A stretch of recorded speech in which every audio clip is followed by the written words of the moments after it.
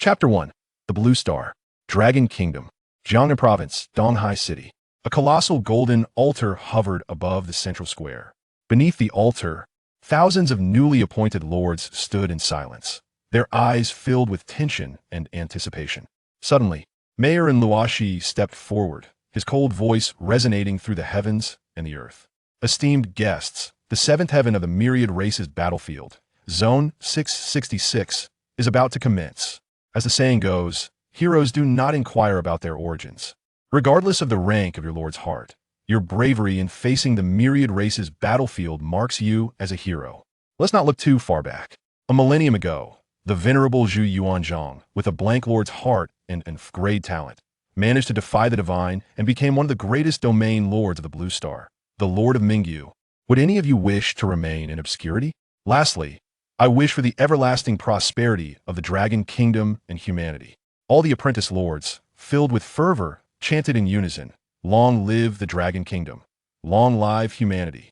As the final echoes faded, countless rays of resplendent light cascaded from the two realms' altar, enveloping all the lords within. Once the brilliance dissipated, the square lay desolate and empty. Welcome, Lord Jiang Chen, to the myriad races battlefield. You have lost one lord's heart. You have acquired a territory. Your territory is located in the seventh heaven, Zone 666, Blue Star Domain, Newbie Town 10086. You possess a 2-hour protection period for your novice territory, during which your domain will not be attacked by monsters. If the territory levels up, the protection will cease.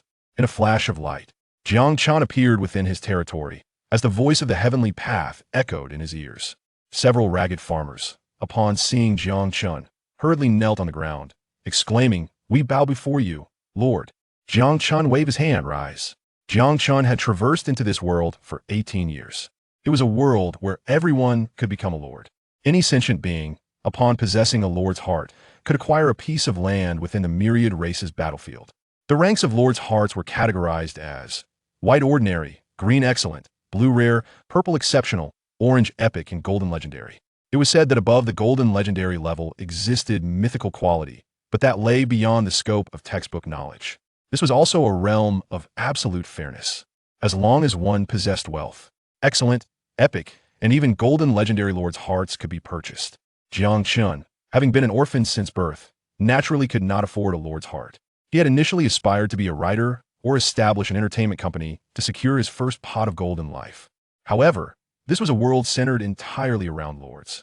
Even filming an online drama required being within the domain of a significant lord, otherwise it would garner no attention.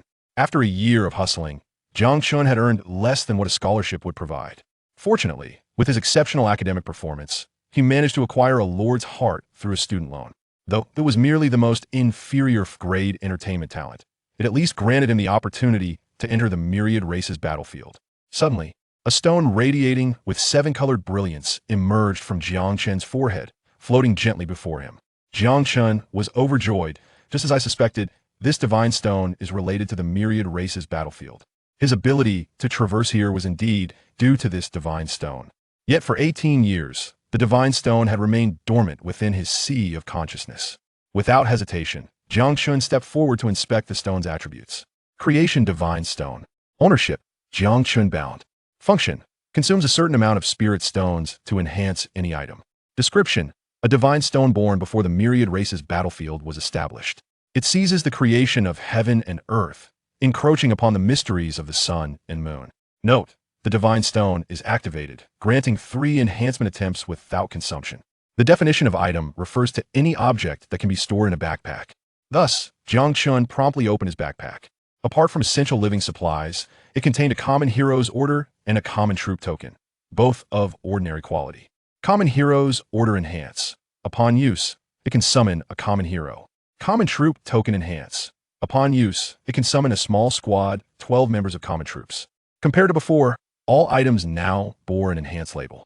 Jiang Chen eagerly tapped on the enhancement icon next to the hero's order. An enhancement list instantly appeared. Enhancement option 1. Excellent hero's order consumes 1,000 spirit stones. Enhancement option 2. Rare hero's order consumes 10,000 spirit stones. Enhancement option 3. Exceptional hero's order consumes 100,000 spirit stones. Enhancement option 4. Epic Heroes Order consumes 1 million Spirit Stones. Enhancement Option 5. Legendary Heroes Order consumes 10 million Spirit Stones. No consumption enhancement attempts. 3. Golden Legendary. A common Heroes Order can actually be directly enhanced to Golden Legendary. Even with Jiang Chen's experiences from 2 lifetimes, his heart raced at this moment. Even the direct descendants of the immortal domains, such as the Qin of Immortal, the Li of the Tang, and the Zhu of the Ming, could not possibly start with a Golden Legendary. How exorbitant are 10 million Spirit Stones? Of course, that is not a small sum. If I could obtain a Legendary Heroes Order, not to mention 10 million Spirit Stones, even 100 million Spirit Stones would be fiercely contested by all major powers. Fortunately, the Creation Divine Stone provided 3 enhancement attempts at no cost. Without a moment's delay, I will use 1 no-consumption enhancement to select the Legendary Heroes Order. With a thunderous roar, the legendary emergence was nothing short of earth-shattering. A golden light soared into the sky from Jiang Chen, enveloping the entire territory in a sea of gold. The overwhelming pressure caused the farmers who had just regained their footing to tremble in fear, collapsing once more to the ground and exclaiming, "A divine miracle!" As the golden light faded, Jiang Chen examined the Heroes Order in his hand. The once grayish-white Heroes Order now gleamed as if forged of pure gold, adorned with intricate patterns nearly imperceptible to the naked eye. Golden Heroes Order. Upon use, it can summon a legendary hero. A tavern is required. Must I have a tavern? The zero-level Lord's Mansion covered approximately 100 square meters, appearing somewhat shabby and dilapidated. Jiang Chen accessed the Lord's Mansion interface to review the territory's attributes. Lord's Mansion Level 0. Lord, Jiang Chen. Area, 1,000 square meters. Population, 10,100. Buildings, Exchange 01, Warehouse 01, Residential 05, Fencing 128. Constructible buildings, Residential, Warehouse, Barracks, Quarry, Lumberyard. Food supply 1,000. Resources, Ordinary wood 1,000, Ordinary stone 1,000 bound. Energy, 1,000 bound. Spirit stones, 300. Territory upgrade conditions. Excellent stone 0, 100, ordinary stone 100500, excellent wood 050, ordinary wood 100500, energy 500, 1000 upgrade conditions not met. Green waters and verdant mountains grade. Enhances territory environment by 10. Not too shabby. A good environment leads to a good mood. Looking at his talent, green waters and verdant mountains, Jiang Chen could only console himself. Only after upgrading the Lord's Mansion to level 1 can I construct a tavern. Moreover, based on past experience, the top 100 lords who upgrade their territories receive rewards from the heavenly path. Thus, I must upgrade my level 1 first. Without hesitation, Jiang Chen proceeded directly to the warehouse. Upgrading to level 1 required excellent quality stone and wood. However, the initial resources of the territory were only of ordinary quality. Typically, a lord's development sequence is establish a barracks first, then venture out to find resource points to build quarries and lumberyards, and only after accumulating sufficient resources can they upgrade, including the mining time. Even the most powerful new lords would require several hours to consider upgrading to level 1. Alas, a saying circulated in the lord's world: geniuses fear spenders, while spenders fear hanger-son. Jiang Chen was that hangerin. He placed his hand on a stone, and an enhance icon instantly appeared behind it. Clicking on the icon, Enhancement Option 1. Excellent stone, consumes 1 spirit stone. Expand. What marvel!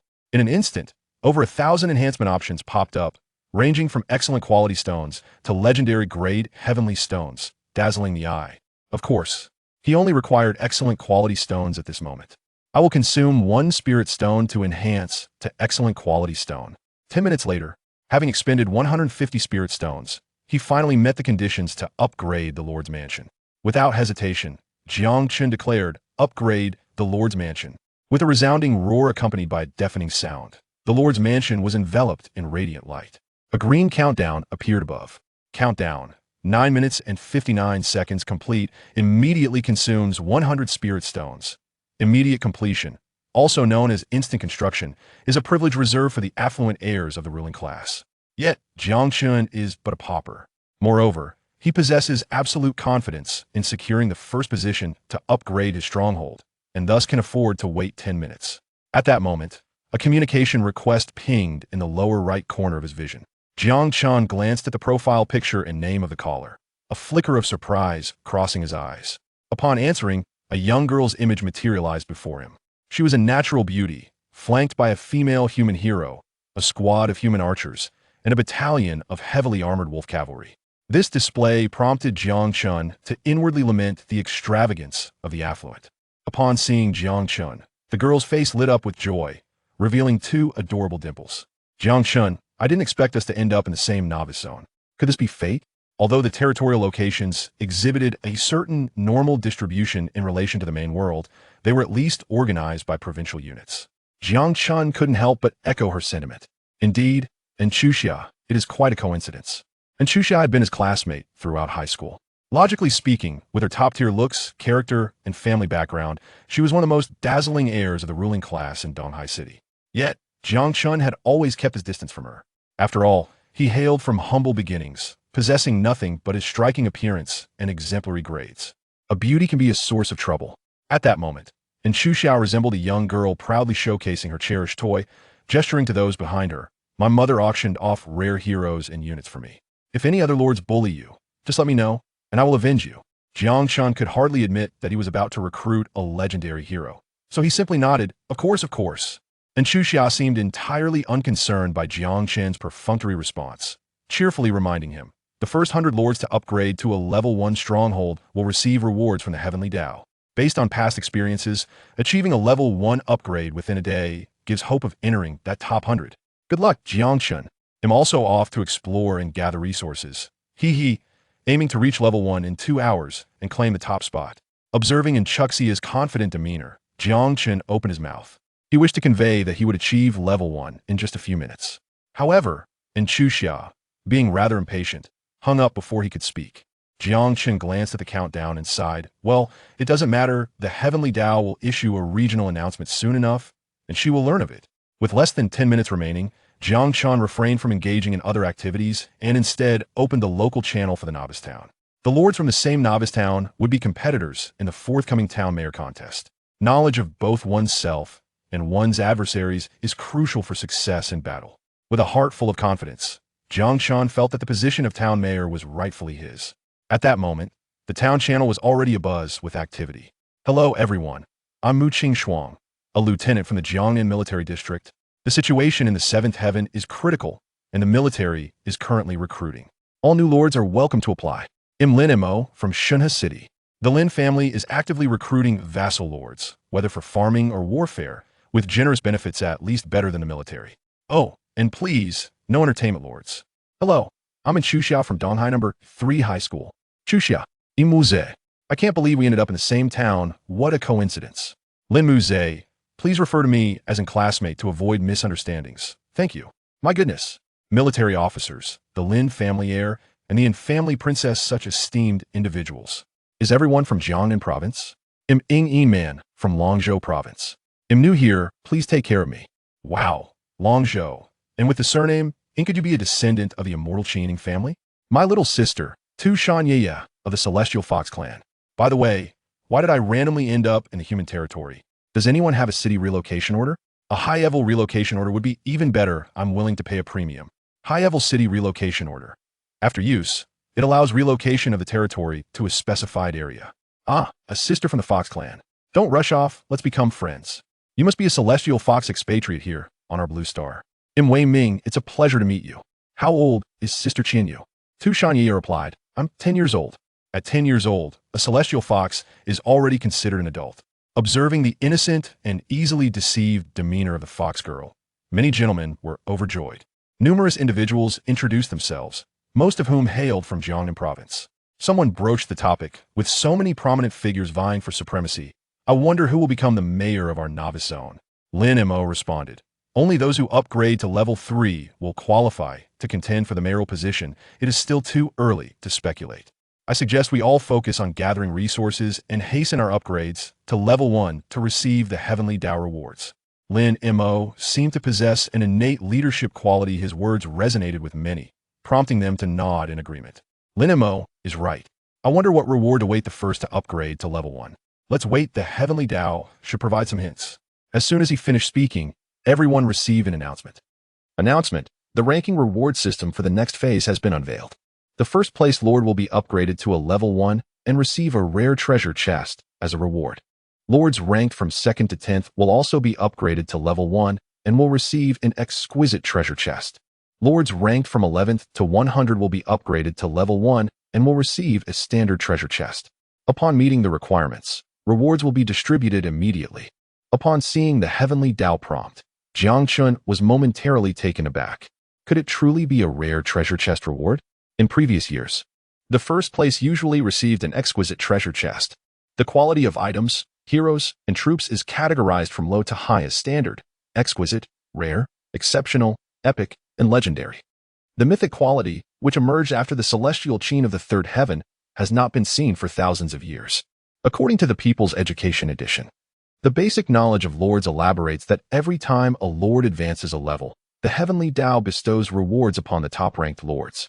Furthermore, to accommodate the development of various talented lords, be it entertainment lords, farming lords, or war lords, the heavenly Tao will periodically trigger various types of leaderboard rewards, reputation rewards, and record rewards. It was simply unexpected that in this new district, the heavenly Tao would be so generous, starting off with a rare treasure chest. Jiang Chen gazed at the countdown for the upgrade. Countdown 0:05, 32. Complete immediately, consuming 53 spirit stones. Just 5 more minutes. Meanwhile, the entire regional chat buzzed with excitement. Goodness, a blue rarity? Why are the rewards for this new area so elevated? A whole tier higher than previous years. If a rare hero token is dropped, wouldn't that be a fortune? Is that all you aspire to? If I had a rare hero, I would undoubtedly be the mayor of the town. One rare hero, and you wish to become the mayor? Dream on. My little sister is content to be in the top 100 and secure an ordinary treasure chest. Even the prodigies could not remain idle. Mu Qingshuang remarked, a blue rarity. The highest quality I possess is merely a blue rarity troop. And Chu Xia commented, in this era of competition, everyone must rely on their own abilities. Lin Imo chuckled. It seems and is quite confident. Ying Yiman added, there are so many geniuses from Jiangnan province. I feel immense pressure. And Chu Xia replied, though the rewards are enticing, everyone should exercise caution. After all, this is not merely a game. Lives are at stake. Li Muse concurred. Chu Xia is right. Ying Yiman quipped. Jiangnan province has not only an abundance of geniuses, but also many sycophants. Li Muse responded with a smirk, observing the banter directed at him. Jiang Chen couldn't help but chuckle. This Ying Yiman is quite agreeable. Li Muse is one of Chu Xia's admirers and had caused Jiang Chen no small amount of trouble a few years prior. Jiang Chen is but an ordinary person, far from being a gentleman. Naturally, he takes pleasure in witnessing Li Muse's misfortunes. Observing the current situation, these second-generation heirs are eagerly preparing to acquire this rare treasure for themselves. However, a contemplative expression emerged in Jiang Chen's eyes. The name Ying Yiman seemed vaguely familiar to him. However, despite his prolonged reflection, he could not recall where he had encountered it before. Perhaps she was a prodigy from Longo province, whom he had met at the National Lord Simulation competition in the past. Suddenly, a crimson announcement flashed across the regional channel. Announcement: Lord Wang Jiaming has been slain by a demon in the quarry. Wang Jiaming? Jiang Chen promptly opened the regional chat channel and scrolled down to the bottom of the lord list. Indeed. He discovered that one avatar had transformed into shades of black and white. A visage of a tall, resolute young man flashed through Jiang Chen's mind, prompting a heavy sigh. This is not a game, and you are not the protagonist. Wang Jiaming, a classmate of Jiang Chen, shared the same humble origins and had risen to the rank of lord through student loans. However, he met an untimely demise in the myriad races battlefield within mere half an hour. The silver lining, of course, was that the loan would not need to be repaid. After a brief silence, messages began to flood the regional channel. Good heavens! Such a swift downfall. Indeed, the goddess had foretold this. The myriad races battlefield is perilously treacherous. I must return home. Alas! Perhaps it was his own eagerness for quick success that led to this calamity. It is all the fault of the heavenly rewards. And Chu Xia, everyone, please take utmost care. Although we are rivals now, we shall all be lords of the same town in the future, and there is no need to risk everything. And Chu Xia's twice-repeated reminders, coupled with her beauty, kindness, and illustrious background, garnered her a significant following. It seemed some found the topic too grim and deliberately shifted the conversation. Let us instead speculate on which prominent figure might achieve the first upgrade. Jiang Chen glanced at the countdown. 00:58. Less than a minute remained. The crowd immediately erupted into fervent discussions, dissipating the gloom brought on by the Lord's demise. A piece of insider information was shared. The Yin family had acquired 3 rare-level military symbols within the past month. Indeed, the Yin family lives up to its reputation, exclaimed one. 3 squads of rare troops, guarding a dozen resource points should be more than sufficient. The Lin family, renowned as a prestigious lord family, also boasted substantial resources. Let us not forget the goddess Mu Qingxuang. She is a representative of the military. A mysterious figure among the winners expressed discontent. Suddenly, the previously overlooked Li Muse interjected, "Let the brothers know of my progress. I just captured a common stone mine, swiftly conquered the quarry, and am now fully engaged in extraction." His words were laced with unmistakable pride. Li Muse is impressive. It was noted that upgrading to level 1 not only relied on combat prowess, but also on who could find resources first. It was a matter of luck. I believe this round of heavenly rewards undoubtedly belongs to Li Muse. His advantage is simply too significant. Li Muse chuckled. Haha, you flatter me. Lin Mo suddenly proposed. If anyone is interested, I could set up a betting pool at the exchange, wagering on who will be the first to upgrade to level 1. This was not a novel concept. Many had engaged in similar betting on heavenly rankings for amusement. Most lords expressed interest, except Jiang Chen. He looked at the countdown and lamented. Had I known someone would host the bets, I would have waited a bit longer. Countdown 00003. Moments later, a golden announcement flashed across the regional channel. Announcement. Jiang Chen, Lord of the Novice Town number 10086, is the first to upgrade to a level 1 Lord's residence, receiving a rare treasure chest as a reward. Announcement. Jiang Chen, Lord of the Novice Town number 10086, is the first to upgrade to a level 1 Lord's residence, receiving 10 points of prestige. Simultaneously, a golden pillar of light appeared above Jiang Chen's territory, enveloping a blue rare treasure chest that landed in his hands. Prompt. You have upgraded to a level 1 Lord's residence, unlocking the buildings, smelting plant, blacksmith shop, tavern, and expanding territory to 4,000 square meters. With the thunderous completion of the upgrade, the war fog dissipated instantly for dozens of meters. The regional channel fell silent for a full 10 seconds before erupting into chaos. What? Countless question marks filled the air. Has he really upgraded so quickly? Considering the time spent finding and conquering the mine and gathering resources, it should take several hours. Is there a bug in the heavenly system? Nonsense. This isn't a game. How could the heavenly system possibly have a bug? The construction time can be instantaneous. This means Jiang Chen managed to gather all materials in less than half an hour. Who knows this Jiang Chen? Could he possibly be from the Jiang family in the provincial city? If he possesses a purple exceptional lord's heart, heroes, troops, and farmers, combined with a stroke of good fortune, it is not impossible. Li Muse suddenly shouted, Jiang Chen. So it is indeed him. This guy is also in our novice town. What bad luck. Did Li Muse know Jiang Chen? Seeing his apprehensive demeanor, it seemed Jiang Chen was quite formidable. Li Muse bellowed, what a load of nonsense.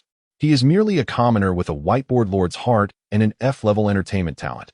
What makes him a big shot? Before entering the myriad races battlefield, Lord's heart information had to be registered with the Ministry of Education. Li Muse's feelings toward Jiang Chen were complex. He envied Jiang Chen's striking appearance yet looked down upon his origins. However, one thing remained unchanged. He always regarded Jiang Chen as a hypothetical rival. Thus, it was not surprising that he had conducted prior investigations into Jiang Chen's personal information. Yet, with Li Muse's revelation of Jiang Chen's background, the crowd found it even more incredible. A commoner lord with an F-level entertainment talent managed to upgrade so swiftly, surpassing the second-generation lords. Jiang Chen is a genius from our Donghai San Middle School and even participated in the National High School Lord Simulation Competition. Genius is no match for the affluent. No matter how talented one is, they can only gradually recover from the disadvantages against the wealthy. Besides, aren't figures like Lin Mo and Xu also geniuses? Could it be that Jiang Chen is simply lucky, with his territory conveniently situated on a resource point? Even so, resource extraction still required time.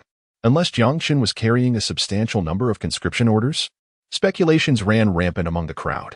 Meanwhile, at a territory 100 miles away, rare human archers and beastmen wolf riders were clearing the second resource point of monsters.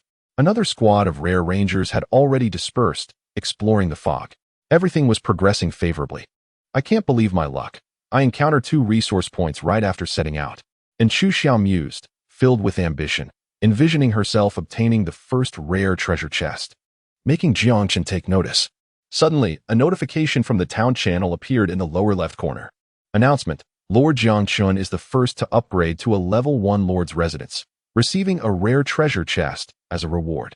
Announcement: Lord Jiang Chen is the first to upgrade to a level 1 Lord's residence, receiving 10 points of prestige. The young woman was momentarily bewildered, her eyes widening in disbelief. How is this possible? If Jiang Chen ranks in the top 10, I will surely be happy for him. But to upgrade to level 1 in less than half an hour?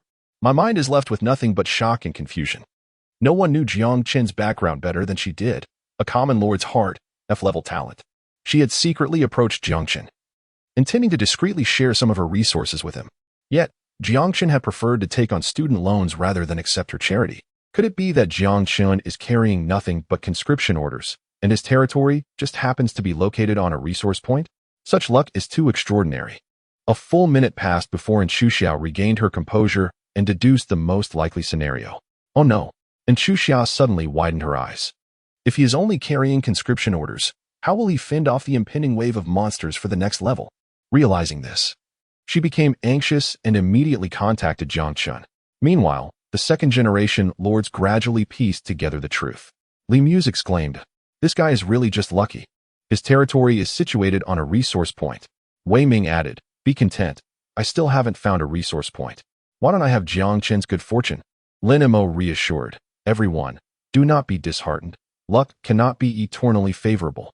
Ultimately, the myriad race's battlefield relies on foundation and investment." However, some held differing views. Mu Qingshuang remarked, "Even if he is on a resource point, extracting resources to upgrade so quickly indicates that Jiang Chen must have brought at least 90 conscription orders." Wei Ming concurred, "Indeed, such boldness is something I could not achieve. The initial Lord's space has 10 slots. 10 conscription orders occupy 1 slot." Tu Shanye chimed in. "Exactly. Jiang Chen didn't bring troops, blueprints, or even living supplies. He must have filled his space entirely with conscription orders to seize this 1 in a million chance. I greatly admire him. Winning and losing are the fortunes of war. It seems that classmate Jiang Chen has made a fortunate gamble. I admire him immensely." Jiang Chen gazed contentedly at the speculations of the crowd. As he expected, explanations would naturally emerge from others without his intervention. Suddenly, Lin Mo spoke in a hushed tone. "Gentlemen, let us not forget that each time a territory is upgraded, a wave of monsters ensues." At this remark, everyone was taken aback. Carrying such numerous recruitment orders meant there was no room for hero orders, military symbols, or equipment. How could they withstand the impending monster siege? Unlike the affluent who possessed high-tier troops, hastily upgrading without adequate war preparations was undeniably unwise. Indeed, the most essential quality of a competent lord is not audacity, but stability. The recently fallen Wan Jiaming served as a cautionary tale. Had it not been for the heavenly rewards, upgrading after recruiting heroes and filling troop types would have been the most prudent course of action. Jiang Chen seemed overly eager for immediate results. He could certainly have waited another hour. One could only hope that Jiang Chen would not become the second fallen lord of our small town. Most lords were essentially benevolent. Although they envied Jiang Chen's fortune, they also admired his boldness and wished for his continued success. Li Muse, reveling in misfortune, remarked, "Ah, this is the consequence of taking shortcuts. Let this serve as a warning to everyone." And Chu Xia, in a state of urgency, retorted, "Li Muse, be silent. And Jiang Chen, why aren't you responding to my private messages? Share your territory coordinates with me. I wish to see if I can send troops to support you." Li Muse. Meanwhile, Jiang Chen was absorbed in the recent heavenly notification. "Warning, due to your territory upgrade, the novice protection has dissipated. In half an hour, your territory will face the onslaught of a monster wave. Please prepare accordingly." Monster wave countdown, 029:59. Simultaneously, the one-way light shield enveloping the territory gradually faded, revealing the thick fog of war outside. The reason he had not seen Chu Xia's private message was that after the upgrade, too many people were attempting to contact him. Jiang Chen simply decided to mute the private chat notifications. Now, he could no longer pretend to be mute. "Jiang Chen, rest assured, I have already opened the treasure chest, and the rewards are quite satisfactory. Since there has been a misunderstanding, let us allow it to grow even larger. After all, everyone tends to embellish the truth." And Chu Xia remains quite concerned, yet there is little she can do in light of Jiang Chen's reassurances. However, you must still exercise caution. After all, Time is no longer on your side to recruit troops. Jiang Chen reassured, rest assured. However, Li Mu's retorted with a smirk. A stubborn duck refuses to admit defeat. I hope you can maintain your bravado when the tide of monsters begins. Wei Ming interjected to mediate. All right. We are all lords of the same small town. Brother Lin, perhaps you could hold your tongue for a moment. The outcome will soon be revealed. If any unforeseen events arise, the Heavenly Tao will issue an announcement. Due to Jiang Chen's remarkable prowess, everyone was eager to ascertain whether he could withstand this wave of monsters, including the enigmatic magnate from the Xian Qining family. There remained half an hour until the monster tide commenced. Jiang Chen closed the chat group channel and, with a sense of calm, opened the territory construction interface. Barracks 0 Ordinary Stone 900, Ordinary Wood 100, Energy 100 Construction Conditions met. Tavern 1 Superior Stone 50, Superior Wood 50, Ordinary Wood 100, Energy 200, Materials insufficient. Construction conditions not met. Moments later, Jiang Chen consumed 100 spirit stones to reinforce the superior stone and wood required for the tavern. Construct the barracks. Countdown 009 59. Complete immediately. Consume 100 spirit stones. Construct the tavern. Countdown 019 59. Complete immediately. Consume 200 spirit stones. During the waiting period, Jiang Chen gazed upon his recent acquisition, which was remarkably substantial. Firstly, the prestige he garnered was noteworthy. Although 10 points of prestige may seem modest, it is notoriously elusive to obtain. It not only serves as a prerequisite for certain tasks or maps, but also allows for the exchange of rewards at the Hall of Prestige, where one might even encounter legendary items on occasion. Secondly, he had obtained a rare treasure chest. This rare chest, upon being opened, guaranteed the acquisition of an item of rare quality, with a 1 in 10,000 chance of yielding an exceptional item, and a 1 in a million chance of unveiling an epic item. Observing the plus sign behind it, Jiang Chen nodded appreciatively, acknowledging the potential for enhancement of the chest. However, upon noticing the immense quantity of spirit stones required for such enhancement, he regained his composure. The treasures yielded from the chest were subject to the whims of fate. With a high degree of uncertainty, the most one could hope for were items such as the hero's token or military orders. With 2 opportunities for enhancement available without cost, it would be unwise to squander them on the treasure chest. Contemplating this, he remained resolute. Jiang Chen washed his hands and directly opened the treasure chest. He fervently hoped it would not contain mere resources. Upon opening the rare treasure chest, he obtained a blueprint for a rare building, the mysterious cottage. What a stroke of good fortune. As for the minuscule 1 in 10,000 chance of acquiring an item of a higher quality, Jiang Chen dared not indulge in such extravagant hopes. The mysterious cottage, enhanced, it features several shelves from which goods can be purchased using territorial energy. The shelves refresh at midnight each day. Construction requirements: rare stone 100, rare wood 50, fine iron 20, energy 2,000. If resources are insufficient, one can reinforce to compensate.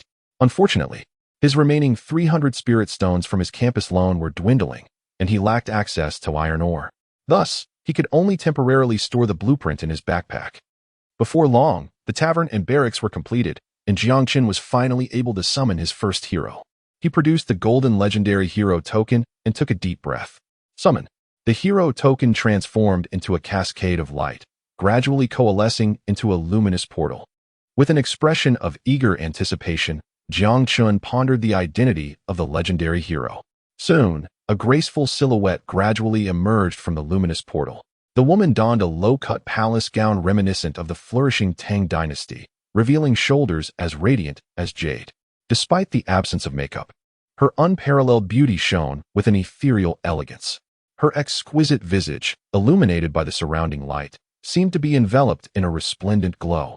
She embodied a captivating blend of aloofness, allure, and strength, a stunning woman of exceptional grace. Simply exquisite.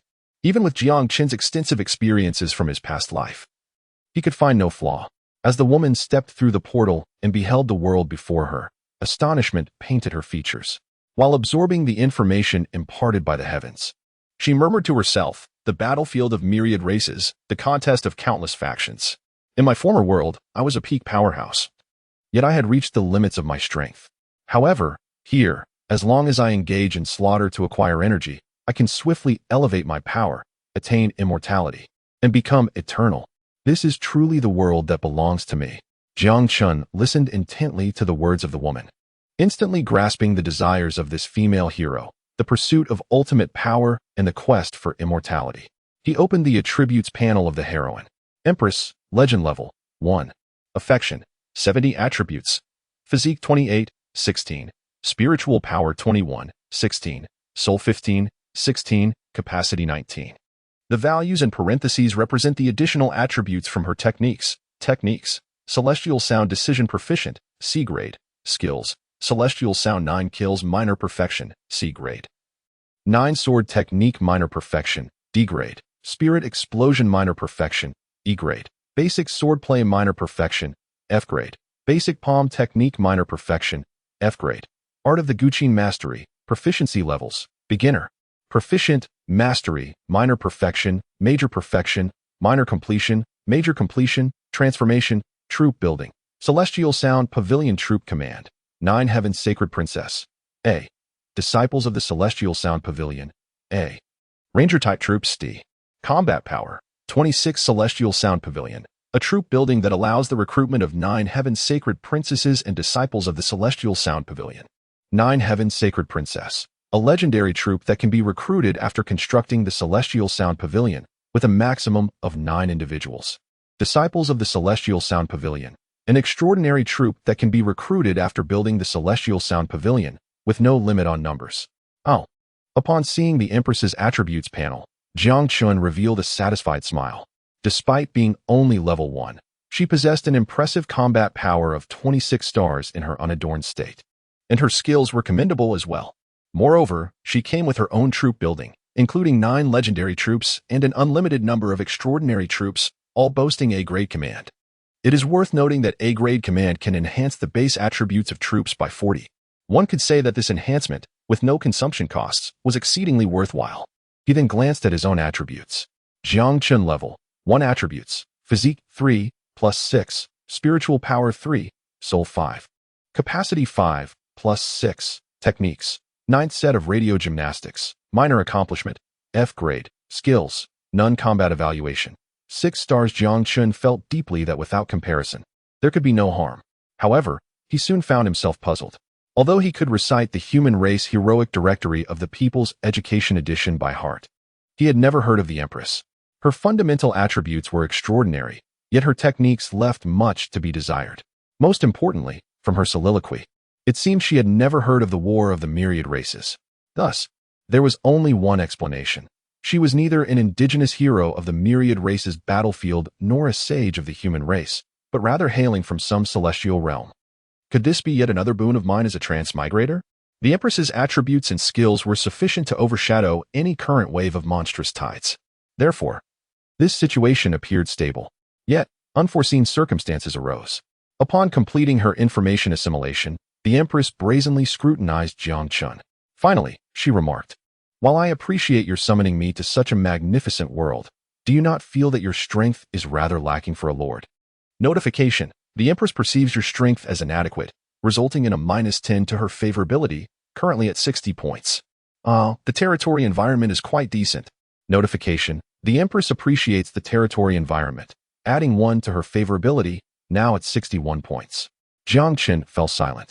The levels of favorability, from lowest to highest, are as follows: unyielding, 10, hostile, 20, disdainful, 30, indifferent, 40, neutral, 50, ordinary, 60, friendly, 70, enthusiastic, 80, intimate, 90, and unrestrained, 100.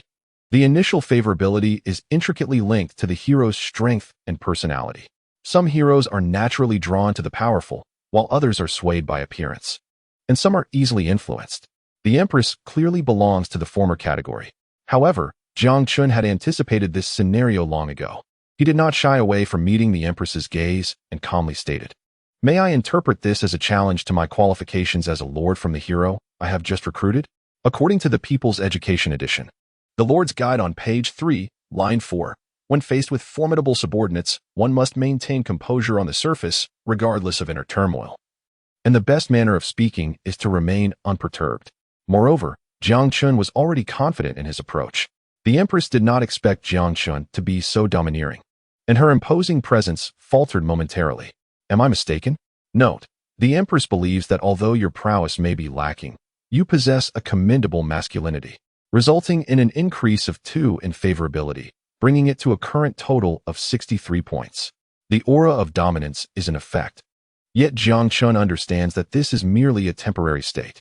The Empress, having long held a position of power, cannot be easily intimidated by mere words. Fortunately, everything remained under Jiang Chen's control. He continued with a calm demeanor. Do you know why someone as weak as I am can summon a legendary hero like you? Upon hearing this, the Empress displayed a contemplative expression. Jiang Chen retrieved the only ordinary military token he possessed and presented it to the Empress. A mere blank military token?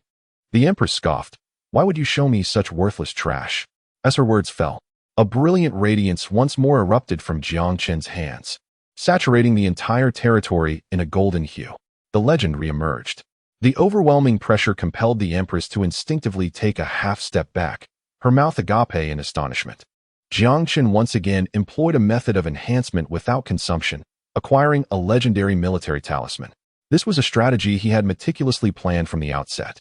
He possessed 3 opportunities for enhancement without any cost, one to empower a hero and another to fortify a unit, which would suffice to render him invincible in the early stages.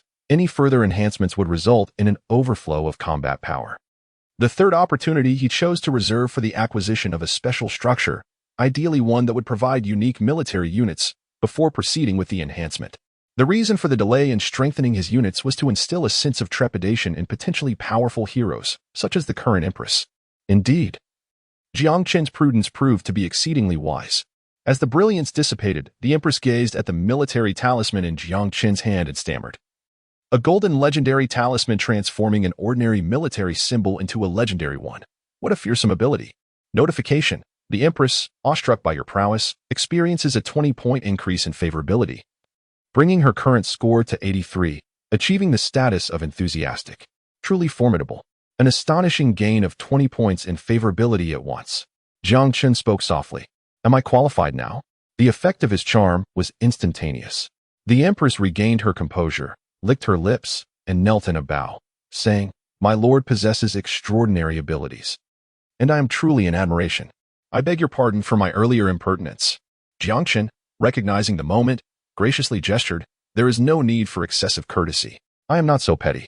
Now that you have witnessed my capabilities, as long as you diligently serve me, I shall ensure your ascendance to divinity and immortality.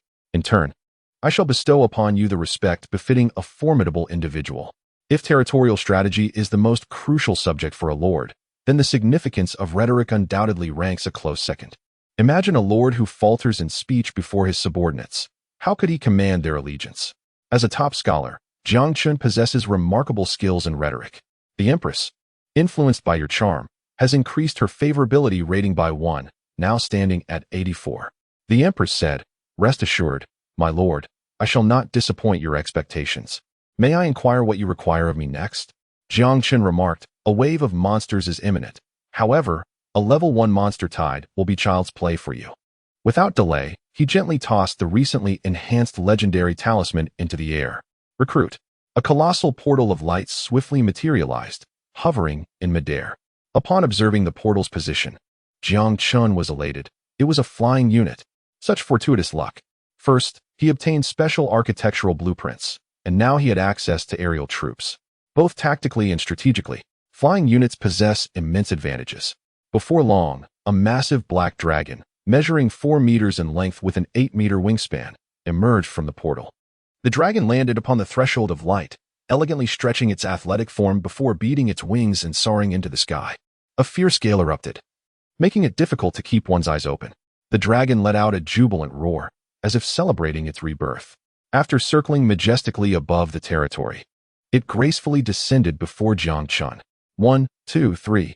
In a matter of moments, 12 mini black dragons aligned themselves neatly in front of Jiang Chen. Their heads bowed to the ground in absolute submission. All hail the Lord. A few unfortunate farmers, having just risen, found themselves cowering once more under the oppressive presence of the dragons. Yet, their eyes sparkled with excitement. After all, being in the company of a powerful lord ensured the safety of their territory. Even the Empress gazed with a serious expression at the formidable creatures that had suddenly appeared. If the 12 dragons were to besiege her alone, she would surely face annihilation. Notification. The Empress, awed by your strength, has increased her favorability by 2, now at 86. Haha. A typical lord, even when recruiting legendary heroes, would likely treat them with utmost deference, fearful that a moment's discontent might lead to defection. In just a few minutes, Jiang Chen managed to elevate the favorability of the Empress to an impressive 86 points. Such is the terrifying prowess of a cheat. With a radiant smile, Jiang Chen declared, "Everyone, rise. There is no need for excessive formalities from now on." He casually opened the attribute panel of a black dragon. Black dragon, unnamed, race, dragon level, 1 quality, legendary, attributes, physique 22, spirit 18, soul 20, carrying capacity 0, combat power 14 skills, dark breath, magical dragon scales. Heart of Fury. How formidable. The combat power of a level 1 ordinary unit typically ranges between 1 to 2 stars. The Black Dragon's combat power exceeds that of ordinary units by a factor of 10. This tenfold strength does not imply a mere 1 against 10. Rather, it signifies a disparity in attributes by a factor of 10. Combat power is calculated solely based on the average of the 4 primary attributes, excluding skills. Imagine the scenario where the physique, spirit, and soul differ by tenfold. A single dragon could effortlessly annihilate thousands of ordinary creatures. Not to mention, the Black Dragon possesses 3 potent skills. Furthermore, dragons are mountable, and as it matures, Jiang Chen will have the opportunity to experience the thrill of being a dragon rider. After all, it is a legendary unit.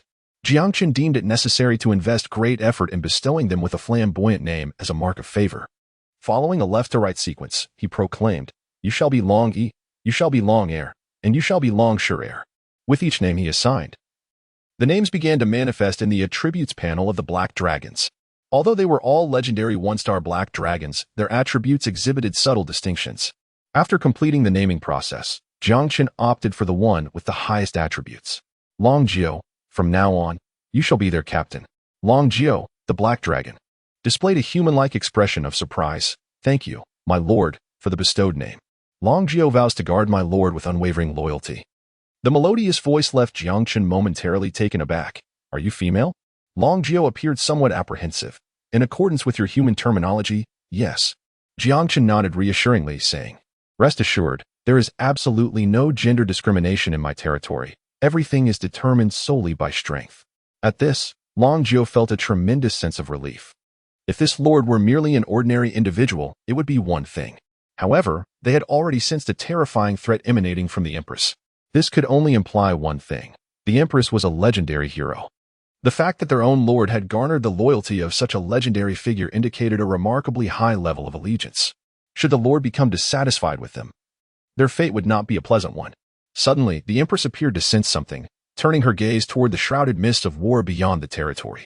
"My lord, we have uninvited guests outside our domain." Almost simultaneously, Jiang Chen also received a notification.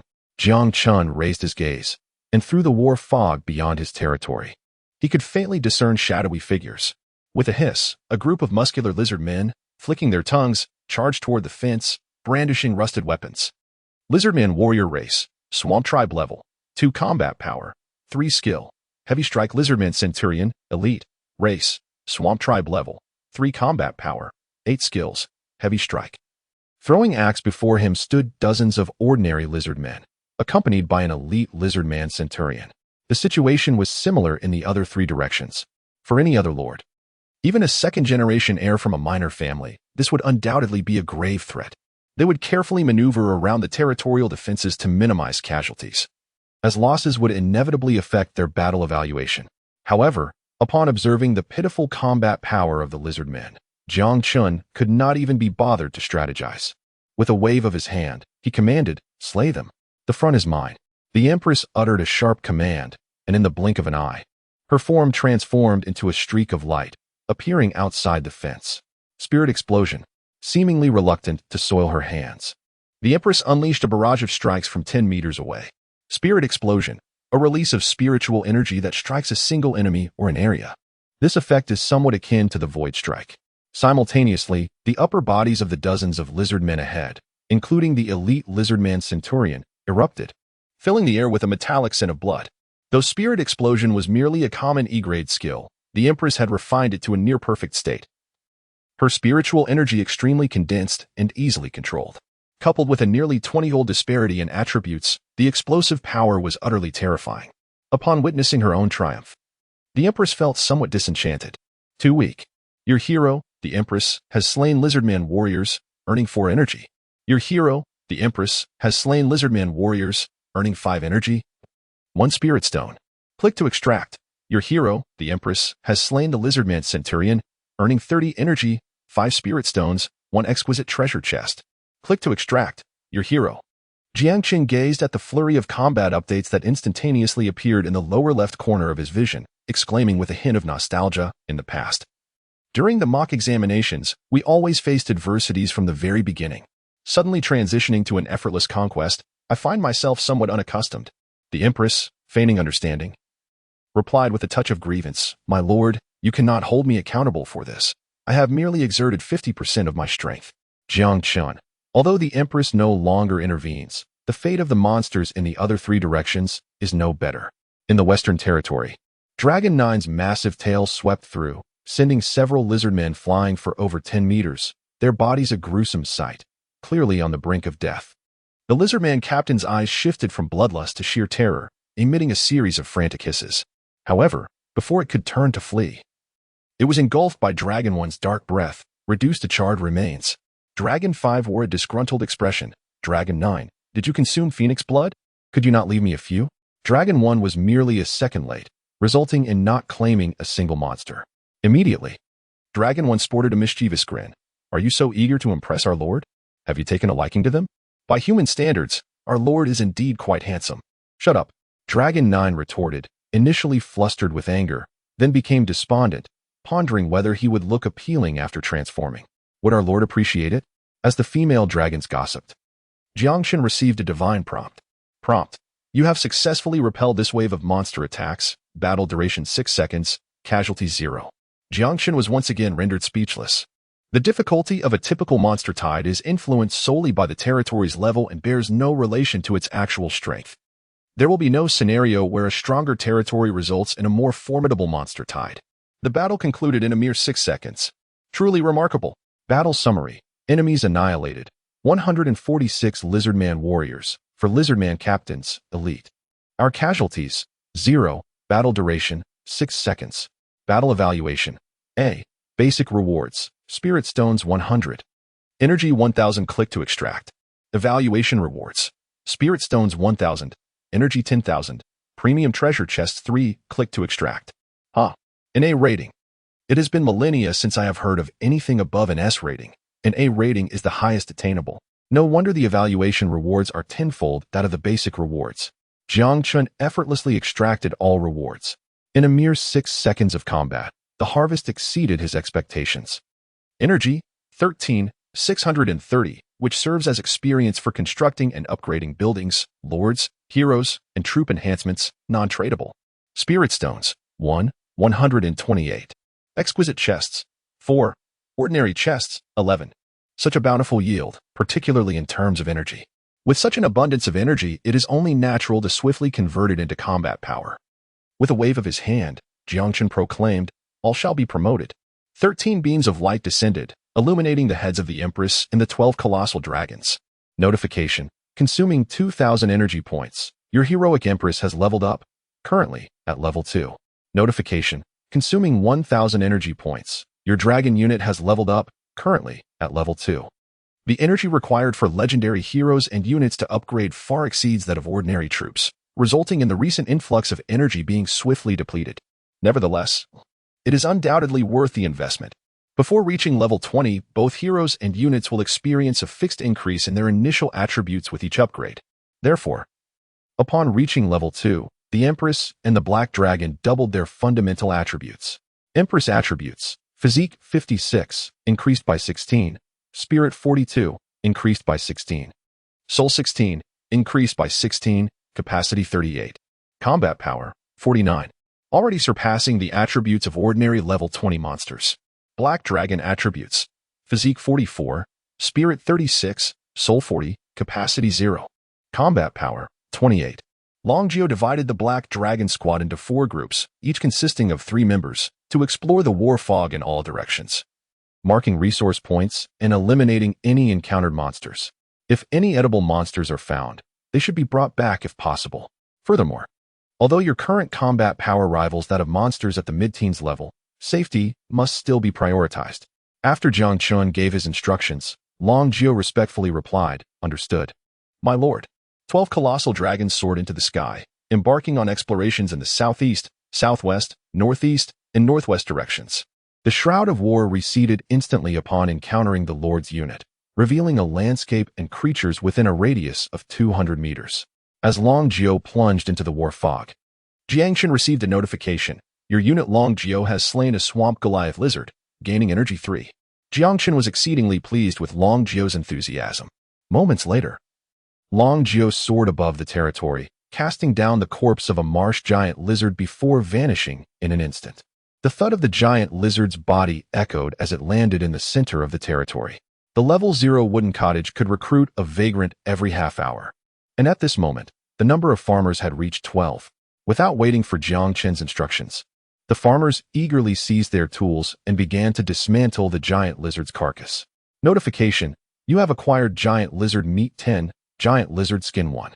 The Empress, unable to contain her eagerness, exclaimed, "My lord, what about me?"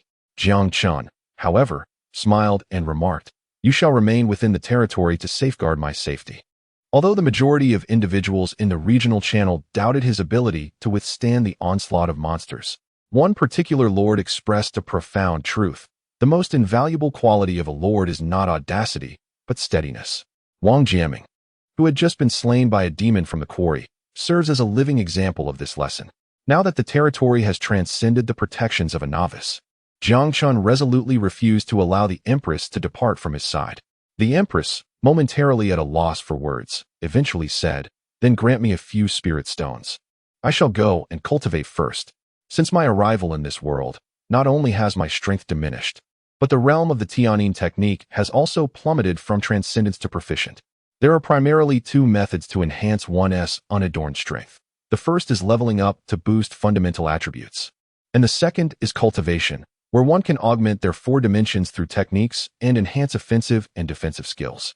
The Empress's diligent efforts were indeed pleasing to Jiang Chen. He took out several spirit stones, prepared to toss them to the Empress, but then paused abruptly. The Empress, filled with suspicion, inquired, "What is the matter?" Jiang Chen gazed at the spirit stone, a smile gracing his face. The low-grade spirit stone, add the fundamental currency unit in the battlefield of myriad races, also serves to aid in cultivation. Remarkably, spirit stones can be enhanced. Enhancement direction: medium-grade spirit stone, consuming 10 spirit stones. Enhancement direction: high-grade spirit stone, consuming 1,000 spirit stones. Enhancement direction: supreme spirit stone, consuming 100,000 spirit stones. Enhancement direction: low-grade wind spirit stone, consuming 2 spirit stones. Enhancement direction: medium grade. Without hesitation, a gentle radiance suddenly emanated from Jiang Chen's hand. When the luminescence dissipated, the Empress gazed at the spirit stone in Jiang Chen's hand, which exuded pure spiritual power, and remarked gravely, "Is this a medium-grade spirit stone?" Note: the Empress was once again astonished by your abilities, increasing her favorability by 1, with the current favorability at 87. The quantity of spiritual power contained in a medium-grade spirit stone is several times that of a low-grade spirit stone, and most importantly, the spiritual power is far more refined. The effects of cultivating with a medium-grade spirit stone are undoubtedly several times greater than those of low-grade spirit stones. Thank you, my lord. This expression of gratitude from the Empress was heartfelt. In her original world, medium-grade spirit stones were also a scarce resource. Jiang Chen gently patted the Empress's delicate shoulder, saying, "You should focus on your cultivation. The Tianyin technique is of too low a grade. When time permits, I shall procure a higher-level technique for you. You are aware of my capabilities." At the point of contact, Jiang Chen felt the Empress's body tense, and her skin developed a slight shiver. This was not born of any base intentions on Jiang Chen's part. Rather, it was merely an experiment. It appeared that his rapport with her was nearing a state of intimacy, which was rather promising. The physical touch did not provoke a negative reaction from the Empress. Instead, she seemed somewhat anxious. "Thank you, my lord. I shall take my leave to cultivate," she replied before hastily retreating. He mused, observing her departing figure. Jiang Chen revealed a playful smile. This elegant woman appears aloof, yet she is, in fact, quite innocent. Alas, the Myriad Realms battlefield is a serious game, otherwise. The Empress would undoubtedly be marked with a corruption value 1. You have opened a fine treasure chest and obtained the soul-reaping stiletto. Fine. You have opened a fine treasure chest and acquired 50 spirit stones. You have opened a fine treasure chest and received 100 fine wood. You have opened a fine treasure chest and obtained the architectural blueprint for Arrow Tower. At last, Jiang Chen's fortune has returned to a normal level. As for the 11 ordinary treasure chests, aside from 2 plain items, the majority contained resources. He gazed at the sole piece of fine equipment, the soul-reaping stiletto. Level 2 sharpness, 5 durability, 5 attributes, physique 2, load -0. For rubbish, Jiang Chen blurted out, and then was momentarily taken aback, chuckling at the realization that his palate had been spoiled by the legendary attributes of heroes, rendering him unable to appreciate even this early-stage, exquisite item.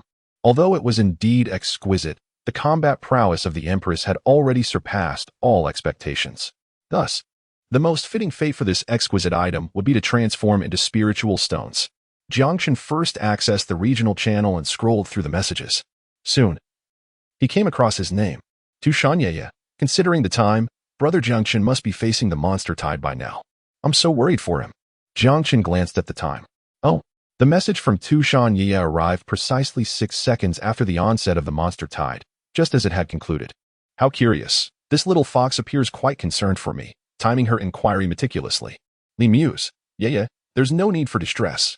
Jiang Chen, without any preparation, had upgraded his territory, putting himself in a perilous situation. In Chuxia, Li Muse, hold your tongue. If anything were to happen to Jiang Chen, I shall level your domain. It seemed that Chuxia was also vigilantly monitoring the regional news, anxious to avoid any unfortunate tidings. Li Muse, alas, am I not allowed to speak the truth? Even if Jiang Chen were to unearth a hero's decree from a rare treasure chest, a solitary level 1 rare hero could hardly withstand the monster tide. Mu Qingxuang, let us not forget that Jiang Chen has recently achieved a miracle. Li Muse, Director Mu, you jest. Miracles are not so plentiful. It was sheer luck that his territory coincidentally landed on a resource point, which is a miracle in itself. Lin Mo, though Li's words may be harsh, his analysis holds merit. Even with several squads of rare troops at my disposal, upgrading a territory within half an hour remains implausible. It's not a matter of capability, but rather the time required for troop upgrades. Employing level 1 troops against the monster tide would undeniably incur substantial losses, rendering it unwise. In Chuxia, Jiang Chen will be fine, we shall see. Yet her unease and apprehension were palpable to anyone present. Suddenly, a regional message flashed across the screen. Lord Jiang Chen has consigned the soul-reaping spear, fine, to the trading post. Consignment method, auction or fixed price. Auction duration, 10 minutes. Fixed price transaction, 2,000 spirit stones. According to trading post regulations, only items deemed currently valuable would be broadcasted in the regional channel. 1 second later, the soul-reaping spear, fine, was purchased at a fixed price. Simultaneously, Jiang Chen received a notification. The soul-reaping spear, fine, you consigned has been purchased at a fixed price by Lord Yin Man. Jiang Chen gazed enviously, truly. The victor of Xianqin is a wealthy magnate. Though his equipment was swiftly dismantled, Jiang Chen was aware that he had not incurred a loss. In fact, he had profited considerably. After all, it was merely a transitional level 2 equipment, which might scarcely be valued at 200 spirit stones after a day. The group chat fell into a brief silence, only to be revived by a flurry of messages. Goodness, high-quality equipment. And it has only been an hour since the server opened, yet someone is already selling exquisite gear? Jiang Chen? Wasn't he supposed to be fending off the monster tide? How could he possibly be purchasing equipment? Could it be that the monster tide has concluded? Unlikely. Merely a few minutes have elapsed. Yet, if Jiang Chen had not successfully repelled the monster tide, how could he have the luxury to part with such valuable high-quality equipment? It stands to reason. A piece of high-quality gear can enhance a hero's combat power by 0.5 stars. I wonder which affluent player acquired it without batting an eye for 2,000 spirit stones. At the very least, allow us a glimpse of the equipment's attributes. Jiang Chen finally spoke. There is no need for speculation, although the process was somewhat tumultuous.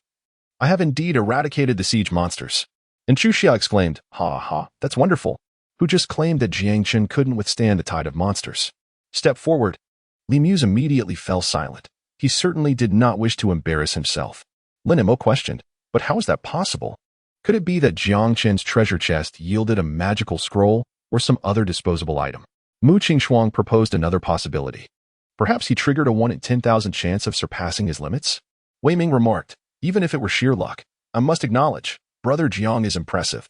Wei's family was a formidable lord family in Tiana City. The manner of addressing Jiang Chen shifted from Jiang Chen to Brother Jiang, signifying that this commoner had finally captured the attention of the second-generation elite. Tu Shanye cheered, Brother Jiang Chen is amazing. And Chu Xia responded, hello. Little sister of the Fox clan. It's perfectly acceptable for you to refrain from calling him so affectionately, as Jiang Chen is not well acquainted with you. Ying Yiman congratulated. Congratulations, Jiang Chen. Then, for reasons unknown, Ying Yiman boldly continued with the question, may I ask what Jiang Chen's evaluation of the battle is? Of course. This inquiry was rather abrupt, and one would have ample reason to decline to respond. Indeed, the question was rather sudden. However, Jiang Chen felt there was nothing to conceal. Jiang Chen, my battle evaluation is an A.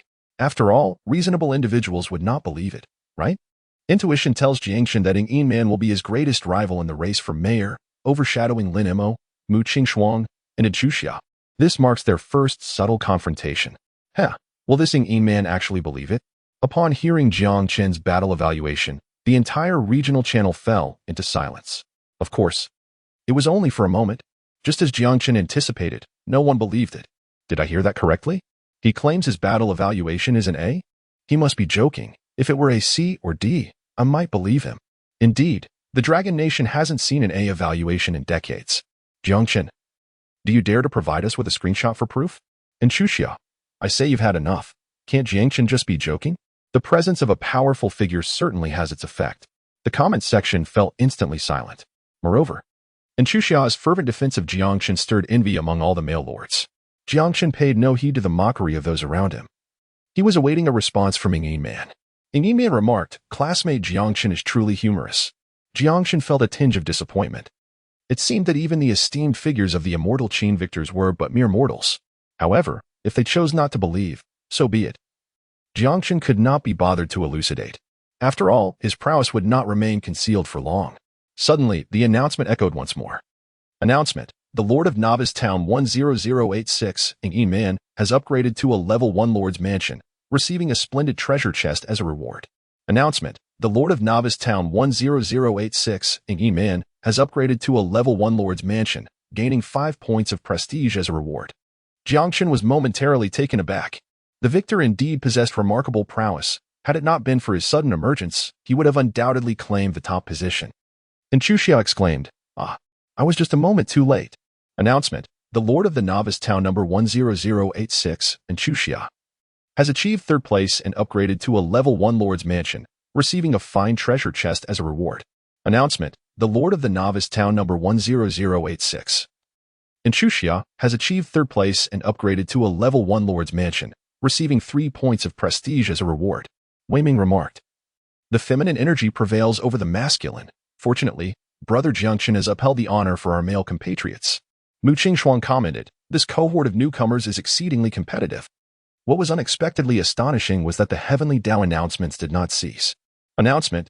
Due to the generally higher strength of heroes in town number 10086 compared to other towns, the heroic power leaderboard has been activated.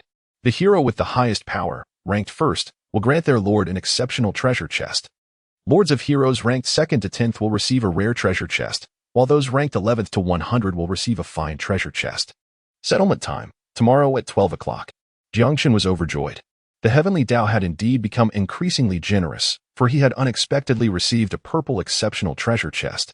To enhance an exceptional treasure chest, one required 10,000 spirit stones. It seemed as though the Heavenly Dao was bestowing wealth upon him. Although the evaluation was based on hero combat power, given the terrifying growth of the Empress, this treasure chest was practically within his grasp. Confidence was not exclusive to Jiang Chen. Li Muse exclaimed, ha ha ha, that's more like it. The hero combat power ranking relies on raw strength. Those fortunate individuals who have relied on sheer luck can take a break this time. Wei Ming added, at present, our small town boasts 5 rare heroes. In counting the discrete big shots, there are probably no fewer than 10. Lin Mo remarked, last time, the ranking was fraught with unexpected outcomes. This time, I suggest I oversee the hero combat power ranking at the exchange. We shall only bet on the top spot, and those who guess correctly will share the prize pool based on their betting ratios. What do you think? Wei Ming responded, Brother Lin, you seem quite eager. Do you have your sights set on the top position of the hero combat power ranking? Lin Mo laughed, haha, Brother Wei is joking. Who knows? Perhaps this time a dark horse like Jiang Chen will emerge? For instance, that winner from the immortal Qin, missing E-Man. Soon after, Lord Lin Mo established a betting platform at the exchange. In an instant, thousands of spirit stones flooded into the betting pool. Remarkably, nearly half of the wagers were placed on Lin Mo. It seemed that Lin Mo's earlier urgency had alerted many to the opportunity. Jiang Chen, witnessing the constantly rising stakes, felt exhilarated. Theoretically, as long as he possessed sufficient spirit stones, he could enhance countless legendary equipment, legendary buildings, and legendary troops. Therefore, spirit stones would always be in short supply. Bet away, bet away. After all, it's all mine. 200 kilometers away, in another territory, Ng E-Man stood tall and poised. Though her features were not as gentle as in Chuxia's, her aura was striking and her eyes sparkled like morning stars, exuding a noble presence that was difficult to behold directly. At this moment, a playful smile graced her face. Kiki, this Lin Mo is quite cunning, attempting to make a fortune from this betting platform. However, if it weren't for me, with a purple exceptional hero, the top position on the hero combat power ranking would undoubtedly be his. She then turned to the epic hero beside her and said, Sister Ming Tian, your fortune-telling technique won't fail, will it? I can't shake the feeling that Jiang Chen is rather enigmatic. Ming Tian hailed from the renowned Ming family of the Third Heaven. Though not as famous as her brother Ming Tian, she was nonetheless one of the illustrious legendary lords of the Third Heaven, excelling in both military and yin-yang arts. To protect Ng E-Man, this legendary lord, who had existed for millennia, had even resorted to self-sacrifice using the secret techniques of the yin-yang school to transform into a hero. To preserve her memories after death, she had even lowered her own quality to that of an epic hero.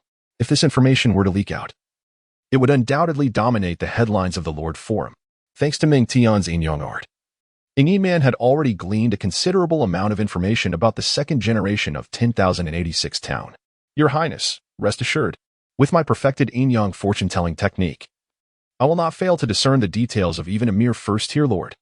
Ming Tian had calculated Jiang Chen multiple times and was highly confident in her predictions, unless Jiang Chen's hero quality surpasses mine.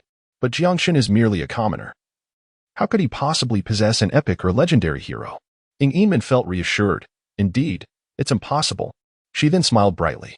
I didn't expect the hero combat power ranking to trigger so soon. With Sister Ming here, I am determined to secure the top spot. After all, given that the region had just opened, Ng E-Man could not overlook an exceptional treasure chest.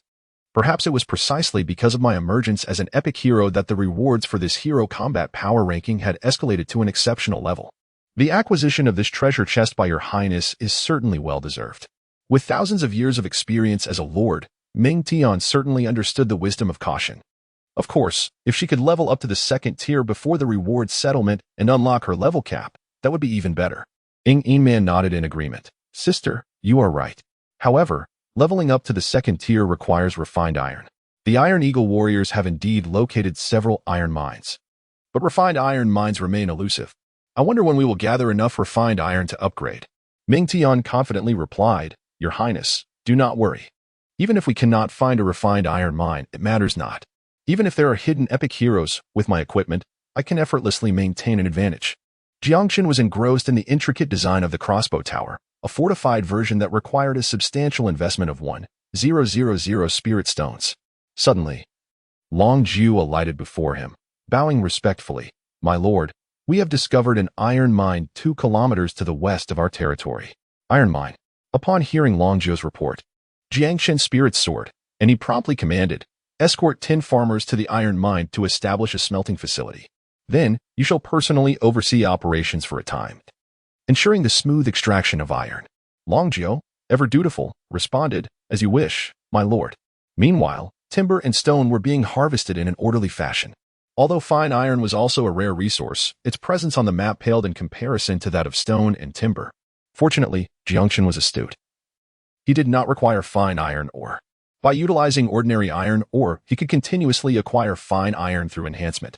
With an ample supply of fine iron, he could not only upgrade 2 levels immediately, but also construct the enigmatic small house for the crossbow tower, significantly accelerating the development and security of his domain. Soon, the smelting facility was established. Countdown 0:19:59. Complete immediately. Cost 200 spirit stones. Complete immediately. The smelting facility was constructed, and you lost 200 spirit stones. The recent sale of the lethal military spear netted 2,000 spirit stones, and Jiang Chen, with his ample wealth, swiftly activated the smelting facility. The iron ore began to flow in abundance. Suddenly, the Empress gracefully approached Jiang Chen. Jiang Chen inquired with curiosity, "Why have you ceased your cultivation?" The Empress gently tapped the powder in her hand and replied, "The spiritual stones have been exhausted. Could you possibly provide a few more?" Jiang Chen remarked. He utilized a low-grade spirit stone, which suffices for a day's cultivation. Yet, the Empress consumed a mid-grade spirit stone within merely an hour. Such talent is truly infuriating.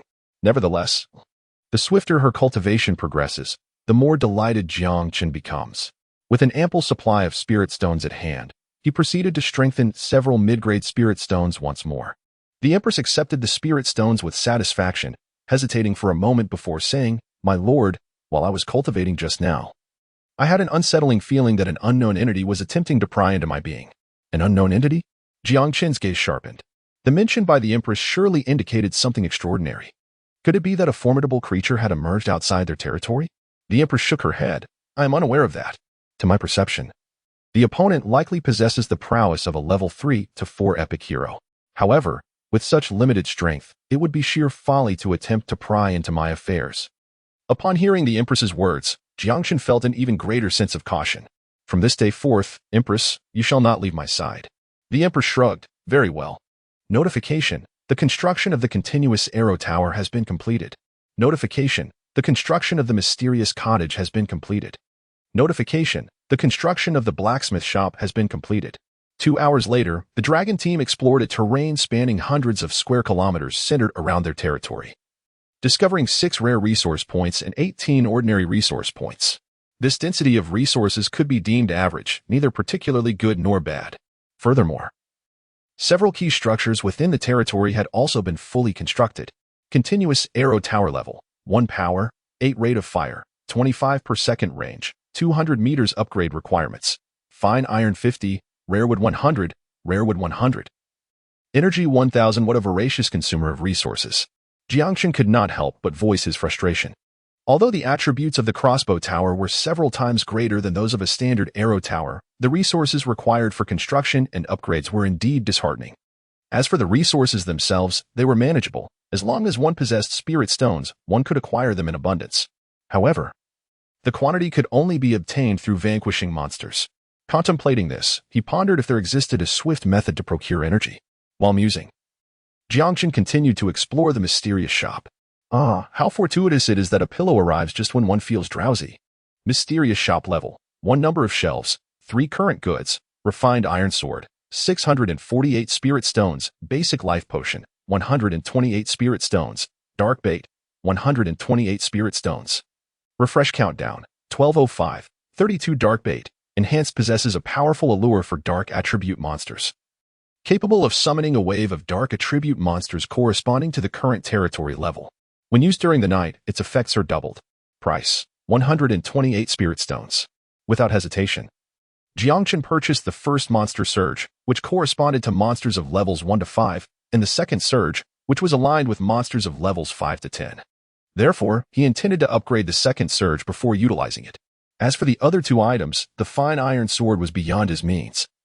But he did acquire the basic life potion.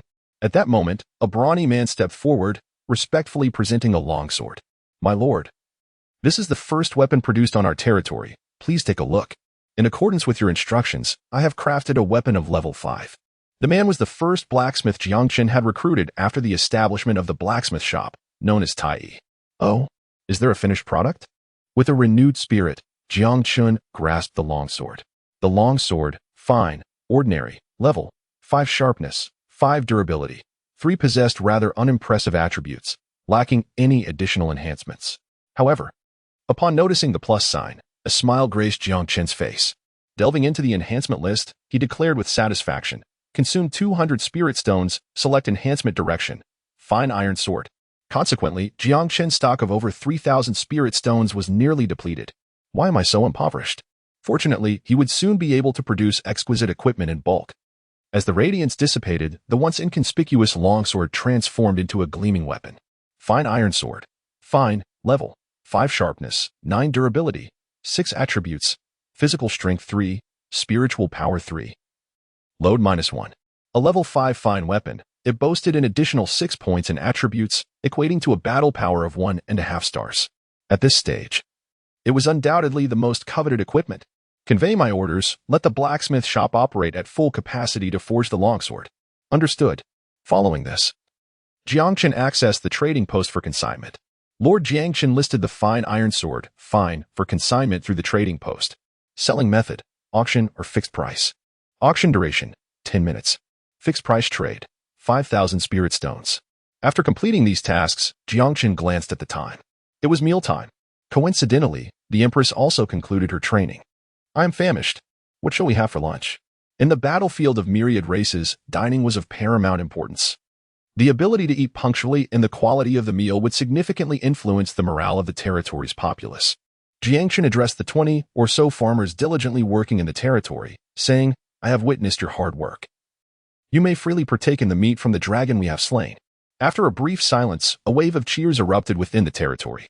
As for his own sustenance, the educational material indicated that until one acquires a chef, the food in the territory, while not life-threatening, would certainly impart a lesson on the blandness akin to chewing wax. Before Jiang Chen entered the battlefield of myriad clans, he lacked the abundance of spirit stones to procure troops. Therefore, he decided to fill the remaining space with fast food. Upon retrieving a portion, Jiang Chen was momentarily taken aback. Enhancement direction, primary spirit food. Consuming 10 spirit stones. Primary spirit food, crafted from spirit rice. It contains a modest amount of spiritual energy, aiding in the cultivation of techniques and skills. After some contemplation, Jiang Chen enhanced 3 portions. He tossed one to the Empress, consumed one himself, and listed the last on the trading post for a trial, setting a fixed price of 200 spirit stones. Observing the Empress's satisfaction with the spirit food, Jiang Chen began to savor his own lunch. Upon unwrapping the package, a rich aroma of rice wafted through the air. Truly, this was spirit food. As he relished the delicacy in small bites, he opened the regional channel to eavesdrop. To his astonishment, the moment he activated the regional channel, he spotted his own name. Am I seeing this correctly? Jiang Chen has sold exquisite equipment again? What astounding drop rate. His luck is extraordinary.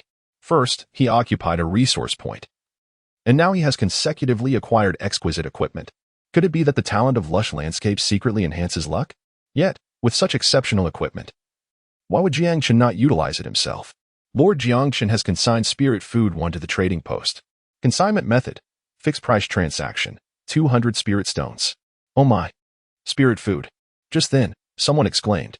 The spirit food sold by Lord Jiang Chen was swiftly purchased at the fixed price. Jiang Chen glanced at the buyer, momentarily speechless. He was astonished to see that Ng Yi Man had snatched it away in less than a second. Were it not for the fact that they were in the battlefield of myriad clans, Jiang Chen would have doubted whether this girl had employed some kind of cheating tool.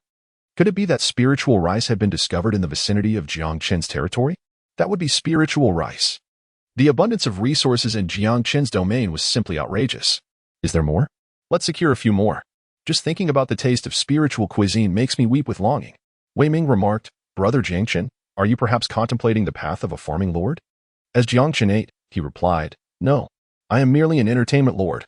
All of these are of no use to me. I might as well sell them for some coin. In all honesty, Jiang Chen spoke the truth.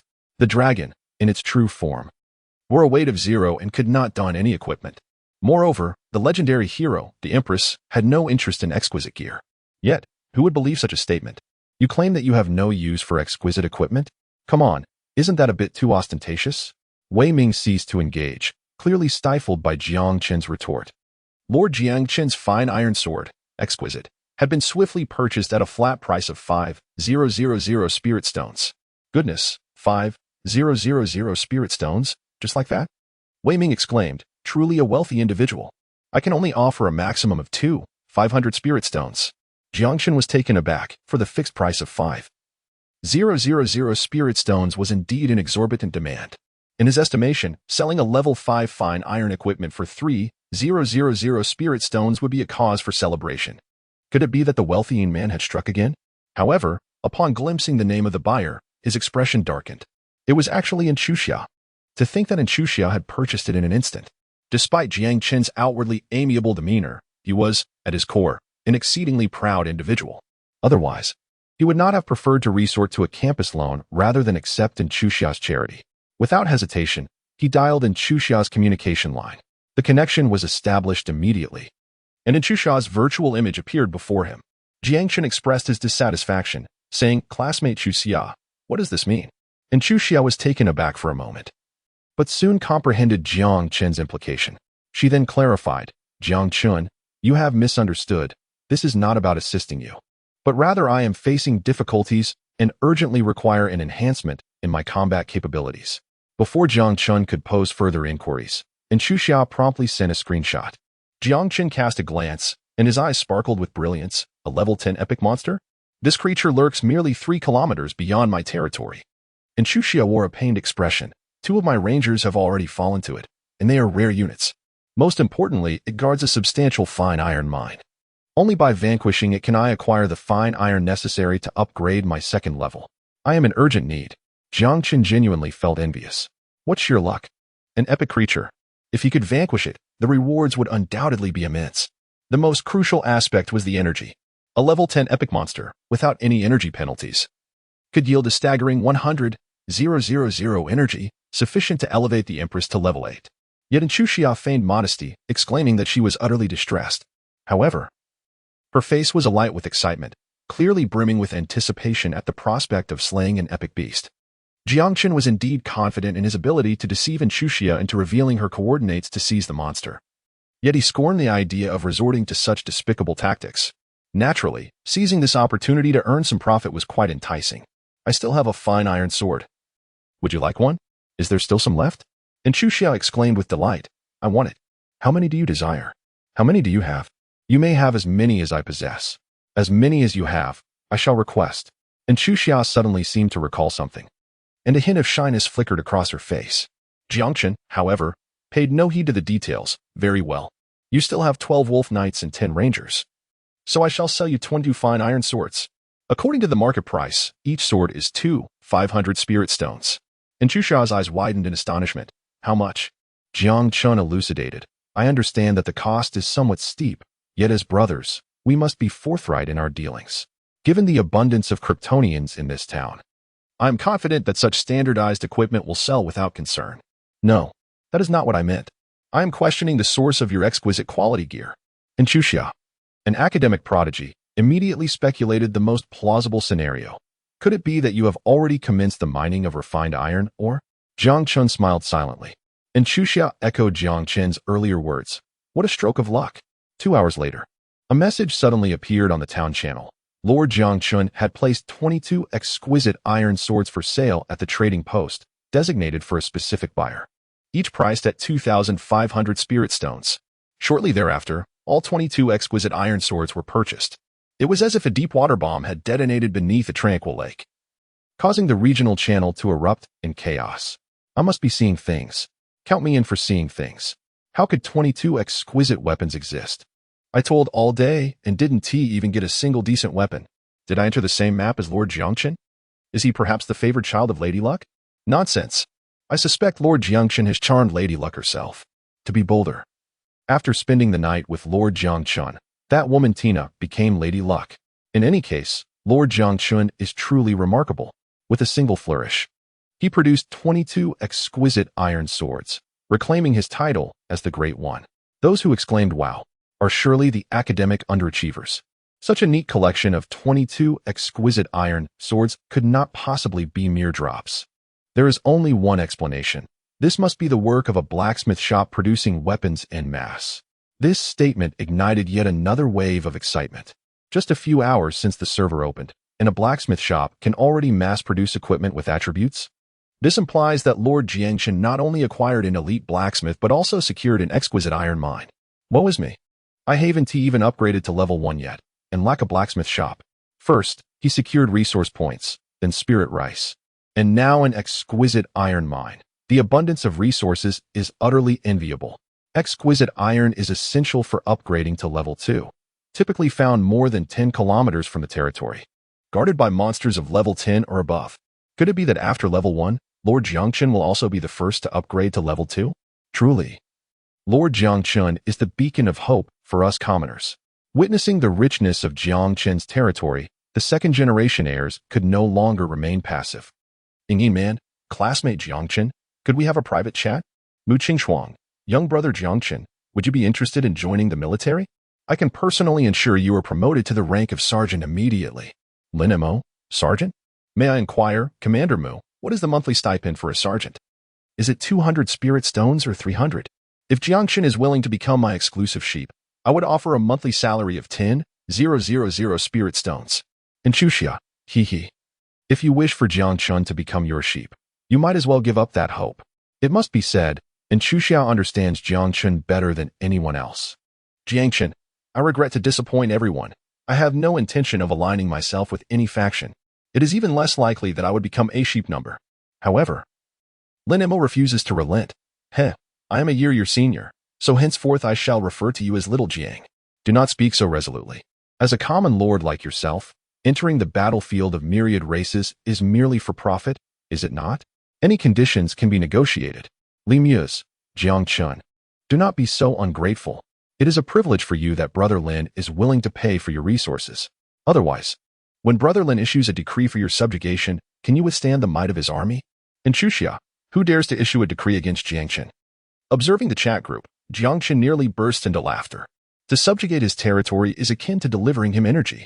According to the rules of the battlefield of myriad races, building resources such as stone, wood, fine iron, and energy are bound and cannot be traded. This constitutes one of the few equitable aspects for common players. Otherwise, those wealthy players like Ying Man would have ascended to higher levels long ago. Yet, where there are policies, there are countermeasures.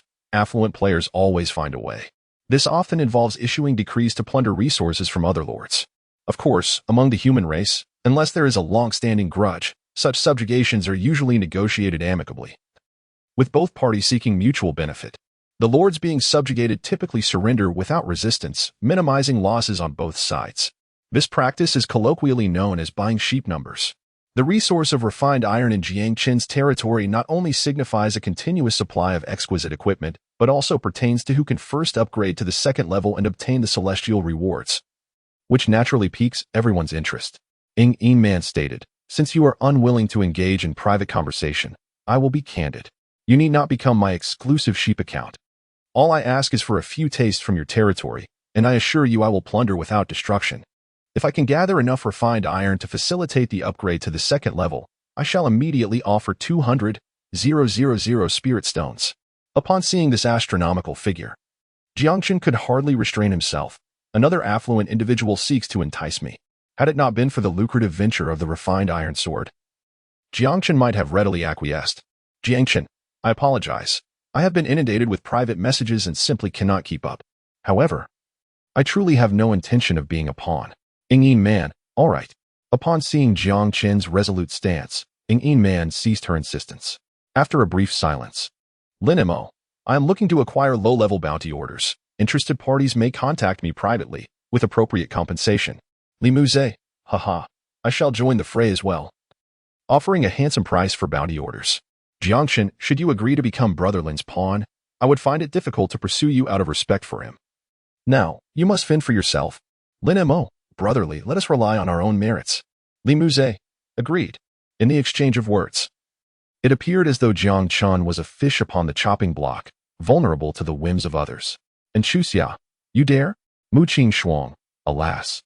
We are all lords of the Dragon Kingdom. Why must we turn against one another? To Shanyu, Wu, Jiang Chen is so handsome, please don't harm him. Wei Ming, to possess something precious is indeed a crime. Moreover, it seems the Fox Clan girls are indeed superficial. I had my doubts before. Lord Jiang Chen has listed a fine iron sword, excellent quality, 2 for sale through the trading post. Selling method, auction or fixed price. Auction duration, 10 minutes. Fixed price, 2,500 spirit stones. Mu Qingxuang, little brother Jiang Chen, at this juncture, it would be wise to refrain from adding fuel to the fire. It is best to remain low-key, don't you think? Wei Ming, facepalm brother Jiang Chen, may fortune favor you. Jiang Chen, thank you all for your concern. But I am exceedingly impoverished. After shutting down the regional channel, Jiang Chen first offered a few comforting words to Inchuxia. Then, he gazed at his spirit stones, 55. 013. I have never been this affluent before. What should I strengthen next, equipment, troops, or blueprints? Suddenly, a notification from the heavenly Tao appeared. Notification, your troop, Dragon 1, has sustained injuries. Jiang Chen was initially taken aback. Subsequently, a look of delight appeared on his face. The more formidable the creature, the greater the rewards it promised. Could it be that an epic monster had emerged in the vicinity of my territory? Through the Lord's interface, he promptly reached out to Long Yi. Long Yi. Report the situation. The voice of Long Yi came through. Report, my lord. A giant centaur nest has been discovered 10 kilometers to the south of the territory. With a level ranging from 6 to 9 and an estimated population of around 1,000. Jiang Chen inquired with curiosity, surely. The lowly centaur warriors cannot possibly inflict harm upon you? Long Yi replied with a hint of frustration. Among the monsters, there exists a heroic commander. And I was targeted by concentrated fire. Jiang Chen suddenly realized. Although it was not the anticipated epic creature, the centaur lair was indeed a valuable asset. The centaur lair, a structure for outdoor military units, allows for the recruitment of centaur warriors. These centaur warriors are elite troops, proficient in both melee and ranged combat. The standard barracks provided by the territory can currently only recruit militia, and it requires an upgrade to level 4 to enlist elite human swordsmen. As the number of resource points occupied increases, employing dragons to guard these points seems somewhat excessive. The emergence of the centaur lair has perfectly addressed his pressing needs. Upon gaining a general understanding of the terrain, Jiang Chen promptly communicated through the Lord's heart. Aside from the dragons guarding the vital resource points, all others are to assemble. The Empress, having concluded her training, looked on with eager anticipation and inquired, my lord, what about me? Jiang Chen nodded and said, come with me. As a ranged unit. The concentrated firepower of the centaur tribe should not be underestimated. To avert unnecessary losses, Jiang Chen felt it was imperative to be present on site. After a moment of contemplation, he declared, upgrade. For radiant rings emerged in succession, elevating Jiang Chen directly to level 5, significantly enhancing his survivability. Yet, this was merely the beginning. Jiang Chen pondered for a moment, then retrieved a whiteboard longsword, its brilliance surging in his grasp. He expended 20,000 spirit stones to select enhancement direction, transforming it into the exquisite weapon known as the Crimson Sacred Word. The hard-earned fortune diminished by nearly half in an instant. As the radiance dissipated, the whiteboard sword had metamorphosed into a blood-red sword, measuring 3 feet and 3 inches, emanating a fierce crimson glow. Crimson Sacred Word, exquisite, level 5 sharpness, 22 durability, 18 attributes, physique 9, spiritual power 6, load -4 skill, blood arc sacred word, truly a weapon of exquisite caliber. The Crimson Sacred Word boasted not only explosive base attributes but also 2 formidable skills, one offensive and one supportive, harmoniously complementing each other. Observing the Empress's eyes gleaming with delight, Jiang Chen casually tossed the sword away. It's yours. Remember, your task is to protect me. The Empress, entranced, toyed with the sword for a moment before patting her chest confidently, assuring, rest assured, my lord. Notification, the Empress, touched by your bestowal of the sword, has increased her favorability by 1, currently at 88 points. A step closer to intimacy. Half an hour later, Jiang Chen traversed the vast expanse of the grassland, accompanied by the Empress and 8 colossal dragons. Arriving at their designated coordinates, the Empress stood beside Jiang Chen, clutching her treasured sword. The 8 dragons, instead of soaring proudly through the skies, took on a more discreet posture, diligently concealing themselves within the waist-high grass, crawling forward. Not far ahead lay a gigantic centaur tribe, where squads of centaur warriors patrolled in an orderly fashion, with nearly half of them being of elite rank. Centaur warrior, elite, race, beastman level, 8 combat power, 20 skills, barrage arrow, charge, cleave as far as the eye could see. There were hundreds of them. If other lords were present, even someone as formidable as Inchuxia would find herself at a loss when confronted with such a vast centaur tribe. Alas, they had encountered Jiang Chen. Dragon 9's elongated face suddenly peered in, expressing discomfort. My lord, we are dragons, after all. This position is rather undignified for us. Should I let out a roar to announce your arrival to these mere ants? With a thud, Jiang Chen struck Dragon 9 on the head, quietly reprimanding, impulsive? Is that all you know? I appointed you as the squad leader. Can't you use your brain during battle? Why charge in recklessly when we can launch a surprise attack? Jiang Chen felt fortunate to have followed along. Nearly 1,000 level 8 monsters, not to mention the fully armed elite creatures, loomed ahead. If these dragons maintained their ostentatious combat style, victory in this battle would be assured, yet casualties were inevitable. A legendary dragon. Losing even one would cause Jiang Chen great sorrow. After reprimanding Dragon 9, he meticulously surveyed the battlefield's formation before devising a strategy. You will align in a straight line and swiftly fly to the coordinates, then unleash your dark breath to plow the ground. As a participant in the National High School Tactical Competition, Jiang Chen found the current situation rather trivial. Ensuring the dragons comprehended his orders, he softly commanded, "Attack." Understood. 8 dragons flapped their wings and ascended into the air in an instant. Enemy attack. The previously aloof dragon returned. Ha! A juvenile dragon dared to come back. We shall feast on dragon meat tonight. No, wait. 1, 2, 3, 38 dragons. Quick, alert the troops. Ah, this is bad. They are heading toward the central camp. Protect Lord Malhan. Listening to the centaur's panicked cries, Jiang Chen felt satisfaction. It was indeed a universal language. This centaur lair evidently possessed lineage and heritage. Not merely an uncivilized wild tribe, quite impressive. The higher the level of civilization, the greater the potential. 10 seconds later, the dragons reached the designated location. Dark breath. A jet of ink-black dragon breath erupted, sizzling as it struck the ground. 8 streams of dragon breath unleashed simultaneously, creating a death zone spanning several dozen meters. Rapidly spreading forth, the once tranquil camp erupted into a cacophony of anguished screams. The ordinary centaur warriors, with combat strength barely exceeding 10 stars, swiftly perished. Only the elite centaurs could struggle for a moment. Your unit Dragon 9 has slain a centaur warrior, elite, gaining energy 80, spirit stones 8. And a fine treasure chest 1. Click to collect. Your unit Dragon 1 has slain a centaur warrior, elite, gaining energy 70, spirit stones 5. And a soul of the unit 1. Click to collect. Your unit. Jiang Chen's blitzkrieg proved to be remarkably effective. In an instant, hundreds of updates emerged. To Jiang Chen's surprise, the second update revealed the Soul of Troops.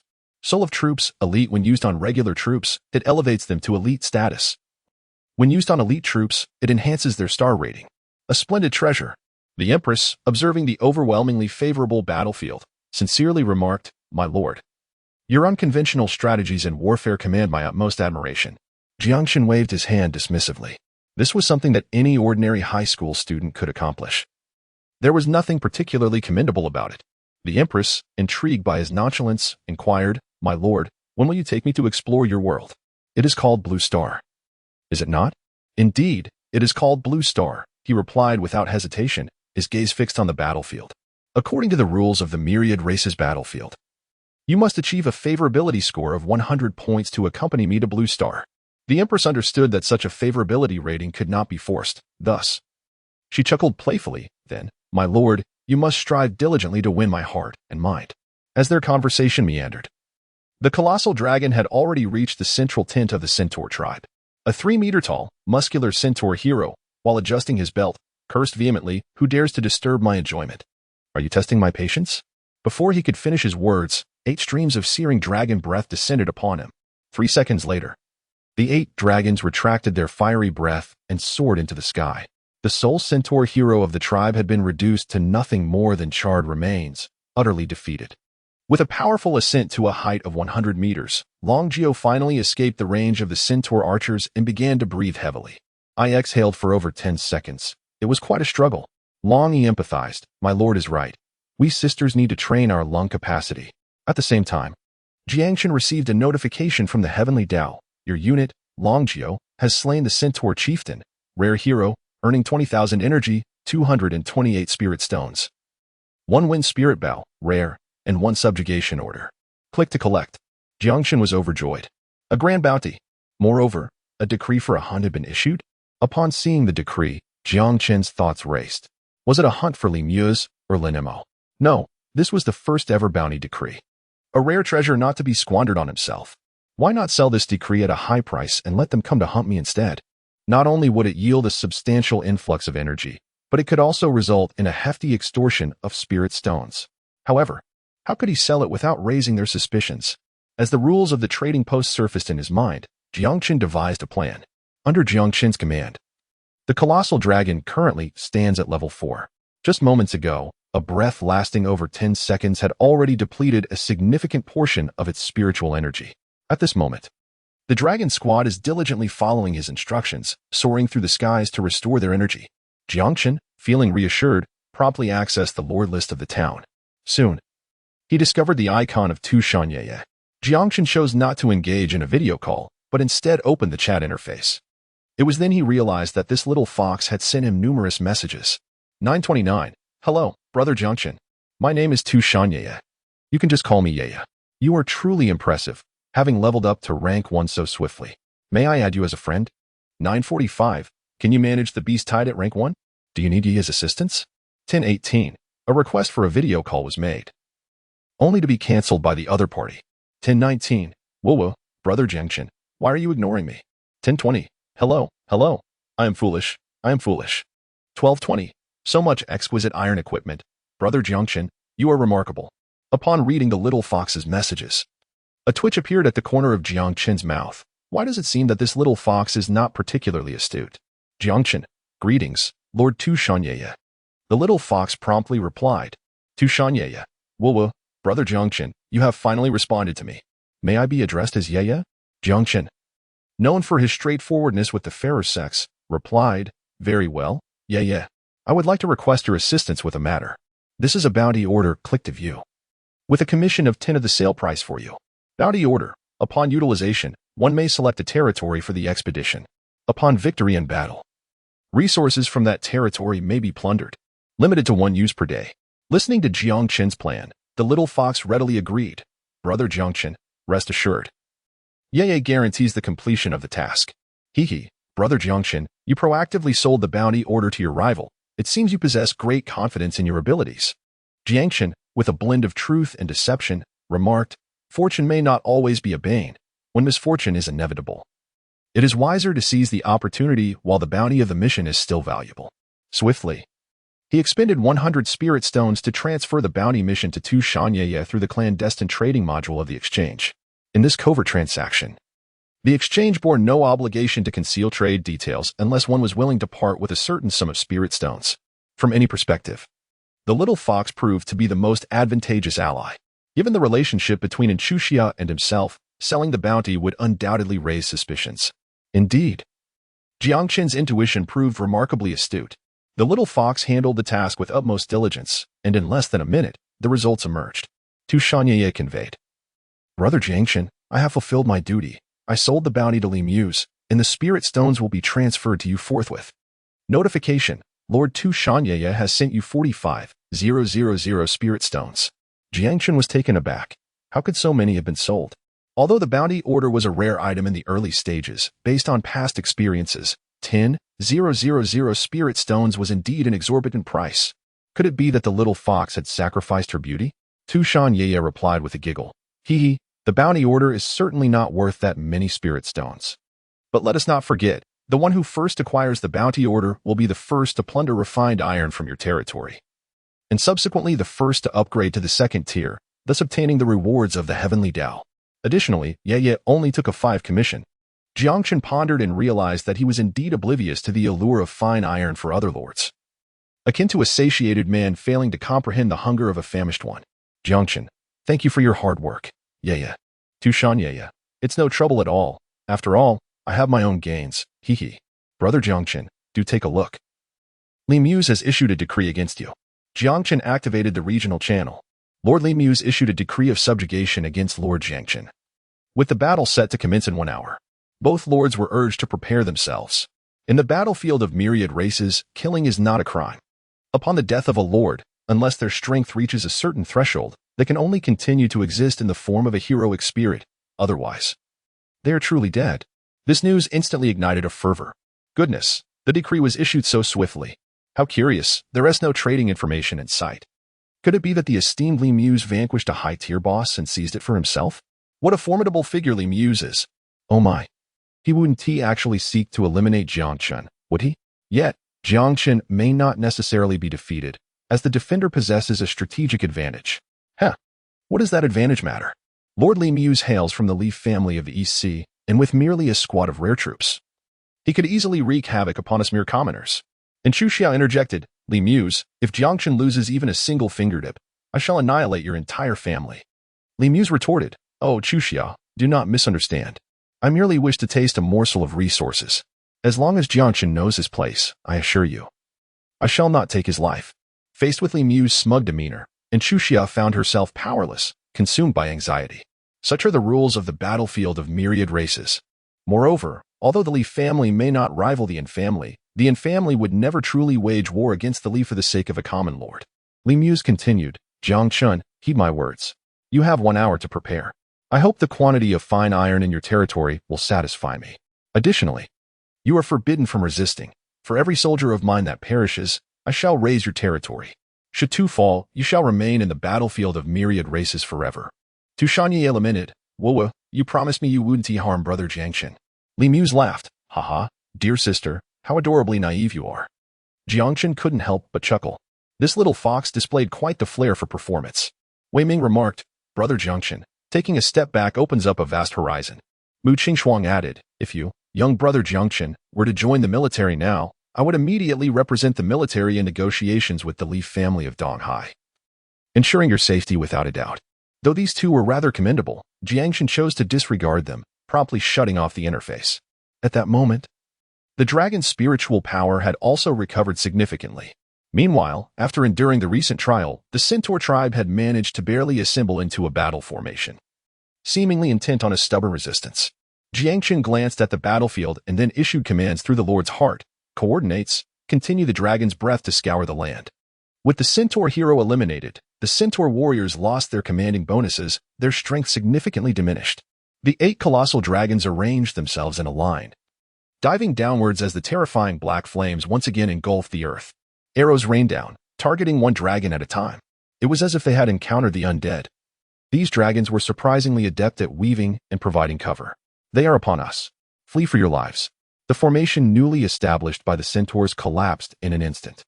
Following the dragon's breath, over 200 centaurs were eliminated in an instant. This time, the dragons did not ascend but descended directly to the ground, engaging in close combat.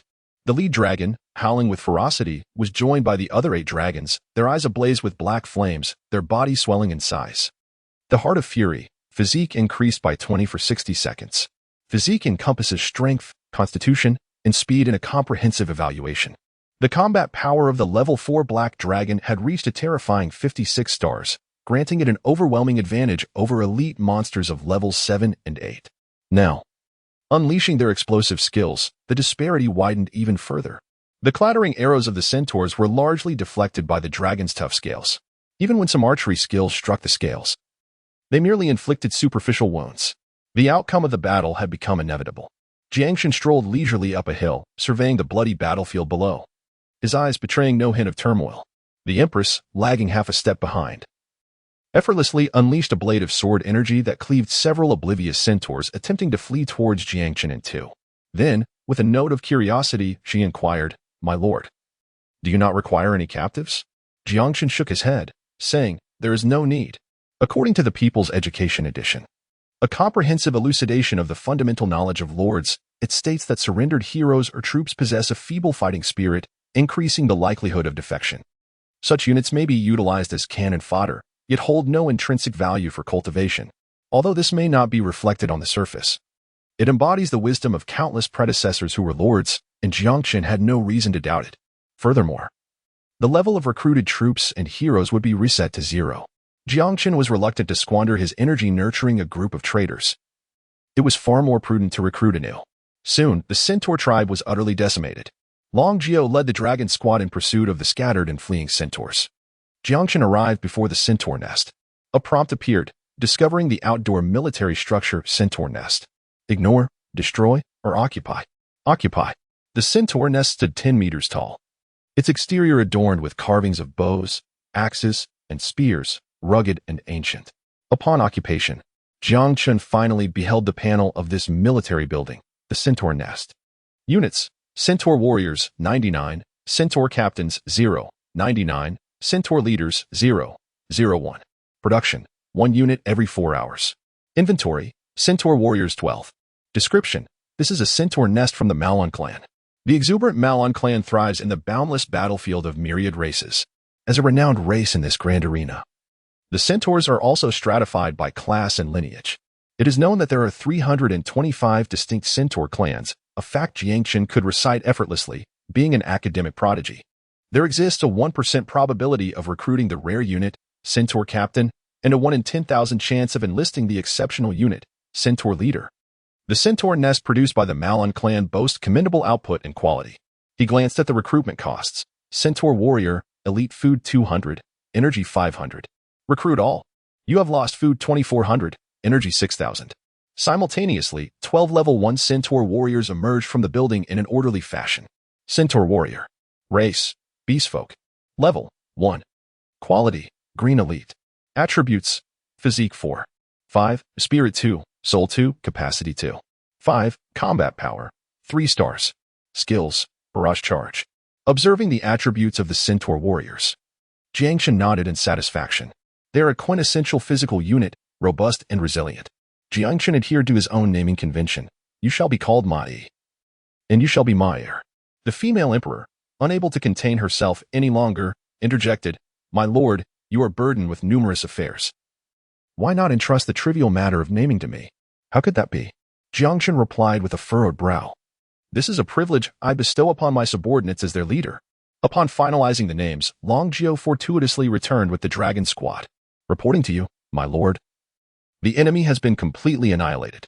Jiang Chen nodded, activated the battle dynamics, and selected the option to extract all rewards with a single click. You have acquired Energy 78. 230. You have obtained Spirit Stones 3, 280. You have received a Superior Chest 58. You have secured a Common Chest 208. You have gained a Rare Wind Spirit Bow 1. You have collected Elite Unit Souls 54. You have obtained a Tome of Physique 1. You have received 44 pieces of superior equipment. You have acquired 129 pieces of basic equipment. Gazing at the formidable bounty, Jiang Chen couldn't help but exclaim.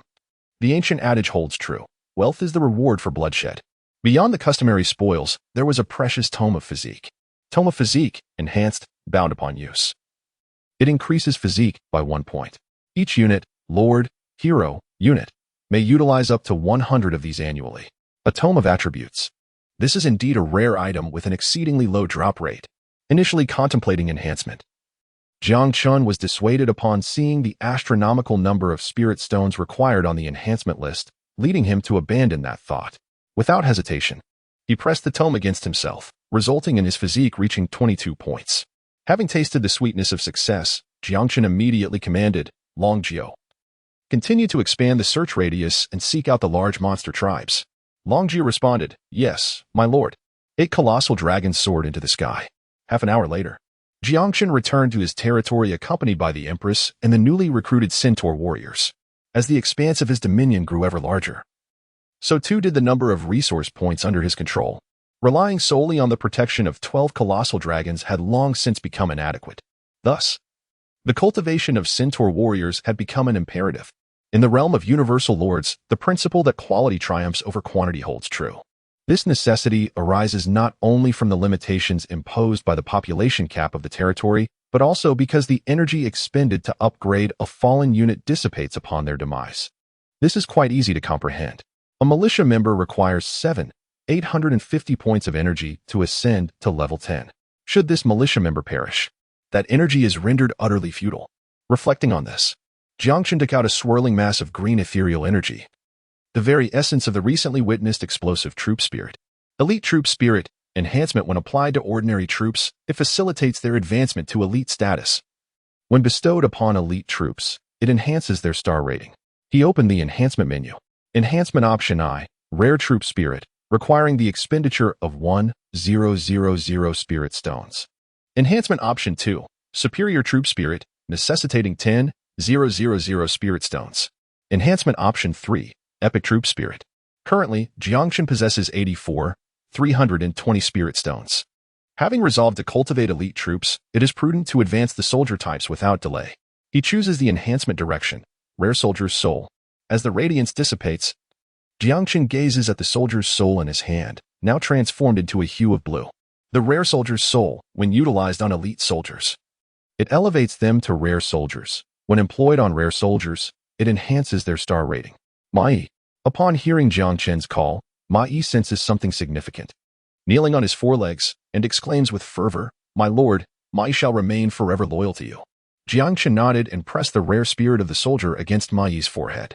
A notification appeared. Your soldier, Ma Yi, has utilized the spirit of the soldier to advance to rare quality. Although the level remained at 1, Ma Yi's physique swelled considerably, and its fundamental attributes surged by approximately 30. Yet, this was only the beginning. Jiang Chen continued to enhance the soul of the rare unit and bestowed it upon Ma Yi. A notification appeared. Your unit Ma Yi has utilized the soul of the rare unit, elevating its star level to 2-star rarity. Another notification followed, indicating your unit Ma Yi meets the advancement criteria and has ascended to the distinguished rank of 1 star. A satisfied expression graced Jiang Chen's face. A total of 4,000 spirit stones and 4 elite soldier souls had been consumed. If other lords were to discover how remarkably affordable these exceptional troops were, they would surely be consumed by envy. Centaur leader race, half-human level, 1 quality, purple excellence, attributes, physique 10, spirit 4, soul 4. Capacity 5 combat power, 6 stars skills, barrage arrow, charge, barbaric tread. Ma Yi flexed his robust muscles, declaring, "My lord, if I were to face my former self, I could easily defeat dozens." The companions nearby looked on with eyes full of admiration. Yet, this admiration swiftly transformed into astonishment. Continuing to enhance the rare soldier souls, Jiang Chen ultimately expended 48,000 spirit stones and 48 soldier souls to elevate this entire squad of centaurs to exceptional quality. Suddenly, a series of video requests rang out, and Chuxia's avatar flickered frantically in the lower right corner of his vision. As soon as Jiang Chen connected the call, and Chuxia spoke with evident urgency, "Jiang Chen, quickly check the regional channel." Jiang Chen was taken aback. What has happened to the regional channel?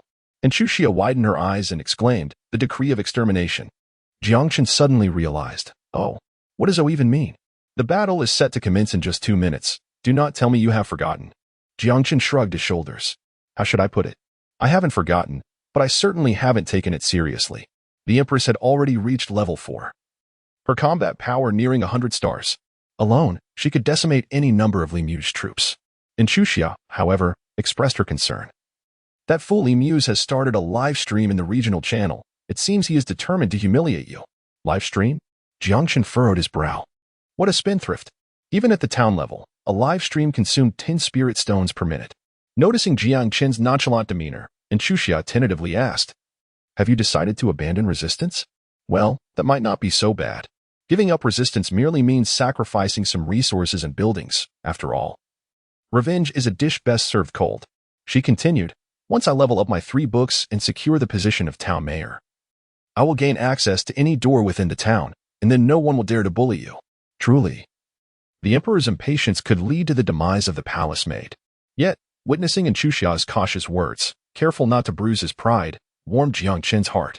The truth was revealed. Legends and heroic units surrounded him. In his eyes, Li Muse was merely a pretender, a mere pawn.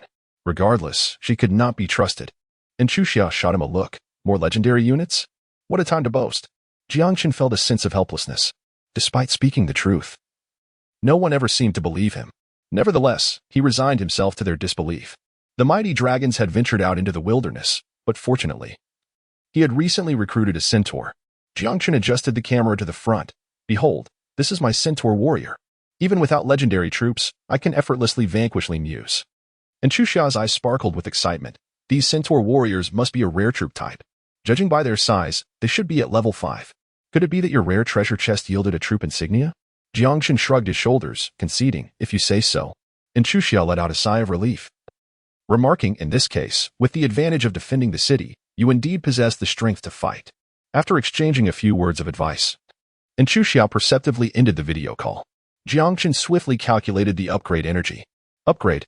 A dazzling array of golden light erupted, and all the centaur warriors instantaneously ascended to level 6, their physiques surging once more.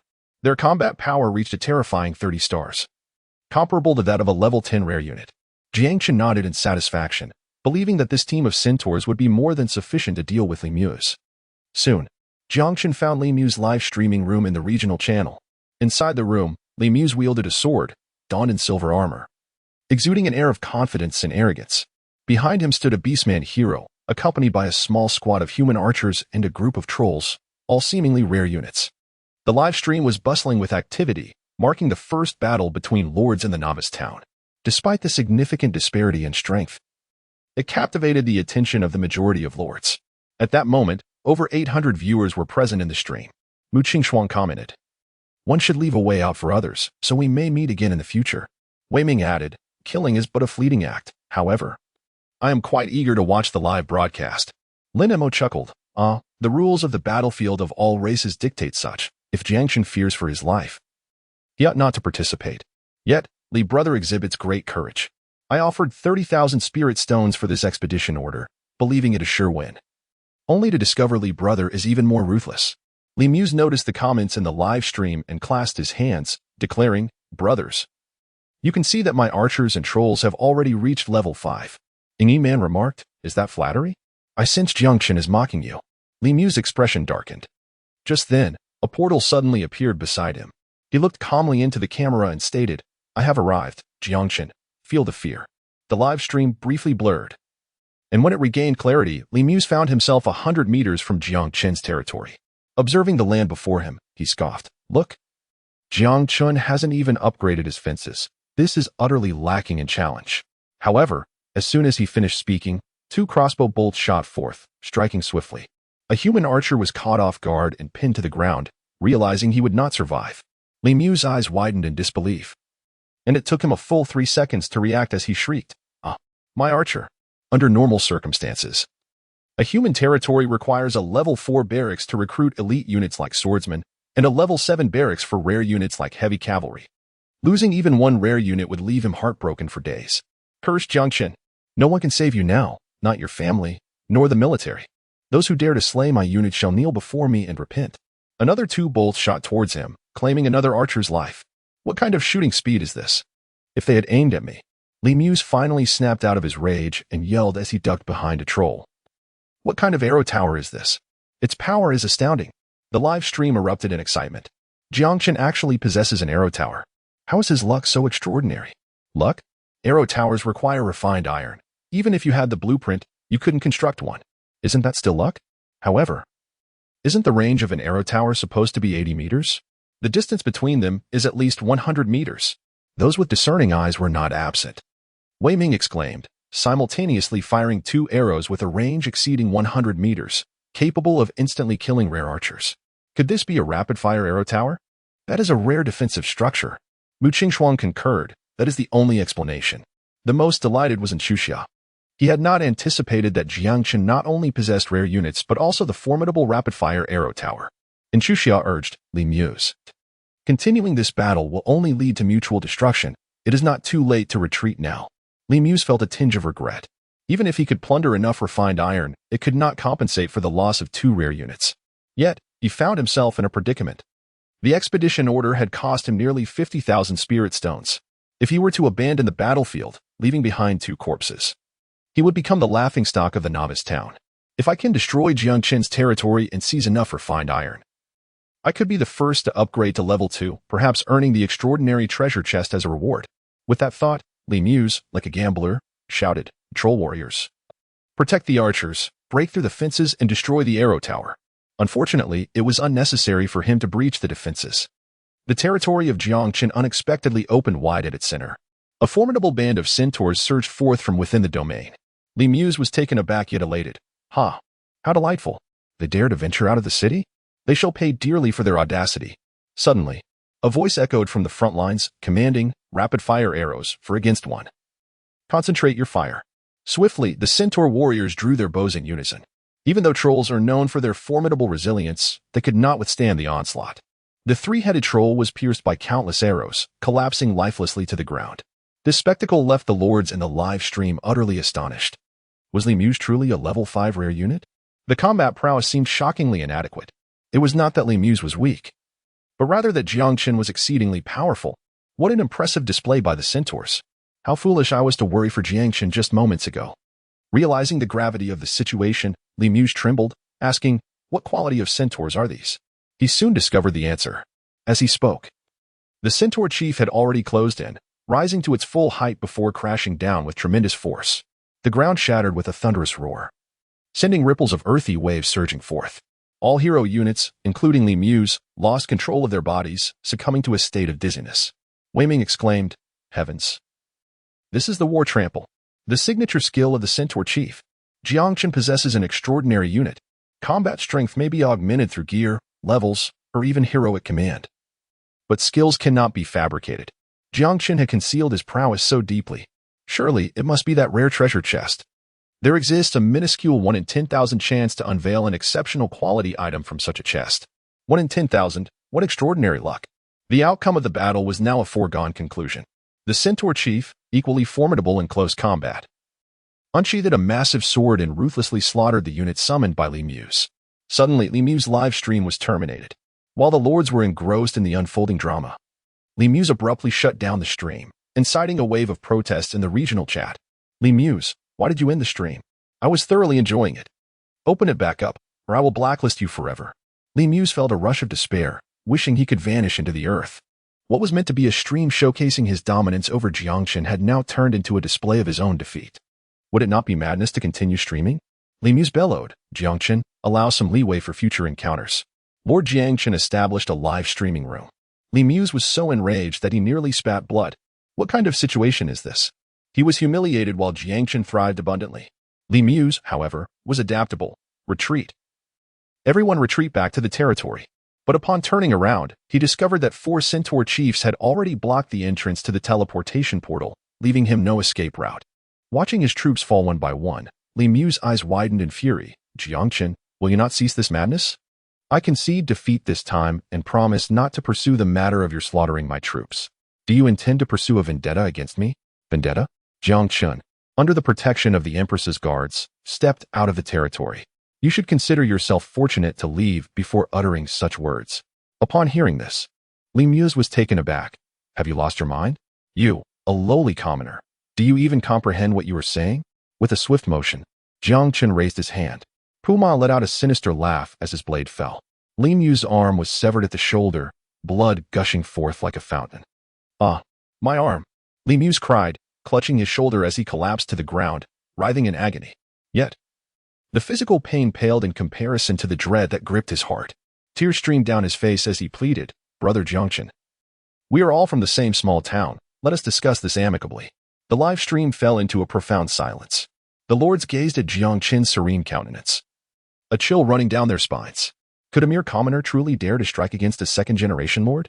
Did he not fear the retribution of the Donghai family? Even Wei Ming, Mu Qingshuang, and other second-generation lords, as well as military heirs, were rendered speechless. For a moment, no one dared to intervene. Suddenly, an inexplicable sense of exhilaration blossomed within everyone. Ing Yiman remarked, "The world is rife with rules. How many can truly revel in vengeance? This live stream is exhilarating. What a treat." Jiang Chen inquired, "How many spirit stones does this wealthy individual actually possess?" Faced with Jiang Chen's formidable tactics, Li Mu's was genuinely terrified. "Brother, I am willing to—" Before he could finish, Jiang Chen interrupted, "Kneel first, then speak." He had always been one to bear grudges. Had it not been for the spirit stones, Li Mu's would have long since met his demise. Nevertheless, Li Mu's dared not defy Jiang Chen's command. He obediently knelt down. Forcing a smile, "Esteemed Jiang Chen, I am willing to pay with my wealth to redeem both my life and that of my heroes and troops." Upon hearing Li Mu's compliance, Jiang Chen expressed his satisfaction. "First, let me see how many spirit stones you possess." At that moment, Li Mu's appeared exceedingly docile. To prevent any misunderstandings, he promptly took a screenshot of his lord interface. Spirit stones, 328, 710. Upon seeing that figure, Jiang Chen's heart trembled.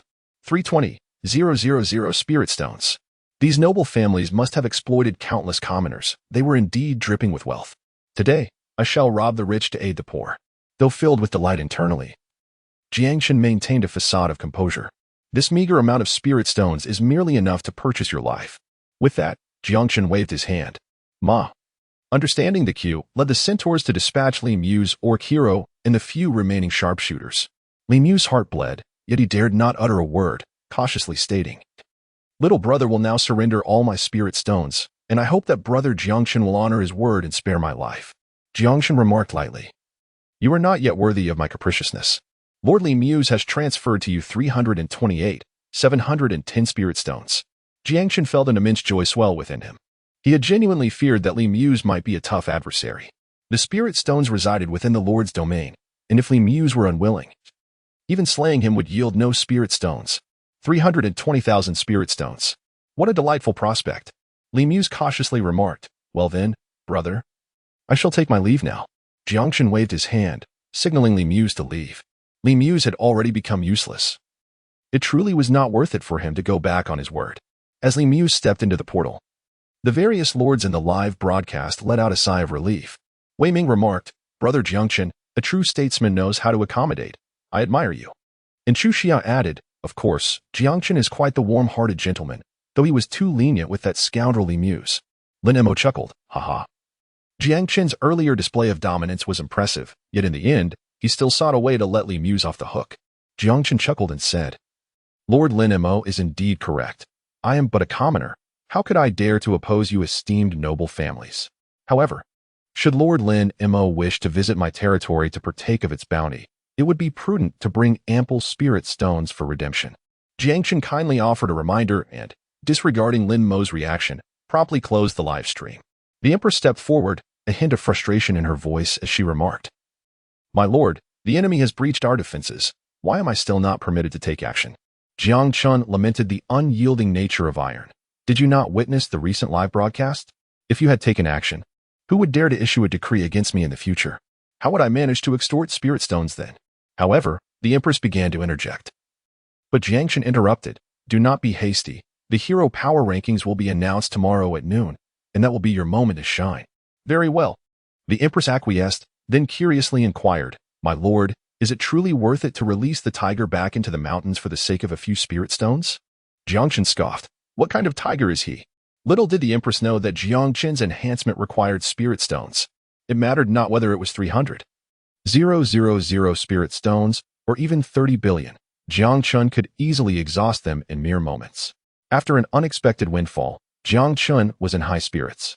He casually retrieved a spirit stone, directing its enhancement towards option 2, utilizing a high-grade spirit stone and consuming 1,000 spirit stones. Moments later, the Empress gazed at the high-grade spirit stone in Jiang Chen's hand, radiating a terrifying energy, her desire unmistakably evident. In my former world, spirit stones of such quality were a rare occurrence, seldom appearing once in 100 years, and each appearance would incite a frenzy of bloodshed. Jiang Chen casually tossed a spirit stone to the Empress. "Go cultivate, and hasten to restore your martial arts to the celestial realm." The Empress took a deep breath, calming her excited heart. "Thank you, my lord. I shall not disappoint your expectations." Tip: the Empress is astonished by your prowess and grateful for your generosity. Increasing her favorability by 2, bringing her current favorability to 90. Tip: the Empress's favorability has reached intimate. Perhaps your relationship can advance further. Me? Haha. The Empress has even changed her self-reference upon reaching intimacy. 100 kilometers away, Ying Man was leading her troops to clear a large goblin encampment. Before the epic troops, the goblins were utterly defenseless. Ying Man closed the regional channel and exclaimed, "Sister Ming, I never imagined that Jiang Chen was hiding such depth. An extraordinary troop. If it weren't for Li Mu's use of the conquest order against him, he might have kept his trump card for the upcoming mayoral contest."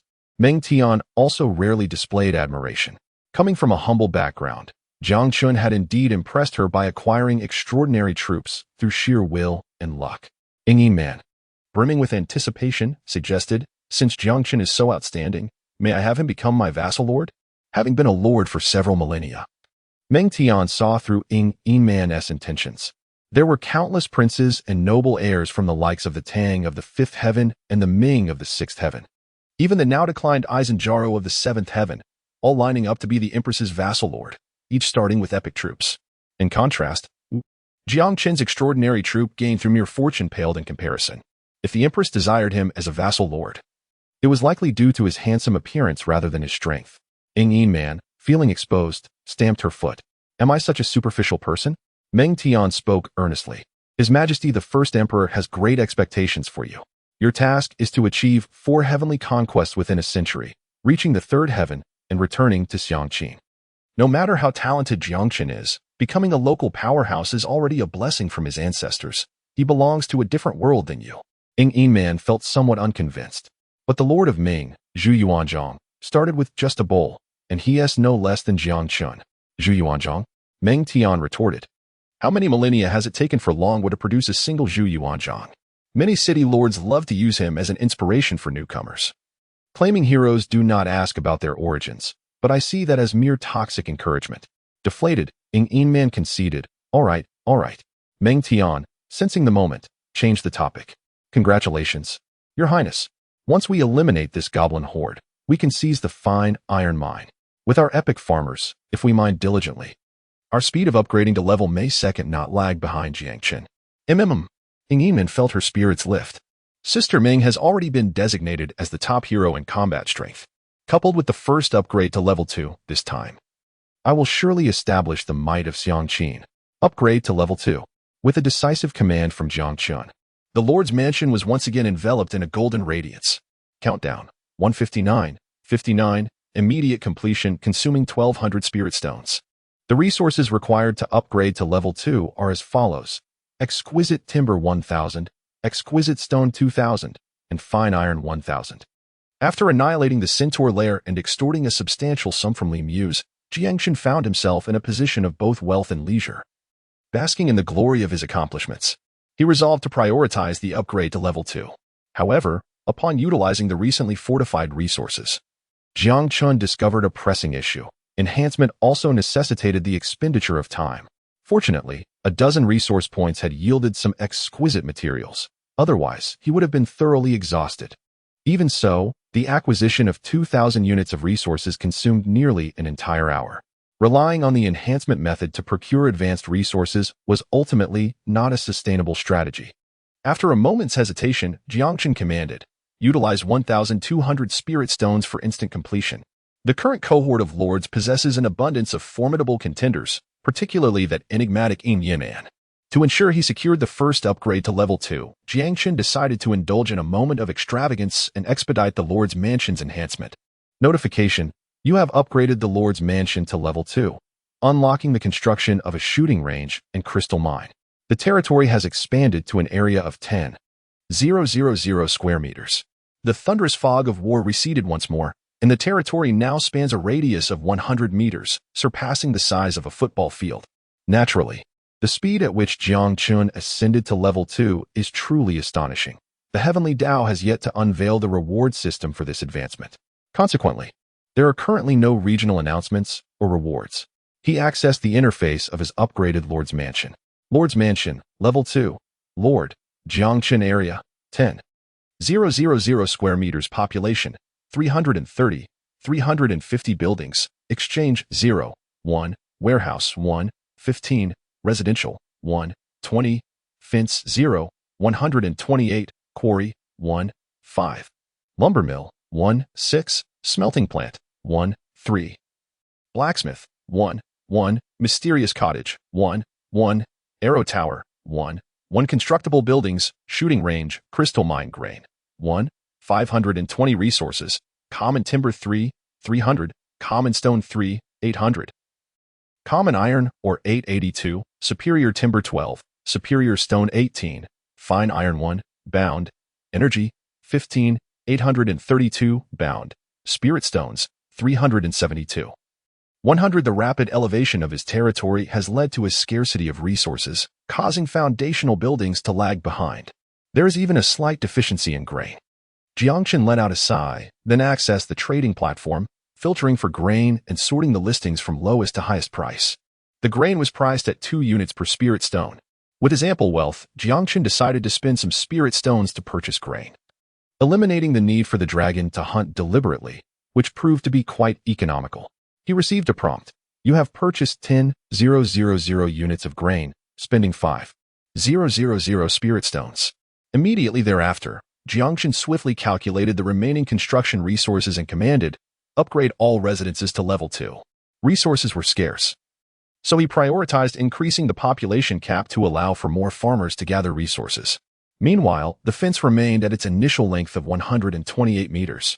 Jiang Chen intended to construct the city walls immediately after upgrading to the 3rd level. At this moment, the sun had already set in the west.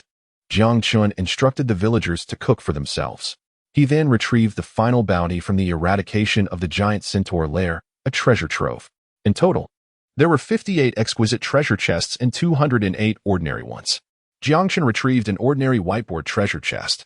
He consumed 100 spirit stones and chose to enhance it, resulting in a refined treasure chest. Enhancing the treasure chest was not particularly advantageous, for the ordinary chest could only yield resources and basic equipment. Only chests of refined quality or higher had a chance to produce a category of significant items, blueprints. Although the probability was quite low, he swiftly consumed 800 spirit stones to upgrade all 208 ordinary chests to refined quality. Gazing at the plethora of refined treasure chests scattered around, Jiang Chen rubbed his hands together in excitement. Here we go, blueprints. He opened a refined chest and obtained 50 refined wood. Misfortune struck. Upon opening another refined chest, a noxious gas erupted from within, but fortunately, he managed to evade it. He continued to open a refined chest and received 30 spirit stones. In one breath, he opened 30 chests, with the best outcome being resources. Jiang Chen pondered for a moment and called out loudly, "Empress, come here." In an instant, the Empress appeared by his side. "My lord, what is your command?" she inquired. He gestured towards the treasure chests scattered across the ground and said, "Open a few to see what you find." Your heroic Empress opened an exquisite treasure chest and obtained the blueprint for the arrow tower. Fortune smiled upon you. Your heroic Empress opened another exquisite treasure chest and acquired the rare equipment fine steel armor. Furthermore, your heroic Empress opened yet another exquisite treasure chest and obtained the blueprint for farmland. After casually opening 3 treasure chests, the Empress inquired with a hint of doubt. "Is that sufficient, my lord?" Jiang Chen suppressed the imbalance within his heart and remarked nonchalantly, "As the lord, I am preoccupied with myriad affairs. Henceforth, matters as trivial as opening treasure chests shall be entrusted to you. Could it be that even the slightest chance of obtaining high-quality rewards can be activated? Is it true that legendary heroes are the favored children of fortune?" The Empress glanced at Jiang Chen and then at the treasure chest on the ground. Seemingly grasping the situation, she chuckled playfully. "Could it be that the esteemed lord has such a heavy hand that he requires me as a mere tool?" Jiang Chen cast a sharp glance at the Empress, questioning the propriety of her manner of addressing her own lord. The Empress, adorned in her resplendent palace attire, exuded an air of cool elegance, and her laughter set her delicate frame a-quiver, inadvertently unveiling Jiang Chen's innermost thoughts, an oversight entirely on her part.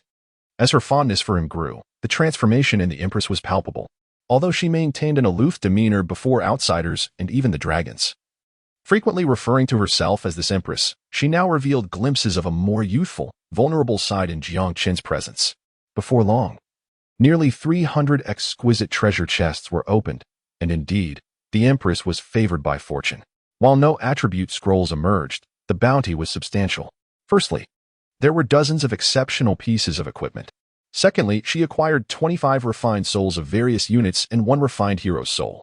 The refined hero soul, enhanced, can be utilized by ordinary heroes to advance to elite status. Elite heroes can use it to elevate their star rating.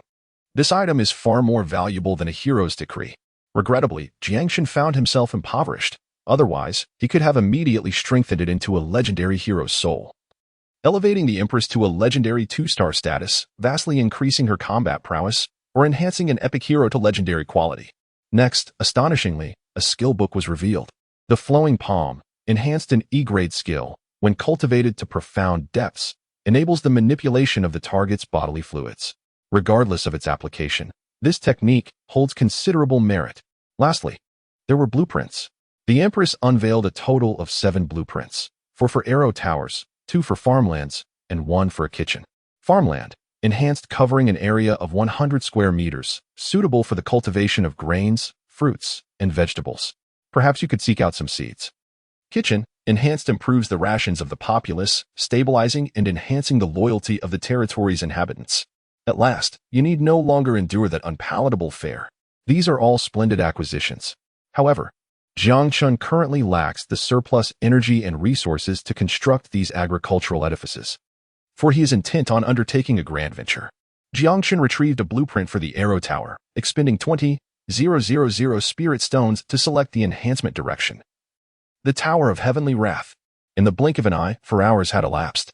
During this interval, Li Muse had completely vanished from sight, not even daring to utter a single harsh word, as if he was genuinely afraid. Indeed, it is true that a villain must be tempered by another villain. Jiang Chen could not help but exclaim. Meanwhile, and Chuxia and the little fox sent him private messages, urging him to remain vigilant for his safety. Jiang Chen invested 140,000 spiritual stones, ultimately elevating all 4 towers of Heavenly Fury to level 2. Tower of Heavenly Fury level 2 power, 72 rate of fire, 2 seconds range, 300 meters skill, explosive arrow of Heavenly Wrath. The level 2 Tower of Heavenly Fury stands at a height of 10 meters, its structure intricately carved with crimson runes that shimmer magnificently.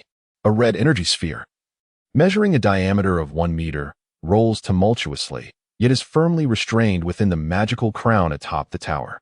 The Tower of Heavenly Fury boasts a combat strength of 72 stars. In terms of destructive power, it surpasses that of legendary troops of the same level. Were it not for Jiang Chen's mastery of enhancement abilities, another lord, even with the blueprint, would lack the resources to construct it. Suddenly, a massive dragon head emerged. Long Jiao gazed at the Tower of Heavenly Fury in astonishment, saying, "My lord, this defensive tower instills in me a profound sense of impending doom." Jiang Chen gently patted Long Jiao's head and inquired, "How have you all been resting?" Long Jiao, resembling a carefree husky, blissfully squinted his eyes. "Report to Lord. The Dragon Squadron has fully recovered. Furthermore, in accordance with your esteemed suggestion, I am urging them to enhance their lung capacity, striving to ensure that their breath attack lasts for a full 20 seconds next time." Jiang Chen could not help but chuckle. This young female dragon was quick to learn and possessed remarkable execution capability, making her a valuable asset. Regardless of whether they were lords, heroes, or troops, rest was essential. Thus, as night fell, Jiang Chen summoned all the dragons back to his territory, even neglecting the defense of resource points. The Empress appeared silently beside him, stifling a yawn. "My esteemed lord," she inquired, "why are you still awake at this late hour? Is there to be a battle today?" "Indeed, there was a battle." Jiang Chen nodded, adding, "And it will be a fierce one." At his words, the Empress's eyes brightened. Jiang Chen turned his head and, upon observing the attributes of the Empress, exclaimed with delight, "Your Tianjinju has reached mastery so swiftly. How is that possible?"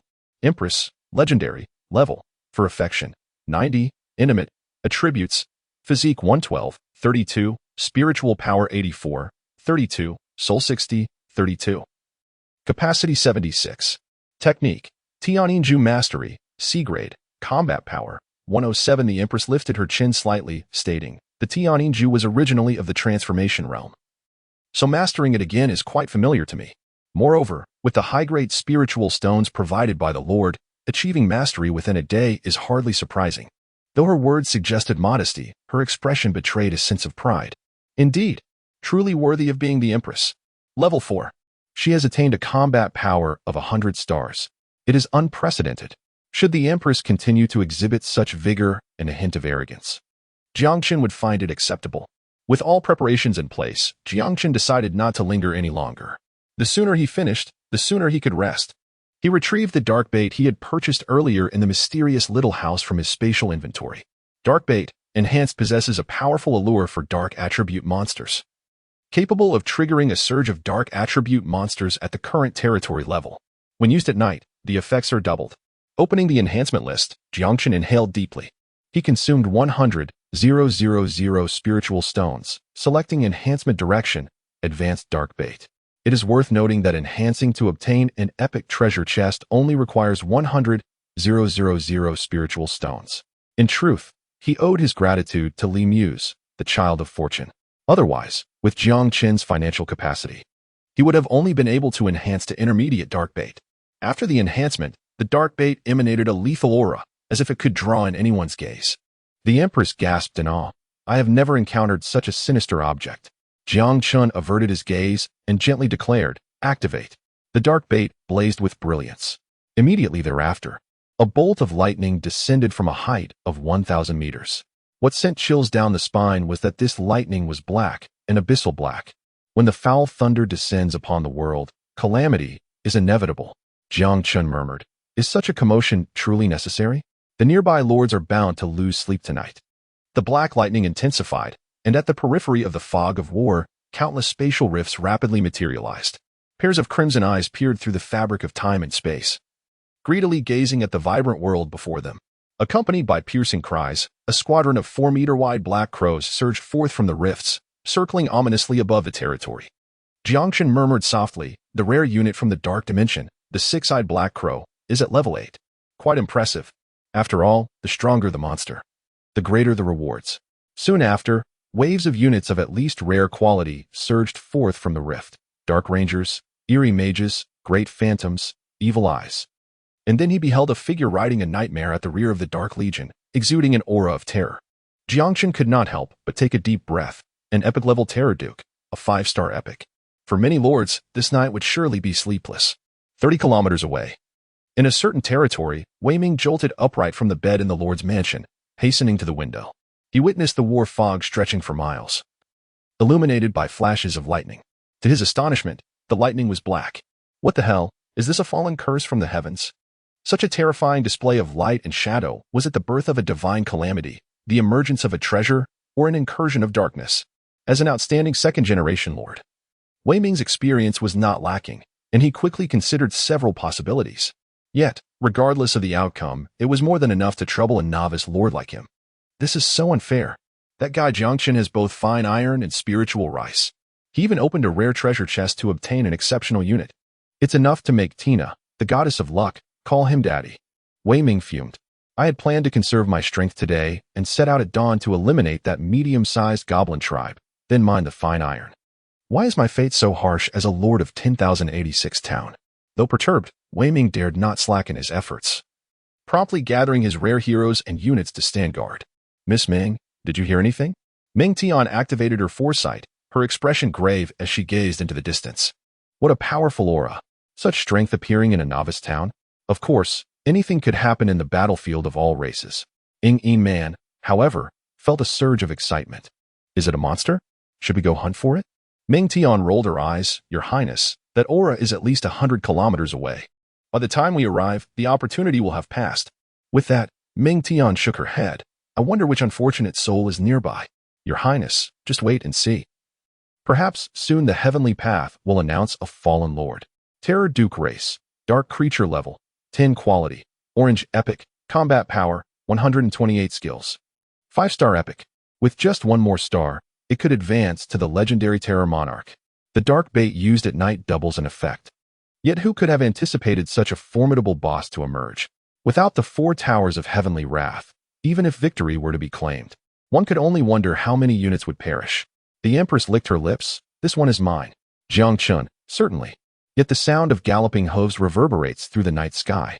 The terrifying Duke, towering at 3 meters, clad in blood-stained armor, emerges from the Dark Legion astride his nightmare steed. Wherever he treads, a trail of dark flames is left upon the ground. As a 5-star epic powerhouse, the terrifying Duke commands an undeniable presence. Other dark creatures, whether rare quality enigmatic mages or exceptional quality dark rangers, all bow their heads slightly in a gesture of reverence. The potent essence of darkness permeates the air, an irresistible allure. The terrifying Duke inhales deeply, a look of intoxication evident upon his visage. In return, dear insignificant humans, I shall grant you a moment of clarity before your demise. Before he could finish his words, the 4 towers of wrath simultaneously ignited with a terrifying crimson glow. Why would Jiang Chen waste time on a trivial monster? With a fierce blaze of flames, he unleashed the wrath of heaven, focusing his fire upon the terrifying Duke. For streaks of fiery orange surged through the air, engulfing the Duke in their scorching embrace. Your tower of heavenly fury has vanquished the evil eye rare, earning you 800 energy and 112 spirit stones. Click to collect. Your tower of heavenly fury has defeated the Dark Ranger, exceptional, granting you 7,000 energy and 1350 spirit stones. Click to collect. Your tower of heavenly fury. A dozen nearby dark creatures were caught in the blast, exterminated in an instant. The Empress stamped her foot in annoyance. Wasn't this task assigned to me? Jiang Chen, do not worry, he will not perish. It is now entrusted to you. The 4 towers of heavenly fury unleashed their wrath, sufficient to annihilate any dragon under his command. Naturally, the terrifying Duke was not unscathed. As the flames dissipated, his disheveled figure was revealed, seemingly gravely wounded. He let out a furious roar, kill. Jiang Chen waved his hand, commanding his formidable army to launch a full-scale assault. To prevent damage to the structures, he decided to position the battlefield beyond his territory. 12 black dragons soared into the sky, unleashing their fiery breath upon the ground. 12 centaur leaders formed a defensive formation, safeguarding the realm. The four towers of heavenly fury were still in their cooldown phase, yet the explosive arrows proved equally devastating, capable of annihilating rare dark creatures with each strike. The Empress boldly confronted the injured terrifying Duke. In an instant, the battle erupted with ferocity. Jiang Chen took a step back, retreating into the Lord's mansion. He feared the presence of hidden units like the Shadow Assassin among the monsters. With no watchtower or true sight structures to counter invisibility, and the Empress absent, caution was the wisest course. The Lord's mansion was undeniably secure until his durability was depleted. The terrifying Duke gazed at the suddenly materialized black dragon, and after an initial shock, his face revealed an intense greed. A legendary black dragon. A level 4 juvenile dragon. Blessed by the Dark Sovereign, how fortuitous, for I lack a legendary mount. No sooner had he spoken than 9 erratic sword energies enveloped him. Accompanying this was a chilling voice. As a dark creature, why do you persist in daydreaming? C-grade minor perfection skill. Heavenly sound 9 kills. The Empress's ultimate lethal technique. The terrifying Duke roared in fury, attempting to break free from the assault, but it was too late. His body bore several new, gruesome wounds. Observing from a distance, Jiang Chen soon recognized that he had been overly cautious. Although the terrifying Duke possessed superior combat strength, the Empress's skills were predominantly above minor perfection. Upon engagement, she swiftly overpowered the terrifying Duke. The other battlefields mirrored this one-sided scenario. After all, it was akin to a wave of level 2 monsters. Despite the high levels of the dark creatures, primarily ranging from level 7 to 10, even 5-star exceptional units did not exceed a combat power of 50 stars, completely dominated by the dragons. Occasionally, a few exceptional 2-star and 3-star monsters were also vanquished by the cooperation of several dragons. Your unit, Dragon 9, has slain the Dark Ranger, exceptional 2-star, granting you 9,600 energy, 1650 spirit stones, and an exceptional treasure chest 1. Click to extract. Your unit, Dragon 1, has slain the Evil Eye, exceptional, granting you 8,000 energy, 1450 spirit stones, and a Book of Divine Souls 1. Click to extract. Your unit. Since the outbreak of the Great Battle, the reports of combat had not ceased in Jiang Chen's ears. In a short span, he amassed over 80,000 energy, comparable to the bounty gathered from the colossal Centaur territory during the day. Moreover, the Empress required only 62,000 points of energy to reach level 6. Jiang Chen raised his hand, intending to elevate the Empress and thereby secure victory. Yet, upon witnessing the Empress's exhilarated expression, he reconsidered. After all, it was a rare opportunity to encounter a worthy adversary. He decided to let her engage in a thrilling battle. The current dynamics of the battlefield were entirely under control. A minute later, seeing the tide turning against him, the terrifying Duke bellowed in rage. You have forced my hand. The Empress, filled with excitement, inquired, do you still possess a trump card? Little did they know, the terrifying Duke was merely posturing, turning to flee. Jiang Chen had long anticipated such a scenario and had devised a contingency plan. Long Geo had already stationed 3 black dragons at the rift in space. The dark beings excelled at sowing discord, and the terrifying Duke shouted, as members of the dark race, why do you willingly serve a human as a slave? Preposterous. Long Geo retorted furiously, we are not of the dark race. We simply have darker skin, which is merely a shade of tan. Jiang Chen chuckled softly, what a simpleton. He then raised his hand and pointed at the Empress. 2 beams of light descended upon her, instantly elevating her level by 6 and propelling her combat power beyond 150 stars. The sudden surge of formidable strength left the Empress momentarily stunned. Before she bowed to Jiang Chen and expressed her gratitude, thank you, esteemed Lord, for your generosity. Her keen intellect allowed her to swiftly grasp Jiang Chen's intentions. Leveling up amidst battle, the terrifying Duke, sensing the Empress's newfound might, was immediately engulfed in despair and roared, what of your dignity as a powerful being? In response, the Empress unleashed her ultimate technique, Heavenly Sound's 9 kills. Her combat prowess surged dramatically. Meanwhile, the terrifying Duke suffered relentless blows, and as their strength shifted, he found himself unable to withstand the Empress's lethal onslaught. No, I refuse to accept this, he lamented, as the fierce sword energy obliterated both him and the nightmare beneath him into mere dust. Jiang Chen could not help but scoff. You eccentric. Why engage in so much theatrics, making yourself appear as if you are the protagonist? At that moment, a voice from the heavens resonated, announcing, your heroic Empress has slain the terrifying Duke, epic, earning you energy 180,000, spirit stones 20, 000, Epic Treasure Chest 1, Epic Soldier Symbol 1, Phantom Armor, Epic 1, Intermediate Tome of Body 1. Blasted. An Epic Soldier symbol has actually dropped. The surprise was too overwhelming for Jiang Chen to contain his exclamation. Other rewards. Even the Epic Treasure Chest and Epic Equipment, and even the Intermediate Tome of Body that permanently enhances attributes by 10 points, could not evoke such fervor in Jiang Chen as this soldier symbol did. The drop rate for soldier symbols is exceedingly low. Moreover, the cost for enhancement underscores their rarity. Enhancing an Epic Treasure Chest merely consumes 100,000 Spirit Stones, whereas enhancing an Epic Soldier symbol demands a staggering 1,000,000 Spirit Stones. The Epic Soldier symbol signifies that Jiang Chen is about to augment his ranks with another squad of Epic Soldiers. Reflecting on the earlier part of the day, Jiang Chen had expended tremendous effort just to acquire a single squad of extraordinary centaurs. In Jiang Chen's perspective, the value of the Epic Soldier symbol even surpasses that of legendary equipment. Once he regained his composure, Jiang Chen could not help but exclaim, "The terrifying Duke is indeed a formidable boss, merely a step away from legend, brimming with wealth." Of course, now was not the time to tally his gains, for the battle was not yet concluded. With the 5-star epic terrifying Duke defeated, the remaining dark creatures immediately began to waver in their resolve. Upon witnessing the scene, Jiang Chen immediately bellowed, "Empress, unleash your full power. Not a single one shall escape." The monsters drawn forth this time were at least of rare quality, each one akin to a boss-level entity in the wilderness. The thought of losing even one pained Jiang Chen deeply. "Rest assured, Lord," the Empress replied, brandishing her sword. With a swift motion, she released a sweeping arc of sword energy that traversed the battlefield, slicing through the dark creatures as though they were mere stalks of wheat, leaving them severed and wailing in agony. The blood-red arc of light was a skill inherent to her sword, the Scarlet Holy Word. Although its single-target damage was not as formidable as the Heavenly Sound's 9 kills, its ability to clear waves of enemies was unparalleled. The dark creatures were finally on the brink of collapse. "Flee! This woman is a veritable demon," they cried. "Is this truly a second-tier lord? The new human lord is terrifying. Our new lord from the Dark Realm is far more gentle by comparison."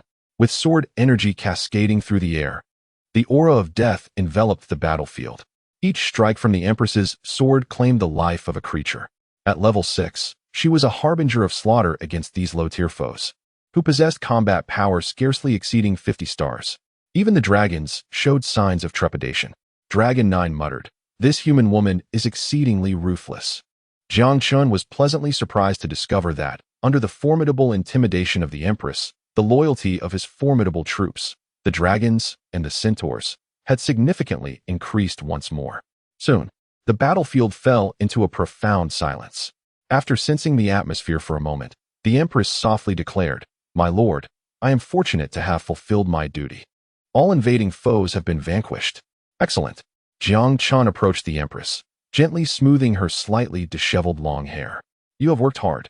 This seemingly intimate gesture surprisingly rendered the previously imperious Empress somewhat bashful, as she chided, "Do not be so forward. There are so many onlookers." "Haha."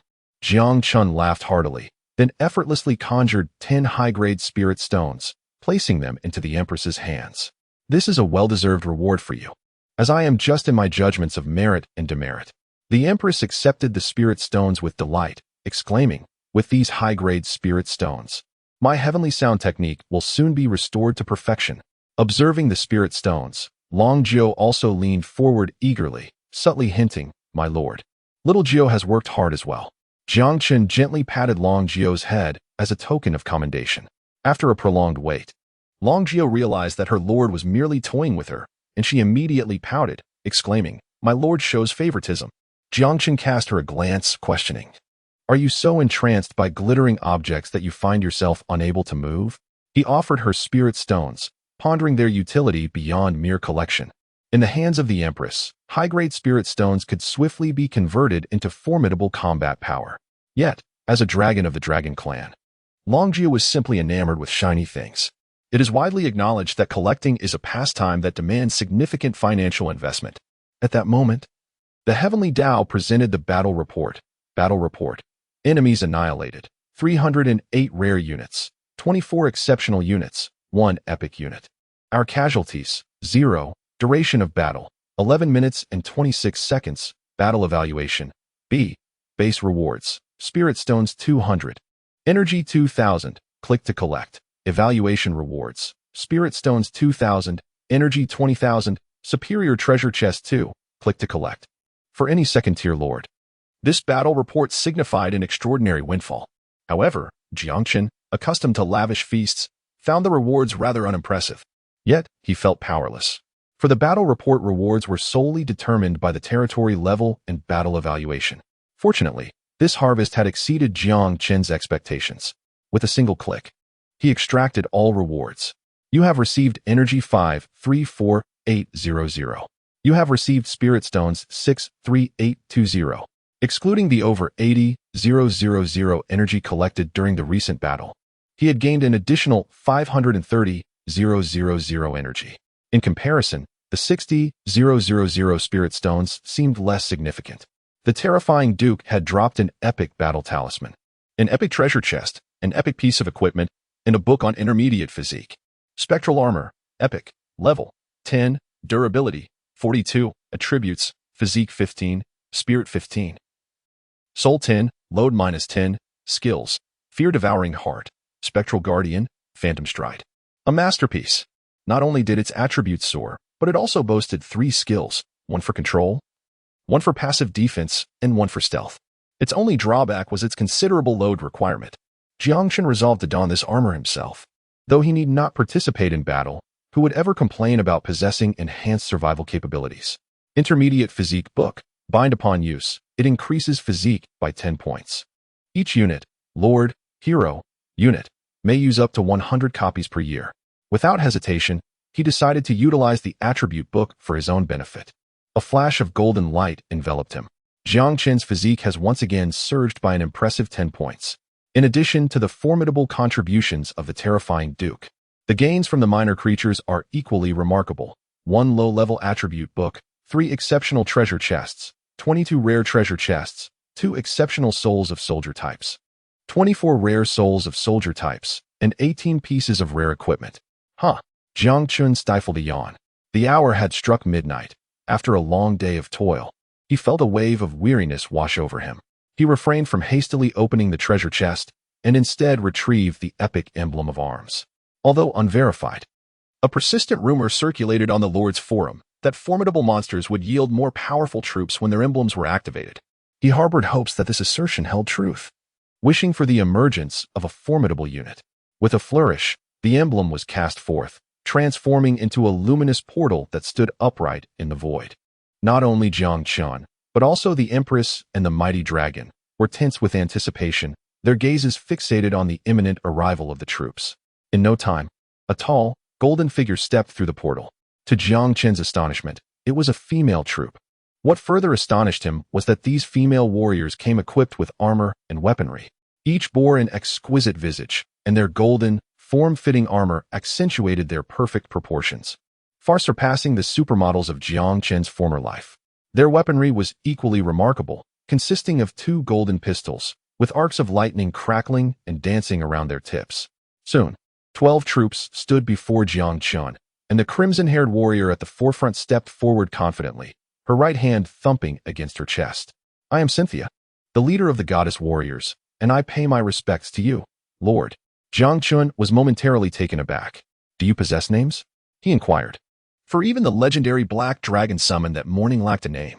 Xinxian nodded and replied, to answer my lord, the divine warrior clan is an immortal race. We have existed for millennia. This time, we have willingly relinquished our formidable power and eternal life to serve as your troops, seeking merely the hope for our race's propagation.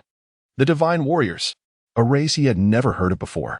However, in the vast battlefield of myriad races, the exact number of species was an enigma to all.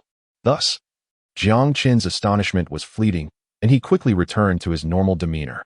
With a smile, he ventured playfully, I possess a certain talent for naming. I would like to bestow upon you a more melodious title. How do you feel about that? It was not that Jiang Chen was obsessive, but terms like Warrior 1 and Warrior 2 or God 1 and God 2 were simply more memorable. At this point, the Empress could no longer contain herself. I fear they may not share your sentiments regarding names like Dragon 1 and Dragon 2. Xinxia, quite astute, cast a glance at the nearby dragon and immediately comprehended the underlying implications. With a serious tone, she responded, "Our names have been in use for over 10,000 years. There is no need for my lord's concern." Jiang Chen cast a glance at the empress, followed by a sigh of regret. What a pity. He then turned his attention to the attributes of Xinxia. Xinxia race, goddess warrior level, 1 quality, orange epic attributes, physique 22, with a bonus of 8, spirit 6, soul 6, bearing 6, combat power, 10 stars skills, thunder body, master of spear techniques, thunder projection signature equipment, thunder divine spear, thunder divine armor. With a soft exhale, Jiang Chen examined the attributes and skills of the goddess warrior, suppressing the tumultuous excitement within him. He was genuinely exhilarated. Much like certain online games from his previous life, the most dreaded characteristic among lords, heroes, or units is mediocrity. Within the same combat power, the more extreme the attributes, the mightier the being. For instance, the renowned Golden Behemoth, famed throughout countless realms, nearly forsook all other attributes to amass its physique. This is why, despite being a legendary unit, the Golden Behemoth is said to be capable of tearing apart dragons with its bare hands. The goddess warrior is no different. Although Xinxia's initial combat power stands at a mere 10 stars, her physique growth of 22 points, coupled with 3 physical skills, ensures her close combat prowess rivals that of dragons. Other goddess warriors may be slightly inferior, yet they too possess epic qualities at 2 stars. Truly, he had stumbled upon a treasure. Jiang Chen pondered for a moment and declared, "Let us first elevate your ranks." With a gentle wave of his hand, countless rays of golden light cascaded upon the heads of the goddess warriors.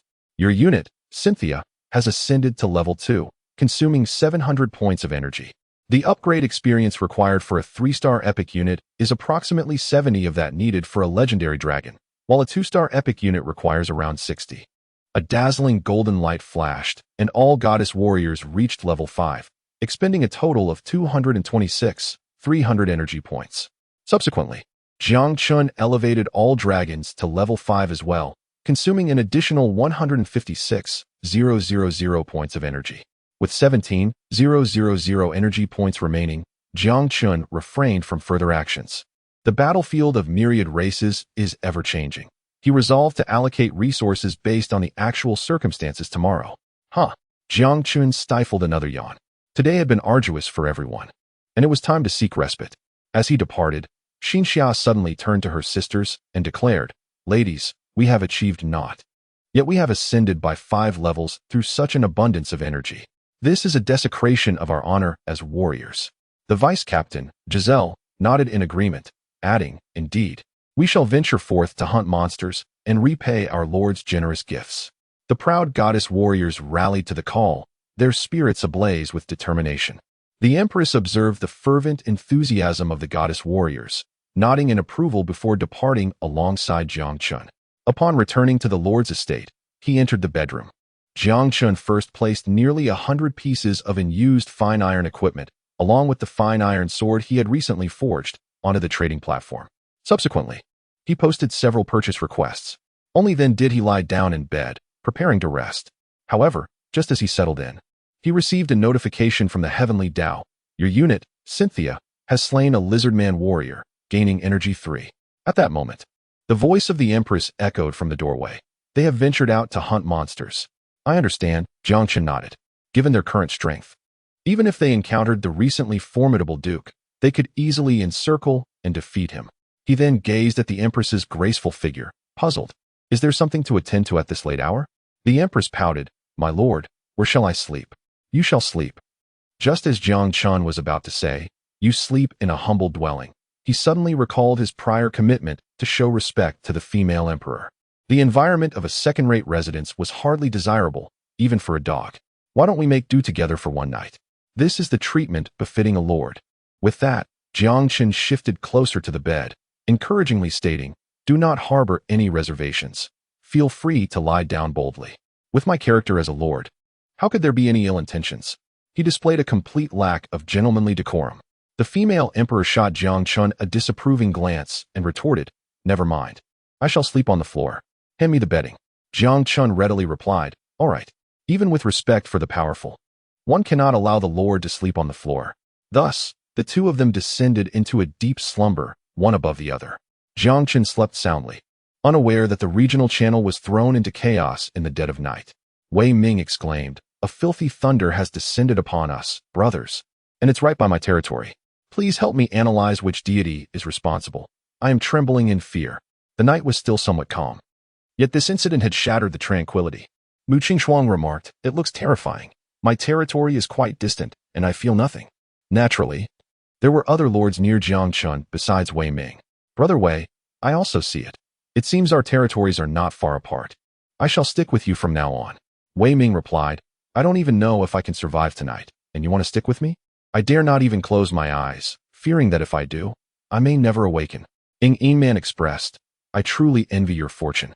How wonderful it would be if I were nearby." Wei Ming. Yin Man continued, "I will offer a reward of 10,000 spirit stones for a close-up photograph." Wei Ming cautioned, "Don't joke around. It could be deadly. Look, the filthy thunder has ceased." Wei Ming noted, "Indeed, it has stopped. However, that does not signify the end of our peril."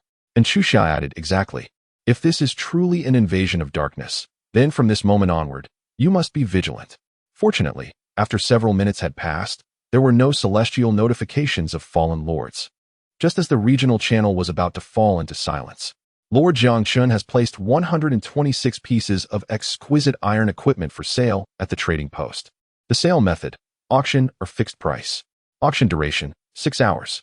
Fixed price: 2,000 spirit stones. How many pieces? 126, if I am not mistaken. The iron frame bow? It can only be forged at a level 2 blacksmith shop. Could it be that Lord Jiang Chen has advanced to level 2?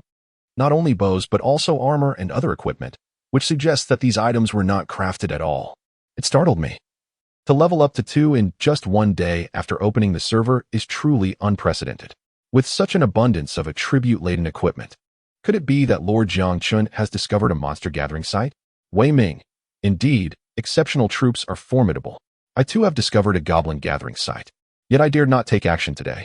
I wonder if there will be another opportunity tomorrow. Do not worry, Brother Wei Ming. You shall surely witness the dawn of a new day. Wei Ming, I appreciate your words of comfort. And then, Jiang Chen's purchasing information has once again taken the spotlight. Lord Jiang Chen has issued a procurement notice at the trading post. He seeks any seed pouch, 1,000 spirit stones per pouch, limited to 1 of each type. High-quality seeds may be privately messaged. Please note seeds in your message. He also desires monster bait of any attribute, priced at 10,000 spirit stones each. Additionally, he is in search of any blueprints, with prices to be discussed privately. Please note blueprints in your message. Seed pouches? It seems that the esteemed Jiang Chen has unveiled the farm blueprints. Such extraordinary fortune. Who wouldn't desire monster bait? Though it's not something that can be readily produced at this stage. Wei Ming, Brother Jiang Chen is so affluent. He hardly resembles a commoner. Yin Man, who among us is close to Jiang Chen? Does anyone know how many spirit stones he extorted from Limieux? And Xuxia, I do not know. Tu Shanyaya, I do not know either. And Xuxia, little sister of the Fox clan. Yin Man is asking who is close to Jiang Chen. Are you on good terms with him? Wei Ming, is Yin Man confident about tomorrow's hero power rankings? Yin Man, even if I am confident, it matters little. Our town is brimming with prodigies and affluent players. The one who proposed the betting pool, the esteemed Lin Mo, must have greater certainty than I. Wei Ming, quail feed Tu Shanyaya. I hadn't looked until now. Upon seeing it, I was taken aback. The betting pool for the hero power rankings has already amassed a staggering 200,000 spirit stones. Wei Ming, indeed, no one is foolish. 60 of the bets are placed on Lin Mo and Yin Man to secure the top spot. Thanks to the formidable hero units, Jiang Chen felt no pressure at all, allowing him to sleep in until he awoke naturally the next day. Upon rising, refreshed, he discovered that the Empress had already vanished. Following his usual routine, he opened the regional channel to catch up on the latest news. Just as he began to scroll through, a particular message caught his attention.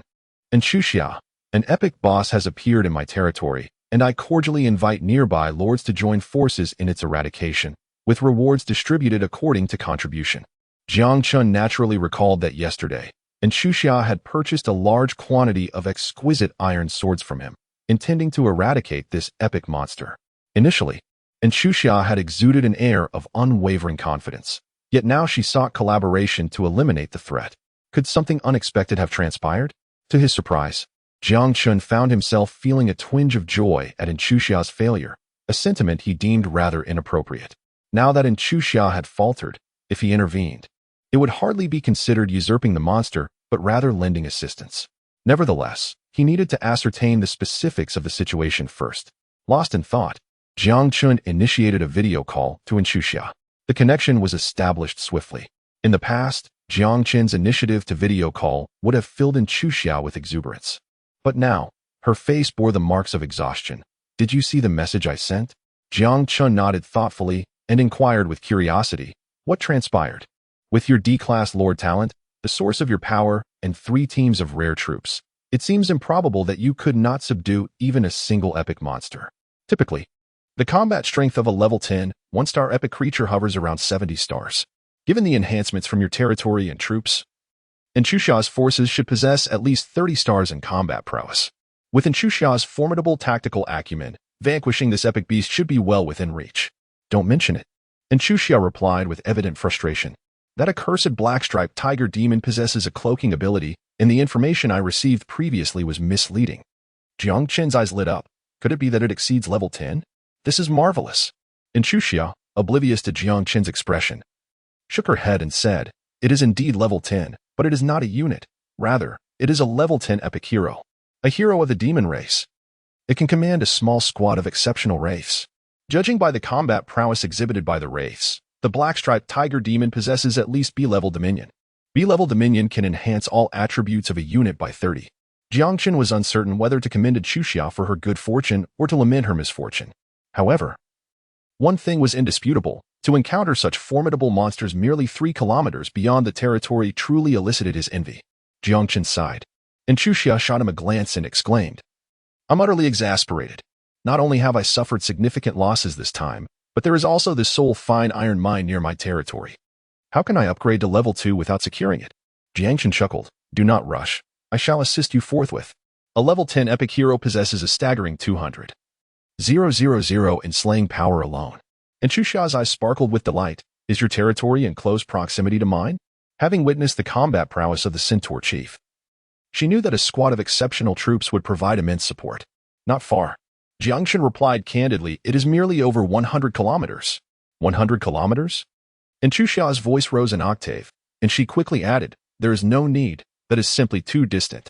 Moreover, who can say what terrain lies along the way or what monsters may be encountered? What if danger should arise? Jiang Chen pondered for a moment and found Inchuxia's reasoning to be quite valid. Although his troops were abundant in epic and legendary ranks, their levels were not particularly high, nor were they invincible. Thus, he refrained from making any overconfident declarations. I shall do my utmost. After ending the video call, Jiang Chen turned his gaze toward his lord's panel. Energy, 223 for 100. Spirit stones, 198, 850. Last night, he had only 17,000 energy, indicating that the goddess warrior had indeed put in a full night's work.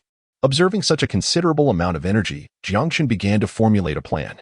He first issued a command to Long Jio through the heart of the Lord. Xiao Jio, please come here. Long Jio responded, at your command, my lord. Soon, Long Jio descended in the center of the territory. Jiang Chen gently waved his hand, infusing a vast expanse of territorial energy into Long Jio's being, consuming 18,000 points of energy. Your unit Long Jio has leveled up to level 6, consuming 23,800 points of energy. Your unit Long Jio has ascended to level 7. A series of 5 radiant upgrade halos illuminated the surroundings. Consuming 156,000 points of energy, Long Jio surged from level 5 directly to level 10. Its form visibly expanding before the eyes, until it reached an imposing length of 10 meters and a wingspan of 20 meters, at which point it finally ceased its growth. Long Jio itself was astonished, exclaiming, my lord, have you been ensnared by a mental spell? Why this sudden kindness towards me? The recently arrived empress regarded Jiang Chen with a look of skepticism, not out of jealousy, but rather perplexed by his unexpected actions. Jiang Chen chuckled, do not be afraid. Little Jio, I merely wish to ride upon you. Long Jio race, dragon level, 10 quality, golden legend, attributes, physique 260, spirit 220, soul 240, load 0. Combat power, 180 skills, dark breath, Magic Dragon Scales, Berserk Heart, Passenger Flight. Upon reaching level 10, the dragon gains an additional skill, Passenger Flight. Jiang Chen is finally able to transform into a Dragon Knight. Faced with an epic hero monster, it is imperative for Jiang Chen to take the initiative, otherwise, one can only speculate on the unforeseen complications that may arise. The airborne units not only possess remarkable speed but also have the ability to traverse any terrain, significantly reducing travel time. At this moment, the emergence of the epic monster has stirred excitement within the entire 10086 regional channel. Whether it be energy, items, or materials, one need not feast on flesh. Merely being in the presence of a distinguished leader could yield substantial rewards. In Chuxia, it appears our territories are adjacent. I shall dispatch troops immediately. Though I may be a tad distant, I will surely arrive before noon. Brothers, please wait for me. Oh, why am I so far away? A full 200 kilometers. Li Mu's lamented. Woe is me, Chuxia. Alas, my troops have been vanquished by the esteemed Jiang Chen. Otherwise, even if I were to lose an arm, I would traverse mountains and rivers to assist you. Ying Man remarked. I was just having breakfast and nearly lost my appetite. Those close by are elated while those far away are despondent. To everyone's astonishment, there were actually 2 second-generation leaders from smaller families whose territories were in close proximity to Inchuxia. Inchuxia expressed gratitude. Thank you all. If this operation goes smoothly, I promise that all rewards from this extermination endeavor will be distributed according to contributions. Suddenly, an unexpected individual chimed in. Lin Mo, any door clicked of you, Inchuxia. Might I inquire if I could participate? Primary any door, a one-time item that opens a portal between designated coordinates with a distance limit of 500 kilometers. Given Lin Mo's previous antagonism towards Jiang Chen, his relationship with Inchuxia had always been strained. However, it was surprising that he would humble himself and extend an olive branch to gain entry into the hunt for the epic monster, even resorting to the use of a precious one-time item. This underscores the immense allure of the epic monster. After a moment of silence, Inchuxia responded. I never anticipated that Senior Lin Mo would possess an any door among his initial supplies. This is truly unexpected. With Senior Lin Mo's assistance, our chances of success in this operation will undoubtedly increase. As a scion of a prominent family, Inchuxia was not one to act impulsively. Wei Ming commented, unfortunately, my distance is too great. Moreover, the price of an any door is on par with rare military symbols. Senior Lin Mo is quite generous. Lin Mo replied, you flatter me, Wei. For the sake of the epic hero, what is one any door? By the way, Inchuxia, when is the operation scheduled to commence? Inchuxia stated, I have assessed the distances of the nearby lords. Let us set the assembly time for 11:30 a.m. Everyone is to arrive at the designated coordinates. Tardiness will not be tolerated. Upon reaching this point, Jiang Chen closed the regional channel at 11:30 with the speed of a level 10 dragon. Time was certainly abundant. How amusing it was that the Heavenly Tao would unveil the hero power rankings at 12, merely half an hour apart. With ample time at my disposal, I could first open the treasure chests and then enjoy a leisurely breakfast before embarking on my journey. Before long, all the treasure chests were laid out on the ground by Jiang Chen, including the epic chest. Your Majesty, I leave this trivial task to you. The Empress chuckled softly but obediently replied, as you command, my lord. You open the epic chest and obtain Dragon Tooth Rice 100. You open the extraordinary chest and obtain Portal 1. Jiang Chen revealed a smile. Indeed, the Empress had a fortunate hand. The items she produced were at least of commendable quality. Notably, the Dragon Tooth Rice extracted from the epic treasure chest was remarkable. Dragon Tooth Rice, nurtured by the essence of divine dragons, significantly enhances attributes and foundational strength with prolonged consumption. And it possesses a considerable probability of triggering the promotion of troop ranks. The lower the current level of the troop, the higher the chance of promotion. According to the Comprehensive Chronicle of Spiritual Entities from the People's Education Edition, it is said that although heroes and troop types of legendary quality can also experience a modest increase in attributes when consuming Dragon Tooth Rice, the likelihood of triggering a rank promotion is exceedingly slim. Thus, this Dragon Tooth Rice is primarily reserved for myself and the Divine Warriors. The Dragon Tooth Rice measures 3 feet and 3 inches in length, resembling a large radish. Its surface as translucent as jade. When struck, it emits a sound akin to gold and jade. How heavy? Jiang Chen held it in his arms and weighed it. A single Dragon Tooth Rice grain weighed at least 100 kilograms. This time, he harvested 100 stalks, amounting to 10 tons. Today's breakfast would be composed of it. The Empress, moved, remarked, "This dragon tooth rice possesses an astonishing amount of spiritual energy, even 100 times more powerful than that of a millennium-old ginseng, and it seems to harbor an aura of immense majesty." Jiang Chen chuckled. "The dragon tooth rice contains a hint of divine dragon essence. Take note, it is a divine dragon, not a giant dragon. What is wrong with us giant dragons? Why the emphasis on divine dragons? Is their mythological status truly so remarkable?" Long Jiao murmured softly, his mouth watering, "My lord, I yearn for a taste." Jiang Chen shot a glare at Long Jiao. "Do you not disdain the divine dragon? If you have the courage, do not partake." Long Jiao hurriedly smiled in apology. "It was a slip of the tongue, my lord. Please forgive my folly. The finest ingredients naturally deserve the simplest method of preparation." Soon, a rich bowl of dragon tooth rice porridge was presented. The spiritual porridge emanated vibrant energy, coalescing into tiny dragon-shaped wisps of spirit, frolicking joyously. Truly, it is worthy of being deemed an epic spiritual treasure. Jiang Chen took a deep breath. Compared to the dragon tooth rice, the spiritual food consumed yesterday was akin to dog food.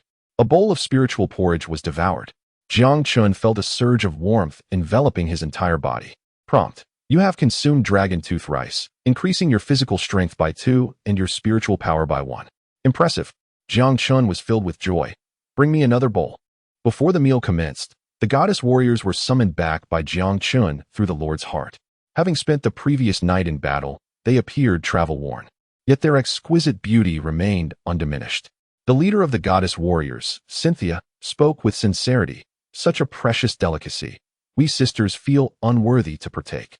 The deputy leader, Giselle, swallowed hard. "Alas, I have yet to repay the favor owed to Lord Jiang. Now, I must incur an even greater debt." Jiang Chen has also discerned the ways of these divine warrior maidens. Though they have existed for millennia, they have remained uncontentious, preserving their innate purity. They uphold their loyalty with unwavering commitment, repaying kindness and settling debts without fail. Jiang Chen's attention surprisingly burdened them. Notably, the deputy leader Giselle, with her golden locks, bore a striking resemblance to a model of the same name from a past life. Of course, the goddess warriors surpassed her in both grace and physique. "Do not worry. Eat up. We will need your strength shortly." After breakfast, Jiang Chen, accompanied by the Empress and the 2 goddess warrior leaders, ascended onto the back of Long Jiao. "Let us depart." Currently, the skill for manned flight could only accommodate 4 individuals. After synchronizing with Ming Tian on the regional channel, Ying Man furrowed her brow. 11:30? We are running a bit short on time. With the speed of the Xianqin Iron Eagle, I hope we can make it. Ming Tian smiled reassuringly. "Your Highness, there is no need for concern. 11:30 is merely their assembly time. Even if they arrive first, an epic monster will keep them occupied for a while, and we can step in to handle the aftermath." However, Ying Man was somewhat conflicted. Classmate and Chu Xiao has put in so much effort to summon the lords. It would not be right to swoop in and steal the monster after the battle has begun. Meng Tian affectionately tousled Ying Man's hair. "My dear princess, you must know the origin of the name Dragon Kingdom." Ying Man replied proudly, "Of course. It is because my father is the ancestor dragon." Precisely. Meng Tian, the legendary leader, was filled with fervor. "With your highness's status, is there anything within the Dragon Kingdom or even the entire Blue Star that you cannot accomplish? Moreover, the battlefield of myriad races is inherently survival of the fittest, where the strong reign supreme. If you truly feel uneasy, you can simply offer them some compensation later. After all, you are not lacking in a few million spirit stones." Ying Man pondered and agreed. "All right, then I shall provide them with some spirit stone compensation." The Iron Eagle warriors are a renowned combined arms unit of Xianqin. The Xianqin Iron Eagle and the Flying Knights are both exceptional troops, and when combined, they form the epic unit, the Iron Eagle warriors. The 2 Flying Knights relinquished their mounts. "Sister Ming, let us set off." "Good." "Huh," Wei Ming yawned. "Damn it, what a waste of vigilance. I didn't sleep a wink last night, yet nothing happened. Not just me, but all the lords are safe and sound." With dark circles under his eyes, he instructed his rare hero, Ava, "Assemble all the troops in the territory. We are going to raid that medium-sized goblin camp. Today, I shall risk it all to secure the iron ore." The curvaceous human female hero replied solemnly, "Yes, my lord." She then took her leave.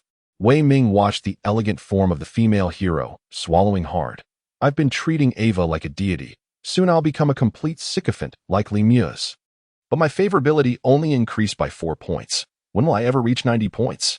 Half an hour later, Wei Ming and his army arrived at the goblin camp, only to be taken aback by the scene before him. The goblin camp lay in ruins, littered with corpses.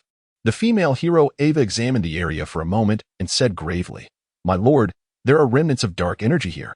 Moreover, this battle occurred merely minutes ago." The goblin camp did not mount a proper defense. This was a one-sided massacre. Dark energy. A one-sided slaughter. Wei Ming immediately made a connection, horrified. The Dark Invasion. This is linked to last night's Dark Invasion event. He shouted, "Stand guard. This terrifying dark race must be lurking nearby." After speaking, Wei Ming snapped a photo and sent it to the regional channel. Wei Ming. Photo. Click to view. Wei Ming. Brothers nearby, be cautious. This was the work of the dark race that invaded last night. Wei Ming. Attention. This is not a drill. This is not a drill. Meanwhile, Jiang Chen, idly browsing the regional channel atop Longjio, suddenly paused. This photo looked strikingly familiar. Wait, isn't this the medium-sized goblin camp we encountered just a while ago while traveling? Since time was ample, Jiang Chen instructed Longjio to descend and casually unleashed a few breaths of dragon fire. After all, this was energy and spirit stones. How did I become a dark race?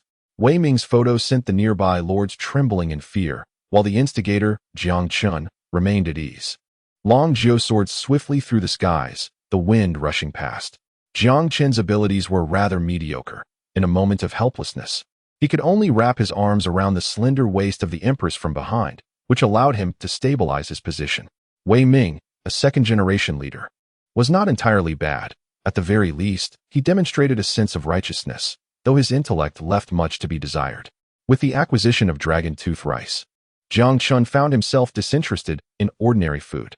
Now, with nothing else to occupy his time, he decided to enhance the hundreds of fast food meals he had brought along into primary spiritual cuisine, listing them at the trading post for 200 spirit stones each. Thus, the group of 5, led by a dragon, raced along, encountering no formidable monsters along the way. 2 hours later, an announcement rang out. Level up. Consuming 18,000 energy. Your level has increased to 10. You have finally attained the 10th level. Jiang Chen promptly donned the legendary phantom armor, significantly enhancing his prowess. Casting a glance at the time, it was just 11 o'clock. To the east, utilizing the photograph sent by Xiao, he swiftly located the fearsome black-striped tiger demon. The demon stretched an impressive 8 meters in length, enveloped in a swirling aura of demonic energy that emanated a sense of dread. The lair of the black-striped tiger demon was situated within a canyon, a crucial passage leading to the other side of the mountain range. It was no wonder that Xiao was anxious. If this tiger demon remained unchecked, the map on the other side of the mountain would remain unexplored. Black-striped tiger demon race. Demon level, 11 quality, orange epic, combat power, 115 heroic command. Phantom, B, skills, assisting the tiger, heart extraction, stealth strike. Indeed, it possessed a B-level command. It was not merely a level 10 hero, but rather an 11-level entity. The attributes of a hero typically surpassed those of a soldier of the same rank by approximately 50. Thus, the combat power of this tiger demon reached an astounding 115 stars. As Jiang Chen beheld the tiger demon likewise caught sight of him. With a roar, it appeared that it had yet to refine its essence, rendering it incapable of speech. Yet, the meaning in its gaze was unmistakable, a diminutive human, here to court death once more. At that moment, the immense figure of Longjio descended from the heavens, proclaiming loudly, "My lord, I have found your beloved." Jiang Chen exclaimed, "What nonsense are you spouting?" Longjio promptly corrected himself. "What I meant to say is that we have located Lord Invincibility. She is situated 2 kilometers to the west and has amassed nearly 1,000 troops around her." Jiang Chen nodded and then instructed several of his subordinates. "Let us proceed together and settle this swiftly." He had no intention of meeting Invincibility. After all, the hero power rankings were about to commence, and he desired to profit substantially from the betting. Having known Invincibility for many years, he found her to be quite dependable. However, at this moment, she was surrounded by a multitude of rather unreliable lords. Suddenly, Xiao interjected, "My lord, may I suggest that Giselle and I handle this tiger demon? Just the 2 of you?" Jiang Chen harbored some doubts.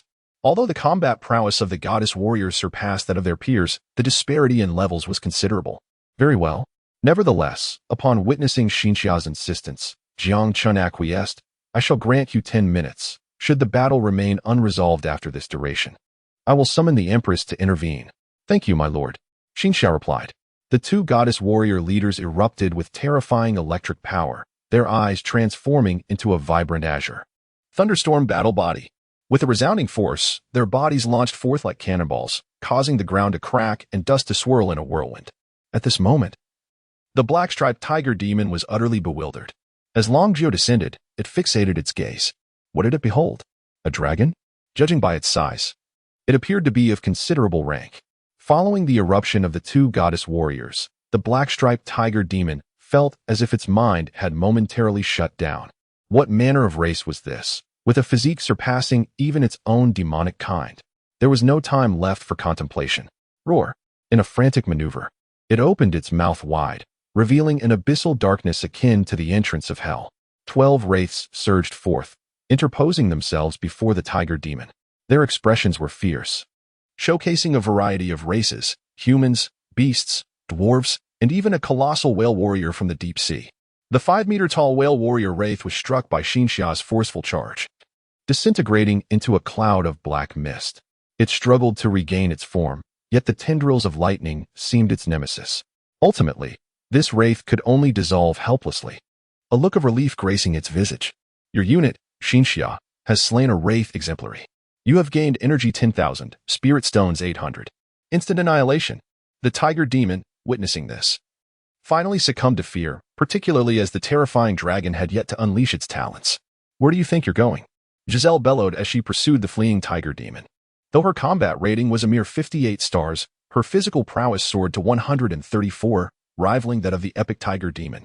With a resounding clash, Giselle collided with the tiger demon, both beings propelled backward for several meters, leaving a gaping wound on the tiger demon's forehead. Despite the vast disparity in their sizes, the two creatures seemed evenly matched. Giselle, though not unscathed, grew increasingly emboldened, striking with relentless precision. Jiang Chen sighed, remarking that witnessing the battle of the goddess warrior was truly a source of relief. Perhaps this is the embodiment of violent beauty. No matter how formidable Giselle was, she remained merely a 5th-tier unit and gradually found herself at a disadvantage. Fortunately, it was not long before Xinxia eliminated all the wraiths, allowing the two of them to encircle and slay the tiger demon together. A few minutes later, your unit Giselle struck down the black-striped tiger demon, Epic Hero, granting you an impressive 220,000 energy, 30,000 spirit stones, and 1 Epic Hero token. Hero token! Exclaimed Jiang Chen, who had initially been indifferent, suddenly taken aback. Although only a single item was dropped, its worth was equivalent to 10 epic treasure chests. After all, opening 1,000 chests might not yield a token of the same tier.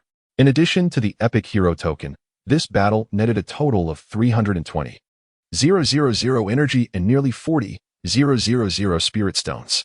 It was certainly worth the long journey I undertook. With a mere wave of his hand, Jiang Chen made the colossal corpse of the tiger demon vanish from sight. Unlike the dark races, the bodies of the demon clan are treasures in themselves. Fortunately, even the largest items can be stored within the Lord's space without occupying more than a single slot. Having gathered his spoils, Jiang Chen felt a surge of satisfaction. Xiao Jiao, let us return. The journey from arrival to the conclusion of battle had taken no more than 10 minutes. Upon the back of Long Jiao, Jiang Chen could not help but exclaim, "This went exceedingly smoothly. It feels as though I merely came to procure goods." Long Jiao interjected, "My lord, should we inform Lord Xinxia? She is likely still devising a strategy to conquer this tiger demon." "No need." "Why not?" "Because I am a paragon of virtue." He chose to ignore Long Jiao's prying inquiries thereafter. Jiang Chen accessed the exchange. The hero power rankings were set to be announced shortly. He still intended to place a final wager at the last moment. Jiang Chen departed half an hour ago. 12 colossal iron eagles descended upon the battlefield. Yin Man surveyed the desolate scene, filled with doubt. "Sister Meng, the coordinates you calculated are indeed here, correct?" Meng Tian leaped from the iron eagle, scanning the area, and her expression shifted. "This is bad. Someone has beaten us to it." Yin Man was taken aback. Could it be that classmate and Chu Xiao acted prematurely? Unlikely. Meng Tian responded skeptically. The signs of battle suggest there weren't any large forces involved. Moreover, if it were indeed a level 10 demon hero, Its strength would likely exceed 100 stars. How could a group of novice lords eliminate it so swiftly? Yin mused, could it be that the tiger demon fled upon seeing so many people? Just as Ming Tian was about to reply, she suddenly turned. Someone is coming. Soon, dozens of lords, accompanied by over 1,000 heroic troops, made their grand entrance at the valley's mouth. Upon spotting Yin Man and the formidable Iron Eagle warriors, and Chu Xiao froze in astonishment. You are Lord Yin Man. Each lord in the town's leaderboard possessed an avatar. So it was no surprise that this remarkable figure was recognized immediately, though she was there to claim the monster. Yin Man felt a twinge of uncertainty. I am Yin Man. Hello everyone. Beside her, Lin Mo's expression changed as he scrutinized the remnants of the battle. What a formidable display. No wonder you're a descendant of the winners of the immortal chain. We, numerous lords, have gathered here tirelessly for this epic hero, yet we did not anticipate you would seize it first. Yin felt utterly speechless. Although she had intended to claim the monster, she had not succeeded. It was like this when I arrived. If you don't believe me, there's nothing I can do. Lin Mo's eyes blazed with anger. To participate in the extermination of the epic creature, he had squandered a precious portal. Now, not only had the other party claimed the monster, but they also refused to acknowledge it. Fortunately, he retained his composure. Yin Man's words had lost their flavor. In the battlefield of myriad races, strength reigned supreme, claiming it was claiming it. She had said nothing. Feeling vexed, Yin Man squinted. Not having claimed it means not having claimed it. What you say is of no concern to me. And Chu Xia hastily interjected. Let us prioritize harmony. This encirclement operation is based on contribution, and if Yin Man has claimed it, it is by her merit. Yin Man was left speechless. Suddenly, a second-generation lord from a minor family bellowed. Dare to act but not to take responsibility? Is this how Emperor Qin's successors are educated? And Chu Xia's expression darkened as she shouted, do not speak carelessly. But alas, it was too late. Those who disrespect his majesty shall be executed. Ming Tian swiftly transformed into a streak of light, charging into the enemy ranks. What are you doing? Yin exclaimed. Control your hero. Is this a death wish? Everyone was taken aback by the sudden attack from a hero, apparently acting on its own accord. Gasps echoed throughout the scene. More astonishing was Ming Tian's combat prowess. She formed an intricate seal and gently thrust her hand forward. The Yin-Yang Harmony seal unleashed a terrifying surge of crimson spiritual energy. The dozens of troops, along with an elite hero standing before the second-generation lord, were simultaneously sent flying, their bodies contorting in a manner that suggested they would not survive. Fortunately, Yin Man spoke up in time. After eliminating several troops in a single strike, Ming Tian waved her hand gently. This is merely a lesson. Be grateful for my lady's kindness, or else your neck would have been severed. With a swift motion, the second-generation lord's arms fell away. The cuts as smooth as a mirror. Yesterday Jiang Chen severed a limb. Today, I have severed yours. Yin Man spread her hands, offering a well-meaning suggestion. This classmate, once you return to the main world, do visit a hospital to reattach your arms. Ensure you keep the medical receipts, especially the yellow copies, then seek reimbursement from me. Meng Tian's ruthlessness left all the lords astounded. They gasped and stepped back, overwhelmed by the fearsome hero. What a lethal force. Zhang Hao mused, realizing that if he angered Yin Man, she could easily dispatch a hero to obliterate his territory. Indeed, she was a descendant of the immortal chain, a true embodiment of exceptional quality in heroes. The second-generation lord named Zhang Hao trembled, both in pain and fear. He dared not utter further provocations, and could only vent his frustrations. Jiang Chen, you scoundrel. Look at the mess you've started. And Chu Xiao retorted, what does this have to do with Jiang Chen? Yin Man concurred, indeed, this has nothing to do with classmate Jiang Chen. Suddenly, Lin Mo shrieked, ah, my spirit stones. He quickly opened the trading platform. The betting details read, the top of the hero's strength leaderboard. Those who guess right will take all. If multiple correct guesses, the prize pool will be divided according to the betting proportion. Current bets, 200,000 spirit stones wagered on Lin Mo, yourself, to claim the top spot. Locked in. Locked in. Lin Mo mumbled in a daze. Those who were slower were still puzzled. What is wrong with Lord Lin Mo? But the quick-witted ones gasped in unison. Ah, hurry. The hero strength leaderboard. With less than half an hour remaining before the leaderboard was revealed, the betting would be locked 20 minutes prior. Only a few minutes remained. Everyone went wild. No one paid any heed to Zhang Hao, the second-generation lord who had just had his arms severed. No. It should be said that Zhang Hao no longer cared about the pain in his arms. He rushed to place all his spirit stones on Yin Man. Even the legendary epic boss he had never met was forgotten by the lords. Some, however, remained clear-headed. With so many of us betting on Ing Man, the odds must be laughably low, but such sentiments were quickly drowned out. Are you foolish? Even at odds of 10. It's akin to a stable return of 10 on a fixed deposit. A guaranteed profit. If you don't buy, it's to your detriment. That's true. The once tense battlefield suddenly resembled a bustling marketplace, with an unmistakable scent of copper wafting through the air. Faced with this situation, Ing Man stared in disbelief. Meng Tian fell silent for a moment before softly apologizing. It is all my fault. I have deprived the lady of her chance to profit from the hero strength leaderboard. Please punish me. Sister Meng, you're being overly dramatic. Ing Man quickly waved her hand. The profit from 1,000,000 spirit stones is hardly enough for my daily allowance. I merely thought it amusing to shock these fellows if I were to claim the top spot, like a dark horse. And now, they are indeed shocked. Meng Tian finally felt at ease. At this moment, Lin Emo finally regained his composure and muttered to himself, I still possess 300,000 spirit stones, which I originally intended to reserve for the final seconds of betting. Moreover, with the esteemed reputation of the Divine Riverland family, it is not entirely impossible to accumulate substantial debts and borrow several 100,000 spirit stones. If I manage to place a winning bid against Ing Man, even if this round of gambling yields no profit, I shall not incur significant losses. Contemplating this, he disregarded any sense of embarrassment and hurriedly opened his contacts. Lin Mo, Brother Wei, can I borrow 100,000 spirit stones on behalf of the Divine Riverland family? Minutes swiftly passed. The betting window had closed, and no further wagers were being accepted. With 20 minutes remaining until the announcement of the heavenly decree, the dozens of lords present were all quite satisfied. To their delight, the odds of winning against Ing Man had reached an astonishing 28. This was hardly surprising, as they were merely a handful of lords with limited financial resources. Their frenzied betting had naturally inflated the odds for Lin Mo and the other lords. With such elevated odds, it was only natural for some to seize the opportunity to wager small amounts for the chance of substantial returns. Although they had failed to besiege the epic hero, securing a steady profit of 28 nonetheless made their efforts worthwhile. Haha, we must extend our gratitude to the goddess of early summer for orchestrating this siege. Otherwise, how could we have obtained such timely information? Or perhaps we should thank Brother Zhang Hao for provoking the formidable Ing Man.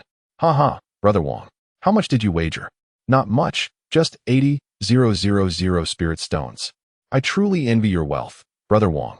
I only have 40,000 spirit stones. Suddenly, someone pointed at the betting situation and laughed heartily. Ha ha ha. Everyone, look. Someone has staked 100 spirit stones on Jiang Chen. Surely, he did not bet that amount himself. Does he possess confidence in his hero's prowess? Humph. This is the blind confidence that comes from a lack of information. Perhaps Jiang Chen has not only an exceptional troop type but also a rare hero. Yet, one cannot entirely blame him.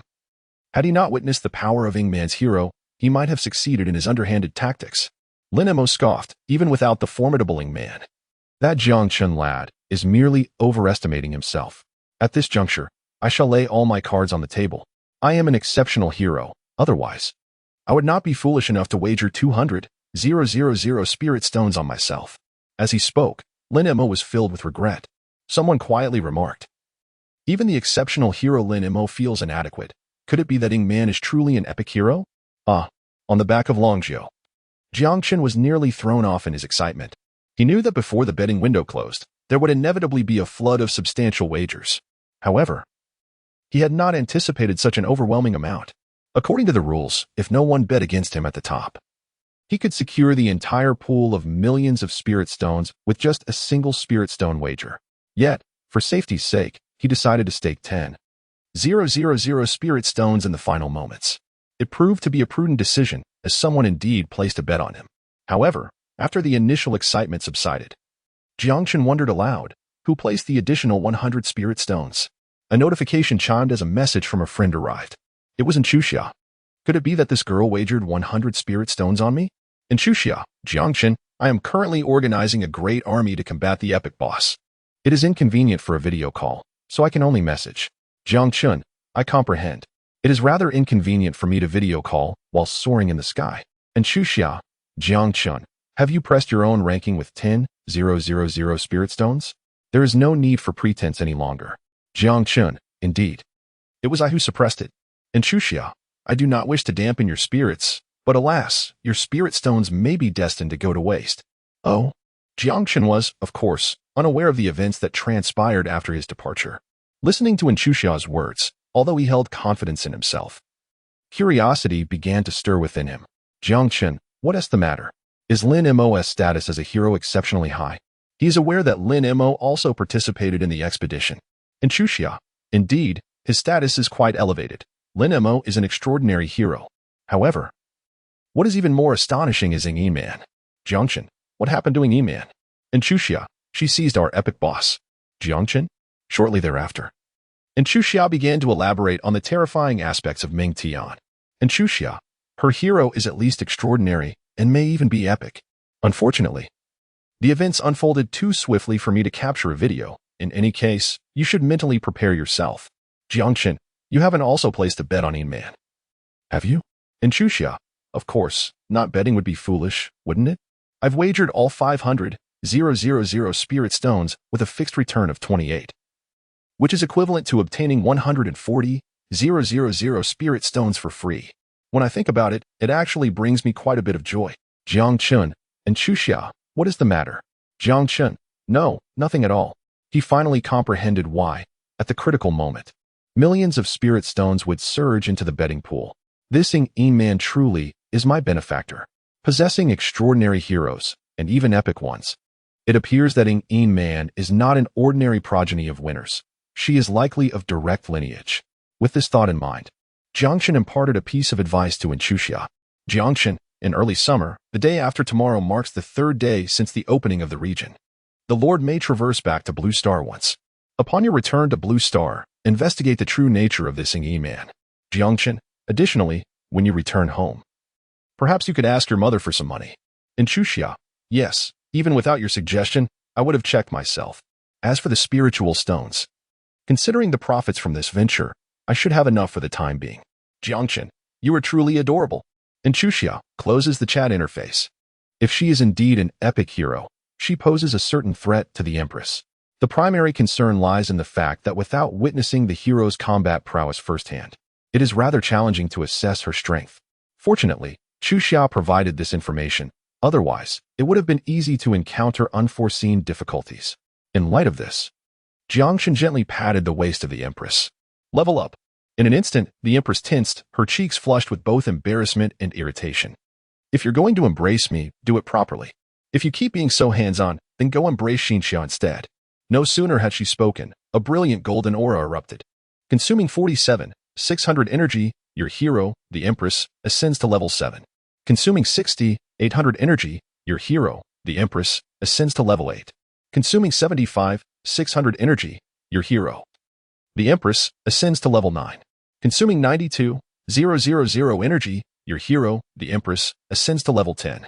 Upon reaching level 10, the Empress's combat power surged dramatically, officially breaking through the 200-star threshold. With a visage contorted in agony, Jiang Chen whispered in the Empress's ear, 27 million energy. Truly, a legendary hero.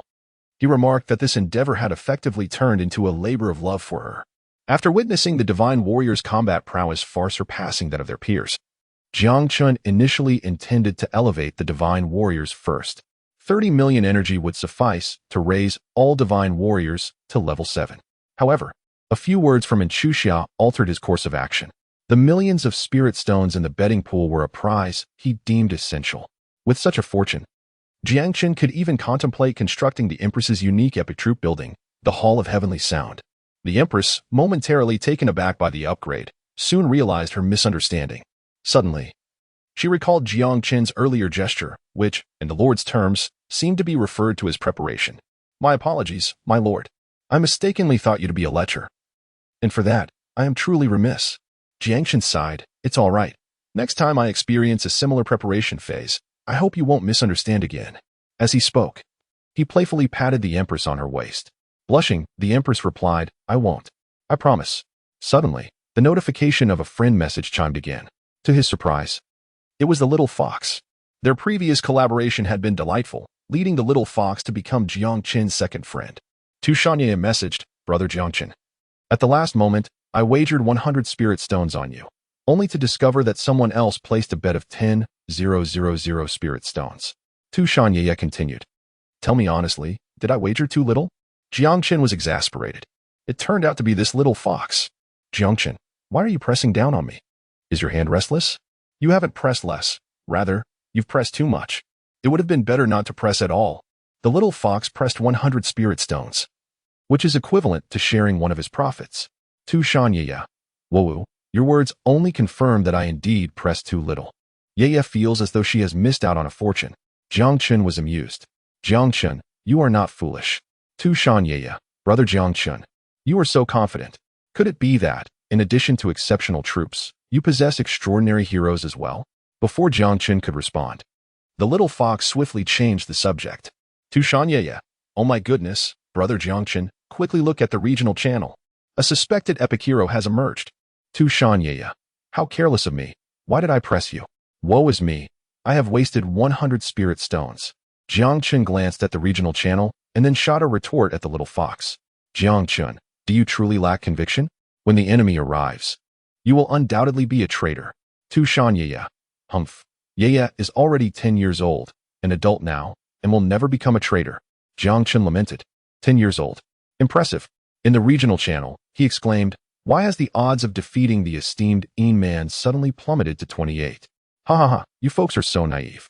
I am currently with the legendary Yin Man, and you clearly haven't witnessed the prowess of his heroes.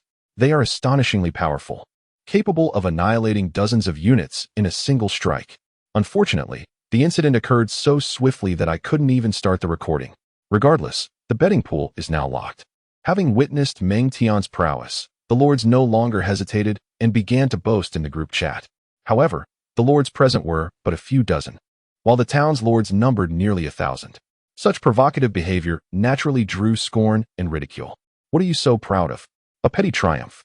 Winning a bet may bring momentary joy, but losing leads to despair. We still have the esteemed Lin Mo. Since he dares to propose a wager, he must be exceedingly confident. Yes, Lin Mo is destined to win. This left Lin Mo in an awkward position. Fearing a deluge of disdain, he dared not utter a word. Someone soon caught on. Wei Ming remarked, Lin Mo, you borrowed 100,000 spirit stones from me to place your bet against Yin Man, didn't you? I kindly lent you my spirit stones, yet you withheld such crucial information from me. Lin Mo replied, Wei, please choose your words carefully. Do not forget that I still owe you money. Wei Ming responded, forgive me, Lin, I misspoke in haste.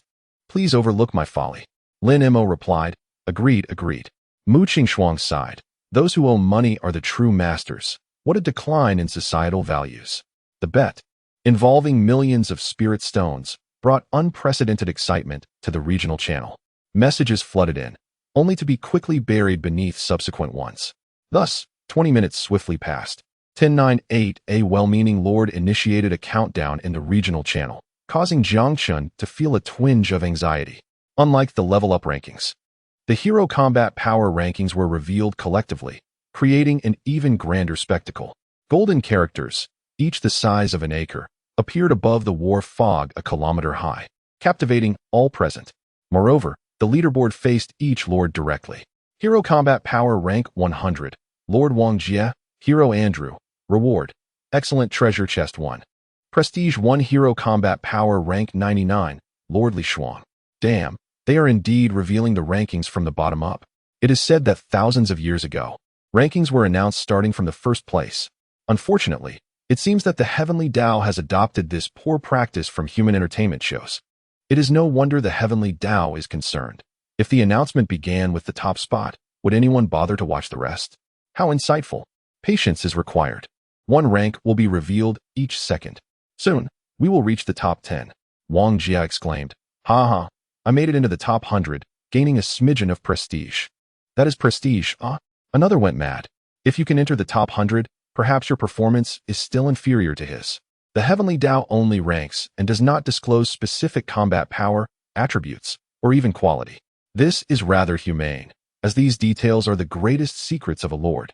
Once revealed, they can easily be exploited by adversaries. In less than 2 minutes, ranks 11 to 100 were unveiled. Although the items awarded were all excellent treasure chests, the prestige varied significantly. Hero combat power rank 10, Lord Wei Ming, Hero Ava, reward, Rare treasure chest 1, prestige 20. Wei Ming said. Look at how many great figures we have in our little town. Even my rare hero only ranks 10th. At least I made it into the top 10 and secured a rare treasure chest. Mu Qingshuang cheered, congratulations. The world Jiang Chen hailed from was profoundly different. Blue Star boasted powerful dynasties such as the immortal Qin, the prosperous Tang, and the great Ming, alongside countless millennia-old noble families, thus maintaining a lower degree of centralization. Consequently, most resources were monopolized by these noble houses, rendering the military increasingly impoverished. Mu Qingshuang, a lieutenant in the military, was merely an elite hero. Lin Mo commented, placing 10th is quite commendable. What does my second place matter? It too yields a rare treasure chest. Wei Ming retorted, at least I have higher prestige. Odd. Why hasn't the 9th rank been announced yet? Was your lordship's lesson taught by a music instructor? Don't you know that the intervals for the top 10 will be appropriately extended? It is only reasonable. For the top 10, there should be some grandeur. They ought to linger a while. Soon, the glory belonging to Wei Ming faded, and a new line of golden text emerged. Hero Combat Power Rank 9. Lord Tu Shanyaya, Celestial Fox Clan.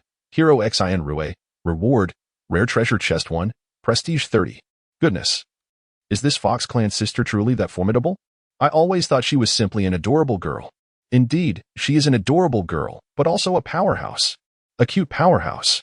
Tu Shanyaya lamented, woe is me, I wagered 100 spirit stones on myself, and now I stand to lose immensely. Jiang Chen, did you place a bet as well? Just how many people did you wager on? Though he was grumbling, Jiang Chen felt a twinge of astonishment within. This little fox turned out to be a rare hero? And Chu Xia, the beloved only daughter of the East Sea City Lord in Luoxi, was merely a rare hero as well. She ranked 8th on the hero power rankings. Lord and Chu Xia. The top 10 were soon unveiled. Unsurprisingly, apart from Tu Shanyaya, the rest of the top 10 were well-known second-generation lords. Yet, an unexpected turn of events transpired. When the 3rd place was announced, the crowd fell into a momentary silence. Lin Mo 3rd place? How could I be 3rd? Isn't the esteemed Lin Mo a distinguished hero? Goodness, our little town conceals another lord with an extraordinary hero. Truly a hidden gem. Generally, a single rare hero should suffice to claim the top position in a novice town. Wei Ming, I'm quite excited. I truly wish to know who this esteemed person is. And Chu Xia, it will be revealed shortly. The 2nd place is about to be announced. Tu Shanyaya, the 2nd place wouldn't be my brother Jiang Chen, would it? Lin Mo, what nonsense are you spouting? Yin Man. To have 2 distinguished heroes emerge from a novice town, Jiangnan province is indeed brimming with talent. Lin Mo, Yin Man. Please don't belittle us. Compared to Longzhou, our Jiangnan province lacks depth. Yin Man. We're doing quite well. Not everyone in Longzhou is as formidable as I am. The interval between the announcement of the 3rd and 2nd places stretched once more. Suddenly, a voice cried out, look, the 2nd place has been announced. I am eager to see who this esteemed individual is, so adept at concealing their prowess. The crowd looked up. Upon seeing the golden letters illuminating the sky, everyone was left dumbfounded. Hero Power Rankings, 2nd place. Lord Yin Man, Hero Ming Tian, Reward, Rare Treasure Chest 1, Prestige 100. A silence lingered for a full 10 seconds.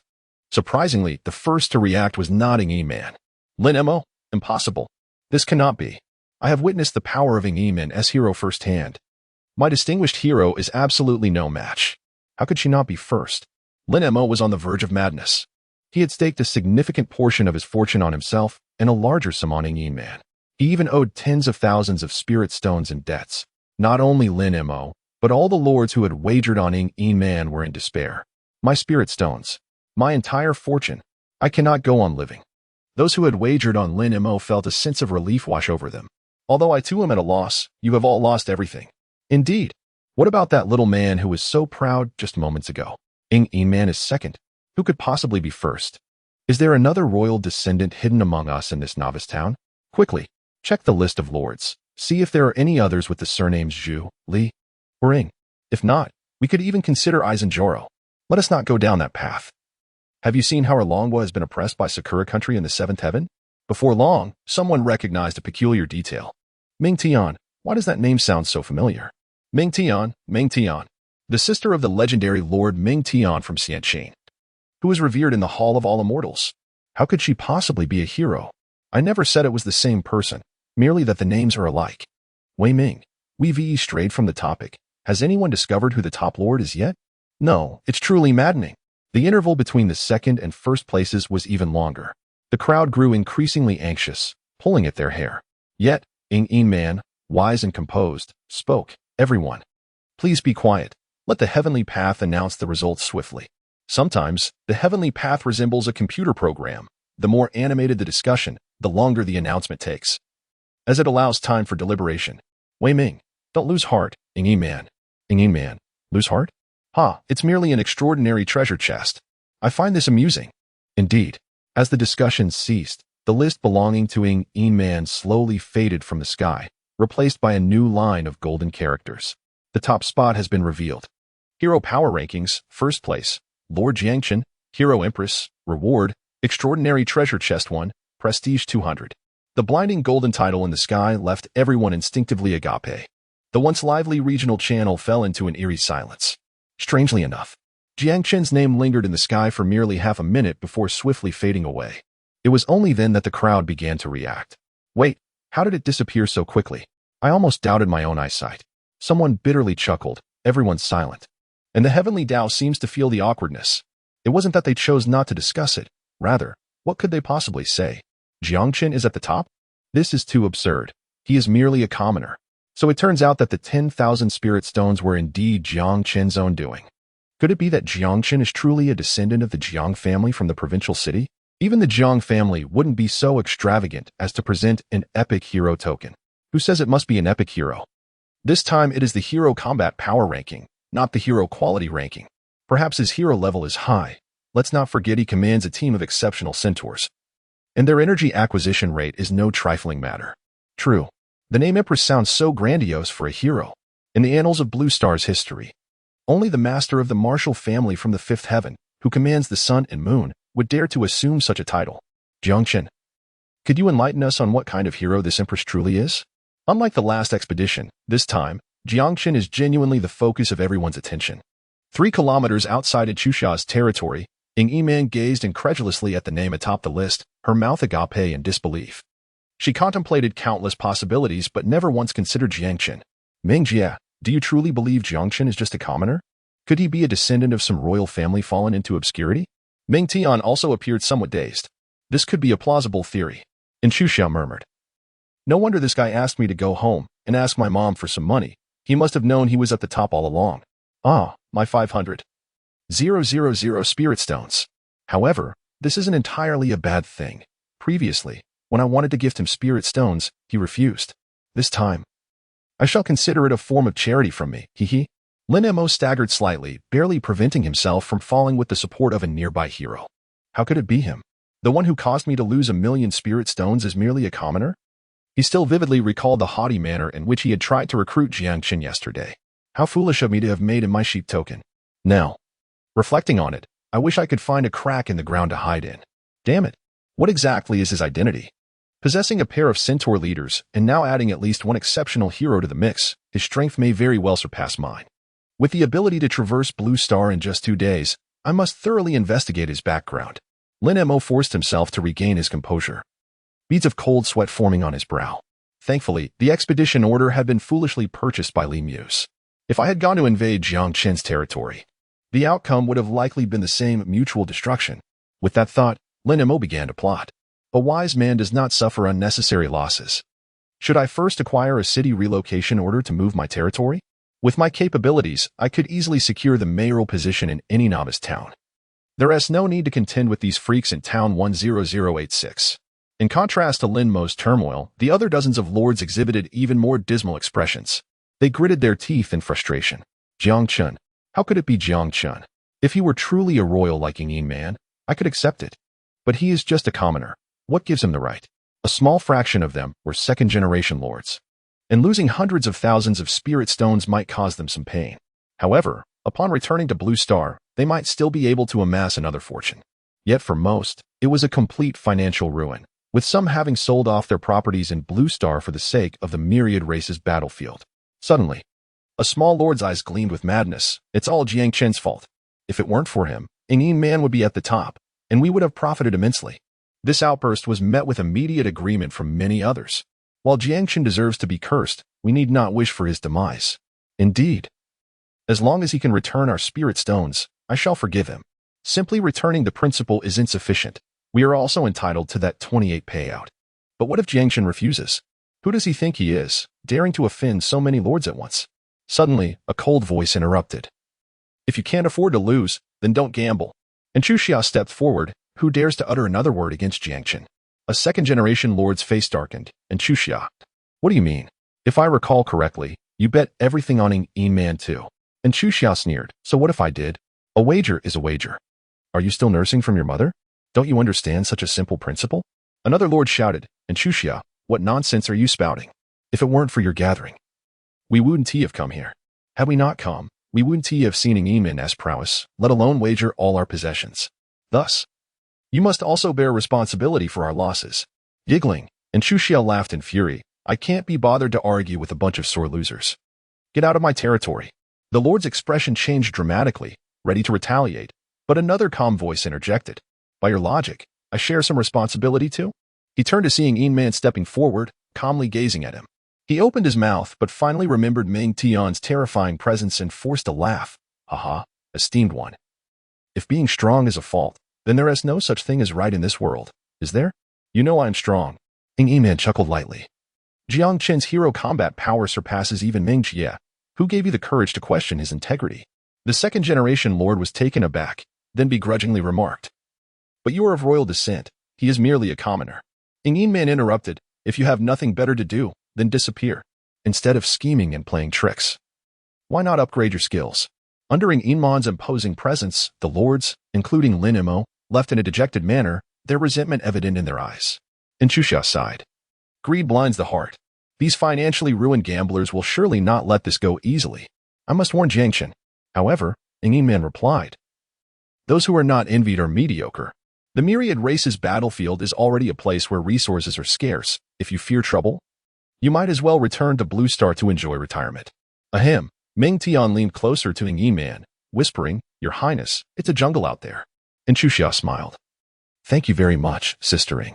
By the way, I am 19 years old. Is it all right for me to call you sister? Yin Man beamed. Then I shall call you Sister Chu Xia.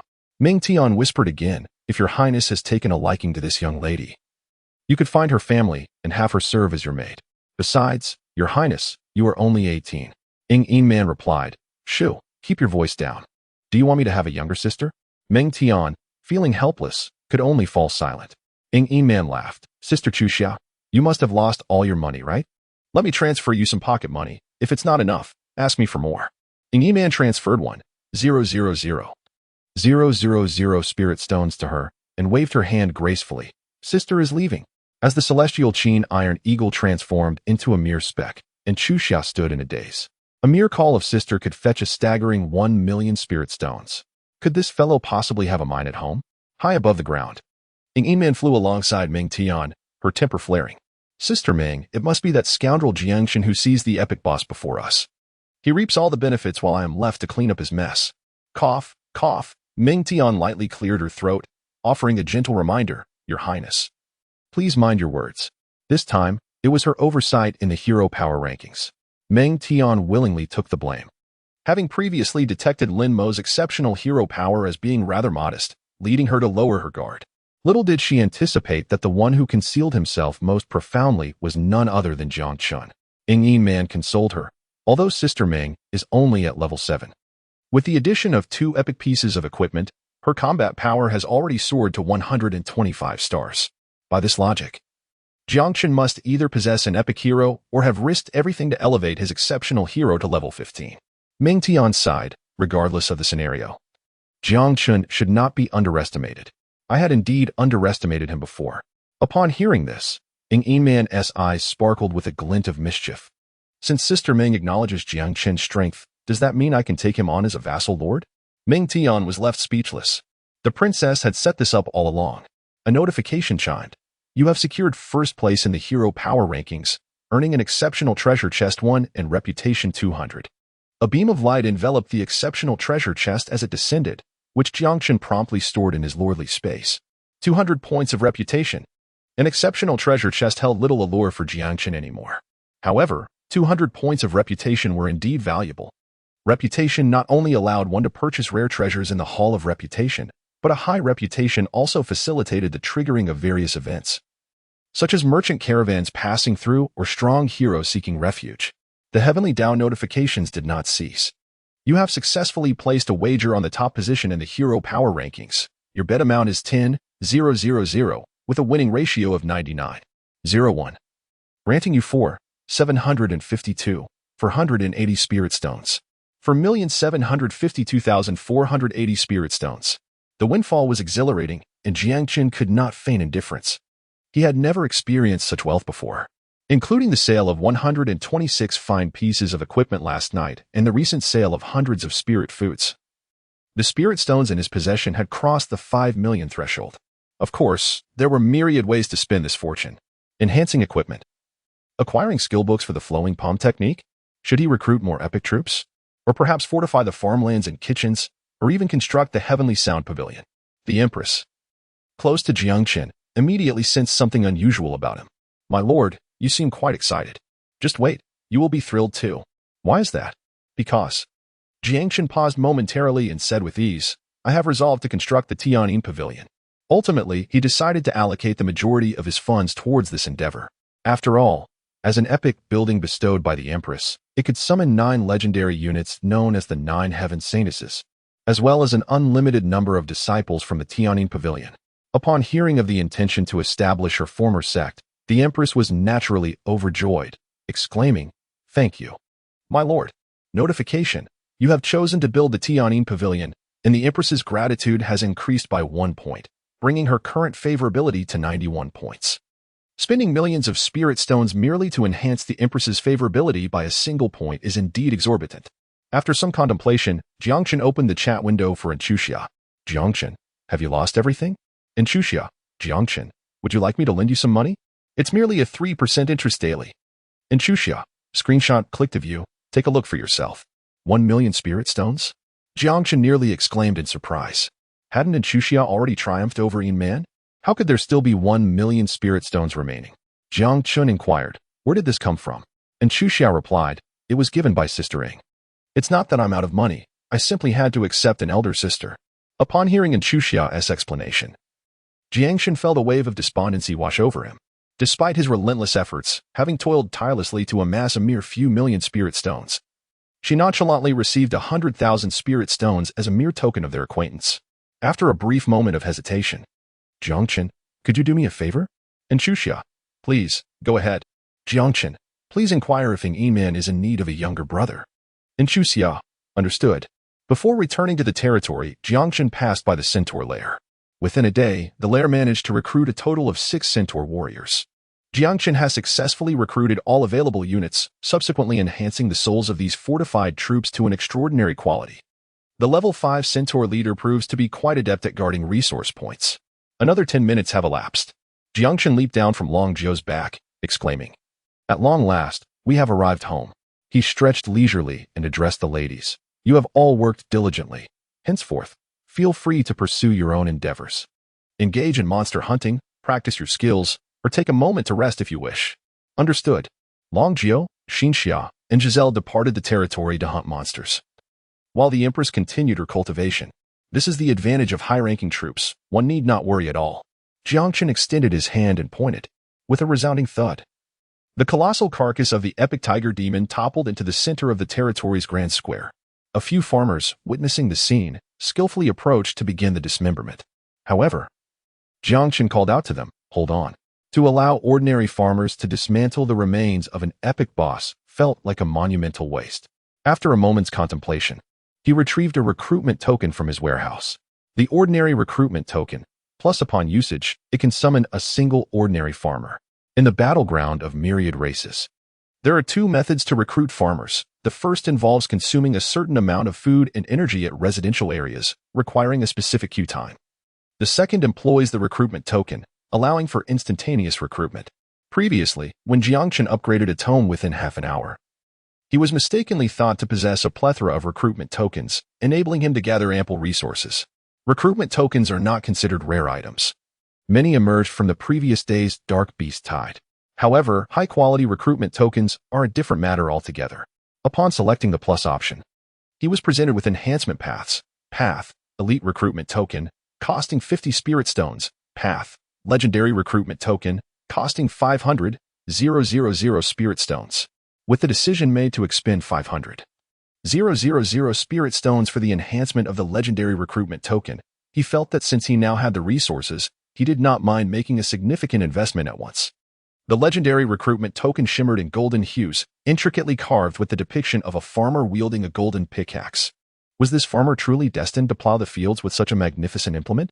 Jiang Chen uttered a casual remark before gently tossing forth the command, "Recruit." Soon, a farmer emerged from the summoning portal. He was a middle-aged man, exuding an air of simplicity, yet his eyes were tranquil as still water. Evoking the age-old adage, "Great wisdom appears foolish." The man was evidently a native of the Myriad Realms battlefield, showing no surprise at his situation. Upon encountering Jiang Chen, he immediately performed a respectful bow, addressing him.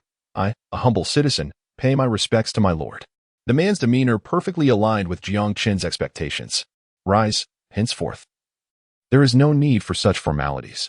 What pleased Jiang Chen the most was the absence of a name. "From now on, you shall be called Farmer One." "What a splendid name!"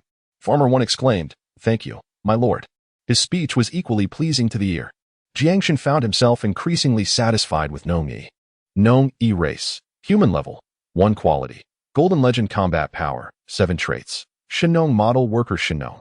When engaged in production activities such as gathering, disassembling, or mining, work efficiency is enhanced tenfold, output is increased 5-fold, and there is a 10% chance of quality improving by 1 tier, not exceeding the legendary quality. Model worker. Under his influence, the work efficiency of the farmers in the territory is elevated by 20. The Shinong trait seemingly defies the law of conservation of mass. Meanwhile, the model worker trait is akin to that of a minor hero. His combat power is impressive as well, starting at 7 stars, which is certainly far superior to that of this lord. Nong Yi, proceed to disassemble this tiger demon. Gazing at the corpse of the tiger demon, Nong Yi exclaimed in astonishment, "An epic demon hero. My lord, your methods are truly remarkable."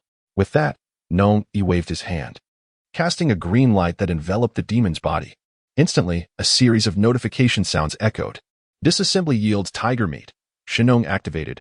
Output increased 5-fold. Obtaining tiger meat. Epic. 5. Disassembly yields tiger bones. Shinong activated. Output increased 5-fold. Obtaining tiger bones. Epic. 5. Disassembly yields tiger whips. Shinong activated. Output increased 5-fold. Quality improved by 1 tier. Obtaining tiger whips. Legendary. 5. In less than a minute, the hefty tiger demon, weighing over 10 tons, was transformed into various materials. With the blessing of Shinong, a total of 500 portions of tiger meat, 200 tiger bones, 5 tiger skins, and 5 tiger whips were acquired, including a fraction of legendary quality ingredients and materials. This was nothing short of madness. It is worth noting that these were all at least of epic quality.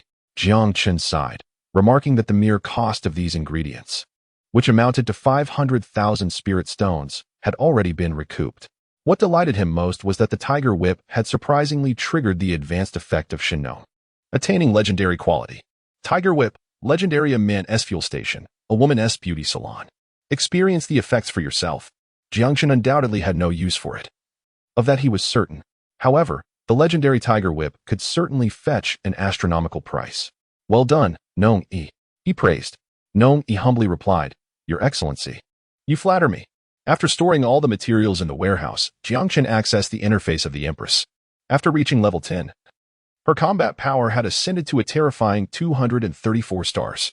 After admiring the Empress's formidable attributes for a while, Jiang Chen turned his attention to the hero building section.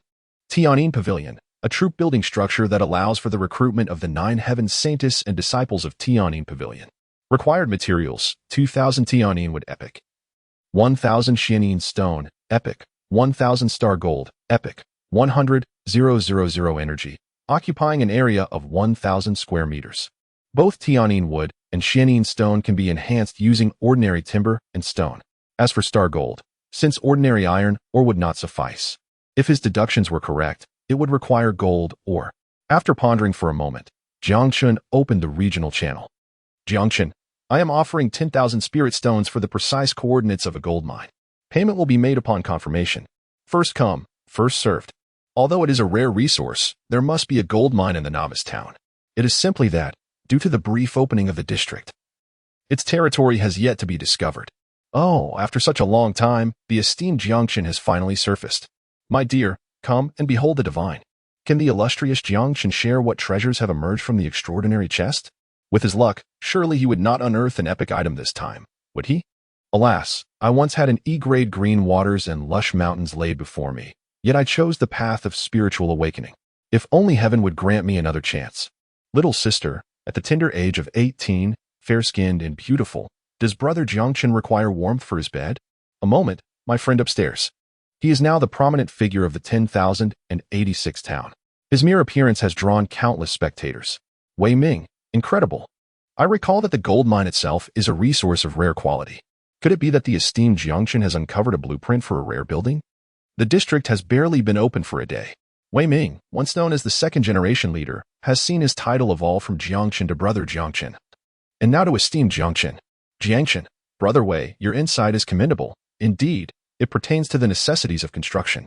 There is nothing to conceal in this regard. Anyone who has completed junior high school can deduce it. However, no matter how imaginative they may be, they could never fathom that what Jiang Chen intends to construct is not a rare building, but rather an epic military structure. Wei Ming, so esteemed Jiang Chen, what are your coordinates? Surely, the location of the gold mine cannot be too far from you. Jiang Chen, any door? Wei Ming, any door? Jiang Chen, you're incredible. Could it be the one just obtained from the extraordinary treasure chest? Suddenly, Ying Man appeared. Is the any door for sale? I shall take it for 1,000,000 spirit stones. Jiang Chen nearly lost his breath. On Blue Star, the price of a portal is approximately 100,000 spiritual stones. The reason Ying Man offered such an exorbitant price is merely because one can only carry 10 slots of items for each round trip to Blue Star. Truly, the wealthy are devoid of humanity. In the presence of such affluence, Jiang Chen must also maintain a cordial demeanor. Jiang Chen, winning Yinan is truly impressive. I still have the use of the portal this time. I will definitely reach out to you next time. Winning Yinan, Jiang Chen. It seems you have made quite the gains today. If you possess any high-tier items that you no longer require, feel free to sell them to me. I assure you the price will be to your satisfaction. This does seem feasible. He currently possesses dozens of rare and exceptional items lying idle in his inventory. Jiang Chen, let's first add each other as friends. I will organize everything tonight and send it to you to see what you need. Ying Man, all right. Wei Ming, esteemed Jiang Chen, kindly add me as well. Jiang Chen pondered for a moment and replied, all right, although Wei Ming was a second-generation leader. His initial impressions were quite favorable. Thus, Jiang Chen's list of friends expanded to 4, and Chuxia, Tu Shanyaya, Ying Man, and Wei Ming. Upon hearing about the new additions, the other leaders instantly perked up. Jiang Chen, could you possibly add me as well? My surname is Jiang too. Perhaps we are long-lost brothers. Does brother Jiang need a sister? Quickly add your little sister as a friend. I wouldn't mind being called daddy instead of brother. Jiang Chen sighed, lamenting the evils wrought by money. Suddenly, He interjected, esteemed Jiang Chen, I once inadvertently stumbled upon a gold mine. If it pleases you, I could first take a photograph for your perusal. The prospect of a lead so swiftly presented caused Jiang Chen's eyes to sparkle with intrigue. Jiang Chen, excellent. Send it to me privately. With everything progressing so smoothly, Jiang Chen felt elated. Yet, just as he closed the regional channel, and Chuxia initiated a video call. As soon as the connection was established, and Chuxia's expression turned grave as she said, Jiang Chen, I am uncertain about your intentions regarding the gold mine. But you must absolutely avoid entering Heqi's territory. Jiang Chen inquired curiously, why? And Chuxia replied, Heqi is also a second-generation leader. One of the lords I summoned today to jointly eliminate the epic boss. You have emerged as a formidable force in the hero combat rankings, causing these individuals to face ruin. They are likely contemplating how to take revenge on you. This could very well be a trap. Against me? Jiang Chen exclaimed with delight. So, I can save my 10,000 spirit stones. And Chuxia paused for a moment, then, with a hint of resignation, remarked, Jiang Chen, your unique perspective leaves me at a loss for words. They have dozens of lords among them, if they truly unite. It would mean you are simultaneously contending with scores of heroes and thousands of troops. During the day, if it weren't for Sister Ying's noble status, she might not have been able to deter these individuals. Jiang Chen chuckled. Your way of calling me Sister Ying is quite charming. And Chuxia retorted playfully, I was speaking seriously. Do not forget the most vital quality of a leader. It is steadiness. Jiang Chen replied, shedding his jest. Rest assured, I am well aware of the gravity of this matter. I shall not act rashly without absolute certainty. And Chuxia sighed in relief. That is good to hear. I trust you are not an impulsive person. After disconnecting the video, Jiang Chen clasped his hands towards the heavens. May the heavens protect me. This truly is a trap. He had never prayed so fervently before. While 10,000 spirit stones were trivial, energy was paramount. With dozens of lords, numerous heroes, and thousands of troops. How much energy could they provide me? It is indeed exhilarating. The heavens wish for Jiang Chen's demise, and thus they must first drive him mad. He declared passionately, the location of the gold mine lies in a valley with only 2 entrances.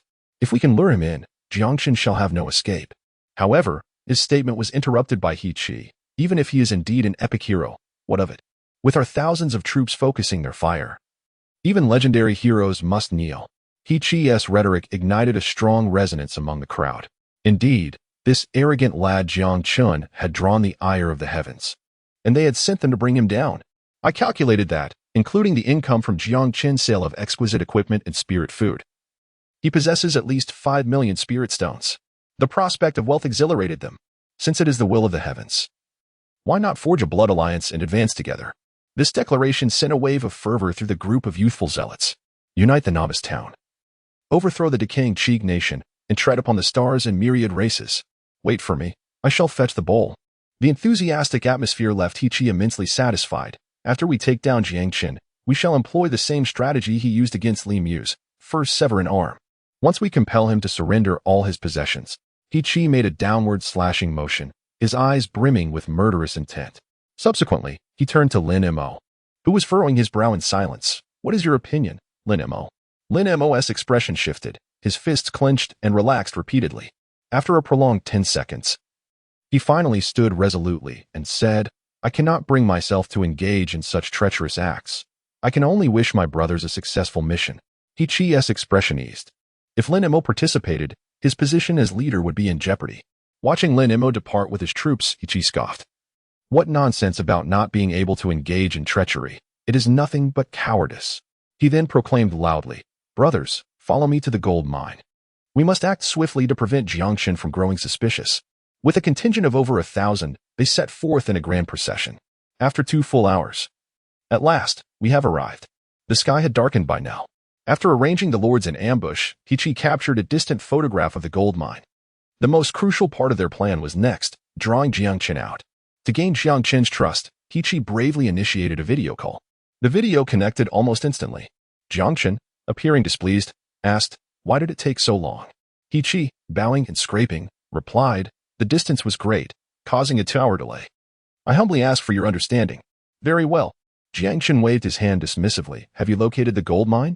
He Qi immediately sent the photograph. Please take a look. Esteemed Lord, Jiang Chen frowned and said, It certainly resembles a gold mine, but it is rather distant. He Qi, adhering to his prearranged explanation, elaborated. The sky has grown somewhat dim, and the guardian creatures of the gold mine are level 12 earth spirit archers. Thus I can only capture a few photographs from a safe distance.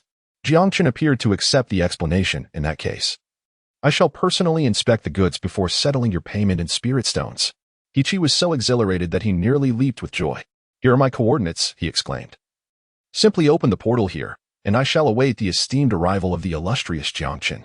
What struck him as peculiar was that Jiang Chen seemed even more elated than he was. However, he dismissed the thought, attributing Jiang Chen's enthusiasm to the significance of the gold mine. After terminating the communication, He Qi pumped his fist in triumph. It's done. Soon after, a portal materialized beside He Qi, with Xinxia and Giselle stepping through first. The 2 goddess warriors cautiously confirmed the area was safe before gesturing for the others to follow.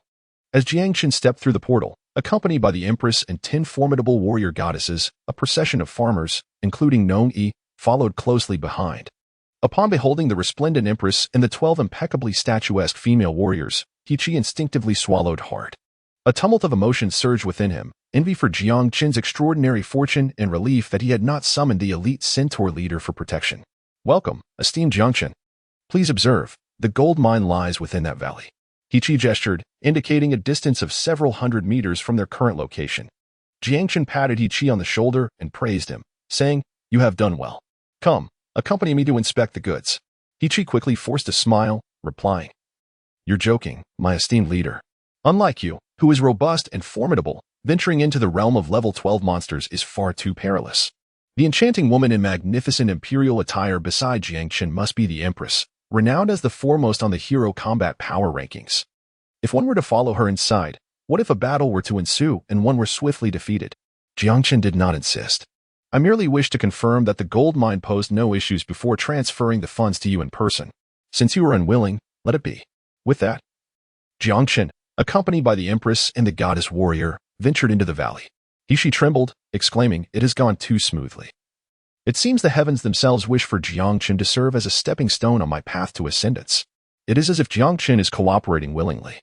My lord, the Empress remarked, walking alongside Jiang Chen, her lips barely moving.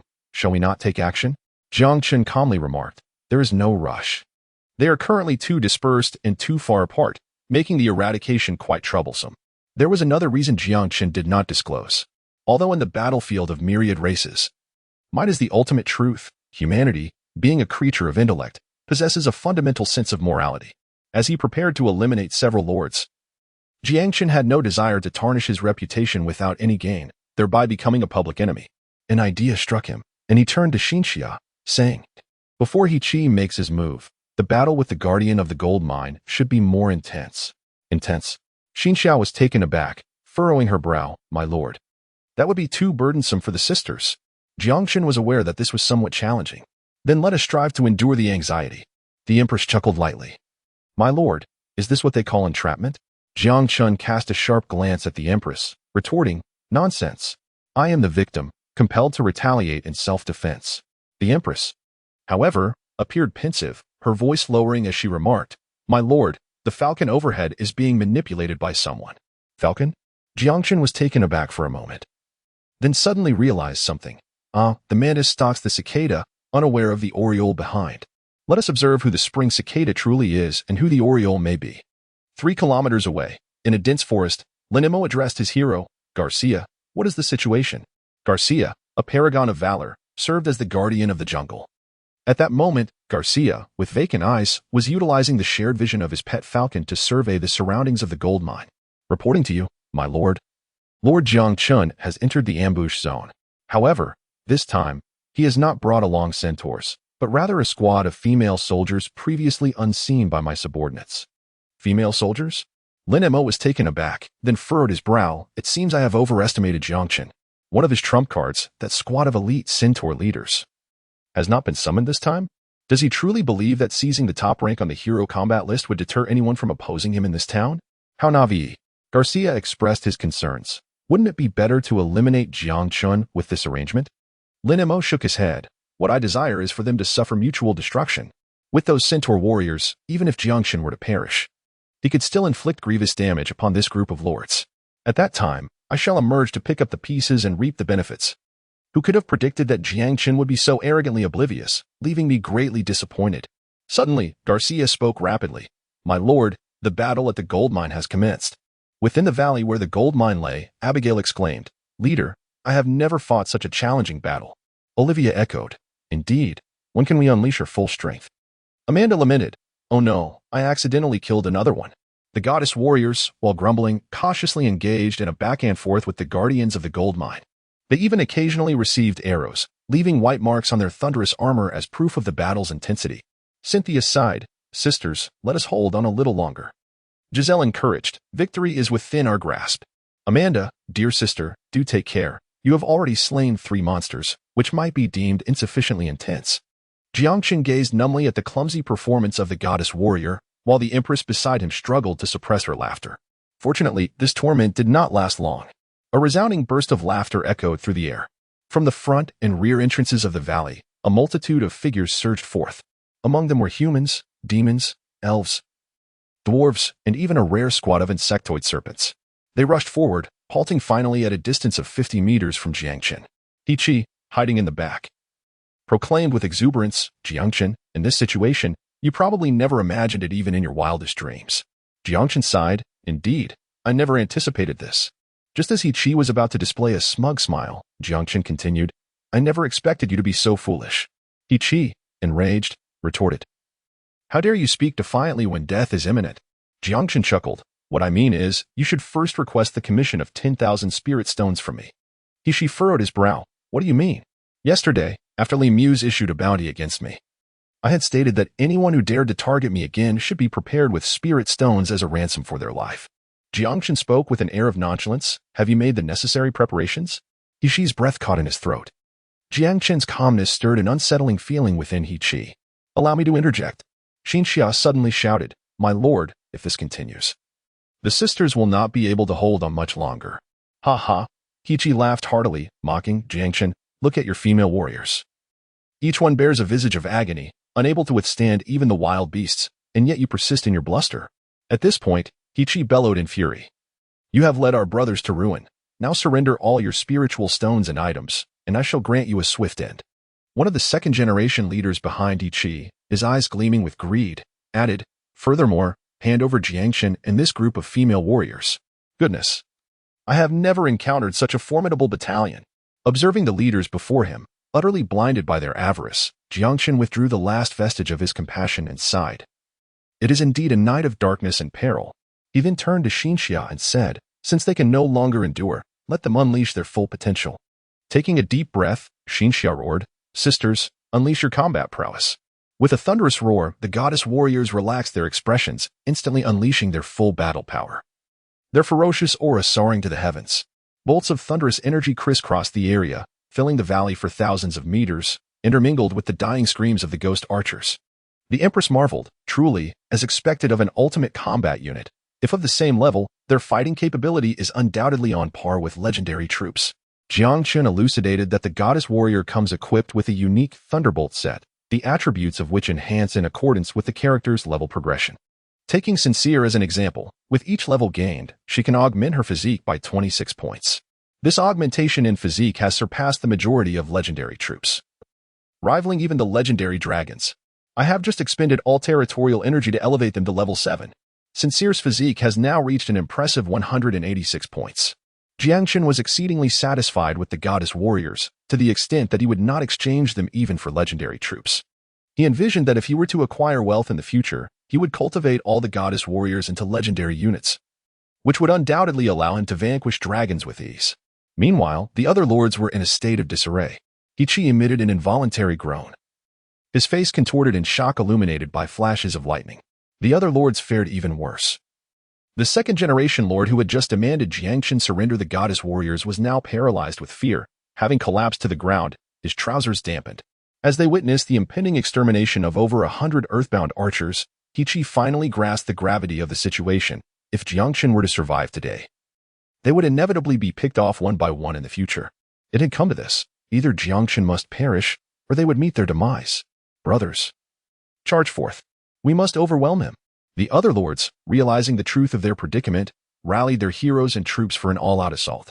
However, instinctively, they retreated a few steps, aware of the peril that lay ahead. Jiang Chen lamented, Your intellect and tactics are commendable, yet your strength is woefully inadequate, Empress. Indeed.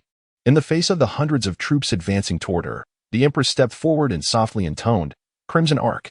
With a fluid motion, she drew, slashed, and sheathed her sword in one seamless action. A crimson blade of energy, spanning several dozen meters, swept forth, a skill inherent to the Scarlet Sacred Words. When the Empress was at level 6, this technique could effortlessly annihilate even level 10 elite troops. Now, having ascended to level 10 herself, she found it trivial to face these warriors, boasting a maximum power of 30 stars and heroes exceeding 40 stars, like slicing through vegetables. The hundreds of charging soldiers, whether they were ordinary militia of level 5 or the rare level 7 serpent assassins, were all cleaved in half by a single stroke. Although the Empress was primarily a melee hero, her sword energy surpassed the range of most ranged units. Many ranged soldiers perished without even entering her range. Lost in the chaos, only a handful of dwarf soldiers, leveraging their height advantage, managed to avoid demise, standing bewildered in place. Crimson, green, and yellow blood stained the earth, while severed limbs twisted grotesquely upon the ground, crying out in agony. In an instant, the battlefield transformed into a hellish scene of carnage. The Empress returned to Jiang Chen's side, shaking her head, too weak. On the battlefield, aside from the goddess warriors still dispatching the remnants of the Earthfire archers, time seemed to have been abruptly halted. The lords, though unharmed, felt as if someone had struck a gong violently beside their ears. The sound reverberated, By the heavens! A blade of energy that surpasses the range of archers? How are we to contend with this? He murmured, is the Empress truly such a formidable epic hero? At that moment, having dispatched the guardian of the gold mine, the goddess warrior silently took her place beside Jiang Chen.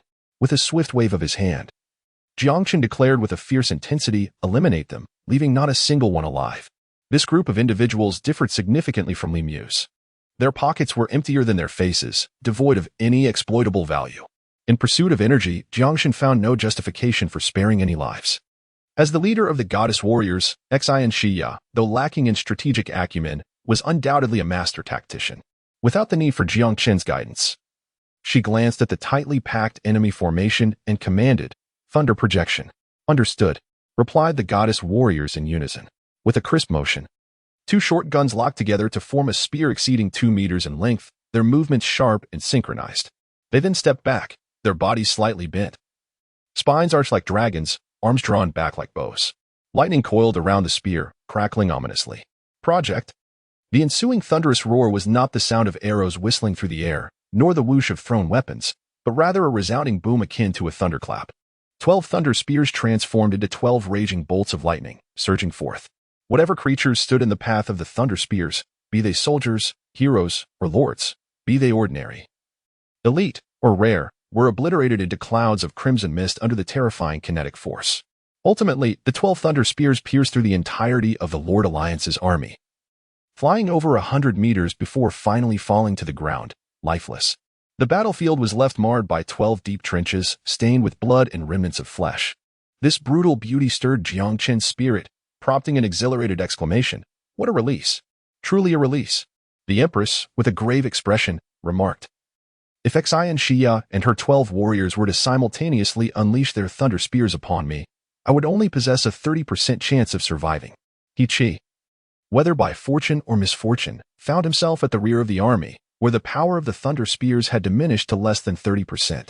Nonetheless, he was struck through the chest, the immense force obliterating all his internal organs, leaving only a few ribs to tenuously support his upper body.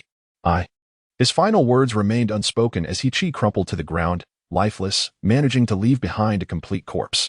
The surviving lords were on the brink of collapse. Flee for your lives, they cried out. Please, spare me. Jiang Chen, I was wrong. I shall never defy you again. Grant me mercy. As a commoner, if you dare to kill me, my family will ensure you can never return to Blue Star. The night sky echoed with cries of desperation, pleas for mercy, and threats. Some of the quicker-witted among them recalled Jiang Chen's proclivities. Jiang Chen, I have money to buy my life. If you spare me, I will gladly offer all my spirit stones. Although my sister possessed no wealth, she hailed from the Zhang family of Baya City, who would surely be willing to pay a substantial ransom. Moreover, she could keep you warm at night. Yet Jiang Chen's gaze remained indifferent. He understood that should he fall into their clutches, his demise would be inevitable. As a commoner, the second-generation lords would harbor no qualms. For even the military would retreat before the might of the powerful lord families. Most importantly, these individuals were already financially destitute. Thus, the most prudent choice was to leave no survivors. Receiving no new orders, Xian Shiya instinctively grasped Jiang Chen's intent. She reached out, and the thunder spear, which had been embedded hundreds of meters away, instantaneously vanished from its location, reappearing in her grasp. Jiang Chen gazed upon this display with envy. Incredible, truly remarkable. It is worthy of being a fated divine weapon, possessing a spatial array. The goddess warrior class grew increasingly appealing to him. The other goddess warriors followed suit, recalling their weapons and advancing toward the surviving lords with lethal intent. Suddenly, a voice pierced through the chaos and Chuxia. Jiang Chen, where are you? Are you in danger? Don't overexert yourself if you can't win. They are far too numerous. How does she know I'm in a fight? Jiang Chen pondered. Jiang Chen was momentarily puzzled before he smacked his forehead. How could I forget that the death of a lord would be announced in the regional channel? With enemies still in sight, Jiang Chen refrained from hastily replying to Chuxia. Unbeknownst to him, the regional channel had erupted in chaos. As night fell, the lords dined and engaged in light-hearted banter on the regional channel. Once darkness enveloped the land, visibility for the lord units would be significantly impaired. To play it safe, many lords chose to conserve their energy or train in low-level monster zones after nightfall. Today's hero power rankings had seen a tumultuous turn of events. Although a small sum was lost, it was truly exhilarating. Our town is indeed a hidden gem. Lin Mo is quite formidable. But little did we expect that Jiang Chen would surpass the grating Yin. Who do you suppose will become our town's mayor in the future? Naturally, it will be my brother Chen. To the girl upstairs, I understand that Jiang Chen is handsome, but idolization is unwarranted. While Jiang Chen is indeed impressive, he lacks the deep-rooted heritage. If he provokes the formidable Yin Yin, who knows what might happen when she returns to Blue Star in a couple of days to procure some epic military symbols. Regardless, Brother Jiang is the best. Shall we wager again? All right. In order for the town to break the barrier and initiate the mayoral contest, we need 100 lords to reach level 3, and currently, no one has even attained level 2. So what is there to worry about? Speaking of level 2, why hasn't the Heavenly Tao announced the upgrade reward system yet? Amidst the Lord's harmonious chatter, an announcement echoed. Lord Yiqi has been slain by Lord Jiang Chen. It should be forthcoming. Announcement. Lord Wang Ken has been slain by Lord Jiang Chen. Announcement. Lord Wang Ming has been slain by Jiang Chen. A continuous stream of 12 death announcements suddenly silenced the regional channel. For a full minute, no lord dared to send another message, seemingly stupefied by the news. The myriad races battlefield is a real world. Once dead, one remains dead. There are no resurrection points. Oh, perhaps that is an imprecise statement. It should be said, there may be means of resurrection, but none have ever manifested in the annals of human history. Is today April Fool's Day? Finally, someone could no longer endure the oppressive silence. Counting, 18 lords had perished in an instant. What on earth transpired? This is terrifying. In just one day since the opening of the region, our town has lost only 8 lords, and now 18 have fallen at once. Yiqi, Wang Can, and others are members of lordly families. While they cannot compare to the Yin and Lin families, they are still of noble lineage. What enmity could have driven Jiang Chen to cross swords with so many lordly families? The tides are about to change. And Chu Xiao exclaimed, what should I do if Jiang Chen does not respond to me? I declare, anyone who dares to lay a finger on Jiang Chen, I shall not rest until they are dead. I said, dear sister, it is Jiang Chen who is currently slaying others, is it not? And Chu Xiao replied, I do not care. Finally, someone voiced the most reasonable speculation. Perhaps, Jiang Chen inadvertently triggered a trap that they stumbled upon. How did I not think of that? As long as it is an accident, it is acceptable. No sooner had the words left their lips than another announcement rang out. Lord Kong Guang has been slain by Lord Jiang Chen. How ruthless. Who can get in touch with Jiang Chen and urge him to cease his slaughter? Announcement. Lord Zhang Ming has been slain by Lord Jiang Chen. Even the women are being killed. Perhaps it is because the women are lacking in beauty. Under the witness of everyone in the 10086 town, these lords were mercilessly slaughtered at a rate of one every few seconds. Finally, someone could not bear it any longer. Brothers, I am feeling unwell. I shall take my leave. This is a massacre. Has Jiang Chen gone mad? Is he attempting to adopt the bloodthirsty lord path? It is said that Jiang Chen is an orphan, with no siblings or home, a true embodiment of a predatory lord. Upon hearing the term bloodthirsty lord, everyone fell silent. In the myriad races battlefield, there are 3 mainstream types of lords. 1. Entertainment lords, focused on developing the entertainment industry, such as film, tourism, sports, and dining. An example is the renowned Lord Xin Wanshan from the 6th heaven. 2. Agricultural lords, concentrating on the development of territorial resources. Most are keen on constructing defensive towers. It is said that the greatest agricultural lord of the Qing dynasty, He Shun, had millions of defensive towers in his realm. 3.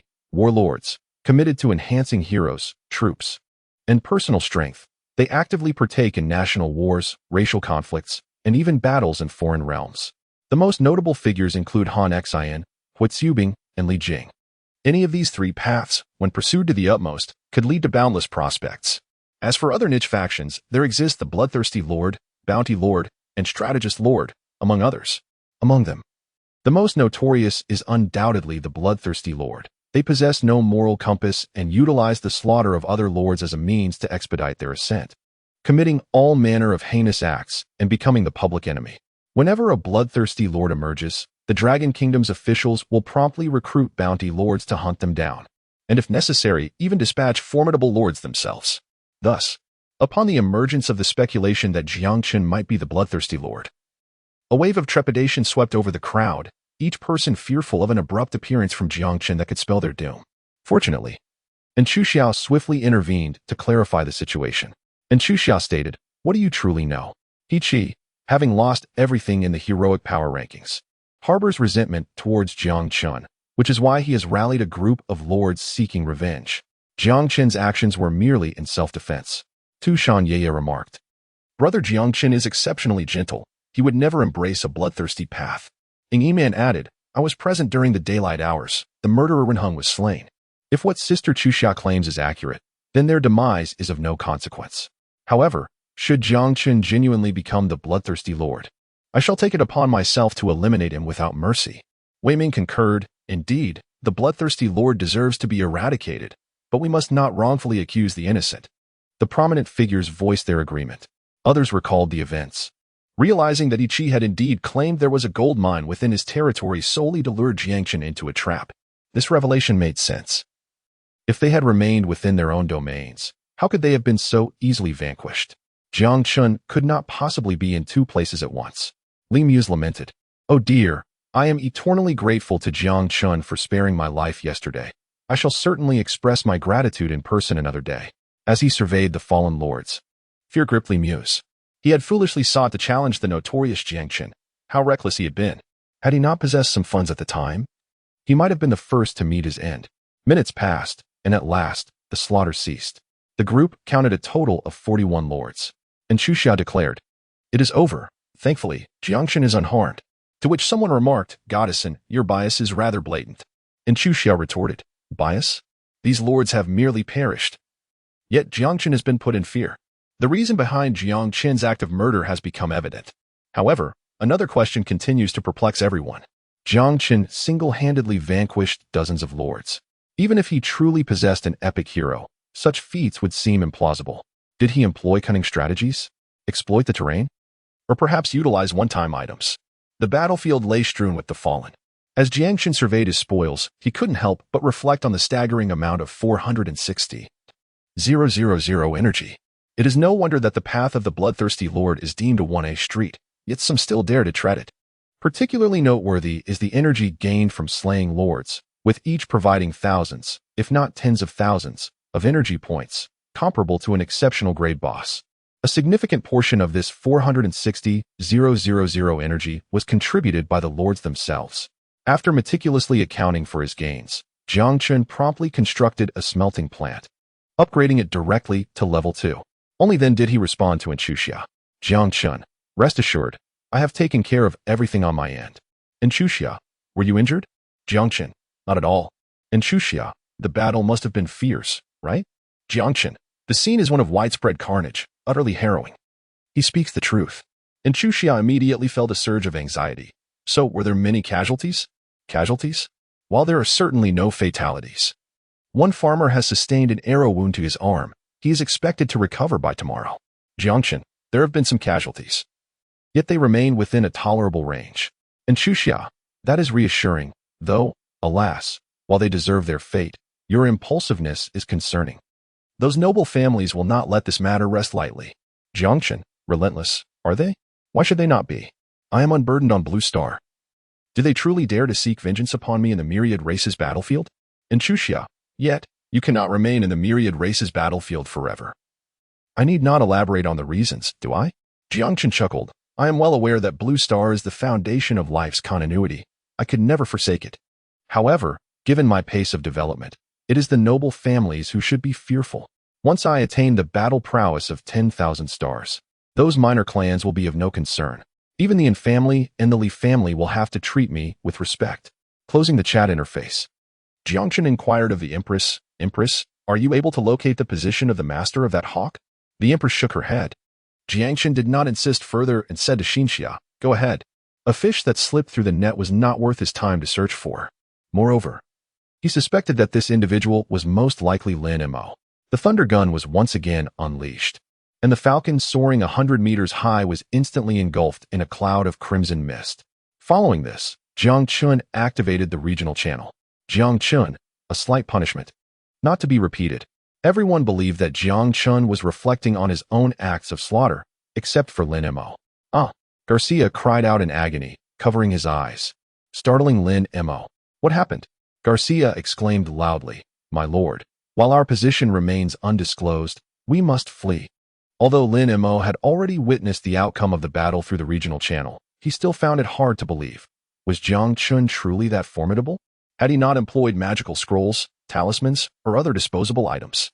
No, if I am not mistaken, Garcia hesitated for a moment before softly uttering 8 words. Epic hero. Epic unit. Lin Mo's expression turned to one of shock. Soon after, he beheld Jiang Chen's warning, his countenance fluctuating between light and darkness. With the legendary farmer, Nong Yi, present, the first unit of gold was swiftly extracted. Gazing at the lengthy enhancement list following the gold, Jiang Chen revealed a smile. Enhancement Direction 634, Starry Gold, requiring 1,000 Spirit Stones. At last, the materials were complete. Jiang Chen issued his commands. Nong Yi, you shall remain here and devote all your efforts to the extraction of gold. Xinxia, take half of the goddess warriors to stand guard here. The two responded in unison, yes, my lord. The duration of the primary portal was merely 1 hour. And Jiang Chen had no intention of lingering. The local lords near the gold mine had already been nearly eradicated by his hand. Among the 6 goddess warriors, only one needed to remain to safeguard the mine. The others could engage in monster hunting without hindrance, as no one dared encroach upon their territory. Once the arrangements for the gold mine were set, Jiang Chen re-entered the portal with the rest.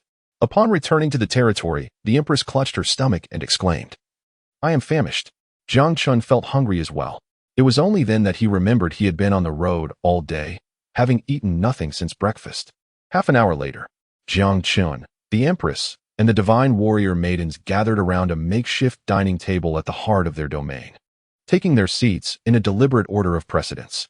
In front of Jiang Chen lay a bowl of congee and a large platter of roasted meat. The congee was crafted from the epic spiritual ingredient, dragon tooth rice, while the meat was a legendary delicacy, roasted from the flesh of a mythical beast. Jiang Chen let out a sigh, just a simple bite. He was already aware of the effects of the dragon tooth rice. However, he was uncertain about the effects of the legendary beast meat. Prompt: you have consumed legendary beast meat, physique 8, spiritual power 4, soul 4. Wow. Upon seeing the celestial prompt, Jiang Chen exclaimed in astonishment. A single bite of meat augmented his attributes by a remarkable 16 points. Is this truly the effect of a legendary spiritual item? Jiang Chen clenched his fists, reveling in the surge of formidable power coursing through his body. This was merely an ordinary barbecue. If meticulously prepared, the effects would undoubtedly be even more profound. Suddenly, he recalled the enhancement list from the kitchen blueprint, which featured numerous high-quality culinary structures. At that moment, the Empress, with a satisfied expression, remarked, "It is indeed worthy of being legendary ingredients, allowing me to augment my physique by 1 point."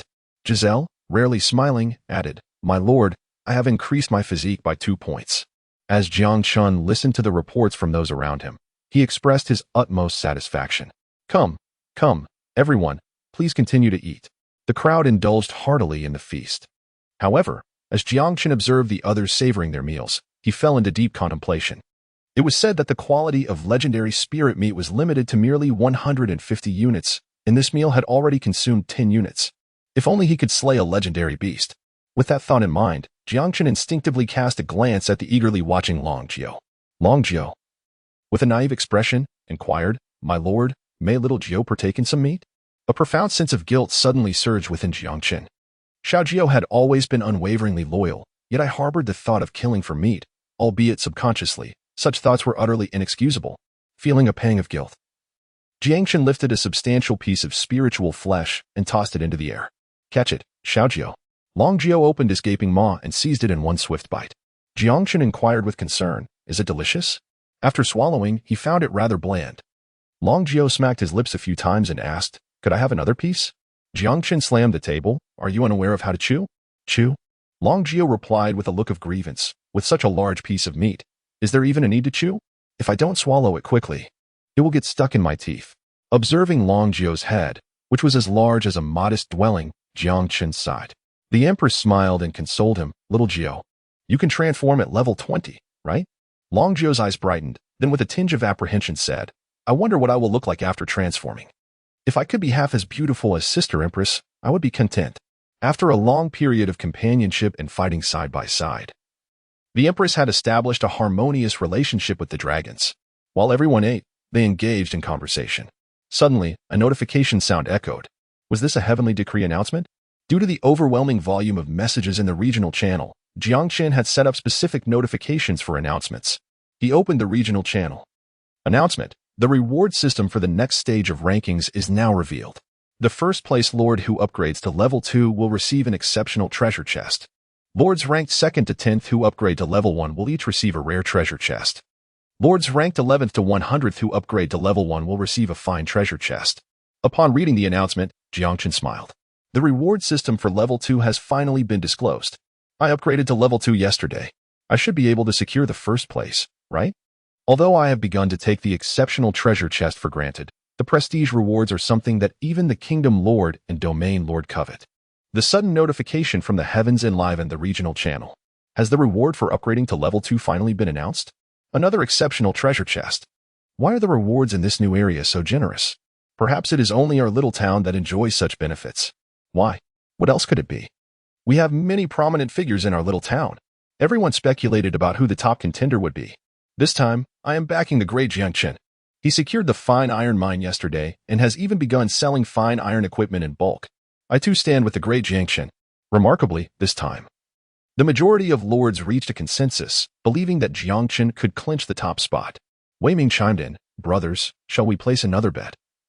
Just on the top spot? I will set up the betting board." Mu Qingshuang teased, "Does Wei Ming have confidence in securing the first place for upgrading to level 2? Just like Lin Mo?" Wei Ming replied, "Oh, it's just a light-hearted wager." However, Mu Qingshuang was indeed correct. Earlier that morning, Jiang Chen had casually obliterated the goblin tribe occupying the fine iron mine, and Wei Ming had mined for a day, perfectly gathering the resources just in time to upgrade to level 2 before the heavenly announcement. Tu Shan Ye exclaimed, "Great. From now on, no matter the ranking, I will always bet on brother Jiang Chen." Seeing this, Jiang Chen felt utterly exasperated. "Jiang Chen, have you tasted sweetness?" Tu Shan Ye, "Yes, indeed. Today, I earned over 40,000 spirit stones in one go. How delightful." Wei Ming, "Since there are no objections, I shall proceed to open the betting market at the exchange." Yet, the heavens did not grant him that opportunity. Announcement: Lord Jiang Chen has achieved first place, upgrading to a level 2 Lord's Manor, and has been rewarded with an exceptional treasure chest. Announcement: Lord Jiang Chen has achieved first place, upgrading to a level 2 Lord's Manor, and has been awarded 100 points of prestige. Wei Ming was left speechless. To his astonishment, he was not the first. Fortunately, he did not place a bet. Shortly thereafter, announcement: Lord Ing Man has secured second place, upgrading to a level 2 Lord's Manor, and has been rewarded with a rare treasure chest. Announcement: Lord Ing Man has secured second place, upgrading to a level 2 Lord's Manor, and has been awarded 50 points of prestige. Wei Ming was on the verge of madness. To his dismay, he was not even second. Announcement: Lord Wei Ming has attained third place, upgrading to a level 3 Lord's Manor, and has been rewarded with a rare treasure chest. Announcement: Lord Wei Ming has attained third place, upgrading to a level 3 Lord's Manor, and has been awarded 30 points of prestige. Wei Ming finally exhaled gently. However, the others were left in silence. Tu Shan Ye, "Boo-hoo, I was right. It's indeed brother Jiang Chen again. I feel as though I've missed out on a fortune." The rankings for the second volume have begun, and now they have concluded. Although it may sound somewhat disrespectful, they truly are a group of cunning individuals. I implore you, esteemed lords, could you not leave some opportunities for us ordinary lords? I must have been cursed for 8 lifetimes to be grouped with these peculiar beings in a novice town. The lords expressed their grievances in unison. Normally, those who can upgrade to the second volume within 3 days are considered formidable. After all, the iron ore needs to be cleared of its guardians. Yet, astonishingly, within just a day and a half, 3 individuals have achieved the second volume.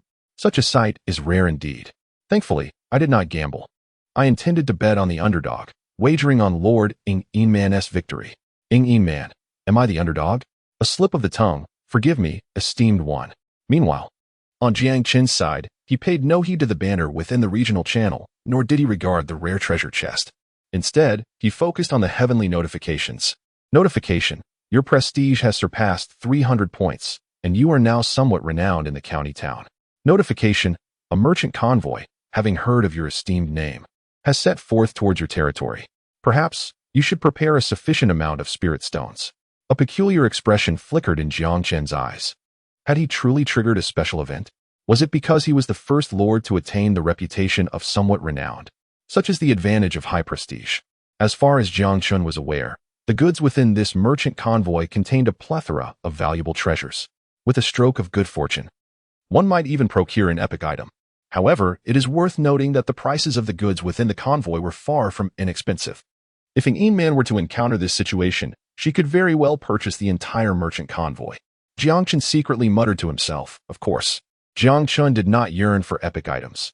Rather, he anticipated the more obscure, low-tier tools such as seeds, various blueprints, martial arts techniques, and skill books. At that moment, unexpectedly, the Heavenly Dao announced yet again.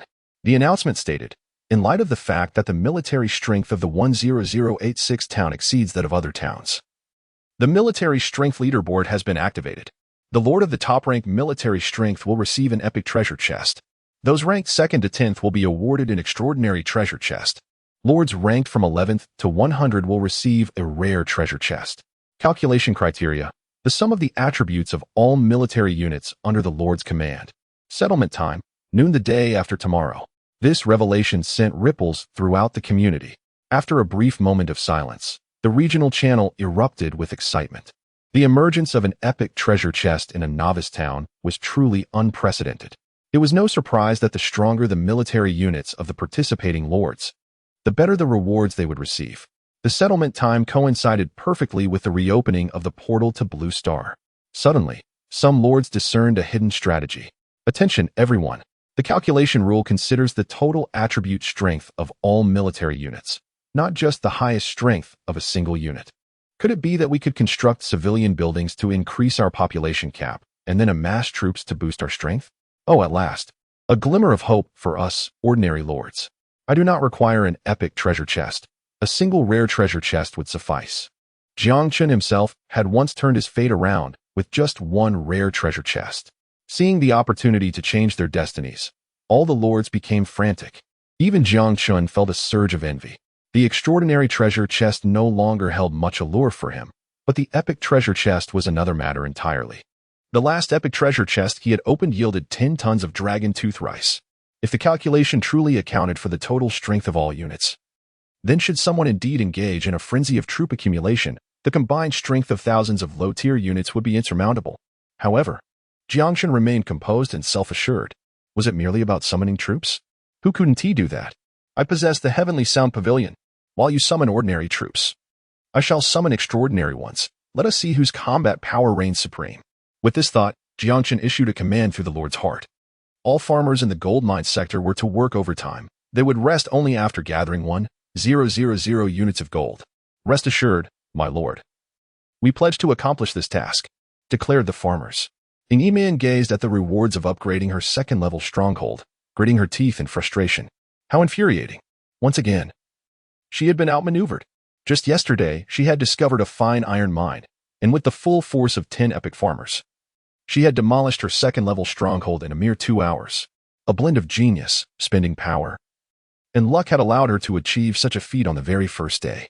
Yet, no matter how swift she was, she could not outpace the gaming prowess of Jiang Chen. Ming Tian was equally perplexed. Even if Jiang Chen had discovered the fine iron mine before them, how could his mining speed be so astonishing? Could he possibly possess epic farmers? But was he not a commoner? In her vexation, Yiman maliciously proposed, Sister Ming, do you think Jiang Chen might truly be a favored scion of the royal family, one who is wild yet cherished?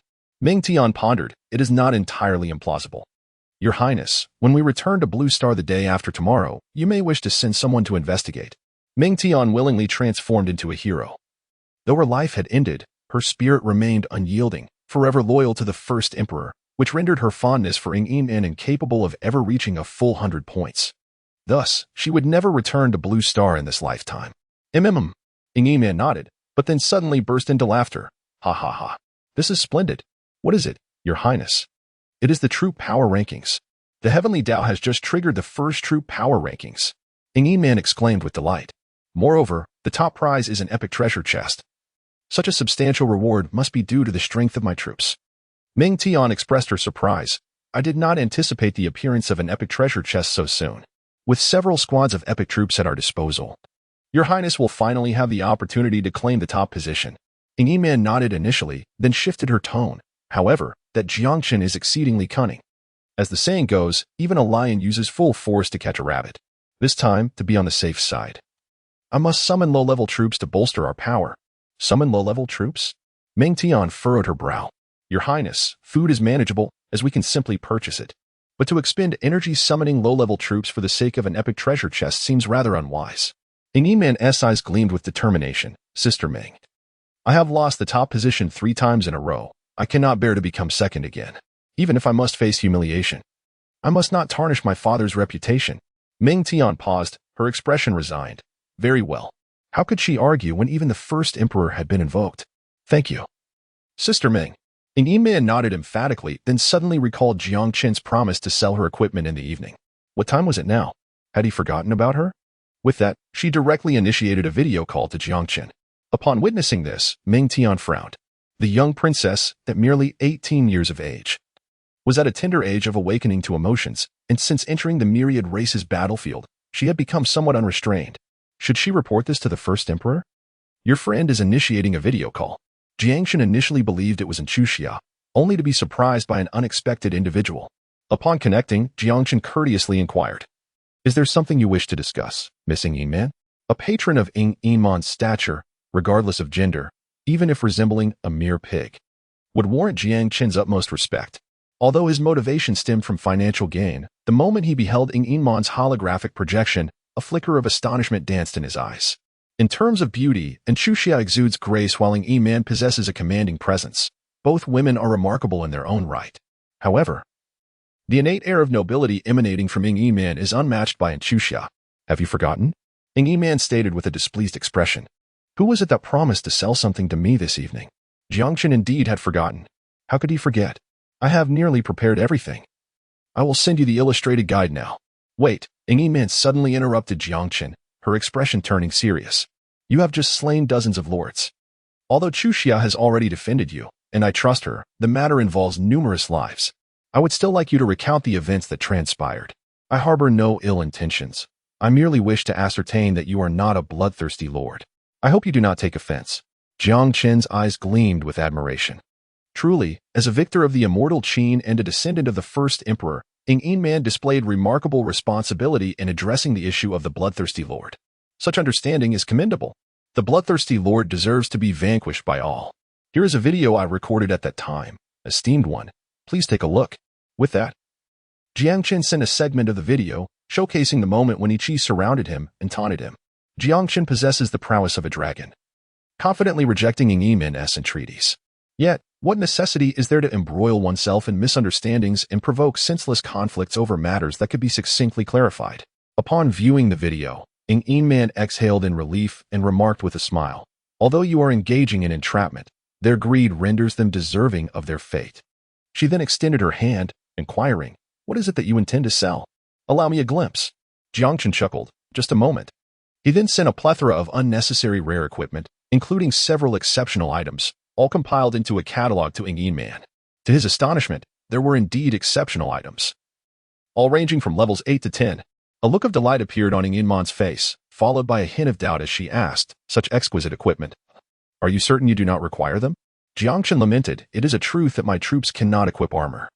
The dragon in its original form bears a capacity of 0 and is incapable of donning gear. The goddess warrior comes with her own innate divine armor. As for the centaur chief, only a long sword and a bow are requisite. I see, Ing Man replied, Then this is fortuitous for me. With a graceful wave of her hand, she declared, There are a total of 36 pieces of equipment, 7 distinguished and 29 rare. All for a fixed price of 2 million spirit stones. What did you say? Jiang Chen was taken aback, thinking he had misheard. 2 million. Ing Man frowned and asked, Is that too little? Not at all. Once Jiang Chen confirmed he had heard correctly, a broad smile appeared on his face. It's a deal. The price of the extraordinary equipment was roughly comparable to that of rare military talismans, amounting to around tens of thousands of spirit stones. Jiang Chen calculated that the combined market value of these items is approximately 1 million spirit stones. Even when considering the premium due to high demand, it would not exceed 1.5 million spirit stones. This clearly indicates that Ing Man is indeed a true connoisseur. The transaction proceeded seamlessly, leaving both parties delighted. After the conclusion of the deal, Ing Man fervently hinted, By the way, Jiang Chen, should you ever come across epic-grade tiger demon meat or the like, feel free to contact me.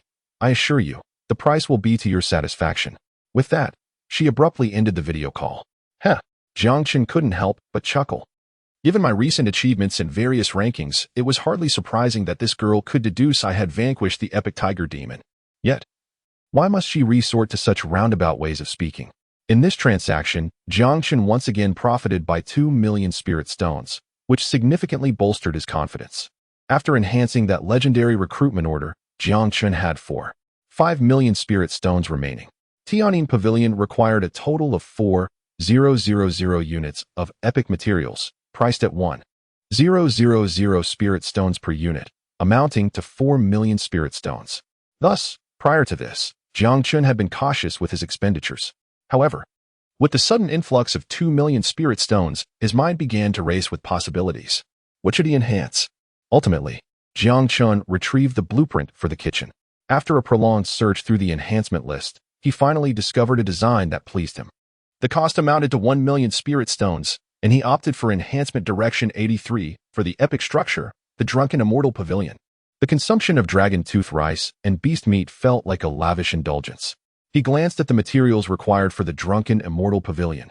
Azure Stone, Exquisite, 1,000. Golden Sandalwood, Exquisite, 2,000.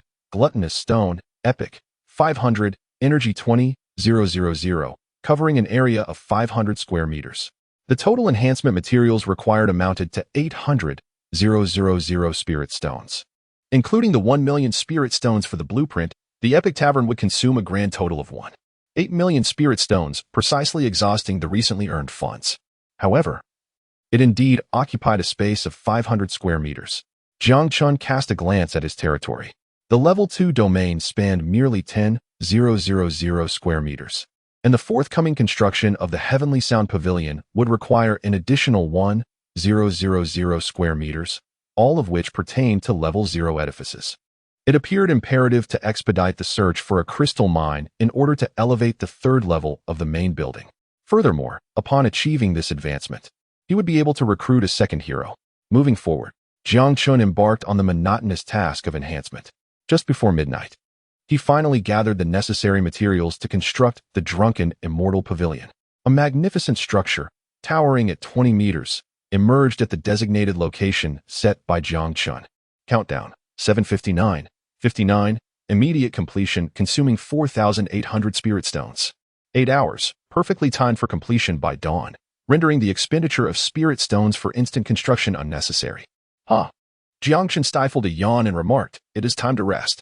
Just as he did the previous night, Jiang Chen was above, while the Empress was below. A night passed in silence.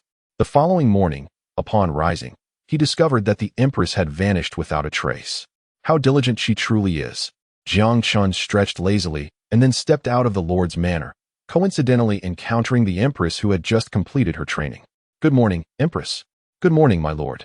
Other villagers, upon seeing Jiang Chen, promptly set aside their tasks and respectfully bowed to him. As Jiang Chen greeted others, he approached the Zui Xian Lu.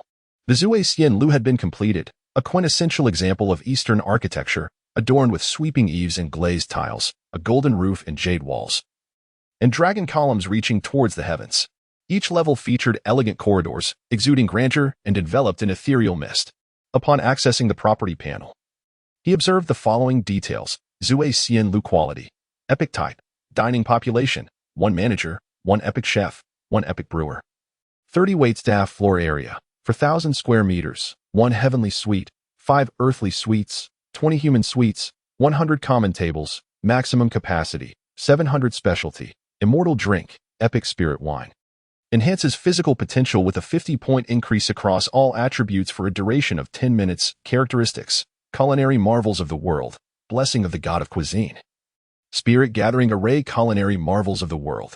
Chronicles the recipes of exquisite dishes from various mainstream races on the battlefield. Blessing of the god of cuisine. When preparing dishes within Zui Xian Lu, flavor is enhanced by 50, and additional attributes are boosted by 20. Applicable only to epic and lower-tier dishes. Spirit gathering array.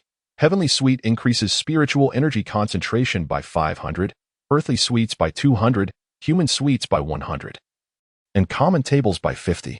Observing the attributes of Zui Xian Lu, Jiang Chen could not help but exclaim, "Truly an epic structure, and this is merely its initial level. To possess such a building means that even if I were to become a leisurely lord, I would enjoy the company of many and live a life of prosperity." especially the specialty drink, Immortal Drink, which offers a 50-point enhancement across all attributes. Though its effect lasts only 10 minutes, it could indeed turn the tide in critical moments. However, upon glancing at the materials and energy required for upgrading Zui Xian Lu, Jiang Chen's expression faltered. To elevate Zui Xian Lu by just one level demands 30,000 energy, not to mention the materials. Truly, an epic structure is not something an ordinary low-level lord can easily manage. At that moment, the manager of Zui Xian Lu came forth, exclaiming, "Little person Wang Kai, at your service, esteemed lord." What a splendid name! Jiang Chen marveled softly, then retrieved a selection of ingredients from the storeroom. He instructed the kitchen to promptly prepare breakfast for 5 and opened the private room marked with the character Tian. Gazing at the assortment of ingredients of the lowest epic quality before him, the innkeeper's eyes flickered with a hint of astonishment as he respectfully replied, "Yes, my lord. Please allow me a moment. I shall make the necessary arrangements immediately." Note, the loyalty of the subjects, Wang Kai, has increased by 15 points, bringing the total to 80. The relationship between heroes and lords is fundamentally interdependent, hence the term affection, while the relationship between troops and subjects is referred to as loyalty. Half an hour later, Jiang Chen addressed the Empress and the 2 divine warrior goddesses on leave, saying, "From today onward, our territory finally boasts a dining hall." The Empress gazed at the drunken immortal pavilion and could not help but exclaim, "What an imposing dining hall." The moment she stepped into the drunken immortal pavilion, a glimmer of unusual brilliance flickered in her eyes. It was evident that she sensed a transformation in the spiritual energy of this place. Jiang Chen smiled faintly, leading the group of women to the top floor. The so-called heavenly suite encompassed the entirety of the uppermost level of the Zui Xian Lu, spanning several hundred square meters, comfortably accommodating dozens of guests for dining. Surrounding the suite were expansive floor-to-ceiling windows, through which one could gaze upon the breathtaking panorama of the entire territory. The Empress inhaled deeply, exclaiming in astonishment, "What an astounding density of spiritual energy." Soon, several impeccably dressed attendants brought forth the breakfast for the guests. The dragon tooth rice and tiger demon meat, prepared by an epic chef, not only boasted a flavor 100-fold enhanced, but also exhibited further augmentation of their attributes. In addition, a myriad of side dishes crafted from ordinary local ingredients adorned the table. Yet, even the side dishes were the handiwork of the epic chef and had been fortified by the Zui Xian Lu, each imbued with additional effects. Such a lavish breakfast evoked a profound sense of happiness, not only in the Empress and her companions, but even in Jiang Chen himself. Notification: you have consumed the heavenly fragrant spirit meat. Your physique increases by 7, spiritual power increases by 7, and soul strength increases by 7. Observing the dramatic enhancement of attributes, Jiang Chen remarked, "Now this is what life is truly about." With her mouth full, Amanda exclaimed, This is so delicious. Compared to the food here, what Sister Giselle makes is hardly fit for a dog." As Jiang Chen was finishing his meal, Long Jio's head suddenly appeared at the window. "My lord, little Jio has something to report." Jiang Chen picked up a napkin and wiped his mouth, saying, "Speak." As we explored the map, we discovered other lords. Jiang Chen's gaze sharpened. However, he was not taken aback. With the formidable prowess of the dragon and the goddess warrior, their exploration of the map was naturally swift. Within the past 2 days, they had already traversed several dozen kilometers. The novice town's map was limited in size, and it was only a matter of time before it bordered with other lords. After a moment's contemplation, Jiang Chen stated, "Let us refrain from conflict for now and discuss the specifics." Long Jio promptly reported, "My lord, you are a bit late. Gisela has already captured the individuals, and they are currently outside our territory." Jiang Chen, not long ago, Wei Ming and his hero, Eva, were leading an exploration of the map when suddenly, a message from the hero arrived. "My lord, I have discovered the second iron mine." Before Wei Ming could express his surprise, Eva continued, "However, this iron mine has already been claimed by someone else." Soon, Wei Ming beheld the iron mine, and in a fit of rage, exclaimed, "Which lord lacks such decorum to intrude upon another's domain for mining?"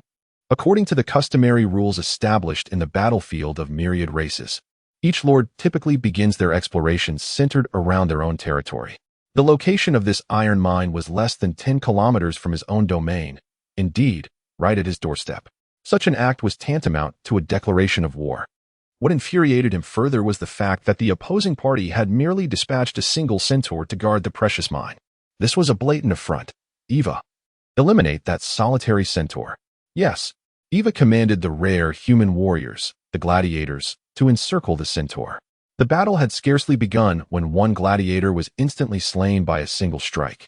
Wei Ming was left in utter disbelief. Have they lost their minds? That must be at least a level 10 elite unit. To use such a powerful force for mere mining duties? Suddenly, a thought struck Wei Ming, and he exclaimed in terror, an elite centaur? No way could it be that freak. Stop. Quick. Halt. Unfortunately, his realization came too late. Accompanied by rolling thunder, a lithe golden figure burst forth from the shroud of war. To his astonishment, his proud rare unit was utterly powerless against this figure. Wei Ming reacted swiftly, shouting, "Misunderstanding. I am friends with Lord Jiang Chen." Upon hearing this, the golden figure paused. You know my lord? It was a stunning blonde warrior, with a captivating physique and exquisite features, leaving Wei Ming momentarily entranced. The hero he had been yearning for, Eva, paled in comparison to this radiant warrior. Suddenly, a light dawned upon him. Such strength? Are you perhaps the hero of Jiang Chen? The Empress. Giselle did not respond. Instead, she swiftly seized Wei Ming by the neck and vanished into the mist of war. This individual had attacked her resource point, yet claimed to be a friend of her lord. Giselle, uninterested in contemplating the situation, decided to take him back directly to her lord for judgment. I am merely a warrior. Why overthink it? Upon seeing Wei Ming, Jiang Chen chuckled. Isn't this way, my friend? I hear you have attacked my resource point. It was a complete misunderstanding. Wei Ming managed a strained smile, though his calves trembled. It was my hero who issued the command without my consent. I am truly sorry, Eva. Jiang Chen furrowed his brow, remaining silent.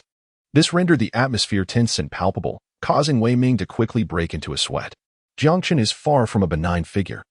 He is a formidable and ruthless individual who has mercilessly slain dozens of lords over trivial disagreements. Wei Chen, unable to endure the oppressive atmosphere any longer, attempted to break the silence by remarking, "This must be the Empress, the foremost champion on the heroic combat rankings. Her strength is indeed terrifying." Jiang Chen cast a glance at the nearby Giselle, recognizing that Wei Ming had misunderstood the situation. Before he could respond, Amanda burst forth from behind Jiang Chen, grasping Giselle's arm. "Sister Giselle, come with me quickly. This morning, the Lord prepared an abundance of delicious food." Hearing Amanda's address and observing the striking similarity in their battle armor, Wei Ming felt a wave of dizziness wash over him. She is not the Empress, not even a hero, merely a soldier. How could a single soldier vanquish all her subordinates? What caliber of soldier is this, and how many more exist? It is no wonder that even the exceptional centaur leader can only serve as a mere security guard at the mine. Countless thoughts surged through Wei Ming's mind. Fortunately, at that moment, Jiang Chen smiled warmly. Since this is a misunderstanding regarding that fine iron mine, Wei Ming patted his chest confidently, assuring, "Boss Jiang Chen, feel free to exploit it. That mine is relatively close to me, and I shall certainly dispatch troops to protect it for you." The path ahead is widened indeed. Jiang Chen silently sighed, subtly implying, "Brother Wei, if you encounter any formidable monsters that you cannot handle." Wei Ming, perceptive to the underlying sentiment, thumped his chest with a resounding bang, exclaiming, "If I discover a high-tier boss, I will be sure to notify Boss Jiang first. After all, it's merely a matter of seizing the boss. There is no need for such eloquence." Jiang Chen's smile broadened. "Moreover, should Brother Wei discover any crystal mines, I am willing to purchase them at a premium. Crystals are an essential resource for upgrading to the 3rd level." Wei Ming replied somewhat unhappily. "When Brother Jiang speaks of money, it feels rather distant. What is mine belongs to you, and what is yours remains yours." Observing Wei Ming's amiable nature, Jiang Chen felt a twinge of embarrassment. He decided against inviting Brother Wei to his territory today. "Here are a few local delicacies. Please take them home to sample." With that, Jiang Chen traded several dishes to Wei Ming, which were merely remnants from his earlier meal. Wei Ming glanced at the offerings and gasped in astonishment. This enhances spiritual affinity by 50 for 3 hours after consumption. This is truly invaluable. For Wei Ming, these were rare treasures, but for Jiang Chen, they were merely creations of the epic chefs from his territory, abundant in supply. He generously remarked, "Consider it a remedy for any worries, Brother Wei." Wei Ming expressed his heartfelt gratitude. "Brother Jiang, you are remarkably magnanimous." After bidding farewell to Wei Ming, Jiang Chen's expression suddenly grew solemn. "Recently, my propensity for violence has become rather intense. Just now, I almost couldn't restrain myself from slaying Brother Wei and converting him into energy. Could it be due to my rapid increase in strength?" 27 kilometers to the east of Jiang Chen's domain, 6 golden figures darted through an ancient forest. With a swift shot, Giselle shattered the skull of a jungle predator. The headless corpse convulsed wildly before finally succumbing to silence. The forest was littered with bodies, suffused with a heavy stench of blood. Amanda, do you require assistance? Amanda was engaged in battle with an 18-level exceptional boss, the Jungle Slayer. No. It's just that this behemoth possesses an astonishing vitality. Give me another minute. The Jungle Slayer measured a formidable 20 meters in length and was as thick as a water barrel, its body adorned with dense scales. Though it was an 18-level exceptional monster, boasting greater combat power than Amanda, it was currently being thoroughly subdued by her. At this moment, its body was marred with gruesome wounds, and due to excessive blood loss, its movements were growing increasingly sluggish. 50 seconds later, with a resounding crash, Amanda delivered a powerful strike to the creature's jaw, the sound of shattering bones echoing through the air. The tremendous force propelled the serpent's head skyward, rising over 10 meters before crashing back to the ground, sending leaves swirling about. Done. At that moment, Giselle received a command from Jiang Chen and paused briefly. Yes, my lord, she affirmed, then addressing Amanda, this crystal mine is of utmost importance to the territory. The area is teeming with monsters above level 15. The centaurs may not be able to protect it, so I entrust its defense to you for now. Amanda's expression turned sour. All right, Sister Giselle. Giselle then turned to Abigail. This Jungle Slayer is an exceptional level monster and can yield considerable spirit flesh. Please bring it back to the Lord. Abigail, a composed and mature goddess warrior, replied calmly, understood. Deputy leader. She pierced the serpent's tail with the tip of her spear and began dragging the several tons of serpentine mass, disappearing into the mist. You have captured the crystal mine. Finally, the crystal mine had been located. At the moment of conquest, information about this new resource point appeared in Jiang Chen's Lord Resource interface. The yield was quite promising. Construct the crystal mine. This transpired shortly after Wei Ming's little interlude. Jiang Chen received a report. A crystal mine had been discovered. The guardian monsters were formidable jungle predators, ranging from level 15 to 18. In the primitive forest environment, it was unsuitable for the massive dragons to thrive. Thus, Jiang Chen dispatched all the goddess warriors. With the crystal mine in hand, I shall be able to upgrade to level 3 tomorrow and recruit a second hero. However, it is said that enhancing the legendary hero's decree requires a staggering 10 million spirit stones. Jiang Chen possessed an epic hero token, a prize obtained from the tiger demon that had been vanquished the previous day. However, at this juncture, epic heroes had become somewhat inconspicuous to Jiang Chen's discerning eye. The pressing need for currency loomed large. With no other recourse, he resolved to take the risk of selling the epic hero token. Soon after, Abigail returned to the territory, dragging the carcass of the level 18 Jungle Slayer. Given its status as a rare and exceptional creature, it seemed rather wasteful to simply dismantle it. Jiang Chen pondered for a moment, then withdrew 500,000 spirit stones from his remaining total of 700,000 to once again forge a legendary peasant order. The second legendary farmer was named Nong Air, who likewise possessed the passive effect of the divine farmer. Upon decomposition, he obtained snake meat.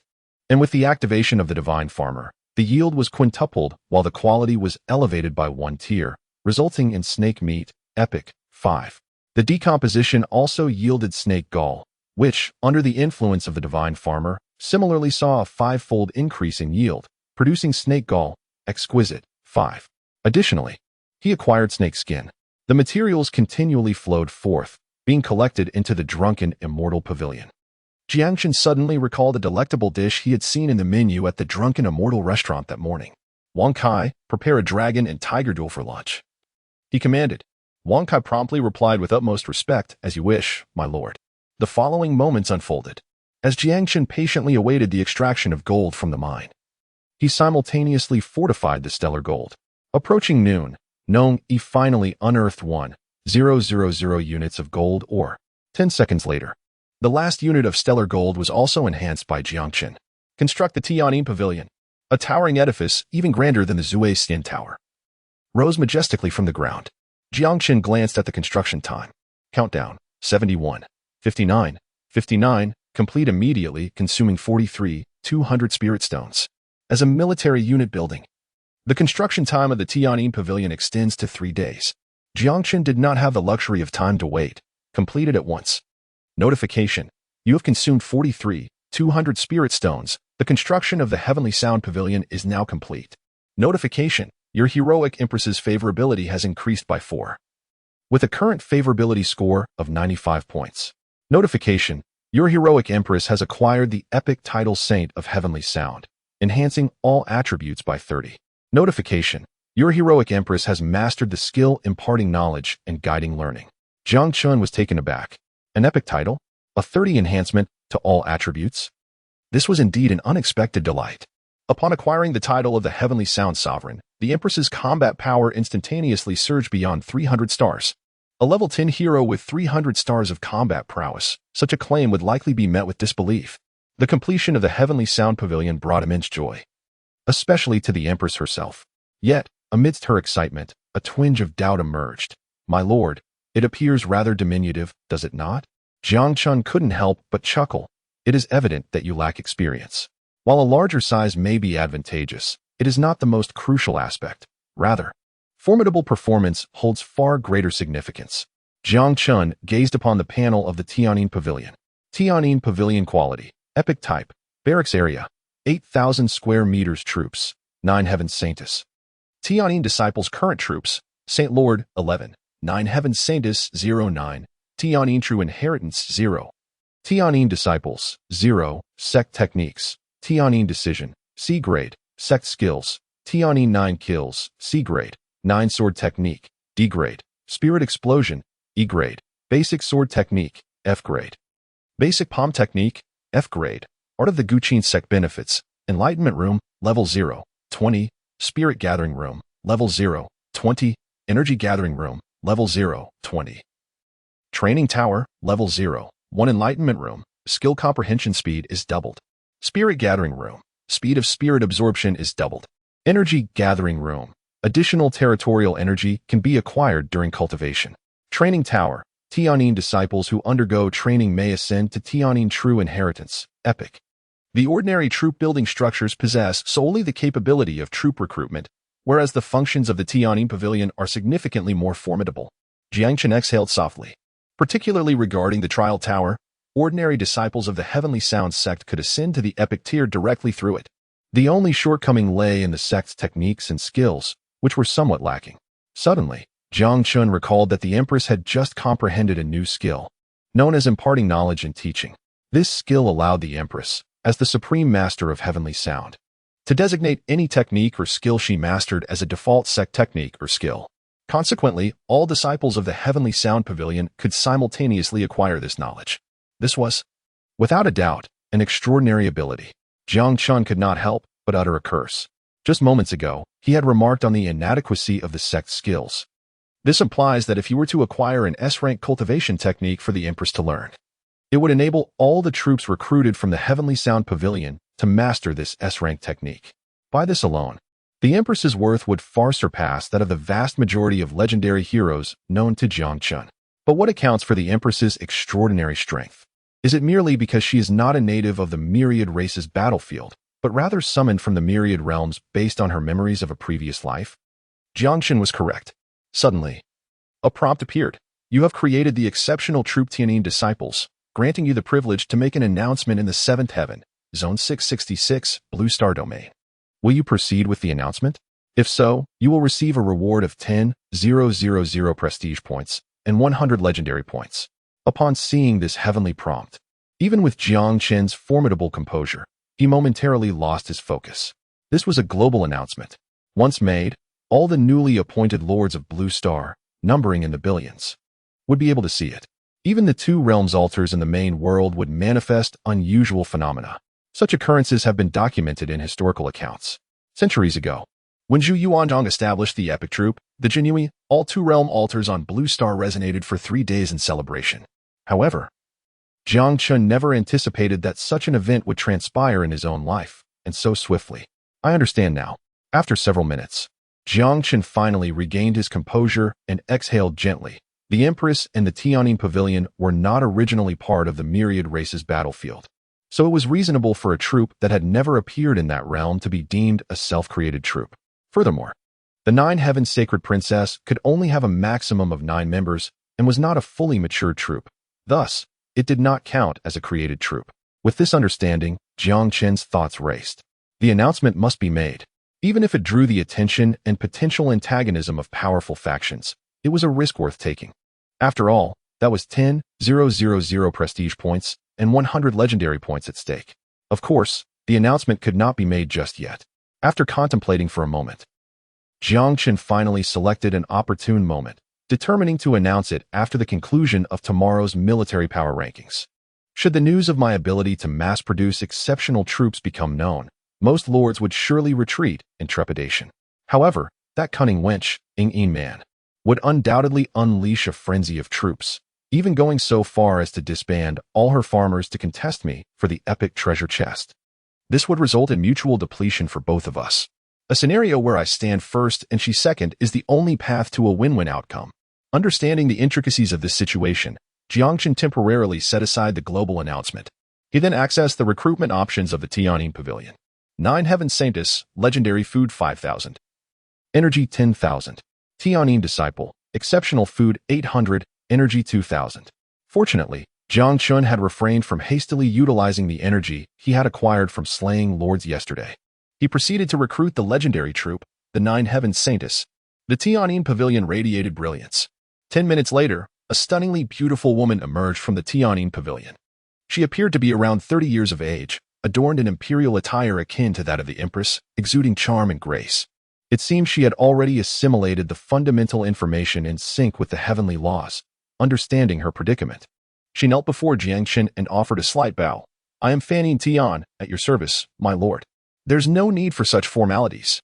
Jiang Chen extended his hand in a gesture of support, then immediately directed his gaze towards the attributes of Fanning Tian. Fanning Tian race, human level, 1 quality, golden legend attributes, body, 20, domination 8, technique 8, spiritual power, 18, domination 8, technique 8, soul, 12, domination 5. Technique 8, capacity, 14, domination 6, combat power, 28 technique, Tianyin Ju, beginner, skill, Tianyin 9 kills, minor accomplishment. A combat power of 28 stars. How terrifying. Jiang Chen sighed, recalling that the initial battle power of the Empress was merely 26 stars, while the colossal dragon possessed only 18 stars. Undoubtedly, the strength of the Fanning Heaven was bolstered not only by the minor enhancement of the Tianyin technique, but also by the Empress's level dominion that granted a comprehensive 40-point boost to all attributes. As Jiang Chen expressed his astonishment, Fanning Tian unexpectedly approached the Empress and exclaimed, "I pay my respects to the Empress. After 2 long years, I have finally located you." The Empress, upon seeing her subordinate, felt a surge of excitement, yet Fanning Tian's words left her momentarily perplexed. "What do you mean by 2 years?" She wondered. Could it be that she was unaware of her own 2-year absence? "I have only been in the battlefield of the myriad races for a mere 2 days. The Empress murmured, then turned her gaze towards Jiang Chen. "My lord, do you comprehend the nature of this predicament?" Jiang Chen stared at the 2 individuals, recognizing them as acquaintances, yet he was already in a state of bewilderment. The Empress's inquiry only deepened his confusion. How on earth would I know what is happening? This isn't something covered in our high school textbooks. Fortunately, Jiang Chen had perused countless online novels in his previous life, and he replied with a hint of nonchalance. "In the heavens, a day passes, while a year unfolds on the earth. The battlefield of myriad races serves as the very source of the myriad realms. Thus the flow of time here is undoubtedly slower." The Empress's eyes lit up with understanding, and she transformed into a curious child, asking, "Might I inquire, my lord, if we can ever return to our original world?" In Jiang Chen's heart, a surge of exasperation welled up. "Of course," he replied emphatically, his eyes reflecting the profound vicissitudes of time. "Yet, this path was fraught with thorns. Are you truly prepared?" A fleeting glimmer of realization crossed the Empress's eyes as she respectfully said, "Thank you, my lord, for enlightening me. I now understand." Fortunately, at that moment, the second of the 9 heavenly saints made her appearance, alleviating Jiang Chen's awkwardness. "I pay my respects to you, my lord. Sister Empress, we have all missed you dearly. It is truly a relief to see you well." Soon after, all 9 saints were successfully recruited, namely, Fanning Tian, Zizai Tian, Miaoqing Tian, Xinjing Tian, Duowen Tian, Guangmu Tian, Yangyin Tian, Basat Tian, and Yanimo Tian. Each possessed their own unique charm, with the eldest among them being in their 30s, while the youngest, Zizai Tian, was merely 14 or 15. Yet, without exception, they were all enchanting beauties. A true feast for the eyes. Jiang Chen was exceedingly pleased and with a wave of his hand declared, "All shall be upgraded." A cascade of golden light enveloped the surroundings, elevating all the holy princesses to level 5.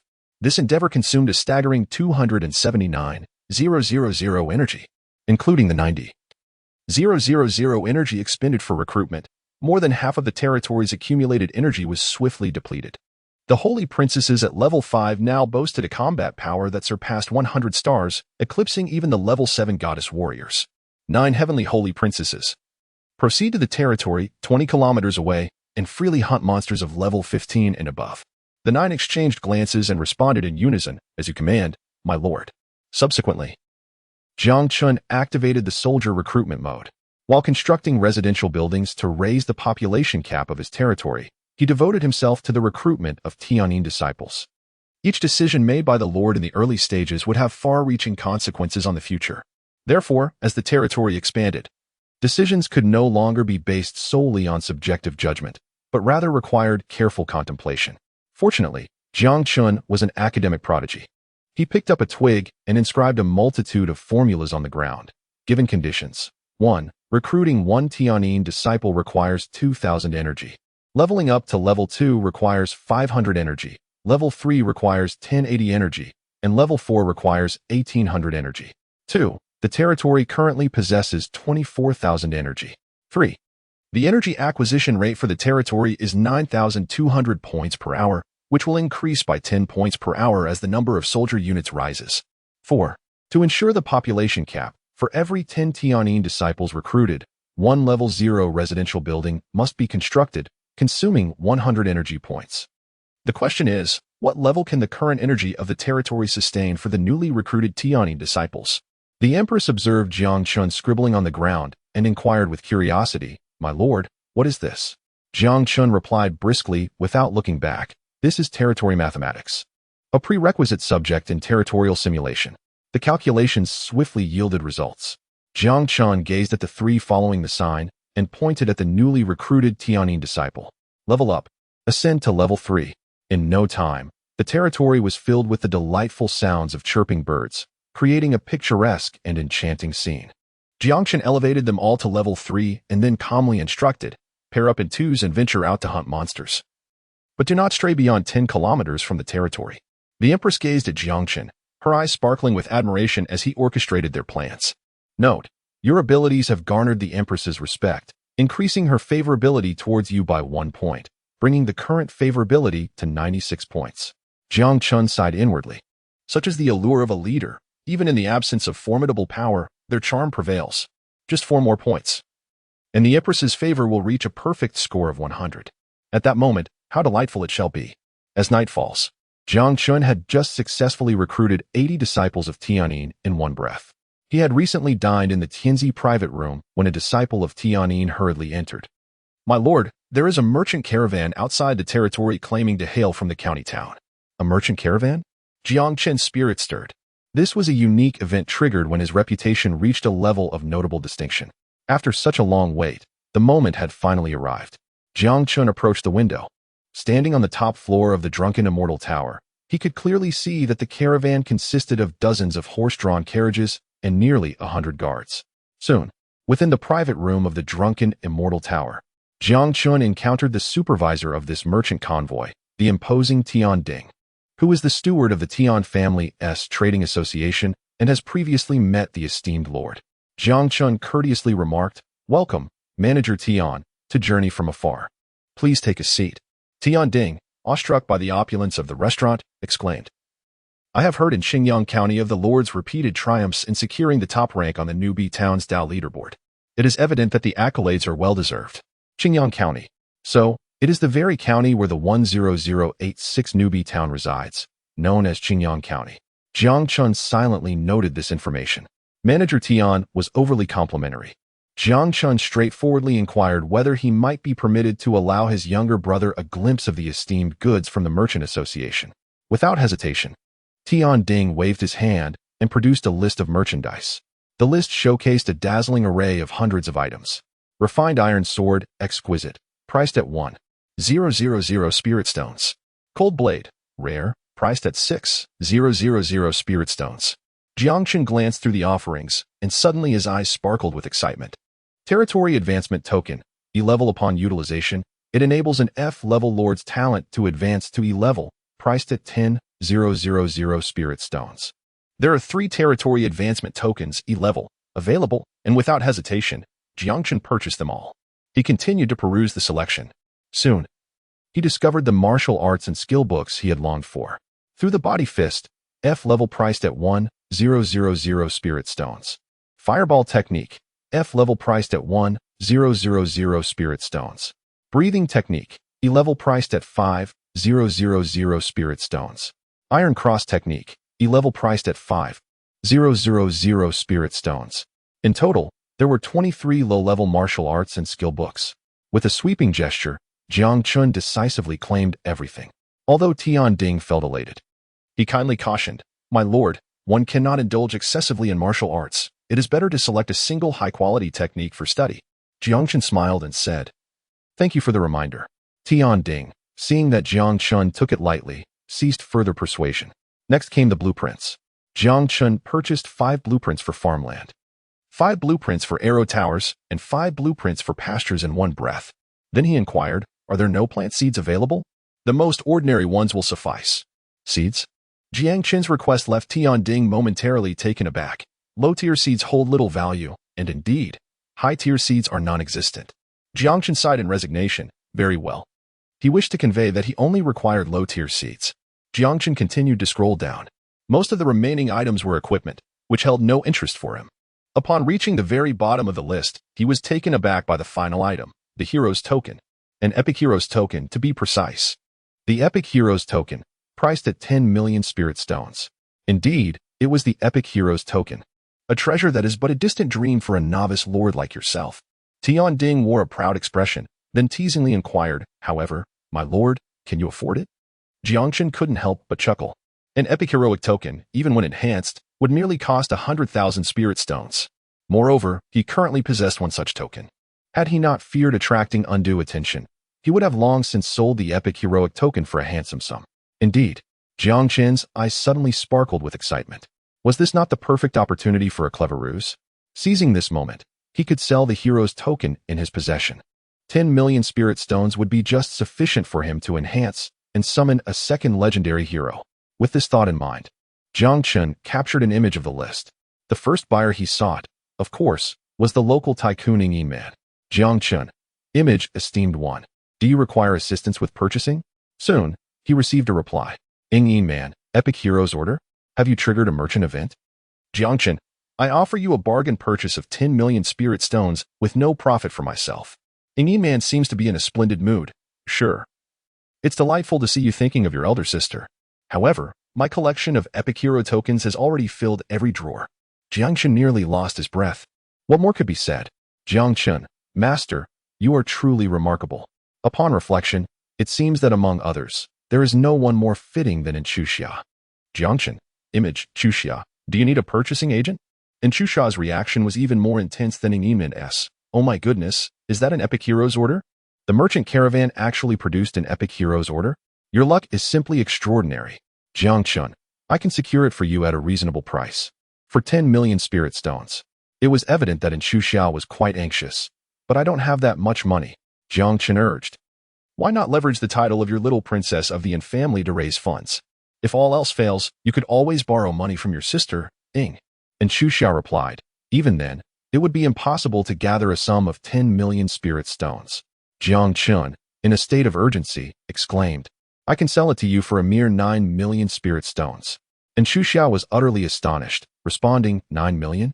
This is the first time I have encountered a purchasing agent at a loss.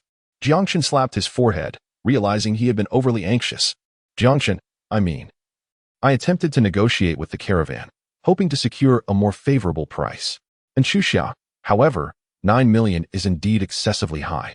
Jiang Chen pondered for a moment and suggested, how about this? Upon your return to Blue Star tomorrow, kindly inform the city lord about this matter. I am certain that the city lord would never relinquish an Epic Heroes token. Inchuxia responded, the merchant caravan stay shouldn't exceed 3 hours, if I recall correctly. This question was featured in the Huanggong secret strategy examination. Jiang Chen immediately assured, "Rest assured, I guarantee I will obtain the epic hero token for you, even if it requires a considerable sacrifice." And Chu felt deeply touched. "Jiang Chen, your kindness overwhelms me. I truly do not know how to express my gratitude. Perhaps this will suffice.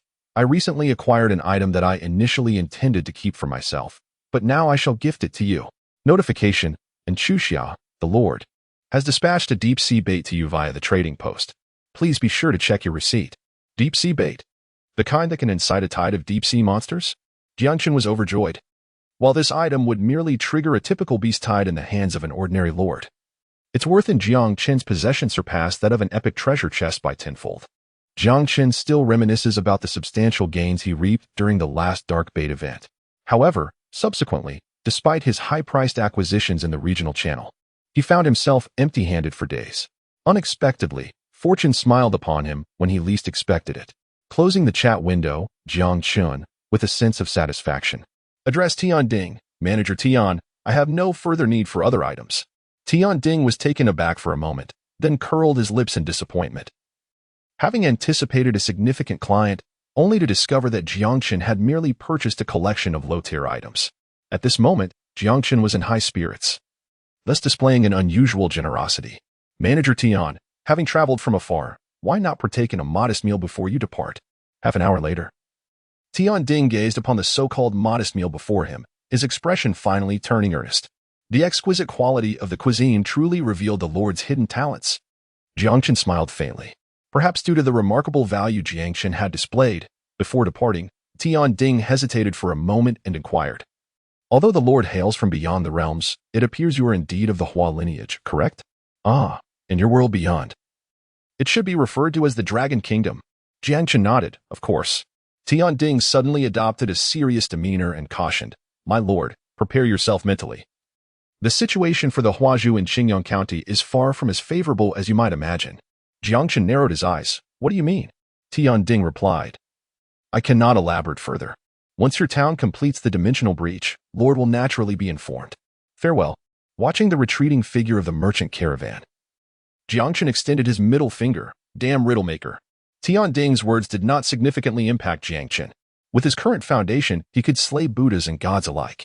Moreover, he had the valiant Qin heir, Yin Man, standing resolutely in front of him. After bidding farewell to the merchant caravan, Jiang Chen reclined comfortably in a rattan chair at the plaza of his domain, continuing his efforts to recruit new disciples for the Tianyin sect. However, a rather pragmatic issue arose once more. He found himself short on funds.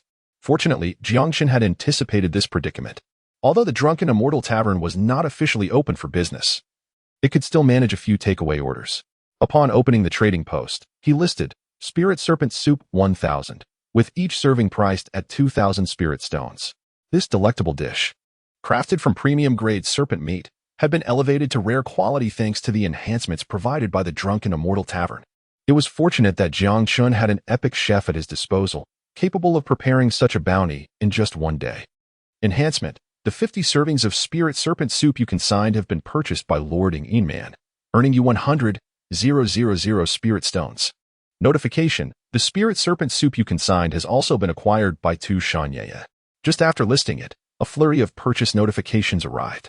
Jiang Chen, with idle time on his hands, opened the regional channel to observe. Rare delicacies?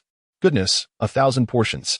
It appears that the esteemed Jiang Chen has constructed a culinary establishment of considerable caliber, while I am still subsisting on fast food. Jiang Chen has already begun to sell rare gourmet dishes. The disparity between individuals can indeed be infuriating. I should be content, as I have been gnawing on the black bread of my territory for 3 days, and I am on the verge of retching. Some lords, unable to afford such luxuries, have turned envious. 2,000 spirit stones for a single serving. What a shrewd merchant. I believe 500 spirit stones per portion is a more reasonable price, and I sincerely hope the esteemed Jiang Chen will give this serious consideration. Support. Jiang Chen, please lower the price swiftly, so as not to dishearten your brothers over such a trivial amount of spirit stones. However, these complaints were soon met with scathing rebuttals. Can the person above think before speaking? A permanent increase of 1 point in physique for the troop type is equivalent to a low-level physique tome. Rare delicacies seldom provide permanent attribute enhancements. Thus, a price of 2,000 spirit stones for such a premium is truly not exorbitant. I shall take 10 portions. If you lack the funds, do refrain from embarrassing yourself. Regarding the market feedback for the Spirit Serpent Soup, Jiang Chen was quite pleased.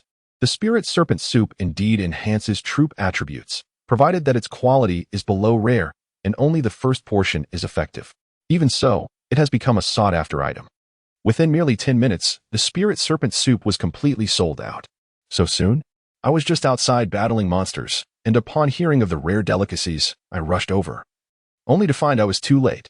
Esteemed Jiang Chen, could you possibly restock a few more portions? I have arrived late. Jiang Chen replied, I apologize, my brothers. The supply is limited, and we shall continue the sale at the same time tomorrow.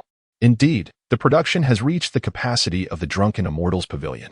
After all, the pavilion not only offers takeout but also serves as the cafeteria for the territory. Profits must naturally be swiftly converted into strength.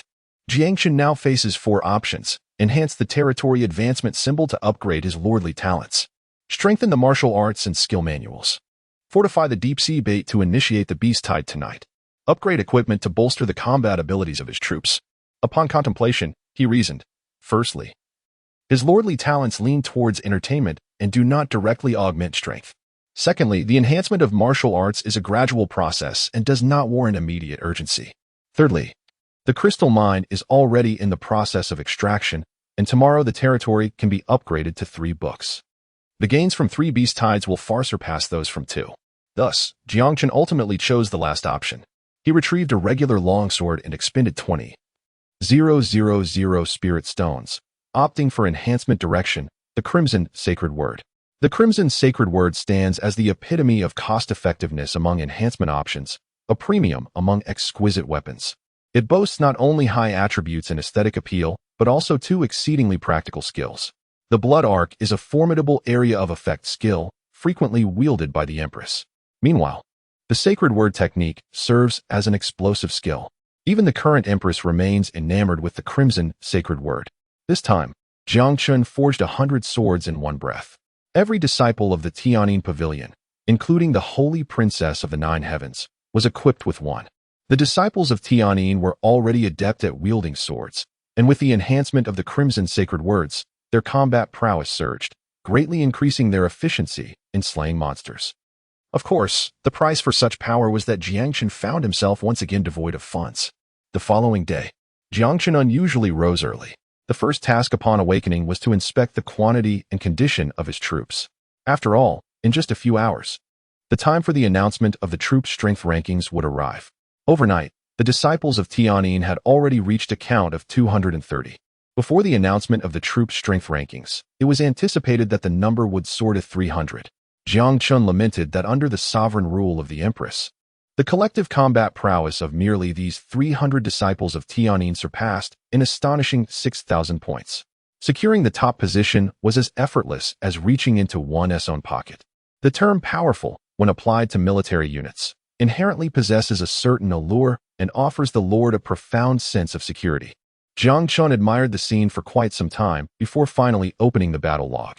Within the log, there were an astonishing 21,210 unread entries. Indeed, it is true that many hands make light work. Under Jiang Chen's stringent policies, the disciples of the Tianyin Pavilion worked in shifts. Within a 10-kilometer radius of his territory, monsters were continuously dispatched. In just one night, over 21,000 creatures were vanquished, surpassing the total number slain in the previous 3 days.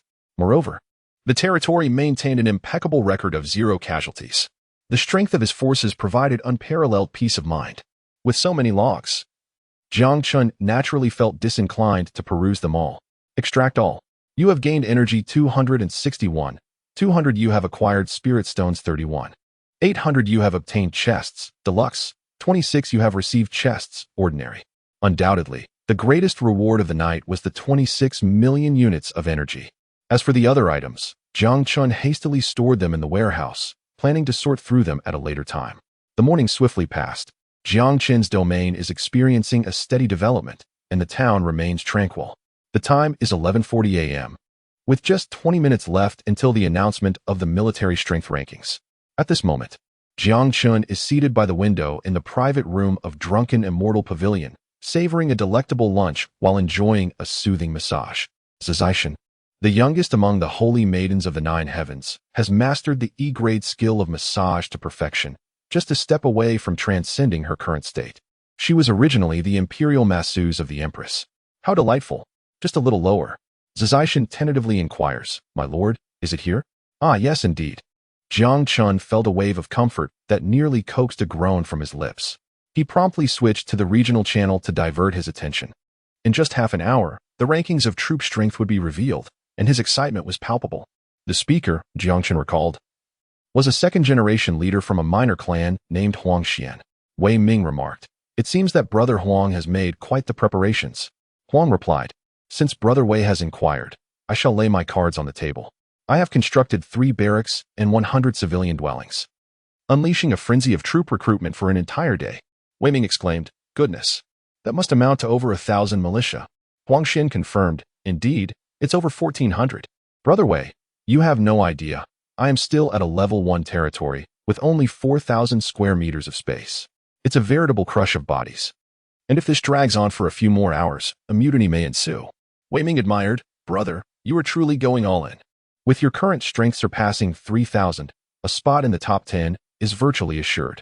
Huang Xian gratefully acknowledged, "Thank you for your kind words, Brother Wei.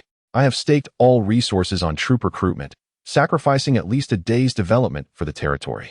If I do not secure a commendable rank, it would amount to a total loss." Wei Ming reflected, "Indeed." Tu Shanye interjected, "Why is nobody opening a bidding pool this time? I wish to wager on Brother Jiang Chen's success." Mu Qingshuang chuckled, "Haha, sister, you are so adorable." A novice suddenly asked, "I've always been puzzled about why so many troops are needed. Can't upgrading troop types also enhance strength?" This question stirred a hornet's nest, drawing the disdain of the local straight men. "Sister, perhaps you should return to Blue Star, as the myriad battlefields may not suit you. Did you purchase your elementary school diploma? You haven't even memorized the energy upgrade mantra?" Foolishness and cuteness often go hand in hand.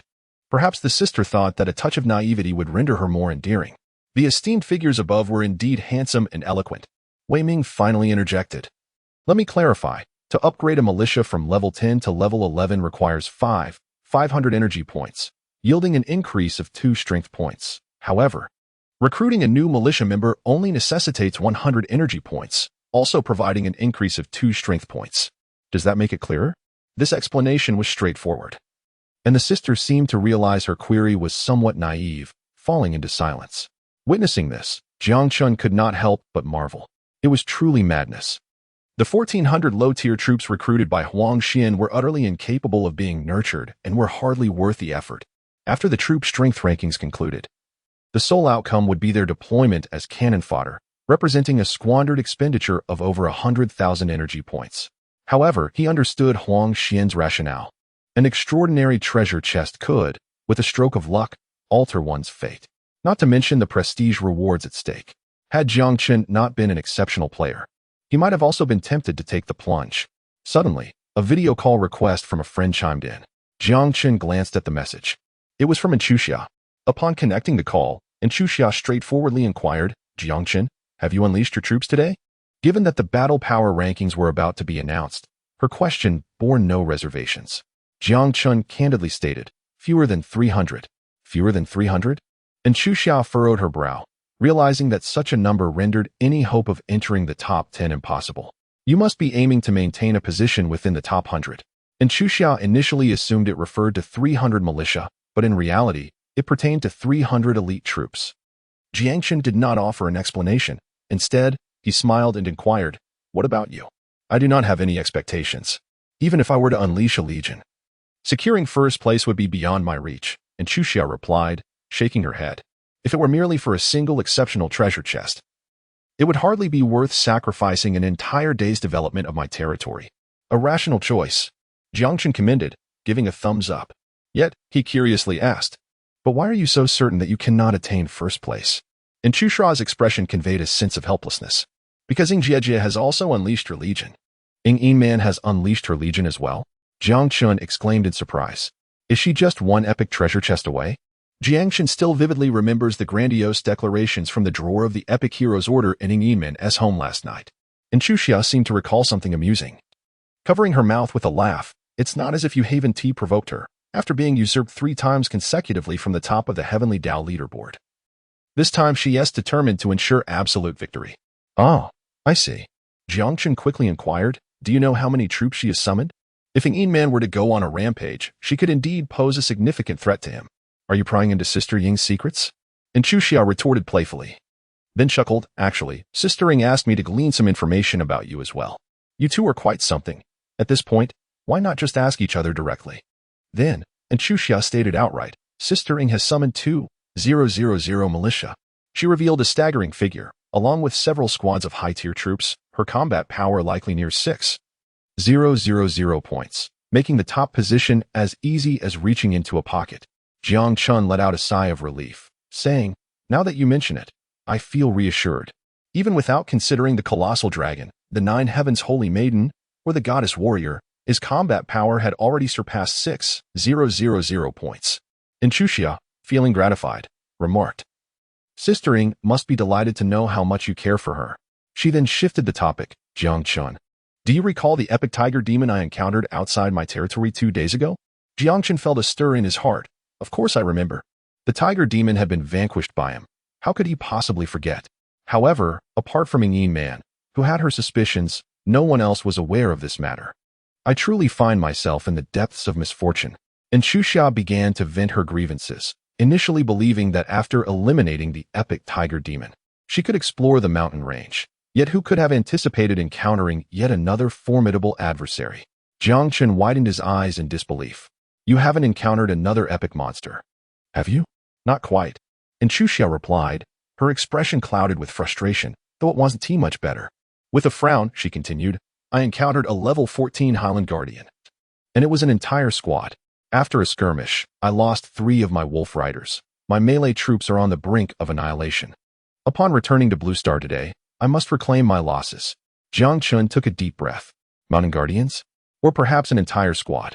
The Mountain Guardians are one of the most formidable units of the Dwarven race, esteemed for their exceptional quality. The worth of 12 Mountain Guardians is undoubtedly on par with that of an epic creature. Jiang Chen sincerely expressed his envy, saying, they all claim that Tina, the goddess of fortune, has graced my bed, but it appears she has chosen yours instead. And Chu Xia shot him a glare, retorting, I'm already feeling utterly frustrated. And here you are, making light of it. Fortunately, Sister Ying has promised that once we return from Blue Star, she will mobilize her forces to assist me in clearing the monsters. Were it not for the distance separating us, I would have eagerly invited you to join me in this endeavor. Upon hearing this, Jiang Chen murmured to himself, so, there is still time. The Blue Star portal will also open at noon. Their return to Blue Star will take at least a few hours. Jiang Chen resolved to set off shortly, confident that he could arrive before them. And Chu Xia, unaware of Jiang Chen's intentions, nodded in agreement, indeed believing there was still time. After ending the video call, Jiang Chen immediately furrowed his brow. Why is it that Chu Xia always encounters high-level monsters? Could it be that this girl possesses some unique physique? It has been 3 days since the opening of the realm. He has explored nearly 100 kilometers of the surrounding territory and has only encountered one exceptional creature, the jungle marauder guarding the crystal mine. Additionally, the Mountain Guardian, as an elite unit, would also be considered an ultimate boss within a large dwarven tribe. Now, unexpectedly, a small squad has appeared. Could it be that there exists a dwarven military structure hidden within that mountain range? If that is indeed the case, then the monsters deep within the mountains must far exceed this mere squad of Mountain Guardians. Contemplating this, Jiang Chen felt a surge of excitement and promptly issued a command through the heart of the Lord, Long Jiu, Long Yi, Long Wu, Long Lu. Return to the territory immediately. All goddess warriors in the territory, except for Amanda who is stationed at the crystal mine, must return at once. All 9 heaven saint maidens, return to the territory immediately. The Empress, as a hero, holds authority in the territory second only to the Lord and thus received Jiang Chen's command. After a moment of contemplation, she inquired, My lord, are we to embark on another expedition? Curiosity piqued, Jiang Chen inquired, How did you arrive at that conclusion? The Empress chuckled, With the presence of the 9 heaven saintess, 5 divine warrior maidens, and the 2 of us, we total 16 individuals. Precisely the number that 4 colossal dragons can accommodate. Ha ha ha, Jiang Chen erupted in laughter. My Empress truly grows more astute by the day. More astute. The Empress shot him a sideways glance, retorting, I have always possessed such intelligence. Yet, she refrained from contesting the term my empress. In no time, all the elite forces of the territory gathered at Jiang Chen's summons. With a wave of his hand, Jiang Chen declared upgrade, consuming 23,800 energy. His unit, Dragon 1, ascended to level 7. An expenditure of 3,400 energy followed. Radiant golden halos emerged beneath Dragon 1, Dragon 5, and Dragon 6, dazzling in their brilliance. In an instant, the three colossal dragons surged from level 6 to level 10, their bodies expanding dramatically until they transformed into magnificent creatures, each stretching 20 meters across with outstretched wings. The four dragons jostled against one another, swiftly filling the small square at the heart of their territory. Jiang Chen gazed with a hint of concern. It seemed imperative to swiftly upgrade to level 3, lest he find himself unable to accommodate not only buildings, but also troop types. This upgrade would require a total expenditure of 414,000 energy. Last night he had accumulated 260,000 energy, and combined with the harvest of this morning, it was just sufficient. The time was 11:57:28, with merely 3 minutes remaining until the leaderboard was revealed. Jiang Chen declared, "Prepare yourselves. Once the troop strength leaderboard concludes, we will initiate immediately." In unison, everyone, including the Empress, responded, "Yes, my lord." Ingime, brimming with joy, remarked, "This time, the top spot is finally mine." Ming Tian, with a hint of exasperation, inquired, "Your Highness, have you not added Jiang Chen as a friend? Why not ask him directly instead of going through Miss Inchuxia?" As Inchuxia grew closer to Ingime, Ming Tian began to express a newfound respect for her. How could that be? Ingime quickly shook her head. "I must feign indifference towards this leaderboard. I want to appear utterly nonchalant about effortlessly securing the top position. Do you understand this feeling, Sister Ming?" "I understand," Ming Tian retorted, recalling how Jiang Chen had exuded a similar aura during previous heavenly rankings. At precisely midnight, the sky above the war fog erupted in a dazzling golden light. The troop strength leaderboard commenced. All the lords of the town of 10,086 eagerly anticipated the unveiling. "It's starting. How exhilarating. The Blue Star passage has also opened. Let's wait for the leaderboard to be announced before returning to Blue Star. It will only take a few minutes." "That makes sense." Soon, the rankings began to appear in rapid succession. In 100th place, Lord Qi Yuan received a rare treasure chest and 2 prestige points. In 99th place, Lord Jiang Chen was also announced. The leaderboard was revealed from the bottom up, with one name disclosed every second. Those who made the list erupted in cheers. "Haha, I've made it. I'm finally on the leaderboard. I'm on the list too. I'm just a commoner. I don't even have a refined hero, let alone a superior troop. I took a gamble this time, and it seems the heavens have shown me mercy. Ha ha ha, a rare treasure chest. If I could obtain an extraordinary troop, I would be the next Jiang Chen." One individual posed a pivotal question. To those who made the list, "What is your troop strength?" Qi Yuan replied, "Around 530 points." Jiang Chen added, "I have 550. Upon hearing this, someone immediately despaired. "Ah, my total strength is 520. I'm just 10 points short. I thought I could make it into the top 100. Had I known, I would have summoned a few more militia. To the brother above, please accept my condolences." Thus, the greatest taboo in striving for the leaderboard is indecision. If you're going to do it, you must commit wholeheartedly. The leaderboard continued to be revealed at a rapid pace. In 89th place, Lord Tushan Yaya received a rare treasure chest and 4 prestige points. Yay, perfect. It was evident that the little fox had summoned troops, but her goal was merely to enter the top 100. This way, she secured a treasure chest without significantly impacting her territory. As both the 11th and 100th places received rare treasure chests, Mu Qingshuang remarked, "Sister Yaya, your calculations are impeccable. I admire you." Tushan Yaya humbly replied, "Sister Mu, you flatter me." In 72nd place, Lord Lin Mo received a rare treasure chest and 10 prestige points. Mu Qingshuang noted, "The 75th place has a strength of 1,000. By this calculation, Lin Mo must have summoned around 300 militia. It seems he has overexerted himself." Lin Mo remained silent. Since being startled by Jiang Chen, he had adopted a much lower profile. In 10th place, Lord Huang Xian received an extraordinary treasure chest and 20 prestige points. He had just summoned 1,400 militia. Wei Ming sincerely congratulated him. "Congratulations, Brother Huang, on achieving your goal." Huang Xian exclaimed, "Haha, indeed, the heavens assist every dream. I am grateful for their favor, for my family's support, and for everyone's encouragement." His excitement left him almost speechless. Wei Ming added, if you can summon a troop, or even a hero, Brother Huang, you'll soar to great heights. Huang Xian chuckled. Haha, I appreciate your kind words, Wei Go. The heavens continued to announce the results. In ninth place was Lord Sun Gang. To everyone's astonishment, the ranks from 4th to 10th were all led by the second-generation heirs of minor families, and even included a commoner. Then came the announcement of the 3rd place. In 3rd place, Lord Mu Qingshuang received an extraordinary treasure chest and 100 prestige points. The revelation that Mu Qingshuang, a lieutenant from the Jiangnan military district, had secured the 3rd place surprised many. And Chu Xia asked, Sister Mu, did you summon troops as well? Mu Qingshuang replied, you need not laugh at me, dear Chu Xia. You know the military district's budget is perpetually tight, so I had to rely on myself. Shortly thereafter, Mu Qingshuang seemed somewhat regretful. Unfortunately, despite my utmost efforts, with a strength of 4,200 points, I only managed to secure 3rd place. After a brief silence, Wei Ming speculated. The top 2 positions must belong to Jiang Chen and Ying Yinmei, right? Ying Yinmei inquired, why wouldn't they? Jiang Chen, indeed, why wouldn't it be? And Chu Xia, haha. Jiang Chen, you exploded 300 troops. What are you making a fuss about? Wei Ming, hee, don't underestimate my boss Jiang Chen. He is truly formidable. The reason for this statement is that Wei Ming suddenly pondered a question. If Jiang Chen indeed summoned 300 troops, along with the goddess warrior, there is no way he would be left out. However, since he ranks nowhere from 3rd to 100th, it must be that he is among the top 2. And Chu Xia and Ying Yinmei also found themselves perplexed, having overlooked this detail. Just then, the 2nd place was announced. The 2nd place in the troop strength ranking. Lord Ying Yinmei, rewarded with an exceptional treasure chest 1 and 200 prestige. After a moment of calm, everyone perked up. Ha, Ying Yinmei is again in 2nd place. Ranking in the hero strength list, this is already the 4th time, right?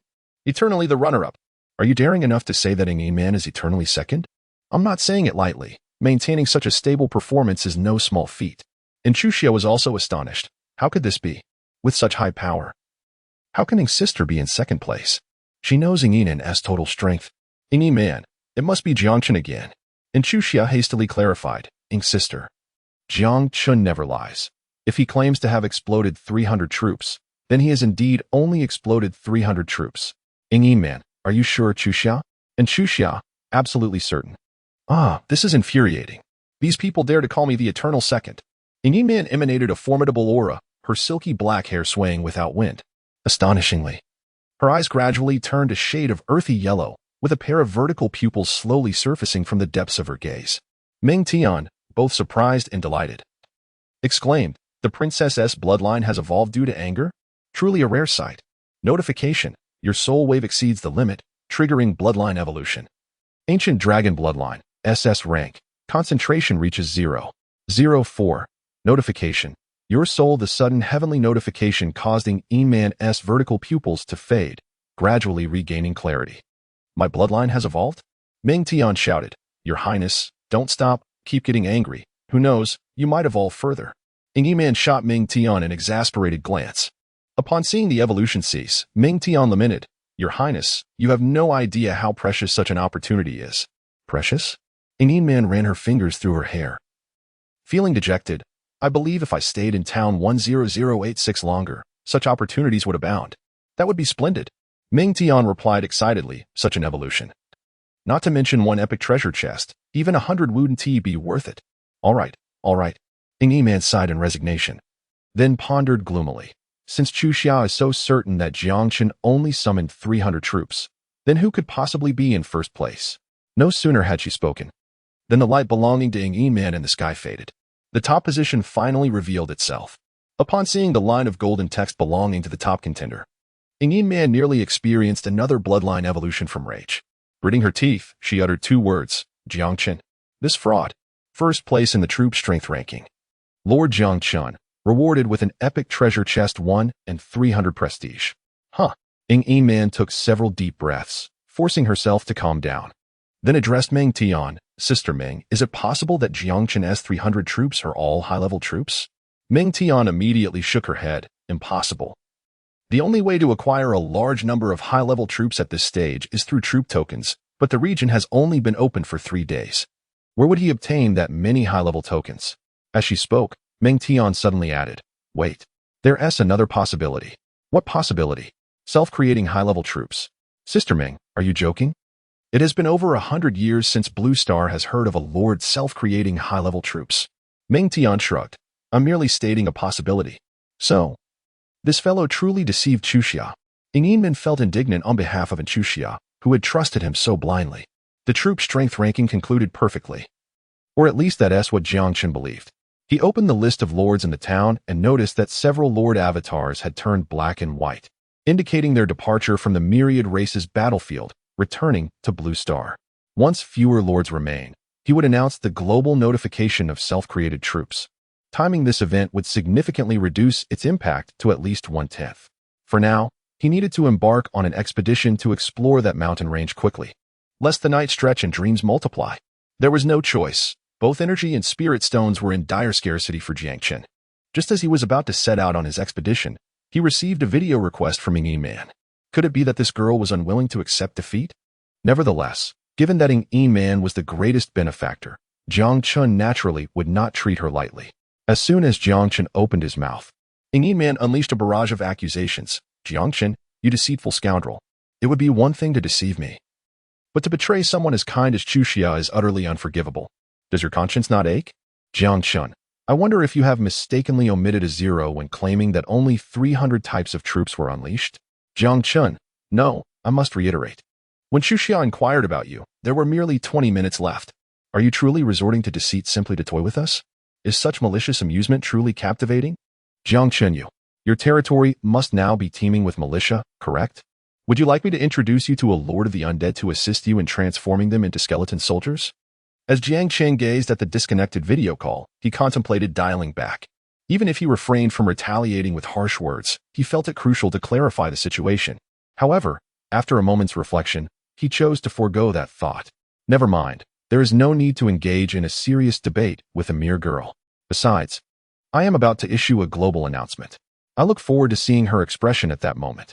Jiang Chen suddenly chuckled, realizing that this girl possesses quite a talent for retorting. Following that, Jiang Chen greeted the Empress, the holy maiden of the 9 heavens, and the goddess warrior. Let us depart. With a party of 16, they ascended upon the back of the dragon. Jiang Chen patted Long Jiao, saying onward. Long Jiao grumbled, I am a dragon, not a steed. All right, not a steed. Jiang Chen chuckled, surely, little Jiao remembers the way. With a powerful flap of its wings, Long Jiao soared into the clouds, exclaiming. Of course, Jiang Chen, along with the Empress, Zizishan, and Giselle, rode together on a single steed.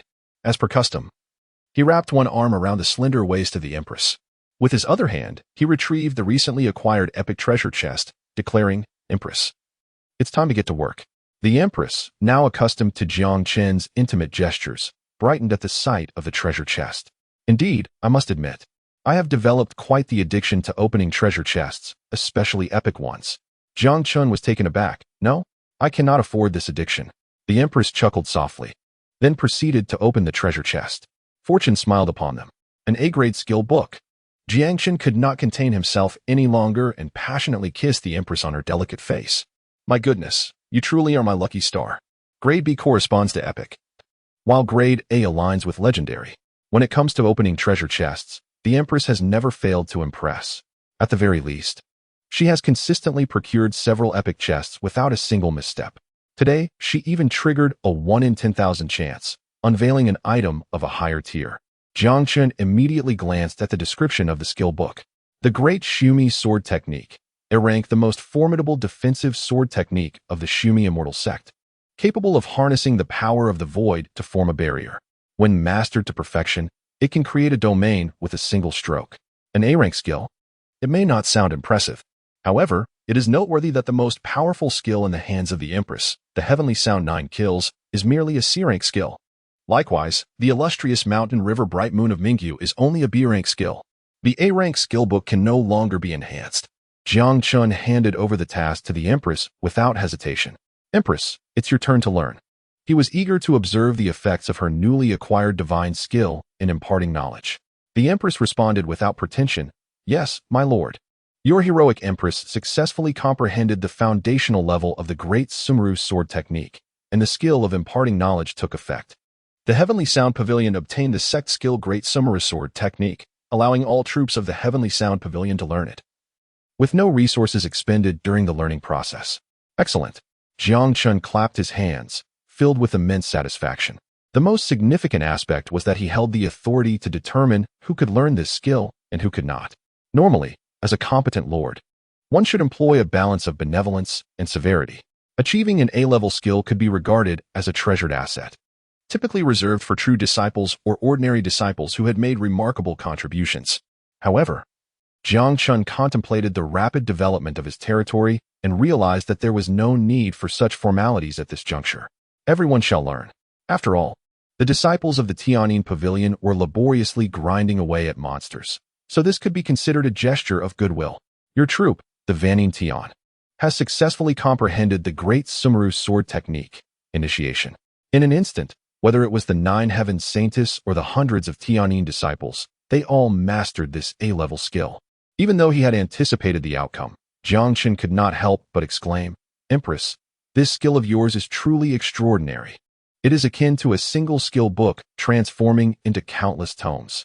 Beside him, the Zizaishan sensed the moment and exclaimed in delight, "What a powerful sword technique!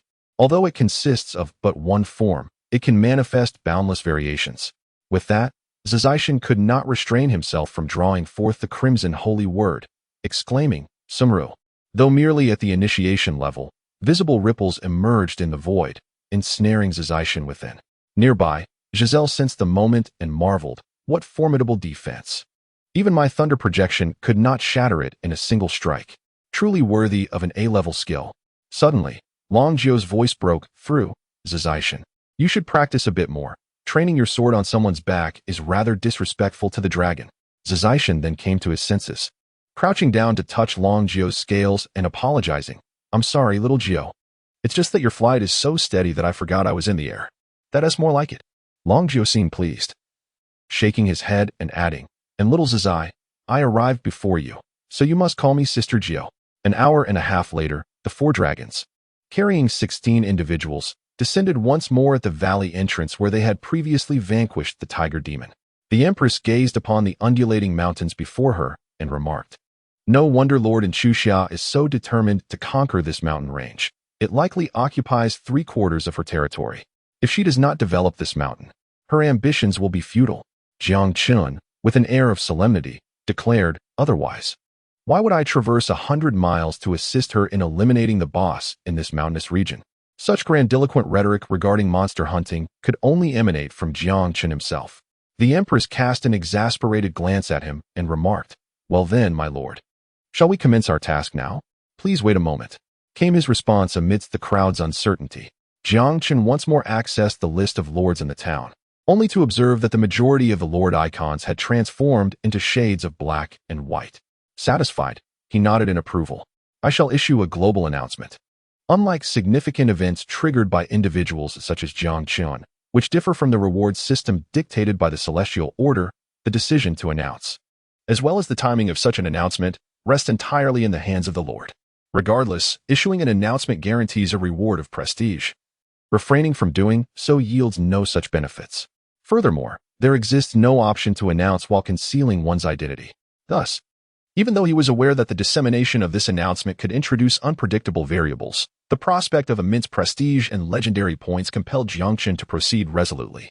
Therefore, in the 7th heaven of the 10,000 races battlefield, Zone 666, Blue Star Domain, on the 3rd day of the server's launch, at precisely 13:47:18, a remarkably simple announcement reverberated throughout the entire Blue Star Domain.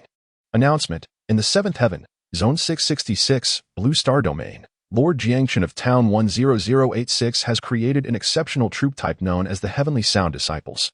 Jiang Chen also received news from the Heavenly Tao. Notification: you have gained Prestige 10,000 and Legendary Status 100. Notification: your prestige has reached World Renowned. Notification: an illustrious hero from the Elven race is on their way, soon to grace your tavern with their presence. The effect is immediate. Jiang Chen lamented. Just as I gained renown across the realm, the tavern unveiled extraordinary heroes. Such is the advantage of reputation. Although Jiang Chen held little regard for a distinguished hero, it did not imply that they were common. One must remember that Inchuxia, the daughter of the city lord, merely began as a rare hero. Furthermore, This is merely the inception of it all. Now, Chu Xia and the winner's maid should realize that I was not deceiving them. When I mentioned 300 troop types, I indeed meant 300 troop types. Suddenly, Jiang Chen was taken aback. There were still friends who had not returned to Blue Star. Tu Shanye exclaimed. Brother Jiang Chen, please tell Ye that she did not misinterpret. Jiang Chen retorted with irritation. You are mistaken. Tu Shanye exclaimed in excitement. Ah. A master who has created an extraordinary troop actually hails from my small town, and he is my brother. How delightful. I hope for a patron. It was evident that the little fox was overwhelmed with joy, likely bouncing around in her own territory. Upon hearing the mention of a patron, Jiang Chen instantly perked up. But upon recalling the little fox's age, he quipped, that would truly be a punishment. To his surprise, Tu Shanye immediately understood, but you must consider. I am of the Tianhu clan. Though only 10 years old, I am equivalent to your human age of 18. Jiang Chen was well aware that the little fox was merely jesting. He inquired with curiosity, Ye, could it be that you have a sister named Tu Shan Su Su? Tu Shanye responded, how did you know, brother Jiang Chen? That is indeed my younger sister. Jiang Chen, Tu Shanye, Jiang Chen, dear brother. You must quickly glance at the regional channel. It has already erupted with excitement. Jiang Chen. Once again, I am met with insipid flattery. Devoid of originality, how tiresome it has become. Tu Shanye. After swiftly dispatching the little fox, Jiang Chen declared with spirited enthusiasm, all units, march towards the mountains. Yes. Following the announcement, Jiang Chen joyfully set off to slay monsters and level up. Yet at this very moment, the world erupted in a frenzy because of him. Even though Jiang Chen had deliberately chosen the timing of the announcement when the Blue Star Passage was opened, there were still billions of new lords in the battlefield of myriad races. This announcement appeared simultaneously in the central vision of all lords. In an instant, not only the Dragon Kingdom lords but also those from Lighthouse Nation, Northern Bear Nation, Cherry Blossom Nation, and Southern Stick Nation were all petrified, their eyes brimming with disbelief. It was as if the entire world had been paused. Moments later, their expressions turned frenzied as they bellowed. 3 days since the opening. And he has created his own troop type? I must be mistaken. Not only did he create his own troop type, but it was also an exceptional one. How many years has it been since we heard of anyone creating their own exceptional troop type in the Blue Star realm? 80 years? Or perhaps a century? Oh, heavens! A troop type that entirely belongs to him. If this Jiang Chen does not fall, he could undoubtedly dominate a state. Splendid! Jiang Chen, Jiang Chen. This esteemed figure bears a name that surely belongs to our Dragon Kingdom? Nonsense. It cannot be a Dragon Kingdom individual. The Dragon Kingdom is indeed powerful in the 1st to 6th celestial heavens, but the 7th celestial heavens Qin Kingdom has already declined. How could such a genius possibly emerge? It won't be long before our Cherry Blossom Empire launches a race war to exterminate all the lords of the Dragon Kingdom in the 7th celestial heaven. Haha. The name Jiang Chen sounds distinctly South Stick National, Semida. And this is merely the tip of the iceberg. In the primary world of Blue Star, all cities' 2-realm altars emitted a resonant hum. Such an extraordinary phenomenon left the city lords aghast, prompting them to investigate immediately. The reason for their high status and authority was their selection as administrators in the battlefield of myriad races, granting them privileges far exceeding those of ordinary individuals. Upon utilizing their administrative powers to view the heavenly announcement, their eyes widened in astonishment. Naturally, to become a city lord, one must be a formidable force. Their experiences far surpassing those of ordinary new lords. Exceptional troop types. This signifies that before long, he will be able to mass-produce the troop symbols of this type. But it doesn't end with troop symbols. Those capable of creating their own troop types can often reverse engineer troop building blueprints. If we can establish a good rapport with this esteemed individual, perhaps decades from now, our city of Covenant will boast an abundance of exceptional troop types. The Dragon Kingdom does not deserve such talent. We must uncover the identity of this Jiang Chen. Wealth, beauty, status, whatever he desires, our free will shall provide. All factions are curious about the true identity of Jiang Chen, except for the city lord of East Sea and Luoxi, in a spacious and bright office. And Chu Xia recounted in detail to her mother the events of the past 3 days. And Luoxi and Chu Xia bore a striking resemblance. And given that the lifespan of a celestial tier powerhouse could reach 200 years, they appeared almost like sisters together. Jiang Chen, that commoner, has actually topped the heavenly ranking 4 times? And Luoxi exclaimed, astonished. She, too, is a renowned warlord of the Dragon Kingdom. Yet she had never heard of such a thing. And you say his territory has spawned a merchant convoy to procure an epic hero token for you? This lad must be extraordinarily lucky. MHM. And Chu Xia nodded eagerly, then sweetly pleaded, "Mom, please buy the epic hero token that Jiang Chen is procuring for me." And Luo Shi replied, "Epic hero tokens are rare and precious. 10 million spirit stones would indeed be worth it." And Chu Xia's joy was palpable. "So, does that mean you agree, Mom?" However, and Luo Shi shifted her tone, "But how can you ensure that after purchasing the epic hero token, Jiang Chen will hand it over to you rather than keep it for himself?" And Chu Xia hurriedly responded, "I've known Jiang Chen for many years. He never lies." "Never lies?" And Luo Shi scoffed. "He just claimed to have exploded only 300 troop types? But how could 300 troop types possibly secure the top of the troop strength rankings? Surely, they must be exceptional types." And Chu Xia resorted to her most charming demeanor. Jiang Chen was merely joking. At the very least, it proves that Jiang Chen is a trustworthy person. And Luo Shi spoke earnestly. He has already 2 books. With 3, he can recruit a second hero. In such circumstances, how could a commoner resist the temptation of an epic hero token? That is an epic hero. And Chu Xia pleaded pitifully, "Please, Mom. I've already promised Jiang Chen. Without 10 million spirit stones, how can I explain to him?" She regretted mentioning the 300 troop types to her mother. And Luo Shi was infuriated. "You're growing up too fast. Do you think spirit stones just fall from the sky?" Just then, a buzzing sound filled the air. And Luo Shi's expression changed, and she sprang to her feet. This sound signifies a blue star announcement? Could it be that something significant has occurred in the battlefield of myriad races? With that, she soared into the air, heading towards the nearby 2-realm altar. Upon reaching a combat power of 1 million stars, one can manipulate geomagnetic forces and soar through the skies, hence the title of Celestial Tier Powerhouse. And Chu Xia shouted, "Mom, wait for me." By the time Chu Xia arrived, many citizens were already gathered outside the square, watching. My heavens, an extraordinary phenomenon at the 2-realm altar. Could something significant have transpired in the battlefield of myriad races? The buzzing sound was melodious and delightful. Perhaps it heralds good news. Alas, even if it is good news, with Blue Star being so vast, it hardly concerns our EC city. Given Chu Xia's status, the guards naturally dared not obstruct her, and she easily made her way to the altar. Here, aside from Luo Shi, 2 elders from EC city were also present. Although Chu Xia obediently stayed to the side, her ears were perked up. One elder, surnamed Wang, spoke in a low voice, "City Lord, what has occurred?" At this moment, Luo Shi's eyes were filled with astonishment.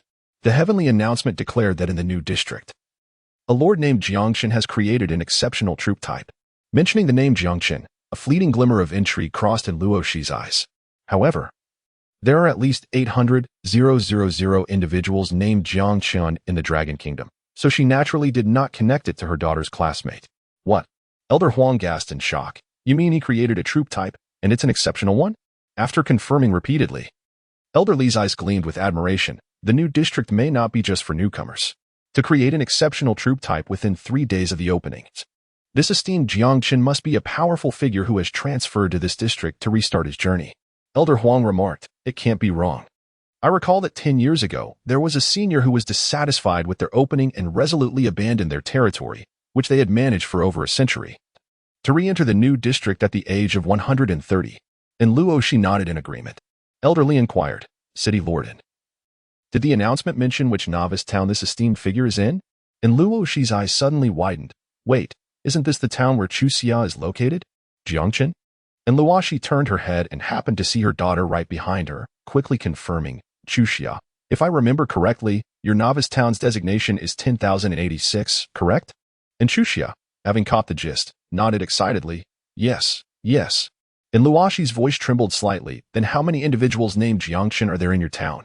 And Chu Xia exclaimed, "There are 4 with the surname Jiang, but only one named Jiang Chen. I am absolutely certain. The heavens do not err. The heavens do not err." And Luo Shi swayed slightly, murmuring to herself, "Could it really be him? But how is that possible?" And Chu Xia shouted, "How could it not be? I have always said that Jiang Chen never tells lies. Everything makes sense now. He truly possesses only 300 unique troops, all of which are self-created exceptional types."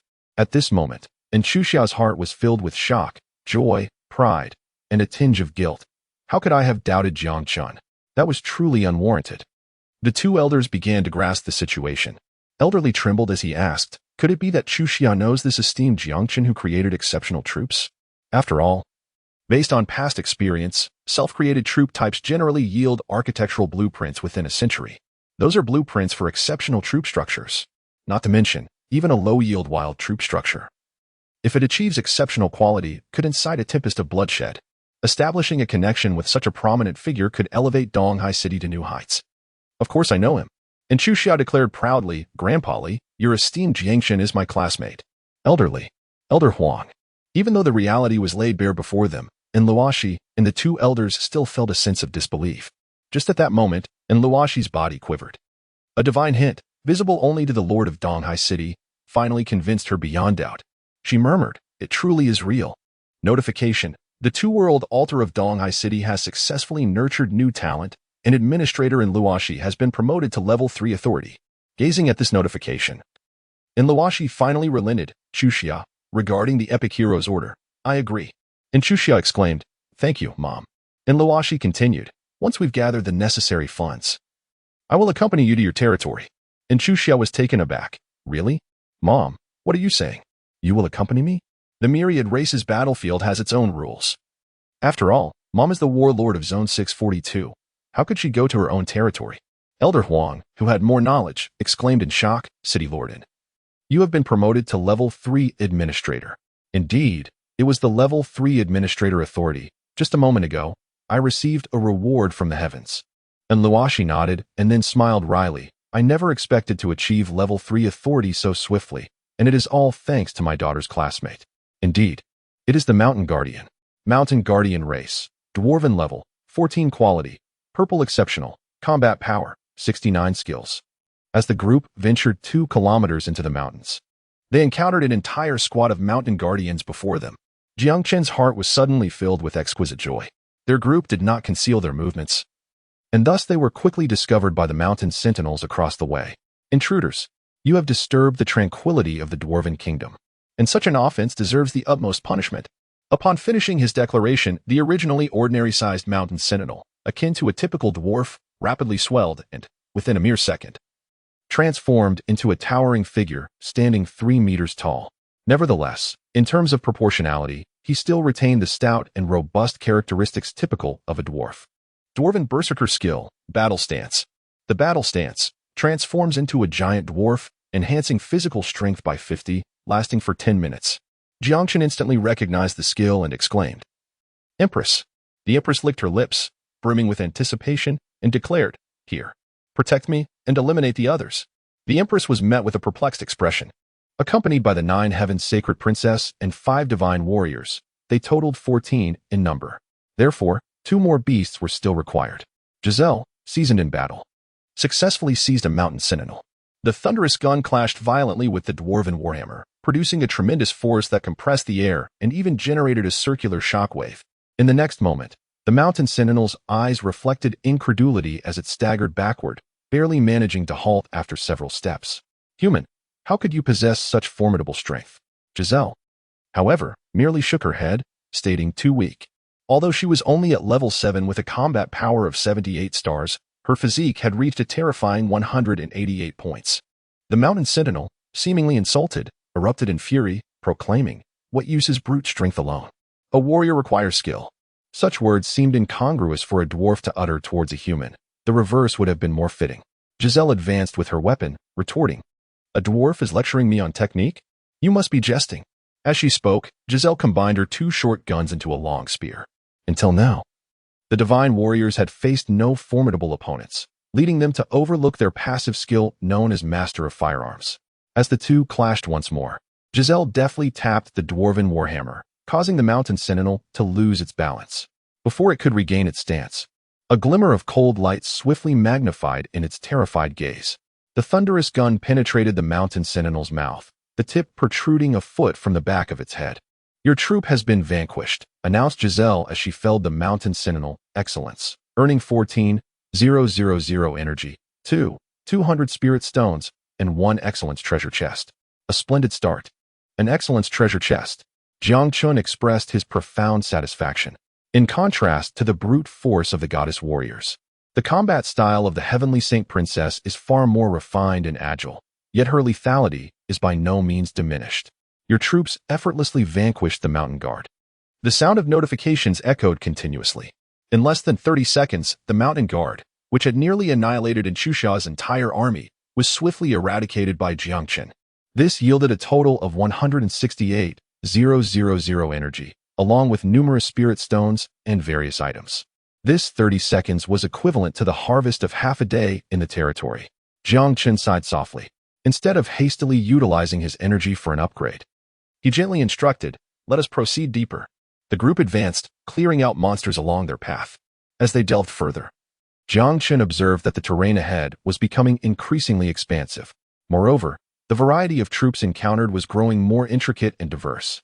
After half an hour, they once again encountered a squad of elite heavy cavalry, the formidable armored goat riders. Jiang Chen finally confirmed his suspicion.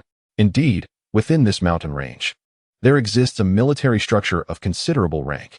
Half an hour passed. Before Jiang Chen stood a dwarven city nestled against the mountains, causing him to draw in a sharp breath. Could it be the dwarven royal palace? How fortunate was Chu Xiao to stumble upon such a treasure. Within her territory, there existed an epic-grade military structure. Although Jiang Chen speculated that there might be a military structure in this place, he could never have anticipated it would possess an epic quality. A guardian boss of a dwarven palace would not simply be an ordinary presence. Just then, a resounding horn echoed through the air. From within the dwarven palace, an array of diverse troops emerged in succession.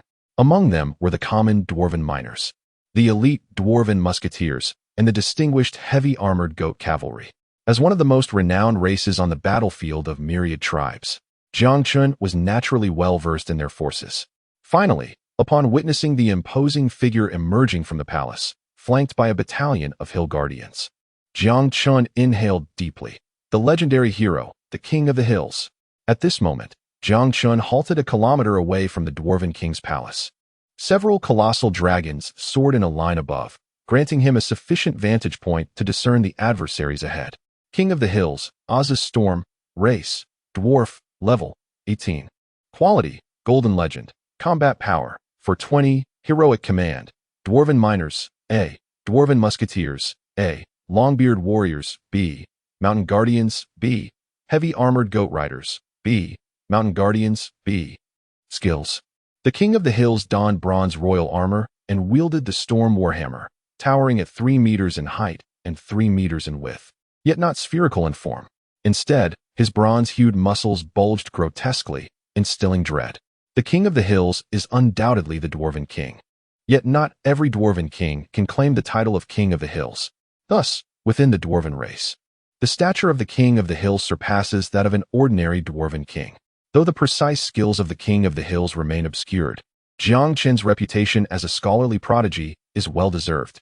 He hails from the Storm Clan, one of the 10 prominent clans of the dwarves.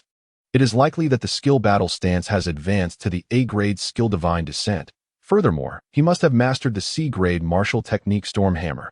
A-grade command augments attributes by 40, while B-grade command enhances all attributes by 30. Under the command of the King of the Hills, elite units are elevated by at least 2-star levels. This presents quite a challenge. After all this time in the realm, it is the first occasion Jiang Chen has felt overwhelmed by the strength of a creature. The Empress gazed upon the King of the Hills, her eagerness palpable. "My lord, please give the command. I shall handle this King of the Hills." The goddess warriors tightened their grips on their thunder lances, their battle fervor soaring to the heavens. Jiang Chen softly uttered, "Wait. If it were merely a solitary Hill King, it would be manageable. However, in addition to the Hill King, there are dozens of high-tier soldiers and nearly 1,000 mid- to low-tier troops. If we were to engage in battle now, while defeat may be unlikely, casualties would be unavoidable. Most critically, only the Empress can confront the Hill King directly. Who would safeguard oneself in such a scenario?" Suddenly, the towering Hill King advanced a step. He first gazed skyward at the 4 colossal dragons circling above, then cast a glance at the Empress beside Jiang Chen, a flicker of apprehension crossing his eyes. "Young human lord, our dwarven kin have always maintained amicable relations with your kind. Why do you seek to invade my territory? If you withdraw now, I shall overlook your prior transgressions." Even when confronted at their doorstep, who would say the dwarves possess a fiery temper? Jiang Chen couldn't help but secretly mock. However, this was precisely in line with Jiang Chen's intentions. The defenses of the Dwarven King's palace were impenetrable. Even with Jiang Chen's masterful tactical prowess, he found no discernible flaws. Jiang Chen earnestly declared, "This is a misunderstanding," when suddenly, a video request from a friend interrupted the moment.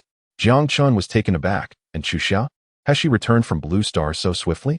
However, upon reflection, the sun had already set, and it had been 4 to 5 hours since Inchuxia departed from the battlefield of the myriad races. It was not an appropriate time for a video chat, so Jiang Chen declined the call. Jiang Chen, I am currently rather occupied. Inchuxia swiftly sent a message. You have created an extraordinary troop. Jiang Chen, you are truly remarkable. Everyone outside believes you to be some esteemed elder. Since you are busy, I shall be brief. I have gathered 10 million spirit stones. Once you are finished with your tasks, do not forget to assist me in procuring that Epic Heroes token. Jiang Chen, all right. Just as he was about to send a few words he had just typed, his eyes suddenly lit up. He hurriedly opened the territory panel and located the resources section. Crystals, 1068. Jiang Chen was filled with immense joy. His territory was merely 3 books away from an upgrade, with only the crystals remaining. After a day of relentless mining, he finally amassed enough crystals. Coincidentally, Inchuxia had delivered 10 million spirit stones, enabling him to upgrade 3 books and immediately recruit a second legendary hero. Jiang Chen promptly changed his statement. Jiang Chen, I am no longer busy. Grant me 10 million spirit stones, and I shall assist you with procurement at once. How is it that the mention of spirit stones renders you unoccupied? Inchuxia first sent an expression of exasperation, then continued. It seems my mother's conjecture was indeed accurate. Each individual's method of creating their own legion remains an undisclosed secret, and your method is simply by spending lavishly. Though she jested, Inchuxia nonetheless transferred the spirit stones. Your friend, Lord Inchuxia, has sent you 10 million spirit stones through the exchange. Jiang Chen waited for 10 seconds before trading the epic hero token dropped by the tiger demon to Inchuxia. Jiang Chen, it's all settled. Wishing you a successful and fulfilling recruitment. Inchuxia's words were imbued with gratitude. Thank you, Jiang Chen. This 3 million spirit stones is your commission. Please be sure to accept it. Your friend, Lord Inchuxia, has transferred 3 million spirit stones to you through the exchange. Jiang Chen was momentarily taken aback, then let out a light chuckle. Heh, is this considered a gesture of goodwill? However, that girl Chuxia is not so worldly. It seems this is most likely at the behest of Lord Luoshi. Jiang Chen, very well, I shall accept it. Inchuxia, yes, you may carry on. With the epic hero at hand, I shall soon seek vengeance upon that gang of dwarves in the mountains. Jiang Chen, you may find that opportunity elusive. Within Inchuxia's domain, I had previously stated that Jiang Chen is indeed a man of his word. Inchuxia waved the hero token in her hand, her face alight with excitement. Luoshi candidly remarked, I have underestimated him. The fact that Jiang Chen swiftly traded this epic hero token to you indicates his complete lack of hesitation post-purchase. Hailing from humble beginnings, yet possessing the fortitude to resist such formidable temptation, his willpower is exceptional, truly deserving of being a genius lord capable of creating outstanding troops. Luoshi appeared somewhat peculiar at this moment. A faint white glow enveloped her like a bubble. Gazing at the epic hero token, she too felt a surge of excitement. Come now, Chuxia, hasten to recruit your own epic hero. You must understand. It was only after I reached level 25 that I acquired my own epic hero. And Chuxia was taken aback. I have yet to reach level 3? I possess only 1 hero slot. And Luoshi replied nonchalantly. Then dismiss your current hero. And Chuxia was astonished. Dismiss? And Luoshi gently patted Inchuxia's head. As a competent lord, parting is an everyday affair, let alone dismissing a hero. Furthermore, the sooner you recruit an epic hero, the greater your initial advantage. Ultimately, Inchuxia acquiesced. Very well. I shall recruit an epic hero soon and exact my revenge upon those wretched dwarves. I have come to loathe dwarves immensely. Before long, a radiant light formed before Inchuxia. Upon witnessing the colossal figure emerging from the luminous portal, she was instantly overwhelmed. Oh my, just kill me now? My lord, the Dwarf King Greeny Storm reports to you. The Dwarf King chuckled, stroking his gleaming head. Although your territory appears rather humble, I must inquire. Do you have any wine? Jiang Chen, having severed all communication, promptly issued a command. Upgrade the territory. Execute immediately. Jiang Chen, in a rare display of financial extravagance, made an impulsive decision to construct a building without a moment's hesitation. A notification appeared. You have upgraded to a level 3 Lord's Manor, unlocking the structure's portal and stable, with your territory now expanded to 30,000 square meters. You have also unlocked a new hero slot, bringing your total number of heroes to 12. Jiang Chen paid no heed to the changes brought about by the upgrade of his territory. Instead, he promptly retrieved a whiteboard hero token. Although the drop rate for hero tokens is exceedingly low, after so long a period of grinding, he had managed to acquire several low-quality hero tokens. With the expenditure of 10 million spirit stones, he chose to enhance towards Direction 6, culminating in a legendary hero token. Before the two armies, a resplendent beam of golden light soared into the heavens. When the radiance subsided, a golden hero token materialized in Jiang Chen's hand. Recruit. Such a formidable commotion naturally alerted the enemy. The booming voice of the King of the Hills resonated. Human Lord, what are your intentions? Jiang Chen paid no heed to distractions, instead fixating intently on the gradually clarifying figure within the luminous portal. Was it necessary to make another trip? The efficacy of this second legendary hero would soon reveal itself. Throughout the afternoon, he had vanquished nearly 1,000 monsters, the majority of which were formidable adversaries, garnering a total of 620,000 energy. Coupled with the gains from his territory, his energy reserves had now surpassed an impressive 800,000. This ample accumulation was sufficient to instantaneously cultivate a fully realized legendary hero. As Jiang Chen pondered, the silhouette of the second legendary hero finally stepped through the portal of light. Clad in silver armor and adorned with a golden crown, she bore a pair of magnificent, pure white wings folded gracefully at her sides. Her tall, curvaceous figure exuded an air of majesty and sanctity that enveloped the surroundings. Upon beholding her exquisitely delicate features reminiscent of a character from a comic, Jiang Chen instinctively murmured, "North of the galaxy." The emergence of this hero unequivocally confirmed Jiang Chen's suspicions. He truly had summoned the celestial realms. At that moment, the hero opened her eyes, murmuring, "The battlefield of myriad races, the contest of countless factions, a brand new world, a novel system of power. Could this be the unknown universe we have tirelessly sought? I have just forged my sacred form. Perhaps only in my departure can Anishida naturally ascend as the new angelic king, carrying forth the just order of my lord. Kaisha, this is indeed my ultimate sanctuary."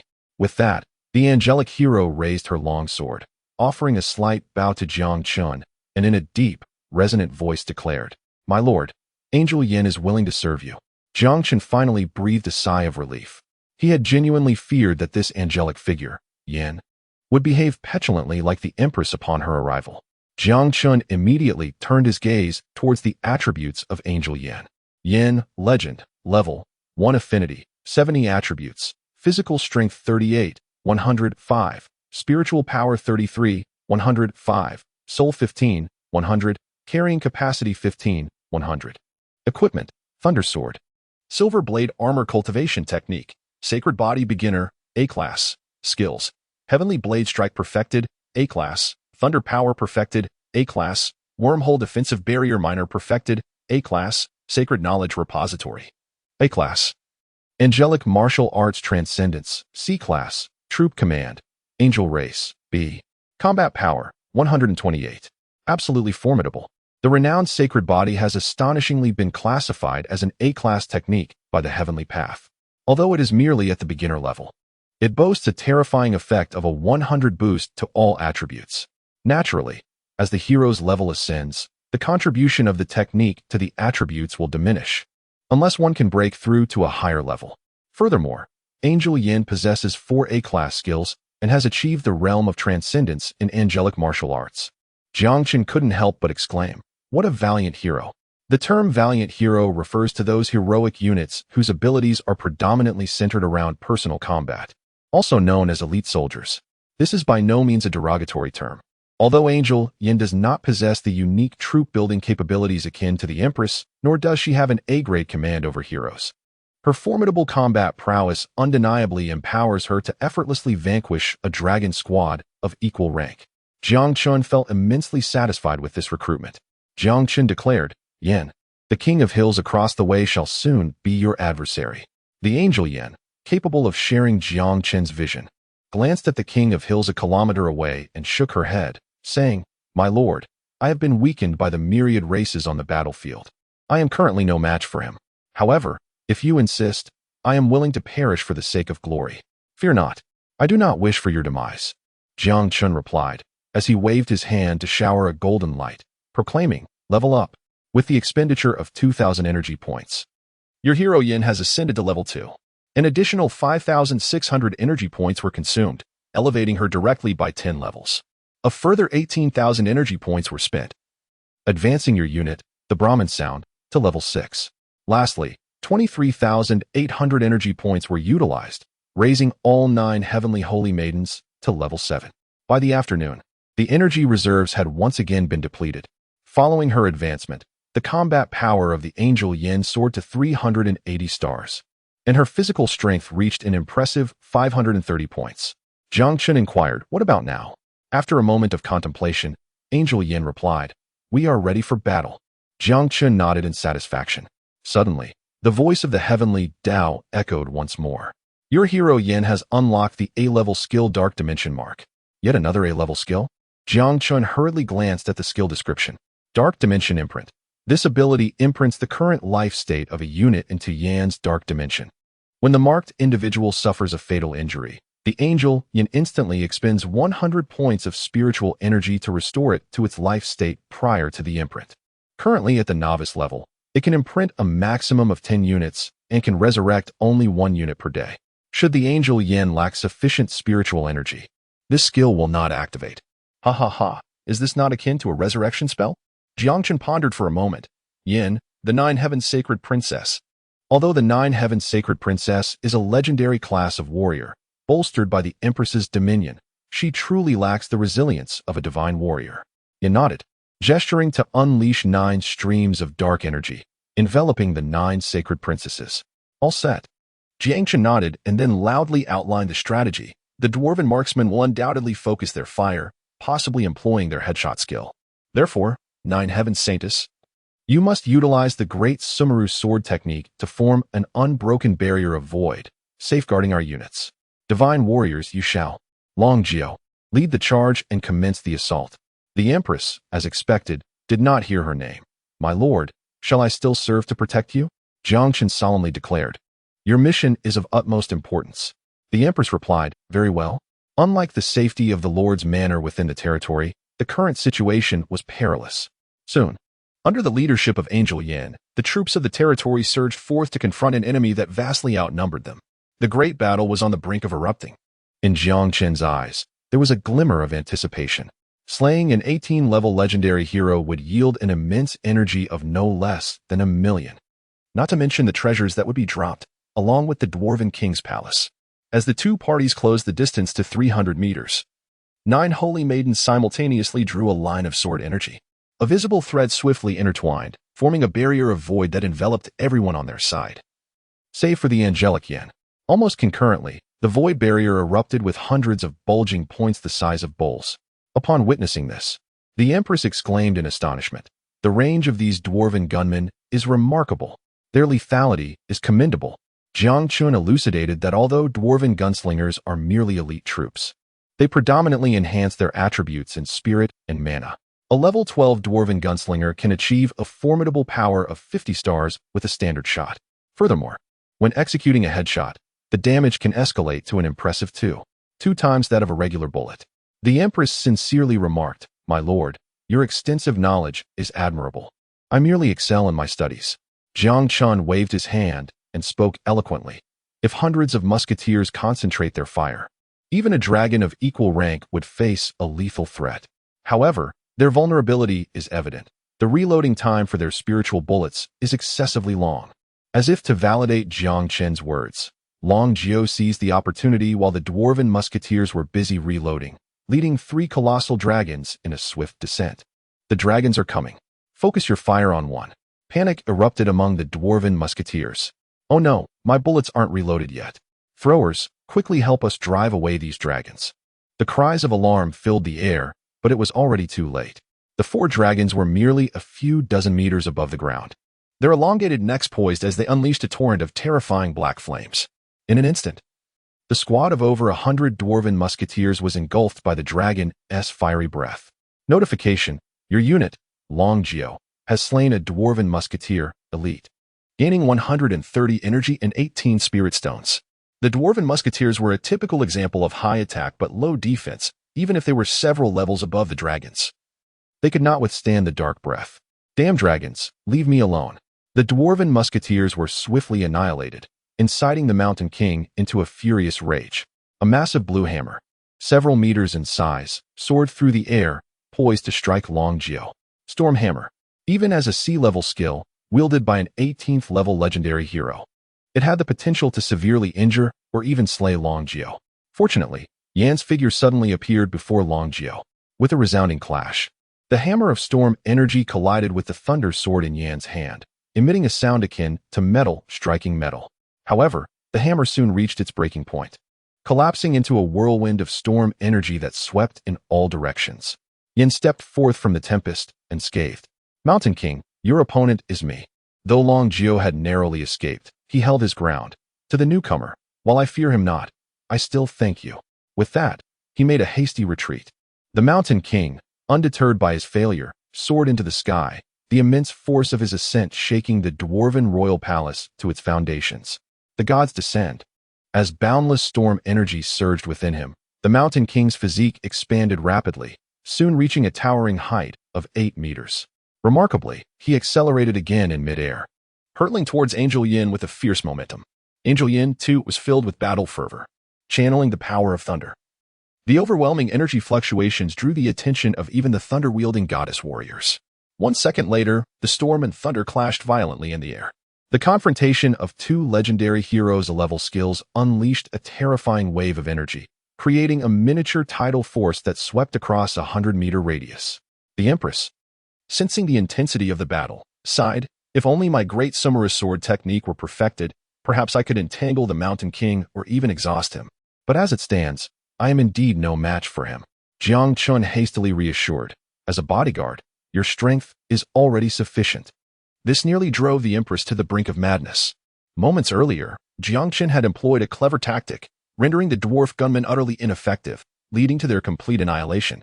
What remained was the close combat. Thunder projection. At a distance of several dozen meters, 5 divine warriors struck first, swiftly eliminating 5 heavily armored goat knights. Thunder body. They then unleashed their ultimate abilities and charged in. The 9 heaven saints, without waiting for the great samurai sword technique to dissipate, began casting skill after skill. Holy word technique. Crimson arc. Heavenly sound 9 kills. For colossal dragons circled above before entering a state of frenzy, plunging into the enemy ranks. Your unit Giselle has slain a heavy armored goat knight, exemplary, gaining energy 18,000 and spirit stones 2,000. Your unit Zizishan has dispatched a long-bearded warrior. Although the Dwarven Palace's troop levels were superior, the disparity in troop quality was far too great.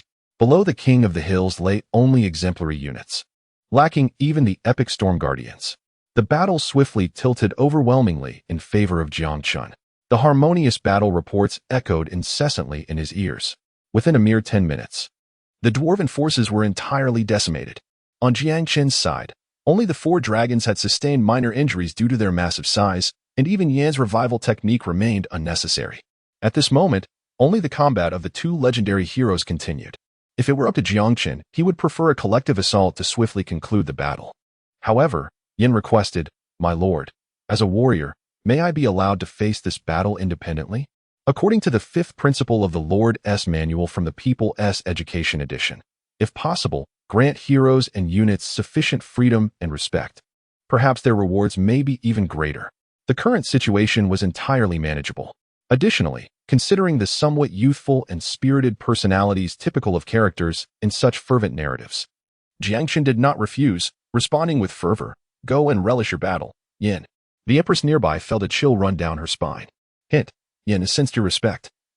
Gaining 5 affinity points, bringing the current affinity to 75. The King of the Hills recognized the inevitable downfall. Yet, he chose not to flee. The Storm Dwarves vowed to never surrender, preserving the last vestiges of their clan's dignity. After a span of several minutes, the King of the Hills exhausted his spiritual energy, withdrawing from his divine state, his demeanor weary. "I have lost, and in a one-on-one confrontation no less." This is the aftermath of descending as a deity. The Angel Yin took a deep breath, then solemnly stated, "My wormhole defense barrier is on the verge of collapse. If the divine descent continues for a few more minutes, you shall be the victor. You are indeed a formidable opponent." Yan's eyes transformed into a sea of white as he gradually lifted the thunder sword, which seemed to bear an immense weight. Astonishingly, energy coiled in the void, and a colossal energy sword, several meters wide and dozens of meters long, materialized above the king of the hills. I shall bestow upon you the dignity of a warrior. With that, as Angel, Yan swung his sword downward. The colossal energy sword followed suit. A great skill, blade of heaven. The massive form of the king of the hills was cleaved in two by a single strike. Your hero Yan has slain the king of the hills, legendary hero, earning 3.6 million energy, 500,000 spiritual stones, 1 legendary hero token, and 1 advanced body technique book. Gazing at the battle log, Jiang Chen excitedly clenched his fist. Another legendary hero token? He recalled the Storm Clan's motto in the City of All Realms. Storm products are guaranteed to be exquisite, which now seemed far from exaggerated. In just a few days, the battle for the mayoral position would commence, and the most significant territorial bonus of becoming mayor was the increase of hero slot by 1. Furthermore, there was an advanced body technique book. Advanced body technique book. Bound upon use, it enhances physical prowess by 100 points. Each year, each unit, lord, hero, troop, may utilize a maximum of 100 books. Jiang Chen opted to utilize the resources himself. The foundational rewards of 3.6 million vitality and 500,000 spirit stones, though staggering in amount, were well within Jiang Chen's expectations. This highlights the rarity and value of high-level bosses. It is noteworthy that elevating the Empress from level 10 to level 20 requires merely 2.3 million vitality. At this moment, Angel Yin descended from the heavens, landing before Jiang Chen. My lord, I have fulfilled my duty. Well done. Jiang Chen generously expressed his admiration. Come, accompany me to explore the Dwarven King's palace. Certainly. Angel Yin replied affirmatively, taking her position as a guardian on either side of the Empress, flanking Jiang Chen. As they stepped into the Dwarven King's palace, a notification from the Heavenly Path resonated. Notification, detected wilderness structure unit, Dwarven King's palace. Ignore destruction and occupation. Jiang Chen spoke softly. Occupy. A burst of brilliance flashed. Jiang Chen has ascended to the role of the new master of the Dwarven Palace. He promptly accessed the palace's interface. The Dwarven Palace offers a production of Hill King, 1 unit every 30 days, Storm Guardian, 1 unit every 3 days, Heavy Armored Goat Knight, 1 unit every day, Mountain Guardian, 1 unit every day, and Dwarven Musketeer, 10 units every day. Current inventory includes Hill King 1, Storm Guardian 2, Dwarven Musketeer 20. Description: this is a Dwarven palace crafted by the Storm Clan, a hallmark of exquisite quality. Truly, it is an epic unit building, encompassing a plethora of units. Jiang Chen was somewhat hopeful yet reserved about this Dwarven palace before his conquest, but he was taken aback by the delightful surprise it presented. This Dwarven palace has the capacity to mass-produce Hill Kings. However, it is important to note that these Hill Kings are mere units, not heroes. Ordinarily, a Dwarven palace can recruit epic units, while legendary units depend on fortune. The production rate is impressive. Accumulating for just a decade would yield 120 Hill Kings. Though 10 years may seem lengthy for a novice lord, for seasoned lords with centuries of experience, it is merely the duration of a few grand battles. Should the information regarding this Dwarven palace be revealed, it would undoubtedly incite a bloody storm. Contemplating this, Jiang Chen initiated recruitment. He recruited 1 Hill King. Recruitment successful. You have lost food 5,000, energy 10,000. He recruited 2 Storm Guardians. Recruitment successful. You have lost food 3,200, energy 4,000.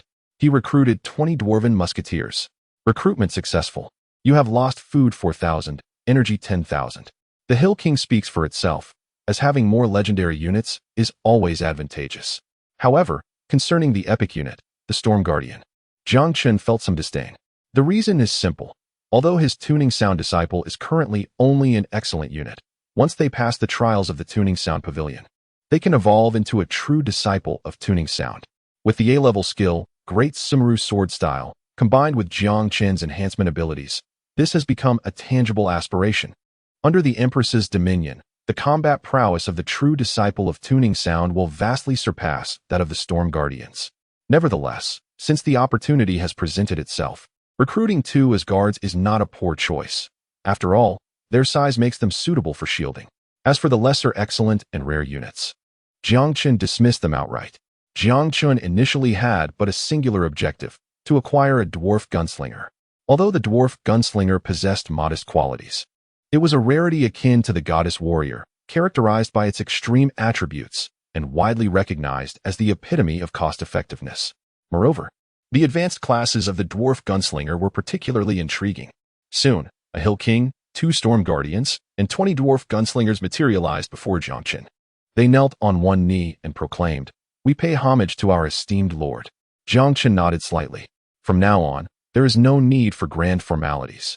The King of the Hills comes equipped with formidable skills, Storm Hammer, Thunder Strike, and the Divine Descent effect, which significantly surpasses the dragon's Fury Heart. Its overall combat capability is slightly superior to that of a dragon of the same tier, making it a highly cost-effective unit. In contrast, the Storm Guardian, while possessing commendable skills such as Charged Heavy Strike and Storm Hammer, exhibits rather average attributes among units of equivalent rank. The Goddess Warrior can easily contend against 2 adversaries simultaneously. As for the Dwarven Gunner, Jiang Chen effortlessly retrieved 2 souls of military units. Enhance. One was transformed into a rare military unit soul, while the other ascended to an extraordinary military unit soul. Subsequently, he proceeded to advance a Dwarven Gunslinger. Notification: your unit Dwarven Gunslinger has utilized a rare military unit soul to evolve into the rare military unit Dwarven Sniper. Notification: your unit Dwarven Sniper has employed an extraordinary military unit soul to advance into the extraordinary military unit Dwarven Rocket Soldier. In the Lord's Forum, the Dwarven Rocket Soldier is also referred to as Dwarven RPG. This unit is quite intriguing, as they are not an indigenous military unit of the Dwarven race and are not even recognized by the major clans of the dwarves. They can only be enhanced through the infusion of military unit souls. It is said to be the creation of a benevolent lord from millennia ago. However, the drop rate for high-quality military unit souls is exceedingly low, rendering the Dwarven Rocket Soldiers exceedingly rare. Dwarven Rocket Soldier race, Dwarf level, 1 quality, Purple Extraordinary, attributes, Physique 2, Spiritual Power 10, Soul 7, Carrying Capacity 2. Combat Power, 5 skills, Rocket Guidance and Overload of Mental Power. Indeed, quite impressive. Jiang Chen was immensely pleased with the extreme attributes of the Dwarf Rocket Men, continuing to enhance the essence of his troops. Soon, after expending 220,000 Spirit Stones and 40 refined troop essences, he successfully advanced all 20 musketeers to the rank of RPG. Jiang Chen pondered for a moment and waved his hand. Upgrade. Elevate all to level 10. Having just acquired 360 universal energy, Jiang Chen, with his abundant resources, decided to enhance all Dwarven units, including the Hill King, to level 10, expending a total of 76. 8 universal energy. After some contemplation, he addressed the 20 Dwarven rocket archers. Commence a rocket barrage, targeting the ground 300 meters directly ahead. Yes, my lord. The Dwarven rocket archers began to channel their spiritual energy, preparing the ammunition. After a full half-minute, the rockets were finally fully formed. Each rocket measured approximately 1.2 meters in length, entirely composed of condensed spiritual energy, yet appearing as tangible as any physical object, with exquisite and intricate runes flickering in and out of visibility. With a whoosh, 20 rockets, trailing long streams of spiritual energy, soared into the sky. Jiang Chen suddenly shouted. Change the target of the assault to the hillside 300 meters to the left. Jiang Chen was testing the flexibility of his mental power in guiding projectiles, and the results left him exceedingly satisfied.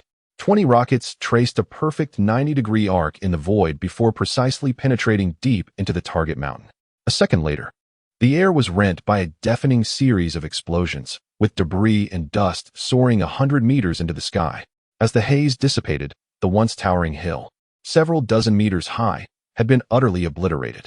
Everyone, except for Jiang Chen, stood in stunned silence, including the newly manifested Angel Yan from this world.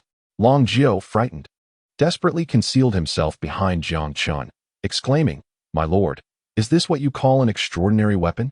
If a few of these hit, little Jiao would be finished." The Empress remarked, "Such power surely surpasses even the thunderous strikes of the goddess warriors, and with a range of several hundred meters, it can effectively pierce armor while inflicting area damage."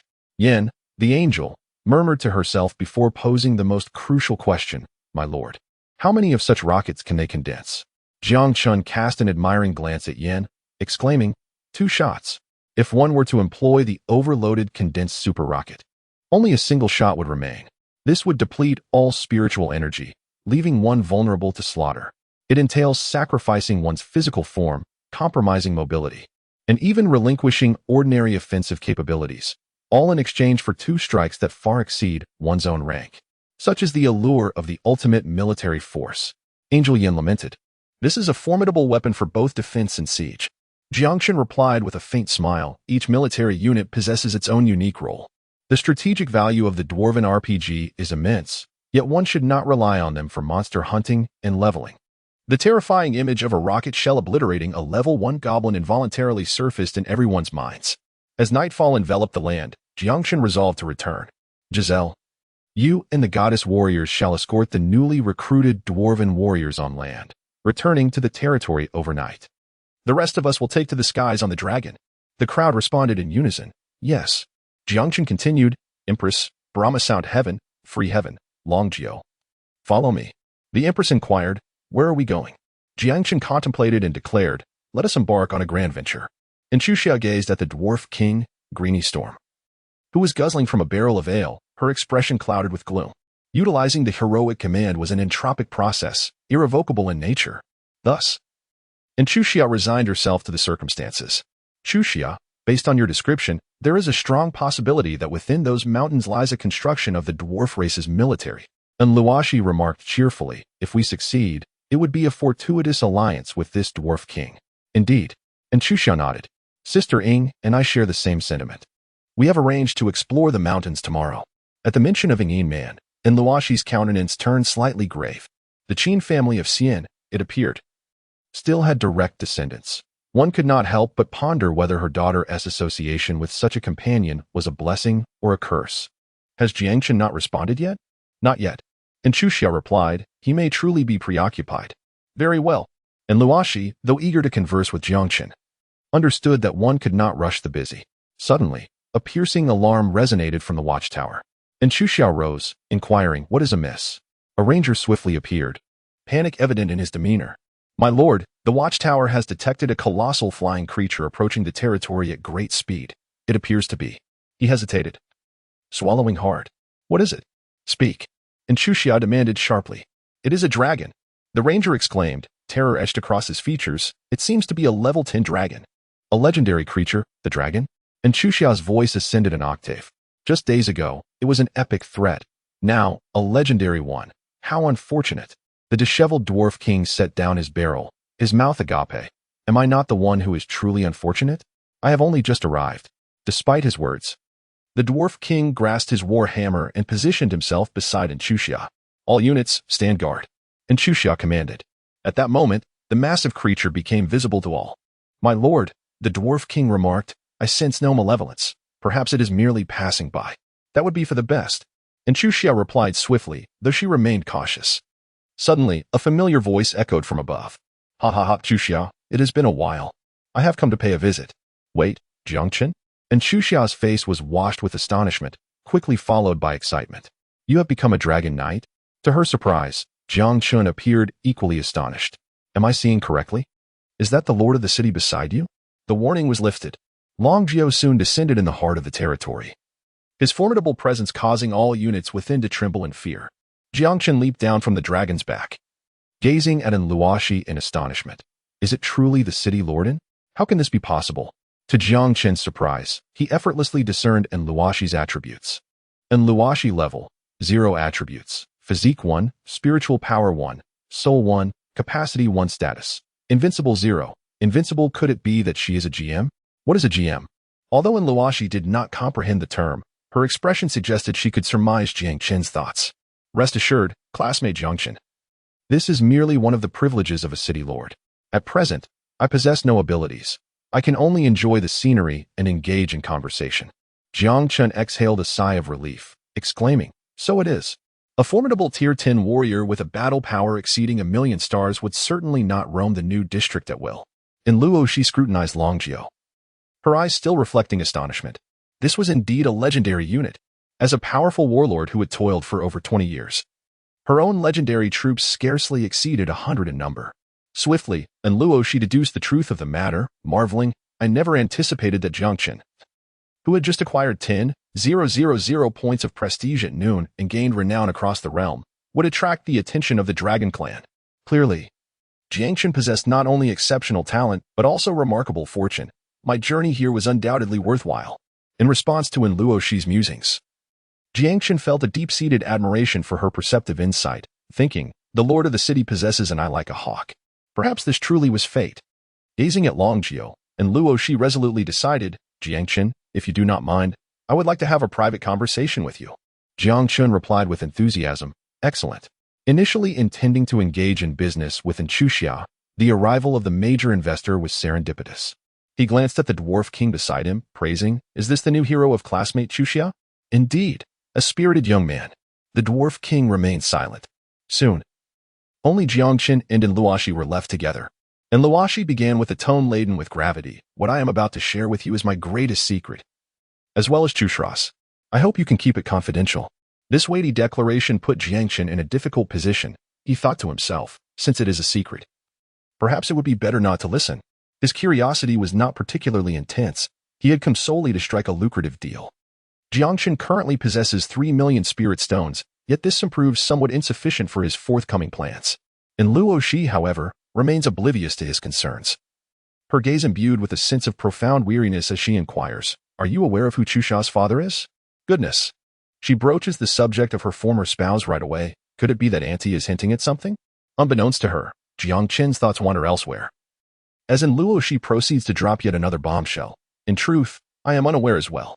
The weight of this revelation is staggering. Jiang Chen could only strive to offer comfort, saying, young people make mistakes, and God will forgive them. I completely understand you. And Luo Shi was taken aback for a moment, then retorted with anger, what are you thinking? Jiang Chen was taken aback. Wasn't it you who mentioned this? Sigh. And Luo Shi sighed, then abruptly posed an unrelated question.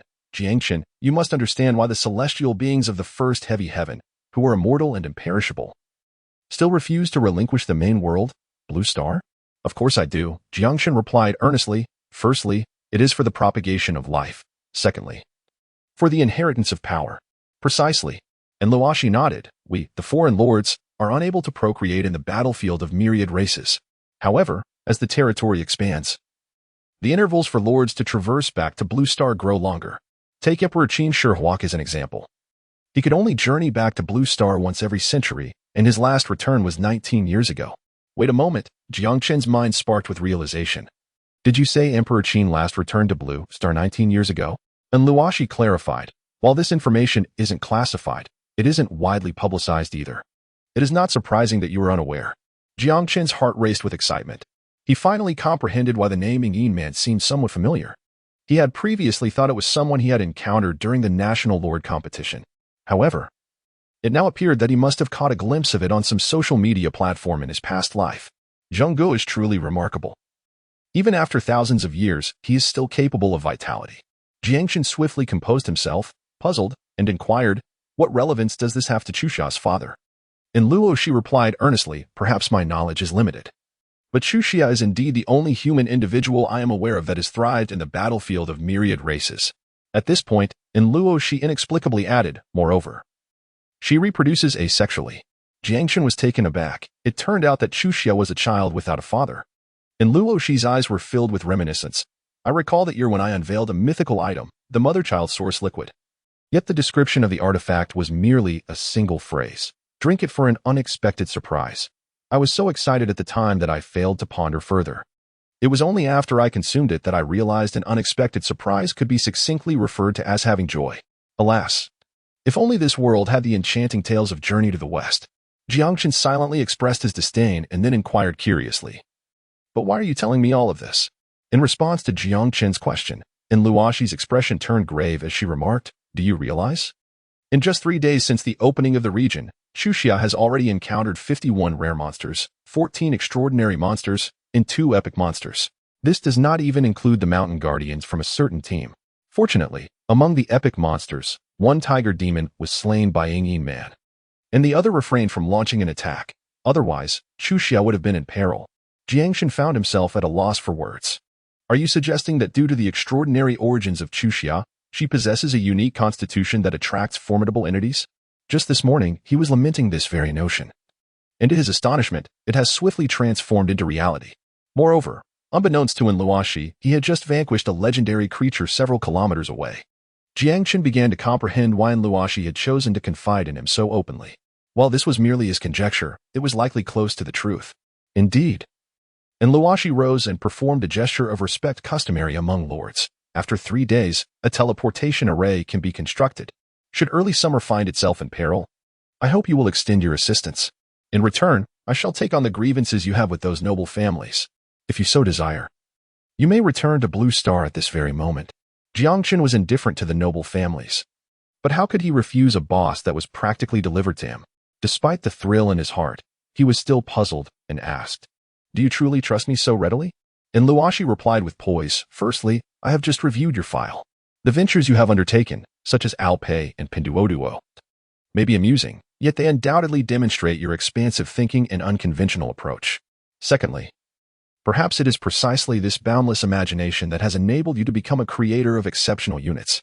Thirdly, the recent acquisition of the Epic Hero Order showcases your integrity and sincerity, for not everyone can resist the allure of an epic hero. Ultimately, it was your dragon that solidified my decision. Although Luoxi's analysis was entirely erroneous, it was reasoned and persuasive. My lord of the city, I accept." Jiang Chen also rose and returned a salute, then proceeded to the main topic. "I came here this time with the intention of engaging in a significant transaction with Chuxia. Since I have encountered the esteemed city lord, it is even more fortuitous." "A significant transaction?" And Luoxi was taken aback, and then exclaimed in astonishment. "Could it be that the military force you have developed can now reverse engineer the military symbols?" Jiang Chen immediately shook his head. What a joke. He created his own military unit solely because the Empress possessed the architecture for military troops. Who could possibly fathom how to reverse engineer the military symbols? "Please, let the city lord take a look." Jiang Chen waved his hand, producing a photograph of the Dwarven King's palace interface. And Luoxi, who had weathered countless tempests, couldn't help but exclaim, "The Dwarven King's palace? It can even produce the King of the Hills." Her reaction was swift, and she solemnly inquired, "This Dwarven King's palace? Could it be nestled within the mountains on the eastern side of the early summer territory?" Jiang Chen replied calmly, "Indeed." And Luoxi gazed steadily at Jiang Chen. "So, you intend to negotiate terms with Chuxia using the military structures from within Chuxia's territory?" Jiang Chen stood his ground. "However, this Dwarven palace now belongs to me. The most crucial point is, do you truly believe that with Chuxia's current military strength, it can seize a Dwarven palace? And if the immortal Qin Yinger intervenes, will there be any share left for Chuxia in this Dwarven palace?" And Luoxi fell into deep contemplation. She had to admit that Jiang Chen's words held considerable merit. Moreover, and Luoxi turned her gaze towards Longjio, whose body was marred with scars, her thoughts racing. Jiang Chen possesses no fewer than 300 elite troops. Such formidable combat power compels even a precious dragon to engage in battle and to sustain injuries, highlighting the ferocity of the conflict. Contemplating this, and Luoxi felt an immediate sense of equilibrium in her heart. "What are your terms?" Jiang Chen declared. "A fixed price of 20 million spirit stones grants Chuxia the recruitment rights for all troop types within this Dwarven palace, excluding the Hill King. Should Chuxia wish to recruit the Hill King, it can also be arranged at an additional cost of 5 million spirit stones per unit." By exchanging what he deemed worthless troops for a staggering sum of 20 million, Jiang Chen has truly maximized the value of this Dwarven palace. However, and Luoxi appeared somewhat surprised. To her, this price seemed quite reasonable. Sensing her thoughts, Jiang Chen offered a graceful bow, as you rightly mentioned. "This Dwarven palace is indeed situated within the territory of Chuxia." With this, and Luoxi regained both her dignity and composure, her face blossoming into a smile once more. "I accept your terms, but the cash flow in my territory has nearly been depleted by you. I can only pay 10 million initially, with the remaining balance settled upon the reopening of the Two Realms Passage. Moreover, you must provide after-sales service." Jiang Chen was taken aback. "What after-sales service?" And Luoxi replied, "A Dwarven palace cannot remain concealed forever. Inevitably, it will attract the attention of other formidable powers. I hope you will assist Chuxia in safeguarding it." Jiang Chen immediately declared, "This matter does not require Chuxia. Leave it to me." Having already savored the delight of slaughtering other lords, how could he possibly let such an overt opportunity slip by? The deal was struck. Jiang Chen once again received a sum of 10 million spirit stones, with another 10 million awaiting settlement. And Chu Xiao presented the finest delicacies from her domain, hoping to entice Jiang Chen to share an evening meal. However, upon glancing at the spread, Jiang Chen could not help but laugh. It turned out to be the spirit snake soup he had sold just the day before. Considering the pleasant nature of their collaboration and the potential for future partnerships, Jiang Chen waved his hand, and in an instant, the dining table was adorned with a lavish banquet. Aside from 2 servings of epic-quality dragon tiger dual dishes, the rest were exquisite delicacies. These culinary treasures were the specialties of my territory, and I encouraged Lord Un and Chu Xia to indulge. Yet, I truly have matters to attend to, so I must take my leave. With that, he disregarded the astonished gazes of the mother and daughter, mounting his dragon, homeward bound. Little 9. Certainly, my lord. It was only after the colossal dragon soared into the sky that Chu Xia came to her senses, shaking her little fist and shouting, Jiang Chen, now that I possess epic heroes and commanding troops, I shall not be defeated by you in the mayoral contest. Jiang Chen did not look back. He merely waved his hand and said, stop dreaming. At last, he returned to his territory. As soon as he leaped down from the dragon's back, Jiang Chen spotted Angel Yin emerging from the drunken immortal pavilion, rubbing her belly with a look of utmost satisfaction. Jiang Chen chuckled and asked, Yin, how's the cuisine at the territory's cafeteria? The angels of the Maluo Heavenly Court are warriors, lacking an appreciation for gourmet food, and thus Yin found herself quickly ensnared. However, she stubbornly replied, one must admit that the Lord is a connoisseur of life, yet gluttony only leads to one's downfall. Haha. Observing Yan's defiance, Jiang Chen erupted into laughter and then turned to the Empress and her companions, saying, come, let us dine first, leaving the angel Yin in a state of confusion. She pondered, why does he laugh so? Have I shattered my persona? In the private room designated for the Tian class, Jiang Chen did not rush to dine. Instead, he activated the regional channel to post a message seeking to purchase. Jiang Chen, brothers, I am in search of a level 10 set, preferably from the Ranger class, and I am willing to pay a handsome price.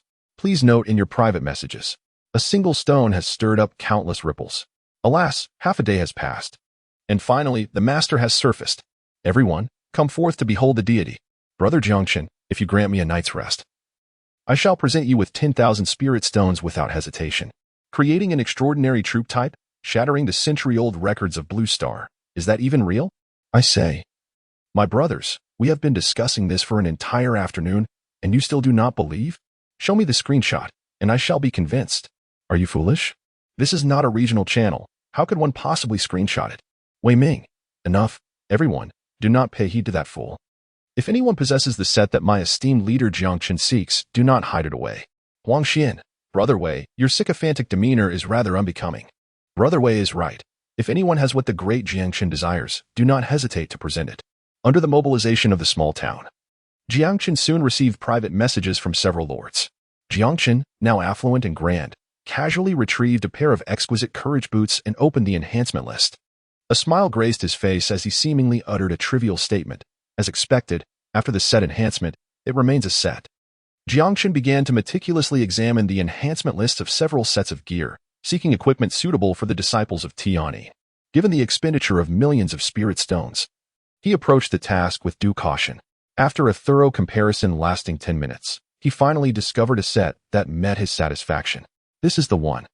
He expended 3 million spirit stones to select enhancement option for the Flowing Cloud Celestial Armor, and another 2 million spirit stones for the same enhancement option for the Flowing Cloud Celestial Boots.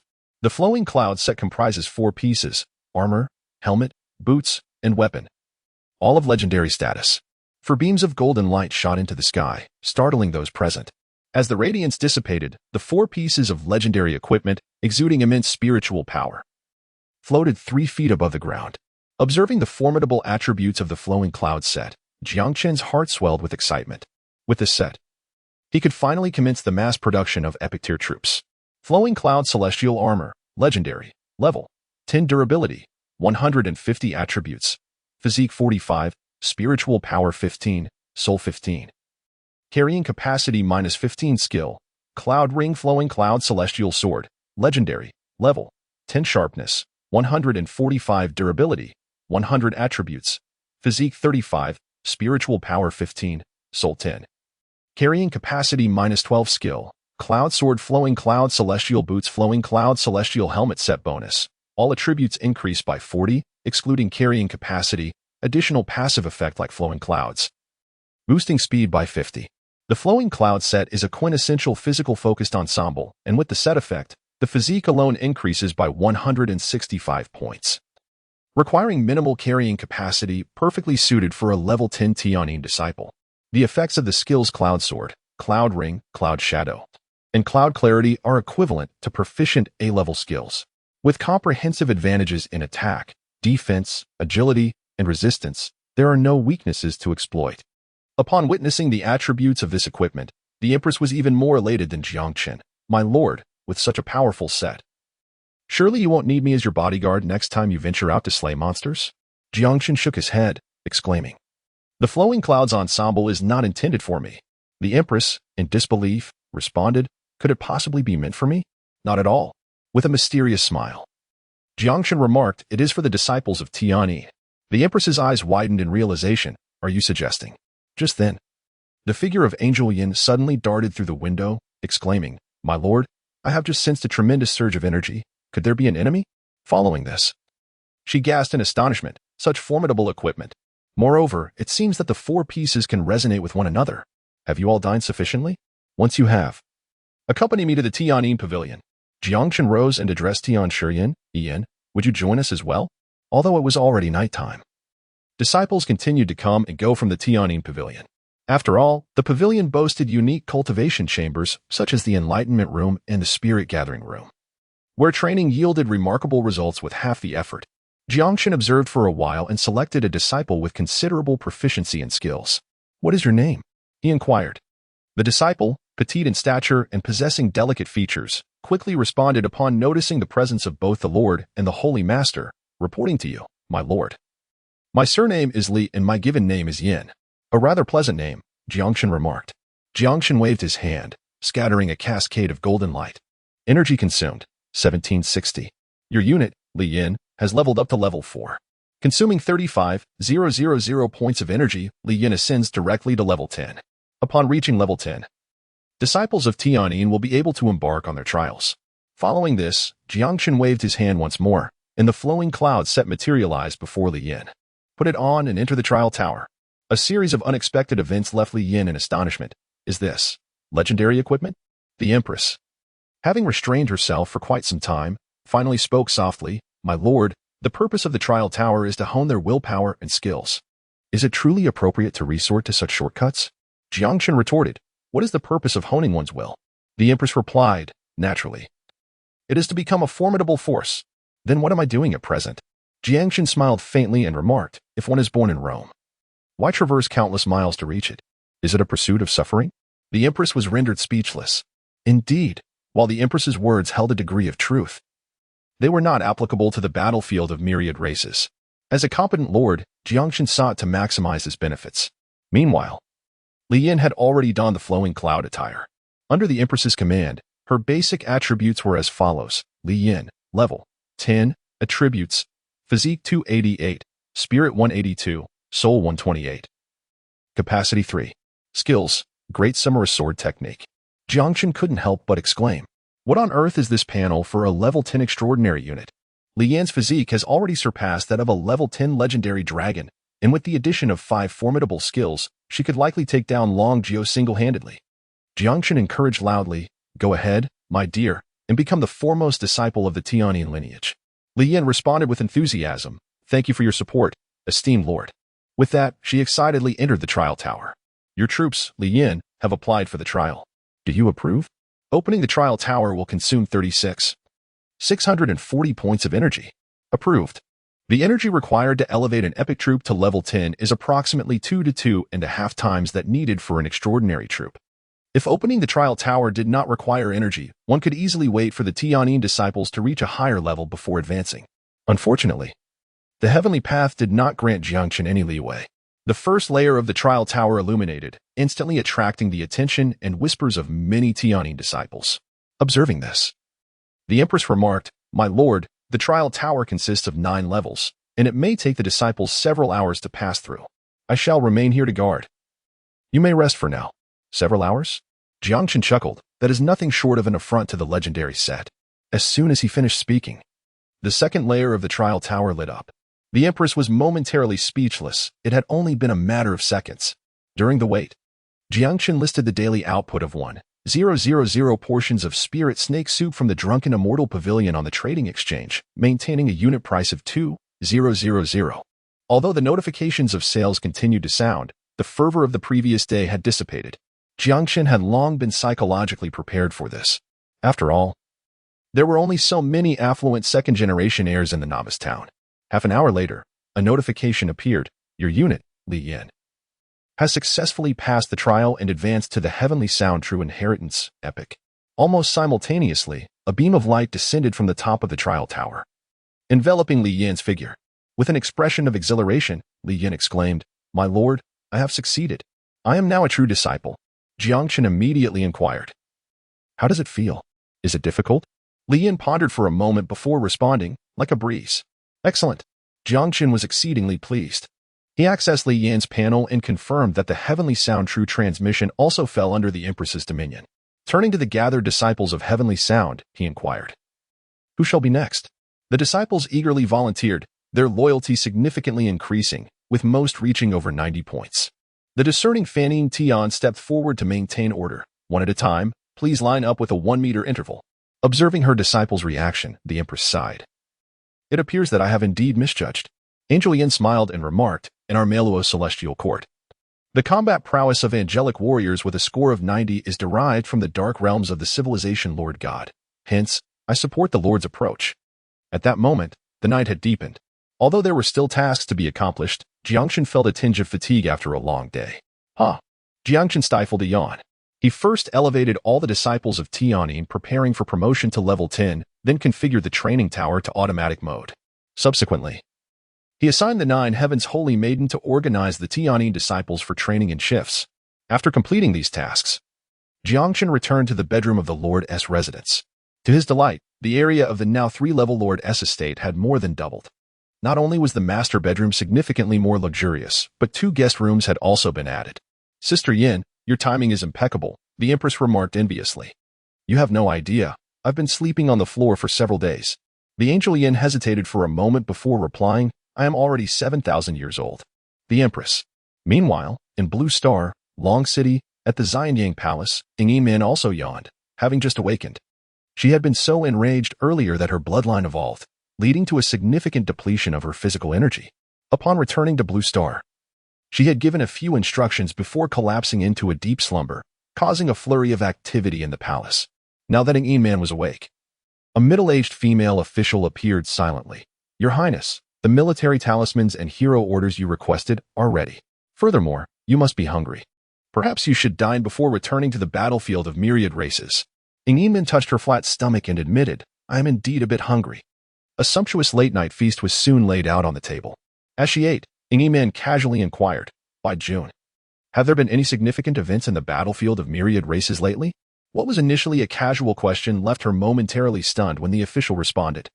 "A lord in the new district has created an extraordinary troop type and issued a public announcement in the Blue Star domain." Ying Man's gaze sharpened, as she bit into a dragon rib, exclaiming, "Created an extraordinary troop type? Has some esteemed figure entered the new district for a rebirth?" "Not at all." The official's eyes glimmered with confusion.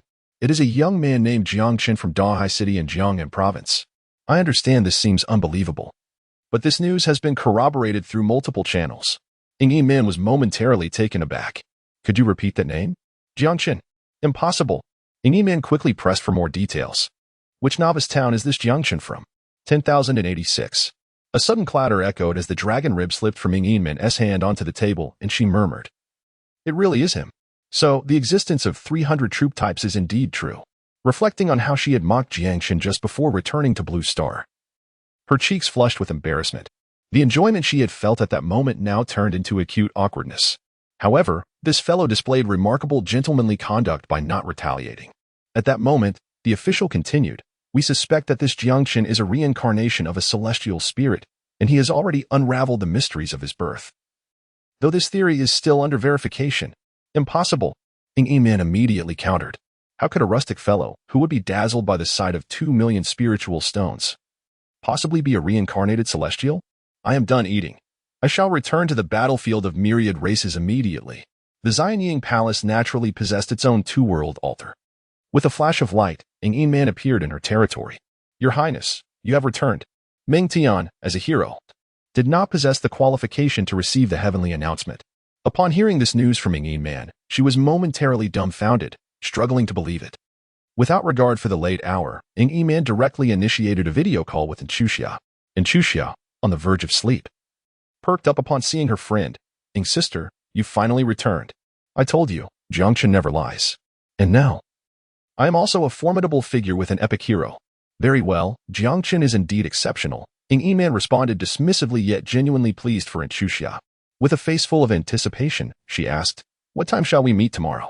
This time, I've brought back 6 epic military talismans, including 3 squads of Iron Eagle warriors. Binding troop-type talismans? Truly extravagant. Inchuxia remarked, then shyly added, but there's no need, sister. Jiang Chen has already cleared that mountain range today.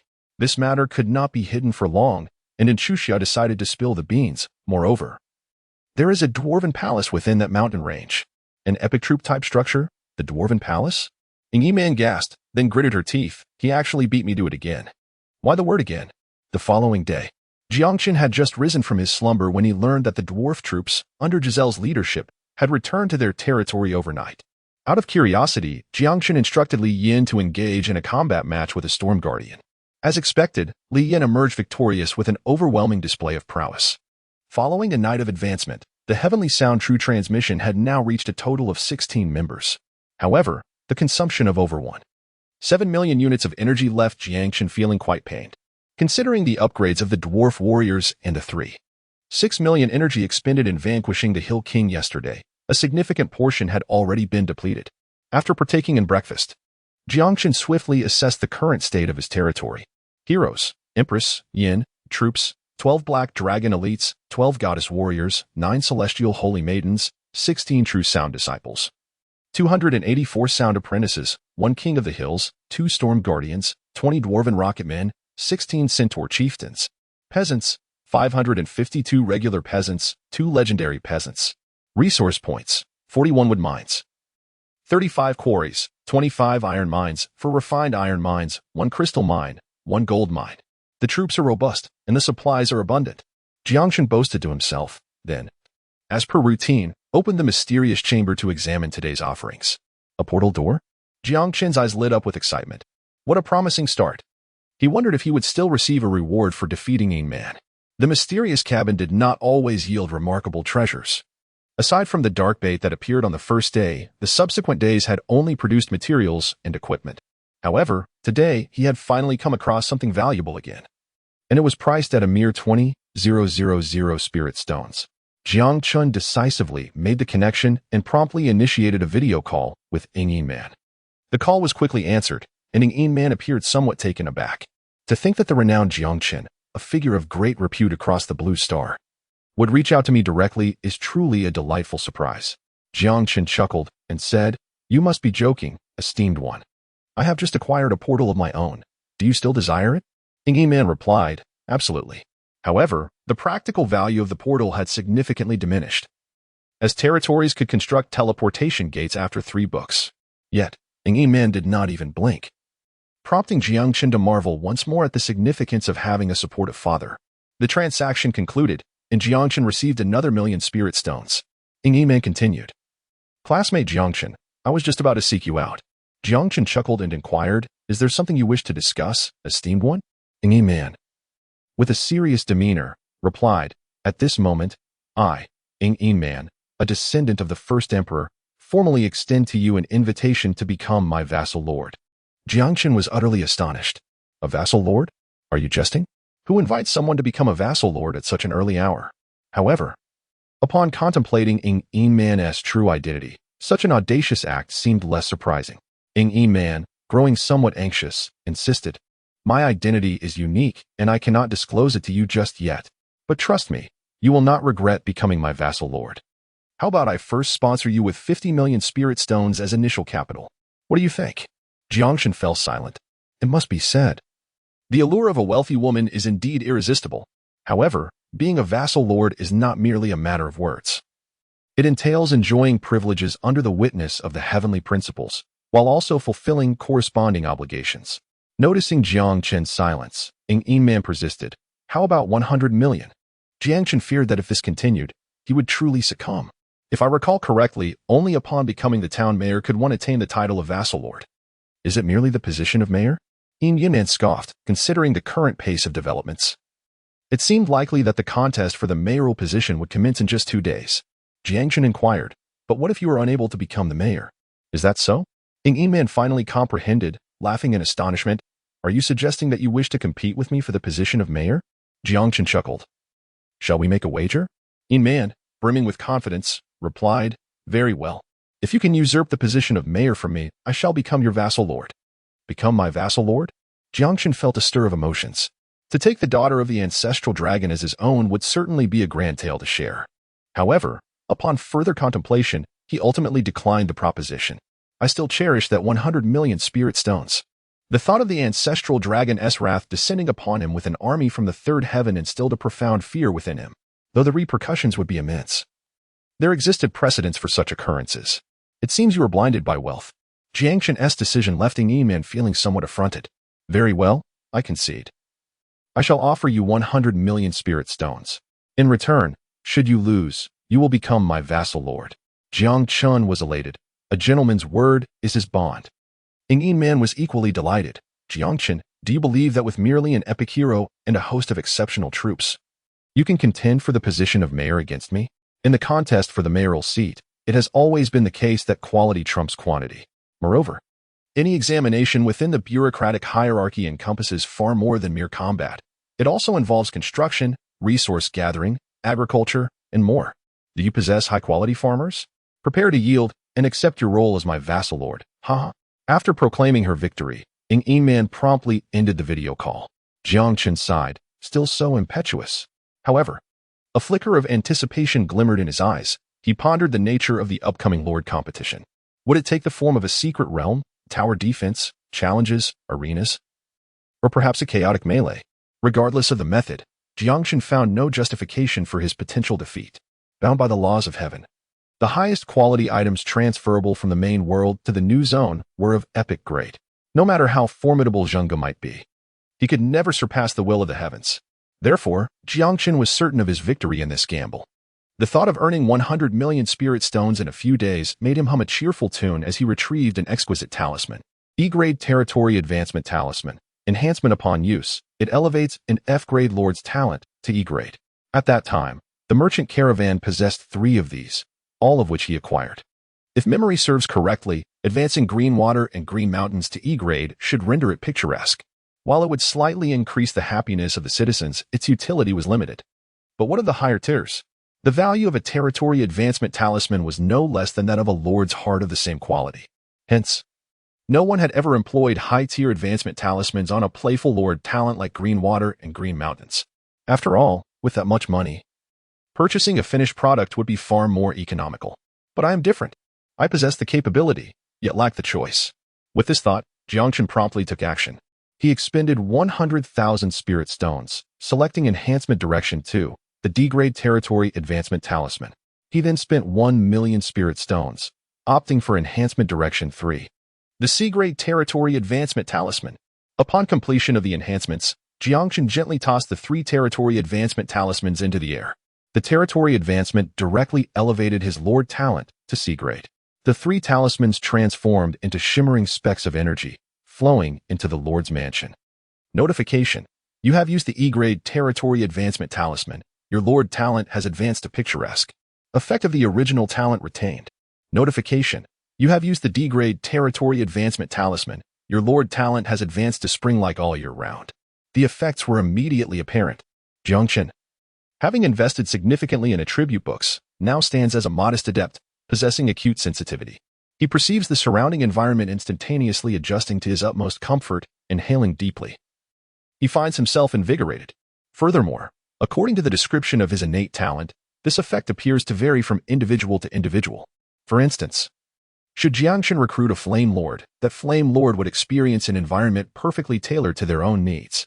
Notification: you have utilized a C-grade Territory Advancement token. the Lord's talent has progressed to Misty Veil.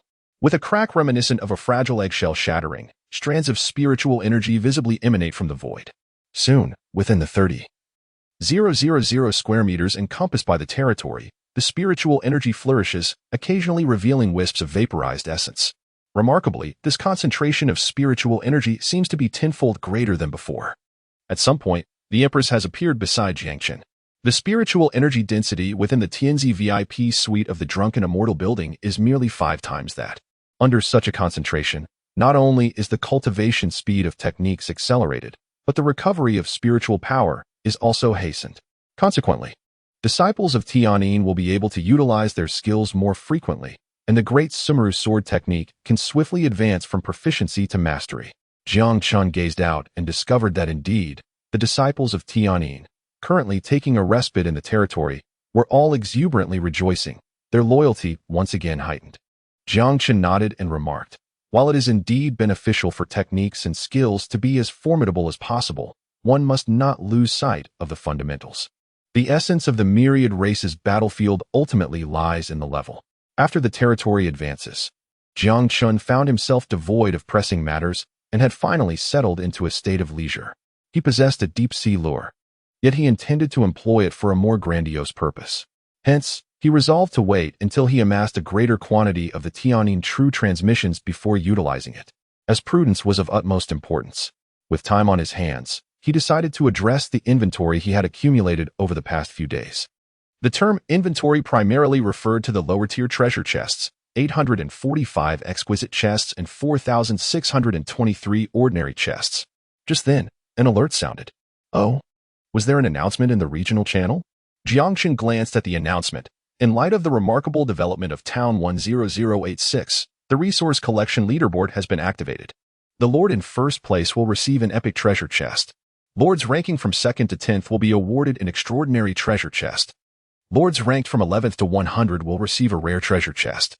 Calculation rules. During the ranking period, each unit of ordinary resources collected will yield 1 point. Refined resources will yield 10 points, and so forth.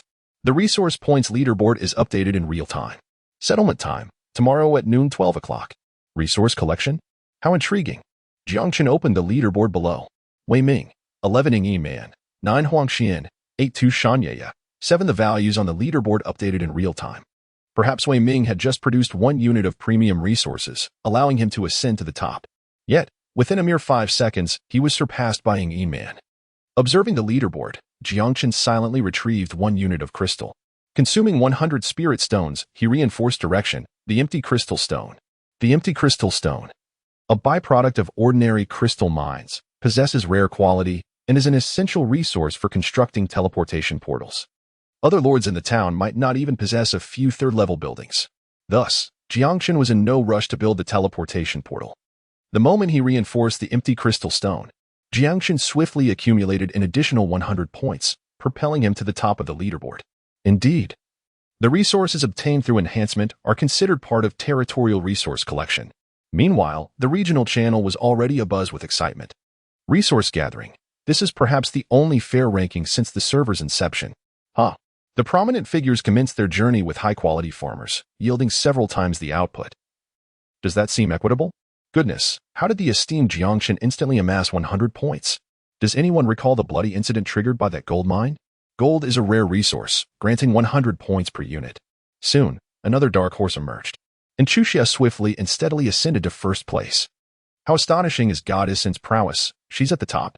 And Chuxia remarked, the majority of resource points near my territory are of high quality, leaving my ordinary resources insufficient. Such ostentation inevitably drew a wave of envy and resentment. Only Jiang Chen comprehended the underlying truth. It appears that in Chuxia's constitution not only attracts formidable entities but also high-quality resources. How enviable! Yi Man exclaimed, Chuxia's luck is simply extraordinary. Yi Man, possessing a plethora of epic farmers, secured second place. And Chuxia offered, if sistering needs, you can come to my side for resource gathering. Yi Man quickly replied, No. You have high-tier resource points, and I have epic farmers. Let us compete for first place based on our abilities and create a remarkable tale. And Chuxia boldly agreed. All right. Truly, within 10 minutes, the two ladies distanced themselves from Jiang Chen, who only had 2 legendary farmers. Wei Ming observed, epic farmers. It seems this time the first place will be contested between the two goddesses. Huang Xin inquired, does this signify the breaking of Jiang Chen's first-place curse? Suddenly, someone excitedly exclaimed, indeed. Resources obtained from treasure chests also count. Had I known earlier, I would have hoarded them. Ha ha ha, I've saved dozens of chests without opening them. Previously, I feared they would yield resources, but now I hope they are all resources. Dozens of treasure chests? I am utterly envious. Upon witnessing this, Jiang Chen cast a glance at the thousands of chests filling his warehouse, his expression tinged with doubt. Is this an effortless path to the top? Could it be that I possess some peculiar constitution?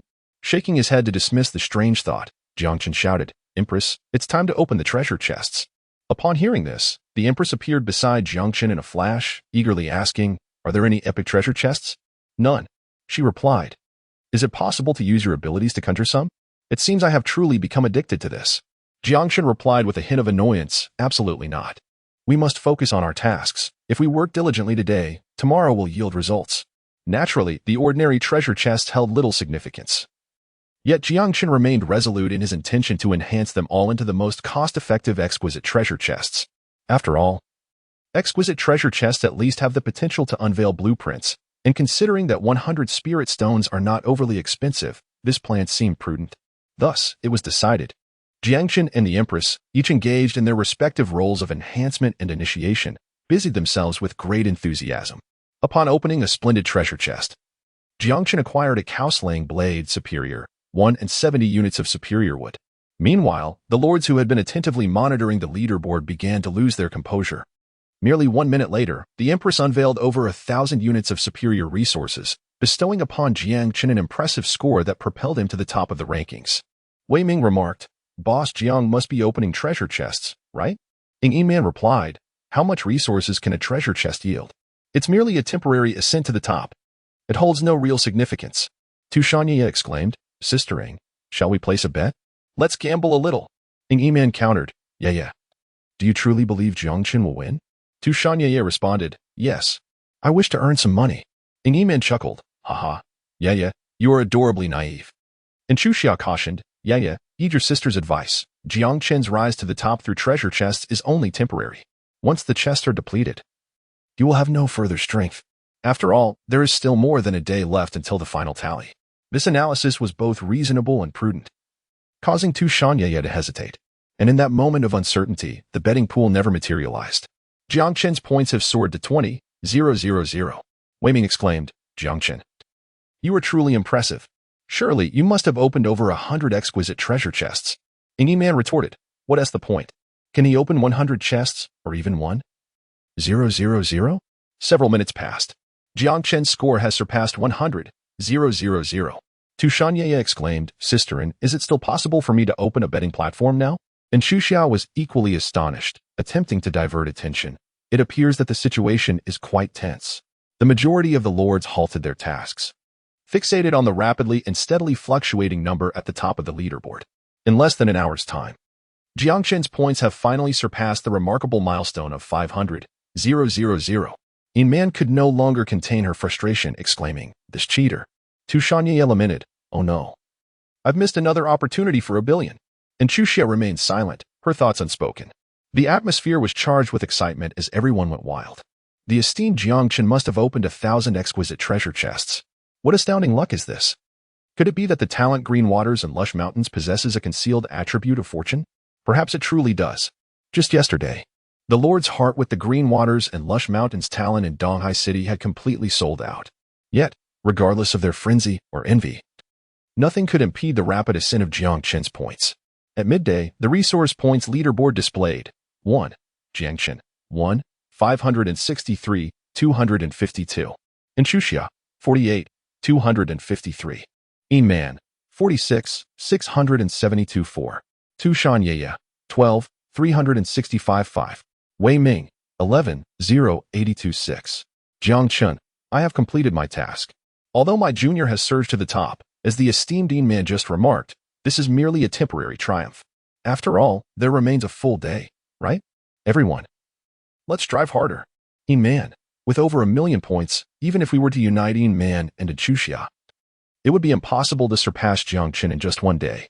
Moreover, Jiang Chen's initial output was already substantial. This implies that with 1 day left until the leaderboard is revealed, Jiang Chen has effectively secured victory. It's as if he is proclaiming, "Let you all compete for second place." And Chuxia, unusually candid, quipped, "Yeah, shall we wager on who will take the second position?"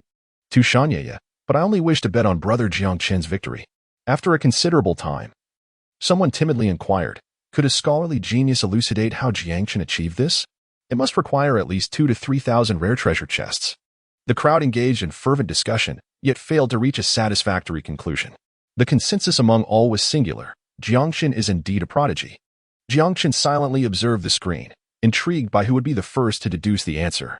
At that moment, Tu Shanye suddenly exclaimed, "I have figured it out. It is the Hall of Prestige, isn't it?" Upon witnessing this, Jiang Chen let out a light chuckle. The little fox was quite quick-witted. And Chuxia also suddenly realized, "Yaya is truly clever. How did I not think of that?" Many remained skeptical. Wei Ming elucidated, "It seems that big brother Jiang has fortuitously discovered a Hall of Prestige.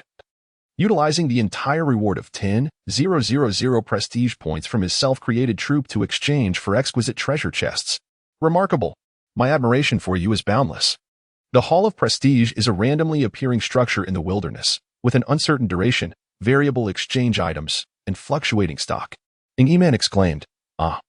I feel as though the heavens themselves are aiding him." Wei Ming continued, "My apologies, big brother Jiang. I should not have questioned your ability to seize the top spot.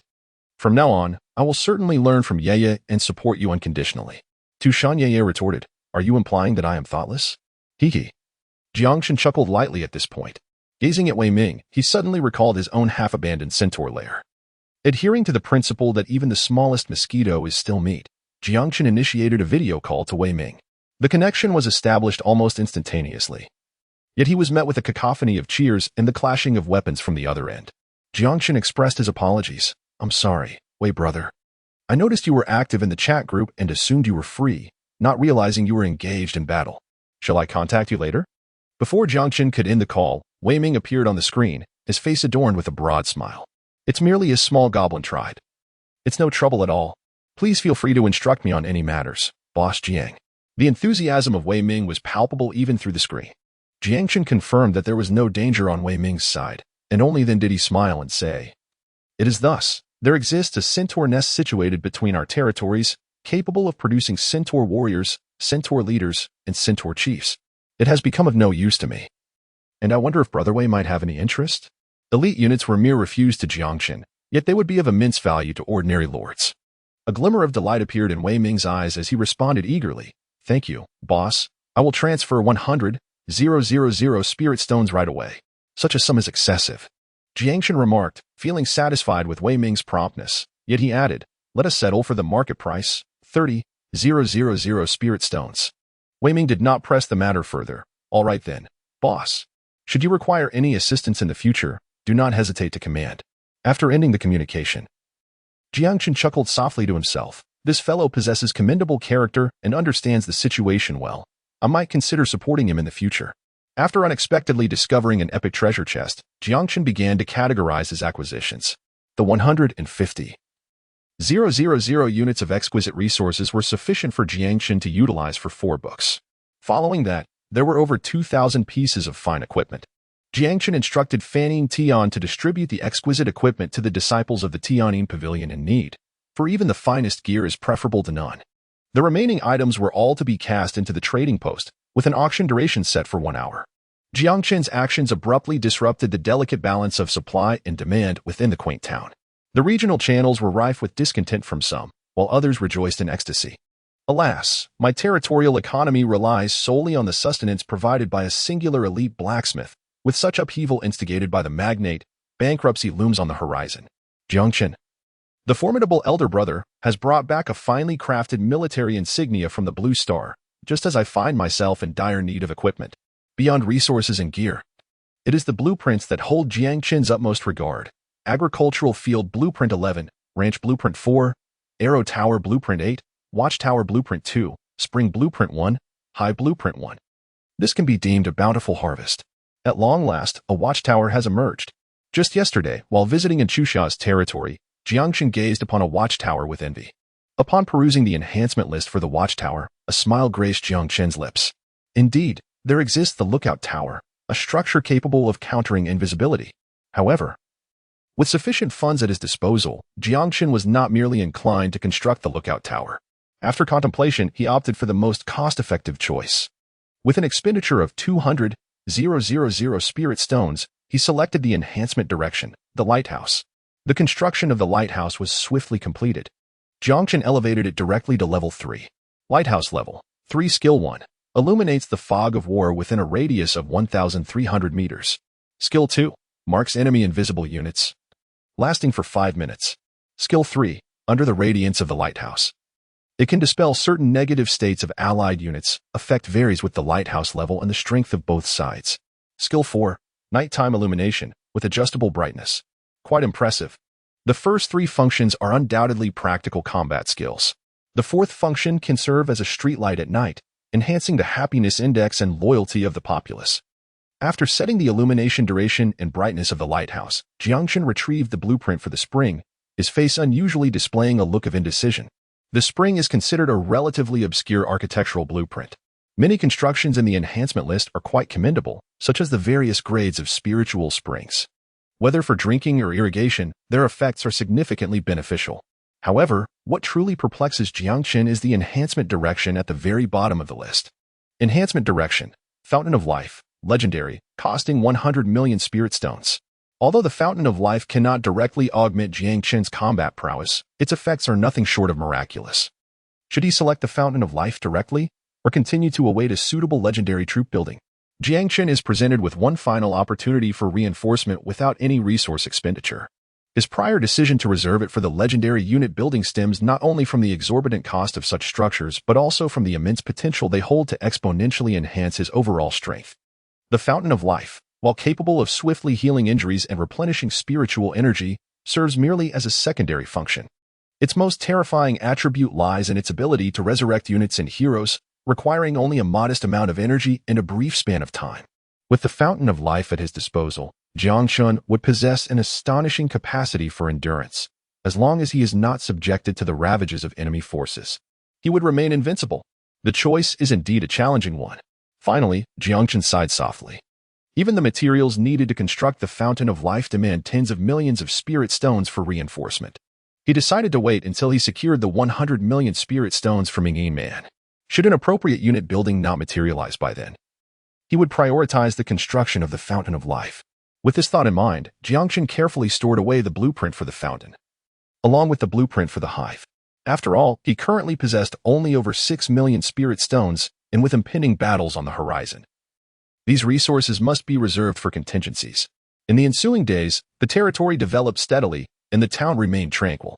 However, as midnight approached and Jiang Chen prepared to retire for the night, he suddenly received a celestial notification. Your hero, Yin, has captured an energy stone mine. An energy stone mine? Jiang Chen abruptly sat up in bed. This was indeed a favorite among the landowners. In the myriad realms of battle, aside from the mainstream of monster hunting, there naturally exist other avenues for acquiring energy. For instance, the energy gathering chamber of the Heavenly Sound Pavilion. Moreover, there is the newly discovered energy stone mine by Angel Yin. As long as the farmers engage in its extraction, they can continuously procure energy for their territory. Although the quantity may not be substantial, it is commendable for its stability and safety. Jiang Chen promptly established a quarry and instructed several disciples of Tianyin to escort the farmers there. However, Yin seems excessively disciplined, still engaging in hunting in the dead of night.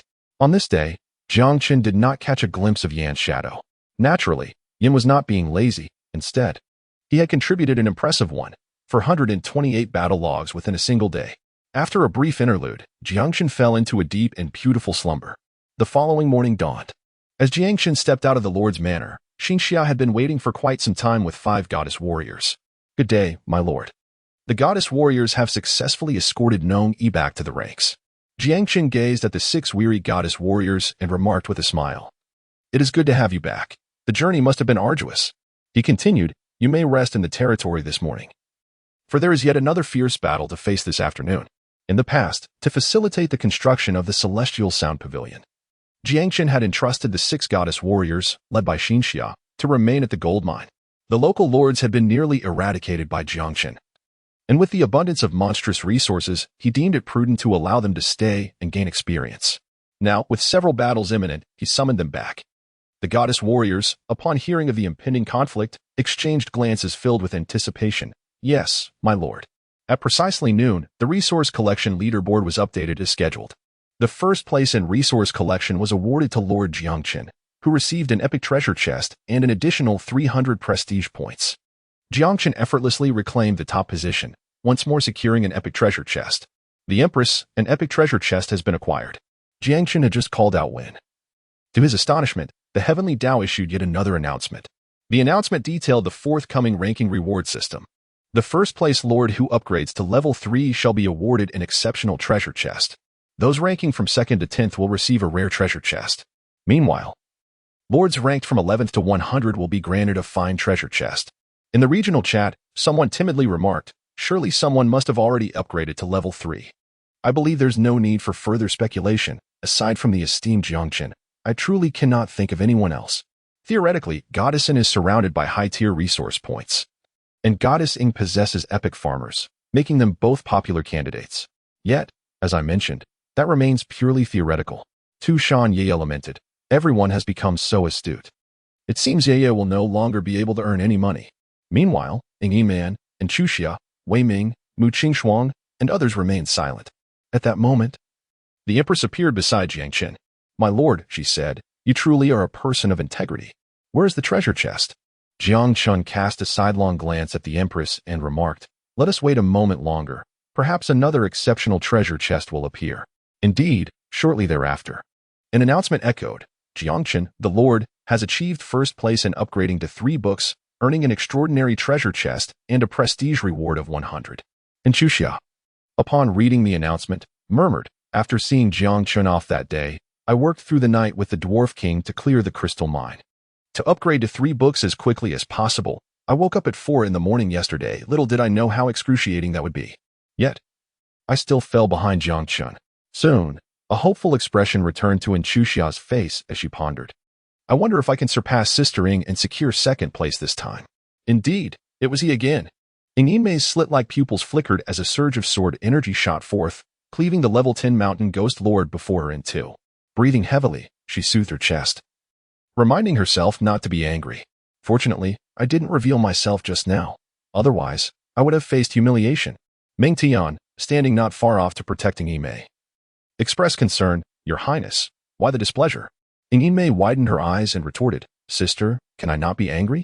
Meng Tian promptly replied with a smile, all right, all right.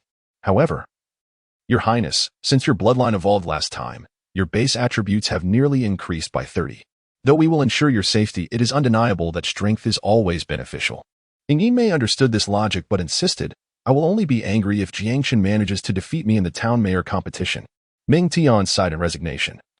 Your Highness possesses the B-class Lord Talent, Golden Armor, and Iron Horse, combined with General Baizong's command.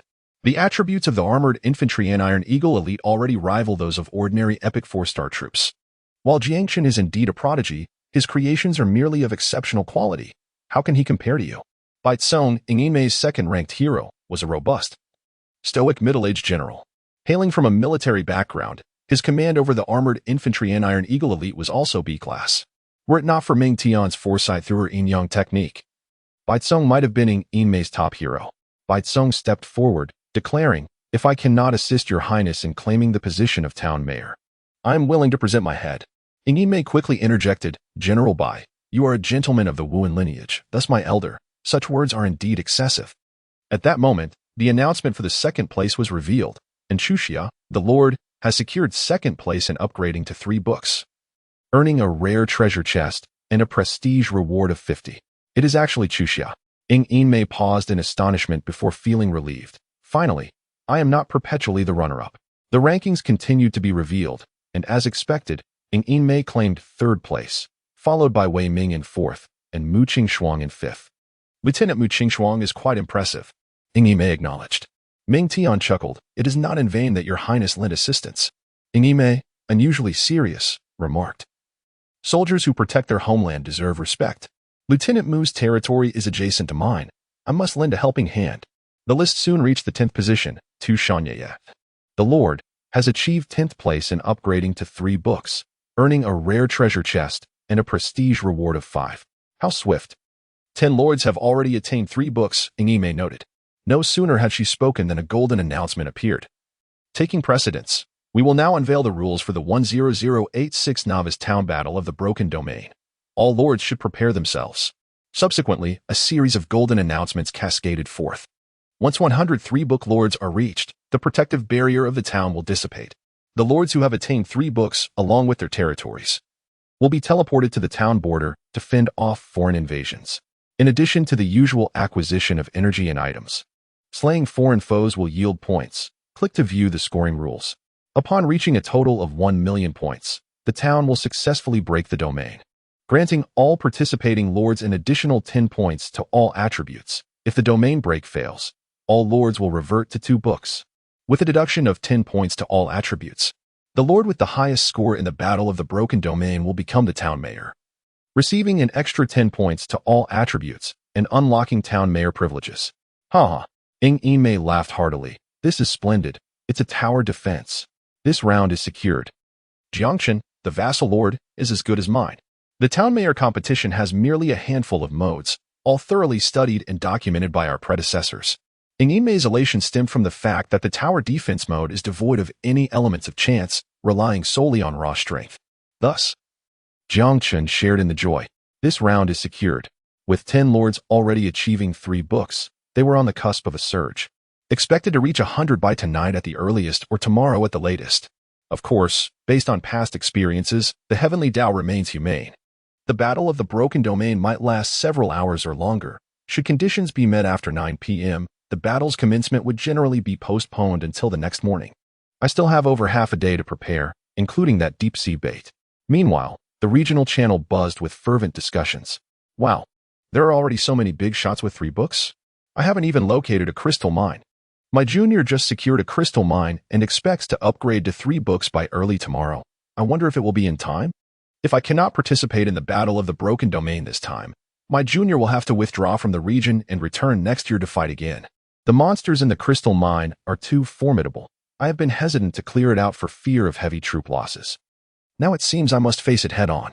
Only 100 lords can partake in the Battle of the Broken Domain, making this not merely a matter of the top 100 upgrading to 3 books but also a pivotal moment for lords to distinguish their attributes. All lords have gone mad in pursuit of these coveted spots. However, some remained clear-headed. Mu Qingshuang stated, the Battle of the Broken Domain requires collective effort. Each person must obtain an average of 10,000 points. Let us not merely possess the rank of 3 books without the corresponding combat strength. This was not mere alarmism. Many past examples exist where most individuals, driven by greed, merely occupied spots without contributing, resulting in failures in the domain break. Immediately, someone retorted, Commander, you jest. Ingime must possess epic troops, and Jiang Chen has all exceptional troops. With so many big shots, my points won't matter. I also plan to join in for some rewards and then exit. Huang Xian interjected, we cannot all think this way. If we rely solely on a few big shots, the domain break is doomed to fail, and the repercussions will affect us all. Ingime added, even if I alone can secure 500,000 points, the remaining 500,000 points will still depend on everyone. Wei Ming chimed in, hee, brothers, let us not forget that in tower defense mode, we can see how many waves of monsters each person withstands. Slacking off is not advisable. With a mix of soft and hard persuasion, the lords dared not mention the idea of coasting for rewards any further. Of course, what they truly thought remained a mystery.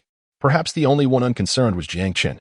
While Ingime was unaware of Jiang Chen's true strength, Jiang Chen had a rough understanding of Ingime's capabilities. Jiang Chen felt that with just the 2 of them, they could effortlessly secure 1 million points. Over the past 2 days, Jiang Chen utilized the majority of the energy he acquired to elevate his status within the Tianyin True Transmission. It was not that he held a particular fondness for the Tianyin True Transmission, rather, only upon reaching level 10 could one participate in the trials. Soon, aside from leaving a centaur and a portion of Tianyin disciples to guard the resource points, all high-level combat forces were summoned back to Jiang Chen's domain. This assembly included the Empress and the Angel Yan, 10 level 8 Divine Warriors, 9 level 8 9 Heavens Holy Maidens, for level 10 dragons, and 8 level 8 dragons, 1 level 10 Hill King. 2 level 10 Storm Guardians, 20 level 10 Dwarven Rocketmen, 35 level 10 Tianyin True Transmission Disciples, and 235 level 5 Tianyin Disciples. Although energy remained insufficient, this formidable lineup should suffice. Jiang Chen retrieved the deep-sea lure sent by Anchuxia and murmured, "Consume 3 million spirit stones, selecting Enhancement Direction, Ultimate Deep-Sea Lure." The enhancement was swiftly completed. Ultimate Deep Black Lure possesses a formidable allure for the Deep-Sea Clan, capable of triggering an ultimate beast tide of the current territory level within the Deep-Sea Clan. At that moment, the Empress and Angel Yin arrived at Jiang Chen's sides. Yin fixated intently on the Deep-Sea Lure. Such terrifying water spiritual energy. This is the Deep-Sea Lure. It can summon a massive wave of the Seafood Clan, among which there may exist legendary powerhouses, hence the reason for your summons. Yin paused in bewilderment. Seafood Clan? Jiang Chen turned to the Empress and stated, the treasure chest had been opened. During this time, he had been focused on the regional channel and had not noticed the Empress's alerts regarding the treasure chests. They are all opened, the Empress sighed, revealing an equipment piece, a long spear. A spear, you say? His territory possessed neither soldiers nor heroes that utilized such a weapon. Nevertheless, obtaining a weapon from an epic treasure chest could hardly be considered a loss, albeit it paled in comparison to the Empress's previous achievements. It is quite good. Jiang Chen offered in consolation, then added, don your flowing cloud set and prepare for battle. The Empress responded with solemnity, yes. Once everyone was ready, Jiang Chen gently cast the deep-sea bait. Under the illumination of the lighthouse, they could clearly observe the void several hundred meters from their territory, which began to ripple visibly before transforming into a deep blue barrier. The entire territory seemed enveloped in an underwater world, with the deep blue barrier resembling a thin sheet of glass. It raised concerns that the immense weight of water might, at any moment, cascade down to engulf the territory. Various figures, some agile and others massive, swam behind the barrier. Suddenly, a clawed silhouette burst through the barrier, landing on the ground still dripping wet. Yin exclaimed in astonishment. It truly is a seafood creature. The Empress added, it certainly looks delectable. Name, Little King Squid Race. Deep Sea Race Level, 17 Quality. Rare Combat Power, 62 Skills. Death Bind, Poison Water Arrow. What a remarkable find, a rare squid. Jiang Chen expressed his full approval, albeit from the perspective of ingredients, entrusting the collection to the farmers. It is likely that this physique could yield over 100 units of exceptional produce, with the increasing number of mouths to feed in the territory. High-quality ingredients have become increasingly scarce. Suddenly, a cacophony ensued as over 100 small king squids plummeted to the ground, each standing an impressive 7 or 8 meters tall, exuding a formidable presence. Shortly thereafter, with a resounding thud, a 10-meter-long tiger shark monster burst forth from the barrier, mimicking the descent onto the ground. Alas! Despite its fierce demeanor, the tiger shark monster lacked the tentacles of its octopus counterpart and could only flail about ineffectually on the ground. The onlookers exchanged bewildered glances, the once tense atmosphere before the impending battle evaporating in an instant. Could it be? Angel Yin murmured in disbelief, that they have truly come to deliver food? Jiang Chen's expression darkened. The heavenly path is not merely a delivery service. The emergence of the beastly tiger shark monster, rather than the tiger shark warrior, suggests but one possibility. Look over there. What is that? The youngest among them, Zizaishan, suddenly exclaimed. As everyone turned their gaze, a chill ran down their spines. A shadow loomed behind the barrier, rapidly expanding. They all understood that this was merely a visual effect caused by the shadow's swift approach. It was an enormous creature. Suddenly, a ghastly pale face, measuring 10 meters in diameter, emerged abruptly from the depths of the ocean. The face was directly connected to a scaled body of indeterminate length, exuding sheer terror. It looked down upon its territory with an expression rife with greed and vigilance. Almost immediately, a peculiar wave of energy enveloped the area, causing the air around them to become thick and viscous. Jiang Chen inhaled deeply and remarked, indeed, this is the domain of the deep sea. A notification followed. Due to the influence of the deep sea domain, the speed of all allied units has decreased by 5 to 30. In stark contrast, the deep sea creatures thrived. In the blink of an eye, the tiger shark monster, which had been thrashing on the ground just a moment ago, now glided through the air with the grace of a fish in water. Simultaneously, a resounding hum filled the air as the lighthouse suddenly radiated a brilliant light, enveloping all allied units in a shimmering aura. Another notification appeared. Under the lighthouse's illumination, the negative effects of the deep sea domain on allied units are mitigated. The effects of this lighthouse were instantaneous.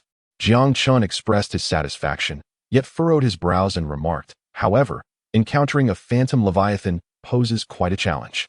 Phantom leviathan, race, deep sea tribe level, 20 quality, golden legend, combat power, 410 skills.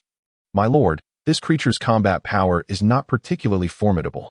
I can handle it myself. The Empress, adorned in her flowing cloud attire, effortlessly boosted her combat power to an impressive 450 stars, brimming with confidence.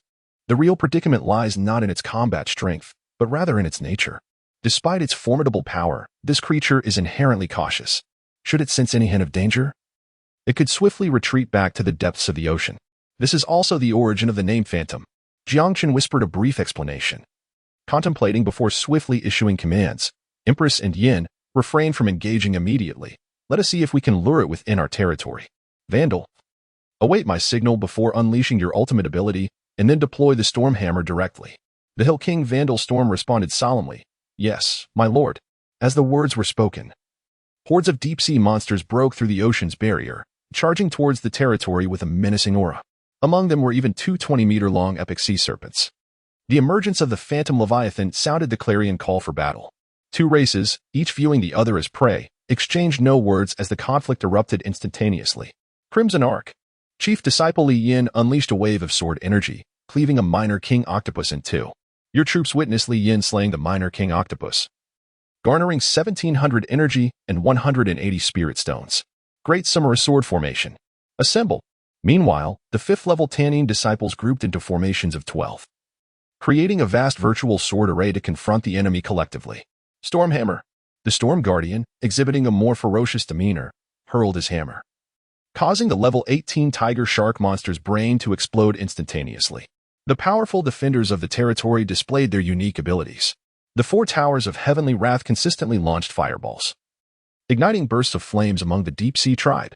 As for the 2 sea serpents, they became entangled with Long Jiao and Long Yi, fiercely battling in the sky. Locked in a deadly struggle, Jiang Chen had already returned to the private room of the drunken immortal pavilion, standing on the terrace, surveying the battlefield from a lofty vantage point. Within mere minutes of combat, his side had clearly established an overwhelming advantage. Periodically, a deep-sea creature plummeted from the skies. Moreover, the dwarven rocket men had yet to make their move. Logically, Jiang Chen relished such a dominating display of power in battle. Yet at this moment, his brow was furrowed in concern. For throughout the ordeal, the Phantom Leviathan had only partially emerged from the depths, apathetically observing as its minions were mercilessly slaughtered. Truly, it was astonishingly cowardly, more so than even himself. Jiang Chen muttered a curse under his breath, then promptly issued a command through the heart of the Lord. Contract the defensive perimeter. The Empress cautioned, My lord, if we shrink our defenses, it is likely that the structures of the territory will sustain damage. No matter, Jiang Chen replied with a nod, if it meant luring the enemy out. Such losses were negligible. The group fought while retreating. A few minutes later, the city walls succumbed. The sound of destruction echoed as a humble dwelling was shattered by several lurking abyssal fish, yet Jiang Chen remained unfazed. At that moment, the deep-sea tribe, which had invaded the territory, suddenly slowed their offensive pace, greedily absorbing the essence of the land. Jiang Chen scoffed, Do you truly believe you can endure this? Indeed. The Phantom Leviathan observed in disbelief as its subordinates began to vie for the delectable aura that rightfully belonged to it, emitting a silent wave of agitation. Yet, before the allure of the ultimate deep-sea bait, this band of minions had become uncontrollable. The Phantom Leviathan finally grew anxious. Its colossal form slowly emerged from the abyss. Were it not for the ghastly pale visage it bore, the Phantom Leviathan could easily be mistaken for an exaggerated pike magnified countless times, stretching nearly 50 meters in length. Its body was adorned with menacing bony protrusions, radiating an eerie azure glow as it inched closer to its territory.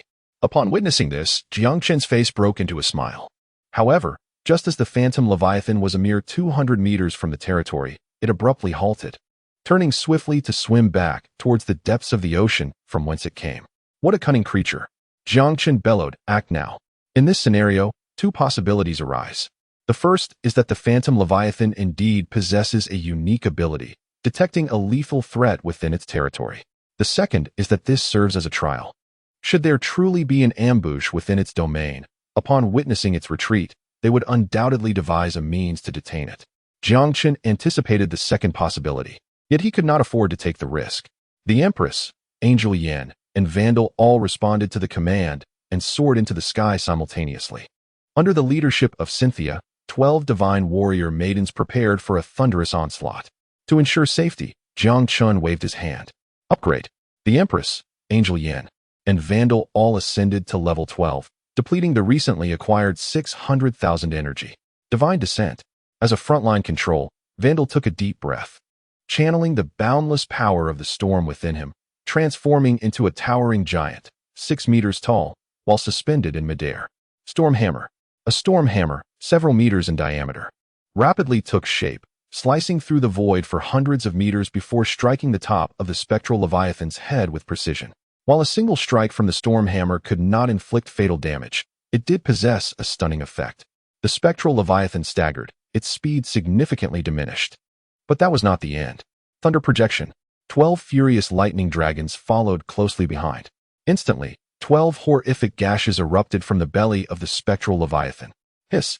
The spectral leviathan emitted a pained shriek, its speed further declining. We are secure. Jiang Chen exhaled softly. The Empress will intercept it. Yin is preparing the celestial blade strike. Cloud Shadow. The Empress had already activated the Cloud Shadow skill. With the passive effect of the flowing cloud technique, her speed doubled, successfully obstructing the path of the phantom leviathan just 50 meters from the deep-sea barrier. Yet, in the face of the Empress, Leviathan's eyes revealed a disdainful glint, as if mocking her for trying to stop an unstoppable force. Its body radiated an eerie blue light as it accelerated towards the Empress. Crushing this mere human would be as effortless as a dragon entering the sea. Thereafter, no one could contend with it. The Empress's gaze remained indifferent, showing no intention of retreat. To her, it seemed as though the colossal creature before her, a being 1,000 times her size, was insignificant. Cloud Ring. Centered around the Empress, clouds coalesced into a 10-meter-tall gaseous figure, resembling a low-tier version of a celestial manifestation. The two forces collided with tremendous impact, both being pushed back several meters. The phantom leviathan was left dazed, while the Empress grew ever more resolute. With a swift motion of the flowing cloud fairy sword, she declared, Cloud Sword. Enormous waves of sword energy materialized from thin air, piercing towards the phantom leviathan. Fear finally gripped Leviathan. How could this mere level 12 human possess such terrifying combat prowess? Alas, burdened by multiple debuffs, evading the Empress's relentless assault was beyond its capacity. Dozens of sword energies accurately struck its pale, monstrous visage. Explode. This was the terrifying aspect of the Cloud Sword. The Empress could dictate the timing of the sword energy's detonation. Boom, boom, boom. The phantom Leviathan's head was obliterated in an instant. Its massive form twisted in a futile frenzy, but it was to no avail. Ultimately, the lifeless behemoth plummeted to the ground like a meteor, causing tremors in the territory hundreds of meters away.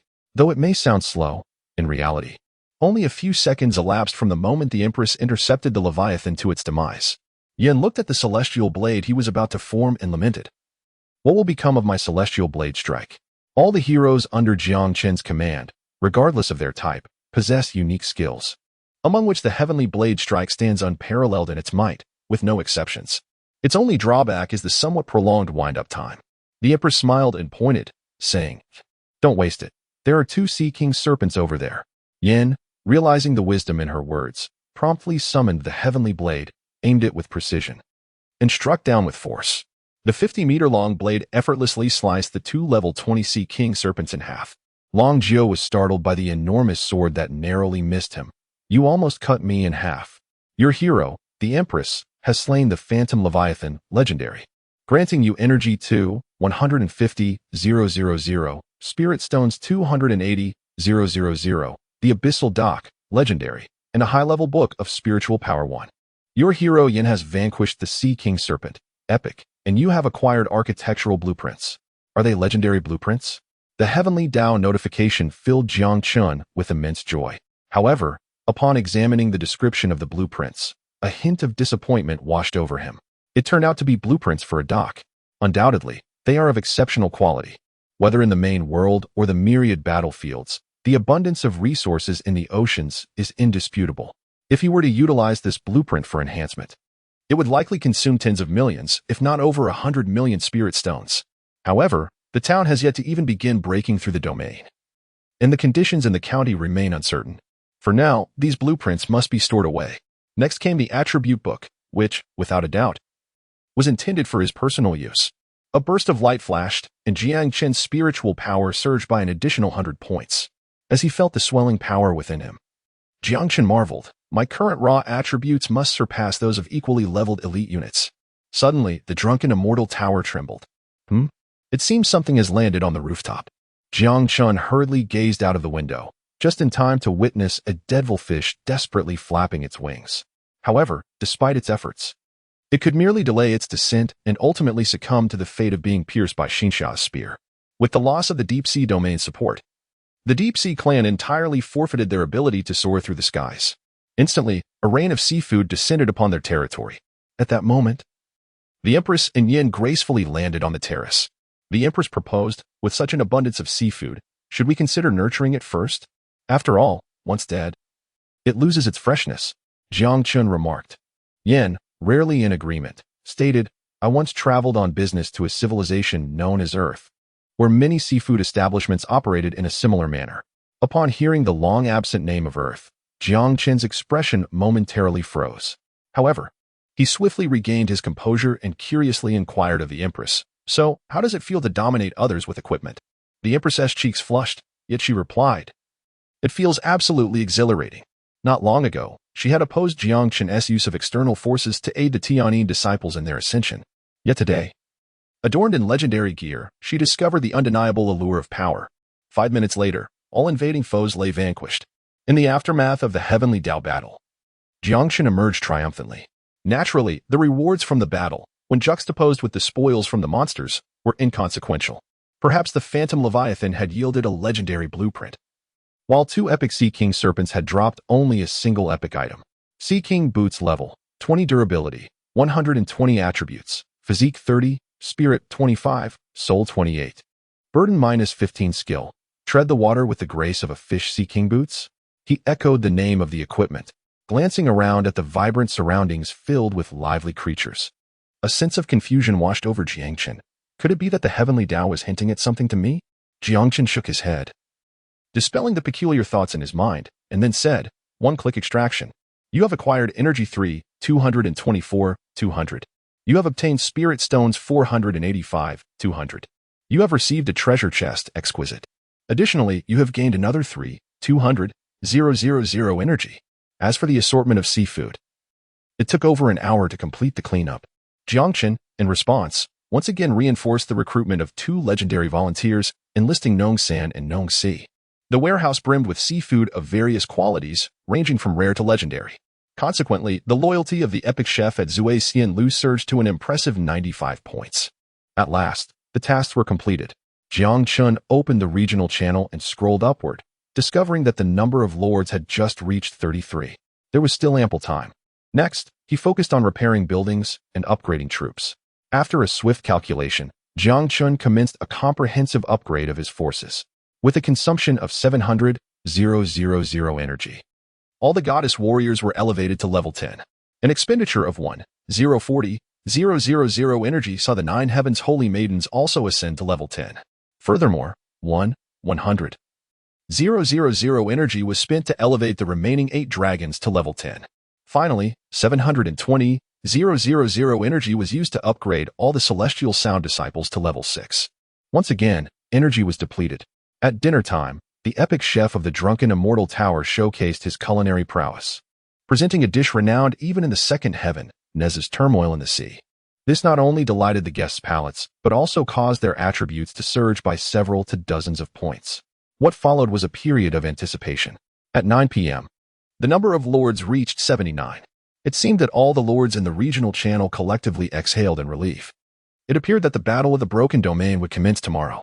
This was fortuitous, as the battle would last several hours, and even if the troops did not rest, I would need to recuperate. Alas, tomorrow marks the day when the Blue Star Passage opens, just in time to celebrate after the Battle of the Broken Domain. At 11:42 p.m., the Heavenly Dao announcement finally arrived, albeit belatedly. Announcement: the number of lords in the small town has reached 100. The Battle of the Broken Domain will commence tomorrow at 9 a.m. The lords participating in this battle are Jiang Chen and Chu Xia and Ying Man. Please prepare accordingly. Jiang Chen stifled a yawn and subsequently dispatched a message to all through the Lord's heart. He instructed everyone to conserve their energy for the true battle commencing at 9 a.m. the following day. His ambitions extended beyond merely seizing the position of mayor. He aimed to seize this opportunity to amass significant energy. Should he manage to vanquish a few legendary bosses, it would be even more splendid. On the morning of the next day, all 3 selected lords for the domain-breaking war were prepared for action. A palpable atmosphere of impending conflict pervaded the entirety of the novice town. 10086. At precisely 9 o'clock a.m., an announcement echoed. The domain-breaking war has commenced. In an instant, hundreds of golden beams of light ascended, piercing the heavens and the earth, heralding the phenomenon of territory transportation. As the beams dissipated, hundreds of lords along with their territories vanished from the town map. You have arrived at the border of the town, at the Riftwind Mountains, in the 88th Canyon. You have entered the battlefield channel. In 10 minutes, the first wave of alien forces will arrive on the battlefield. Your domain-breaking war will come to an end upon the occurrence of any of the following scenarios. 1. The death of a lord or the destruction of the lord's estate. 2. More than 100 aliens crossing into your territory. 3. A voluntary withdrawal, requiring the elimination of the currently invading aliens. The battlefield exists in the real world. Once the domain-breaking war concludes, the casualties of hero units and the destruction of buildings will not be restored. The golden light faded away. Jiang Chen has already appeared in a canyon. The canyon, nearly 200 meters wide, is perfectly blocked by Jiang Chen's territory, fitting seamlessly, while towering rock walls rise on both sides. The 88th Canyon, what a promising omen. As Jiang Chen ascended the city wall, he gazed into the distance where the mist of war swirled ominously.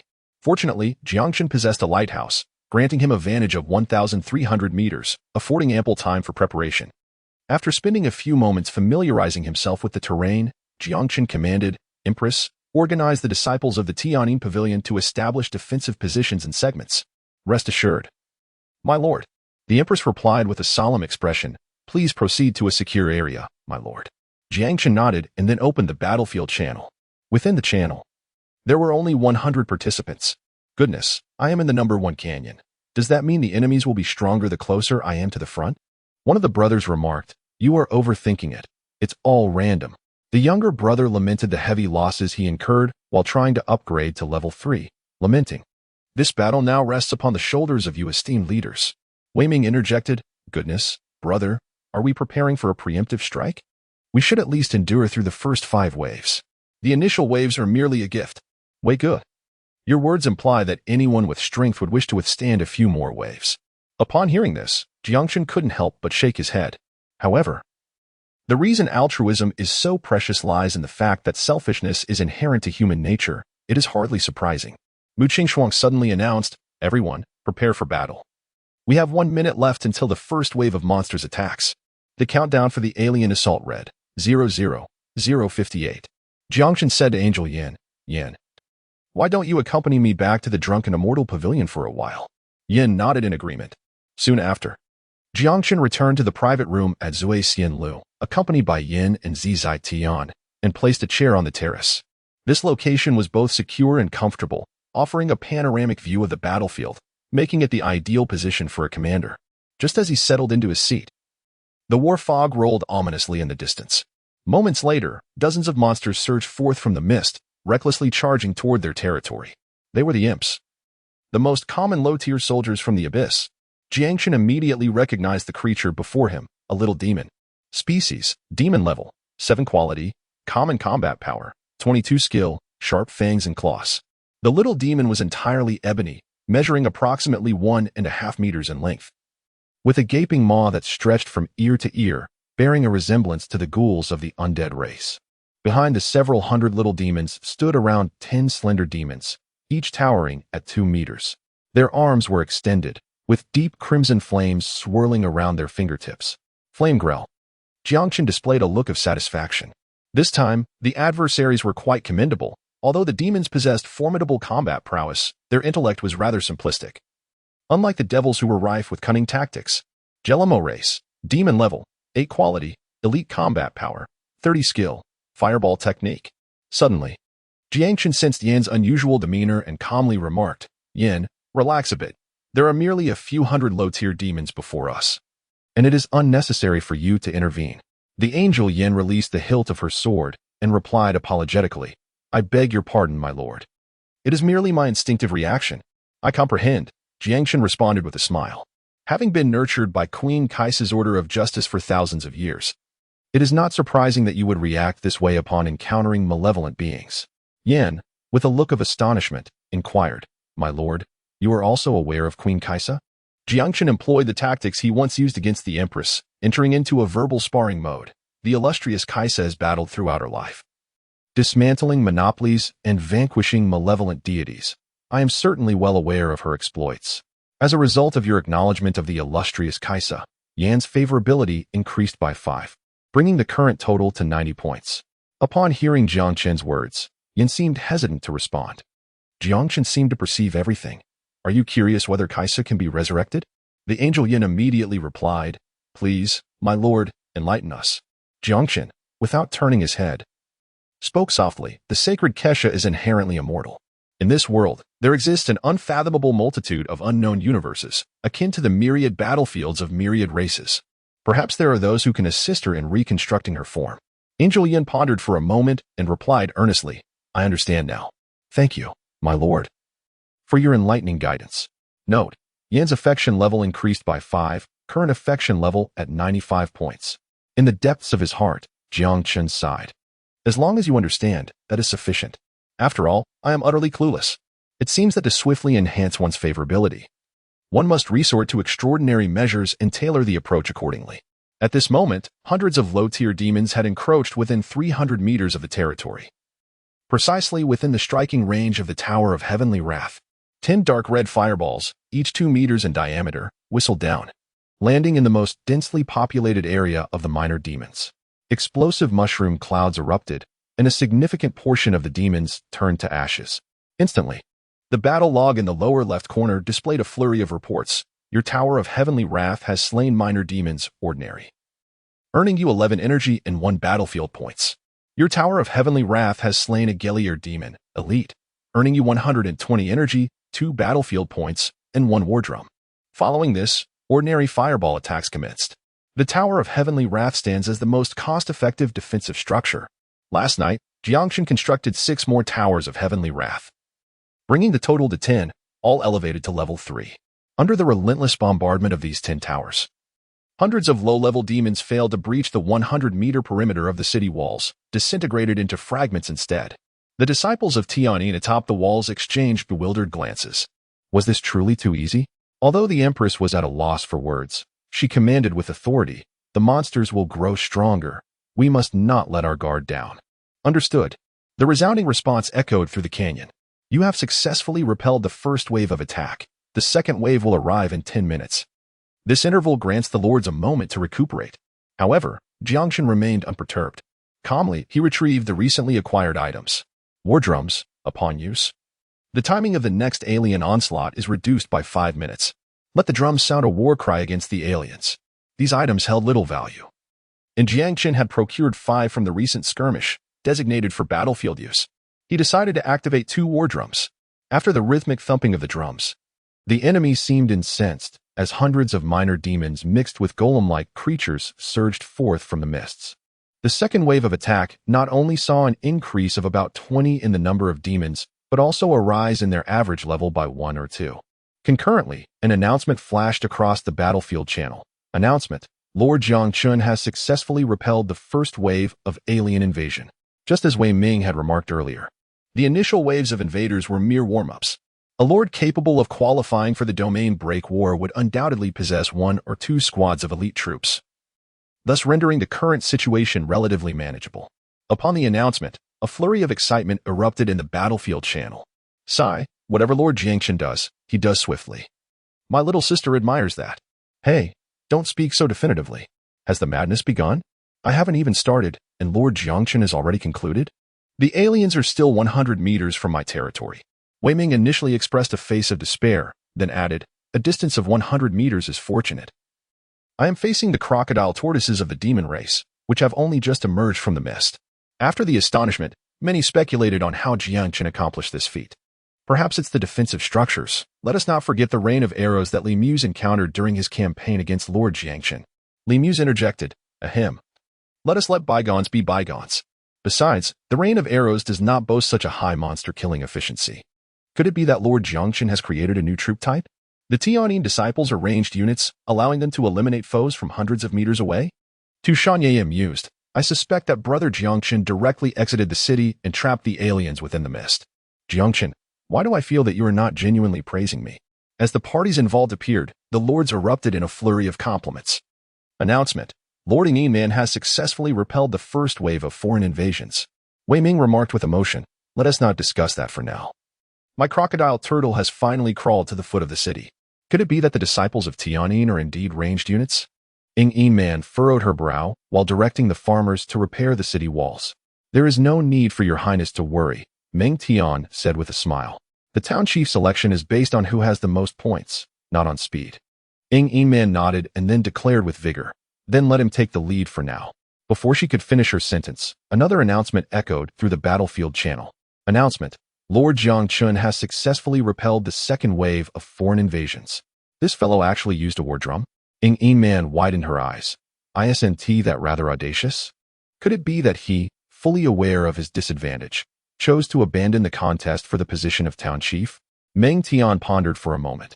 If your highness wishes to utilize the war drum, the previous waves of monsters would not have a significant impact.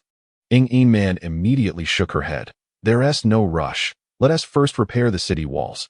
I refuse to contend for such a meaningless title. Meng Tian and Bai Tsong exchanged glances, both recognizing the relief in each other's eyes.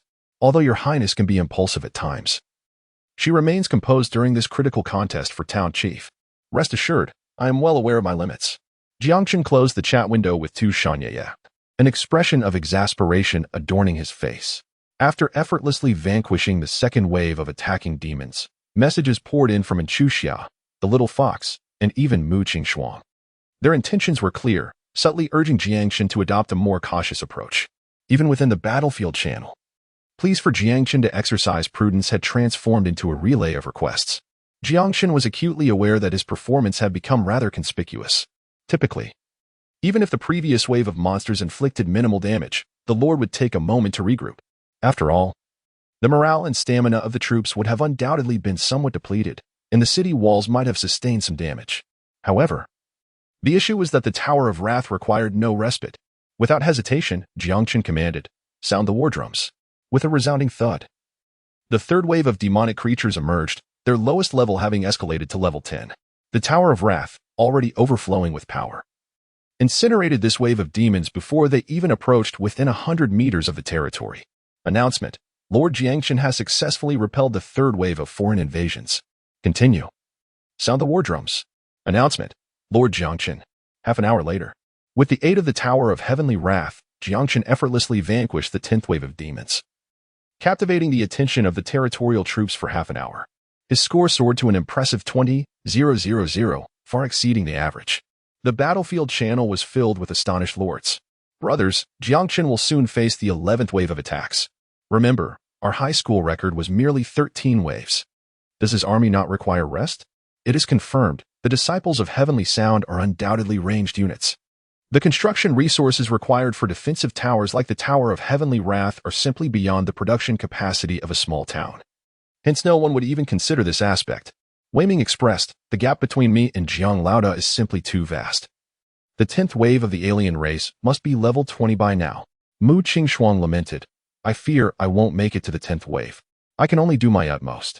Suddenly, someone exclaimed, oh no. Although ranged units possess formidable offensive power, what if they are overwhelmed by the alien monsters? The other lords were equally alarmed. If Jiang Chen faltered, they would lose a crucial ally. At that moment, one lord declared, esteemed lords, I can no longer hold on. I must retreat. Wei Ming retorted, wait, you've only withstood 3 waves, right? Are you jesting? Huang Xian added, 3 waves yield merely 2,000 points. If you withdraw, others must compensate for your 8,000 points.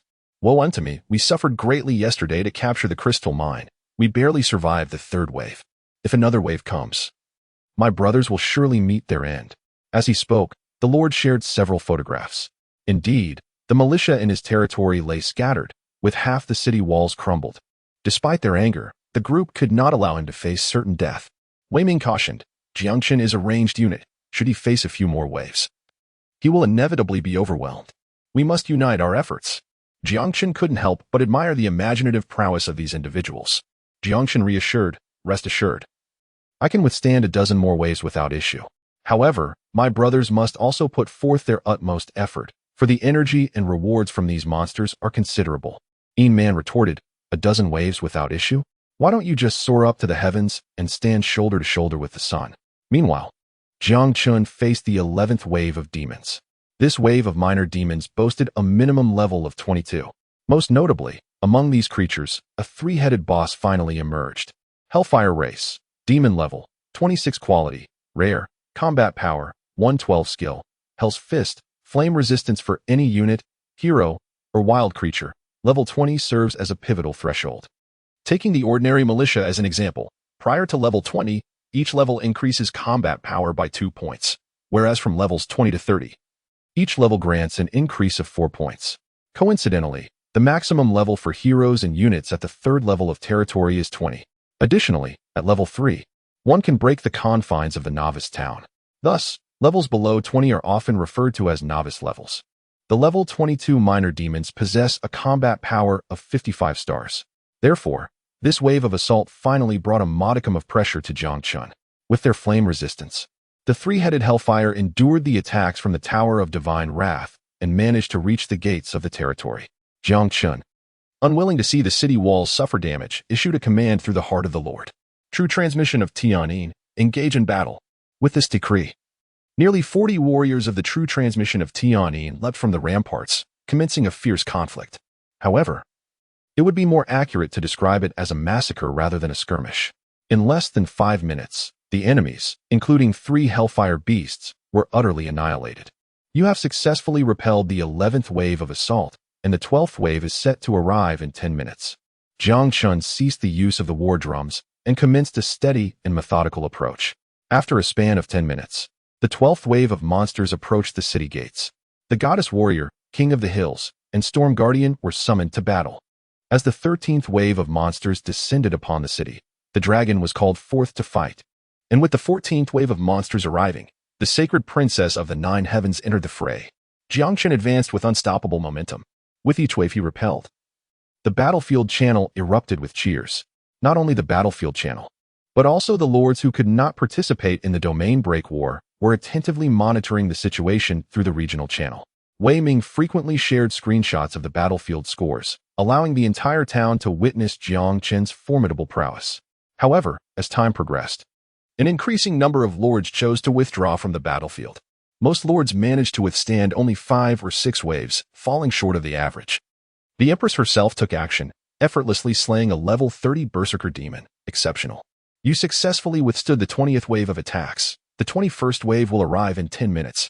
Within just a few hours, countless demons had fallen before Jiang Chen's territory, and his personal score had surpassed 150,000, based on experience. The next wave was poised to unleash a legendary creature. Jiang Chen accessed the battlefield channel, first checking the total score, 991,523. At this moment, only 19 lords remained in the battlefield, and Chu Xiao exclaimed, "There's less than 10,000 points left. I will finish this round shortly. It should be secure." With her epic hero, and Chu Xiao had bravely faced 11 waves, and it appeared she still had some strength left. Tu Shanyaye remarked, "Ye is currently circling the last monster of the 9th wave. If I delay a bit longer, I can also tackle the 10th wave. How fortunate that there's a bug to exploit." Huang Xian noted, "Our town breached the domain too swiftly. The unit levels Haven T caught up. Otherwise the process wouldn't T have been so arduous." Wei Ming chuckled wryly. "It's not our fault that a few prominent players were too aggressive. Otherwise, we wouldn't have breached so quickly." And Chu Xiao replied, "Fortunately, we have succeeded at last." Announcement. And Chu Xiao, the Lord, successfully repelled the 12th wave of alien invasion. Almost simultaneously, another announcement rang out. Yin Man, the Lord, successfully repelled the 15th wave of alien invasion. Points surged once more, instantly exceeding the critical threshold of 1 million. The domain breach was successful. Concurrently, a series of golden announcements flooded both the battlefield channel and the town area channel. 10086 Town S domain breach was successful.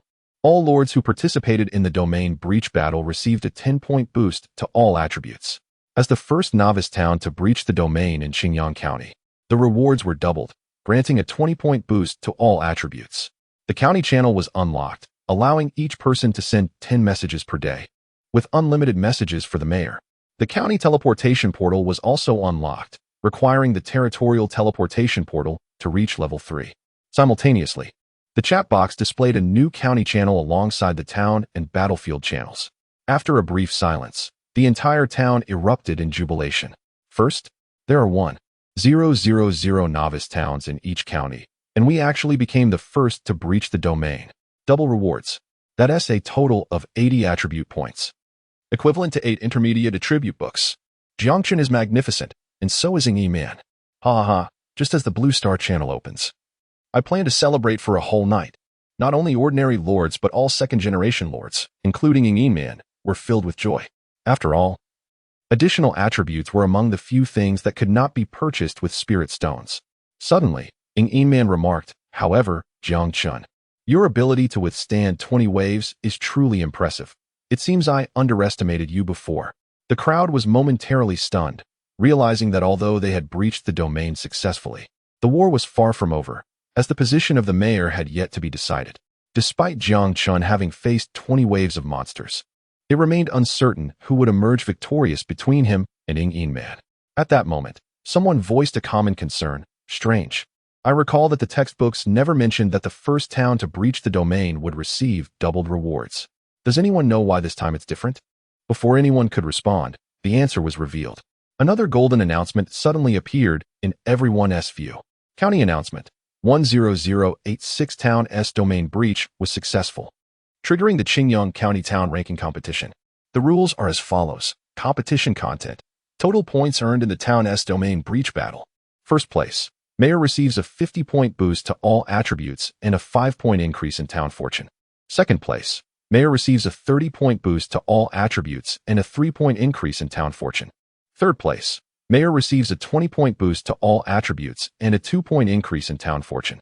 Fourth to 10th place. Mayor receives a 10-point boost to all attributes and a 1-point increase in town fortune. Settlement time. After all 100 towns in Qingyang County complete the domain breach. Is this an announcement that all lords in the county can receive? Everyone was bewildered. Then, a wave of excitement swept through. We actually triggered the town ranking competition? No wonder the rewards are doubled. Although a 50-point boost to all attributes is enticing, there is only one mayor. Thus, the majority are more concerned about the town fortune. My goodness, this can influence the resource yield and quality within the town.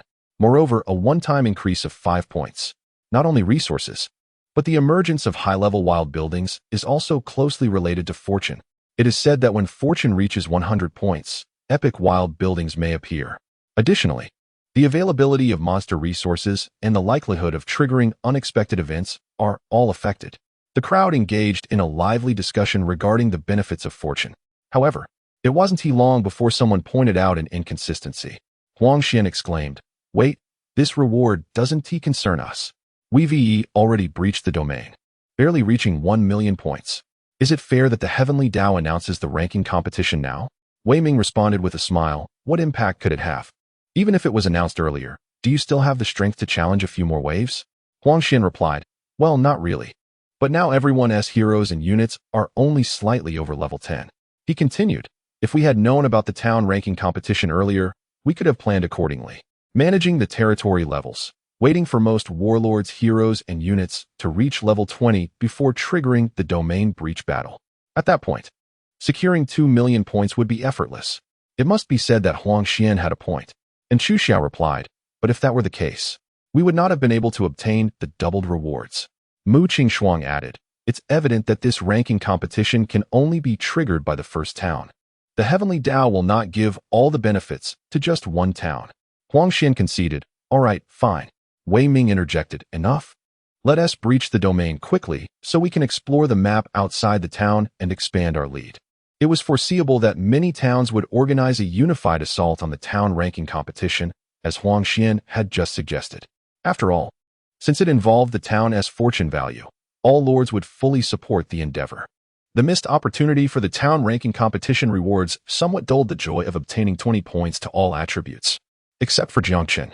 First place allows the mayor to gain 50 points to all attributes, and an additional 5 points of town fortune. How intriguing. Considering the total points from the town's domain breach battle, Jiang Chen gazed upon the blueprint of the spring he had carefully tucked away. He had been torn between constructing the Fountain of Life or awaiting the legendary unit architecture. Now, the Heavenly Tao had made the choice for him. As the saying goes, heaven does not bestow its gifts without consequence. Nevertheless, the endeavor to procure the materials necessary to enhance the Fountain of Life would entail a substantial expenditure. Jiang Chen naturally took notice of Ing Man. At this moment, Huang Xian remarked, "Since the small town's ranking competition seems hopeless, I shall withdraw." Notification: Huang Xian has exited the battlefield. Mu Qingxuan added, "I too shall retreat." Although the rewards for repelling the foreign invaders were commendable, the toll has been quite heavy. Notification: Mu Qingxuan has exited the battlefield. Tu Shanye chimed in, "The monster I was chasing has perished, and the 10th wave of monsters has commenced. I must also take my leave." In an instant, several leaders departed from the battlefield, leaving only Jiang Chen, Ing Man, and Enchuxia, all of whom were acquaintances. Enchuxia felt no need for concealment any longer. The Dwarf King's skill has yet to be utilized. I sense we can still engage in 2 more rounds. Alas, I initially believed that with an epic hero, I could contend for the position of town leader, but now it appears I was overly naive. Ing Man replied, "Sister Chuxia, if you can fight, then do so, but please act within your limits." And Chuxia countered, "It is you who should act within your limits. Do not jeopardize yourselves in pursuit of the town leader position, lest we both suffer in vain." Jiang Chen, rest assured, it will certainly not happen. Jiang Chen can guarantee this. With his strength, who could possibly engage him in a mutually destructive conflict? He simply had a light lunch. The 21 waves of foreign tribes launched their assault under Jiang Chen's command. He entrusted the battlefield to the Empress and proceeded to initiate a video call with Ing Man. The connection was established swiftly. Although taken aback, Ing Man remarked, "Jiang Chen, reaching out to me at this moment seems rather uncharacteristic of you."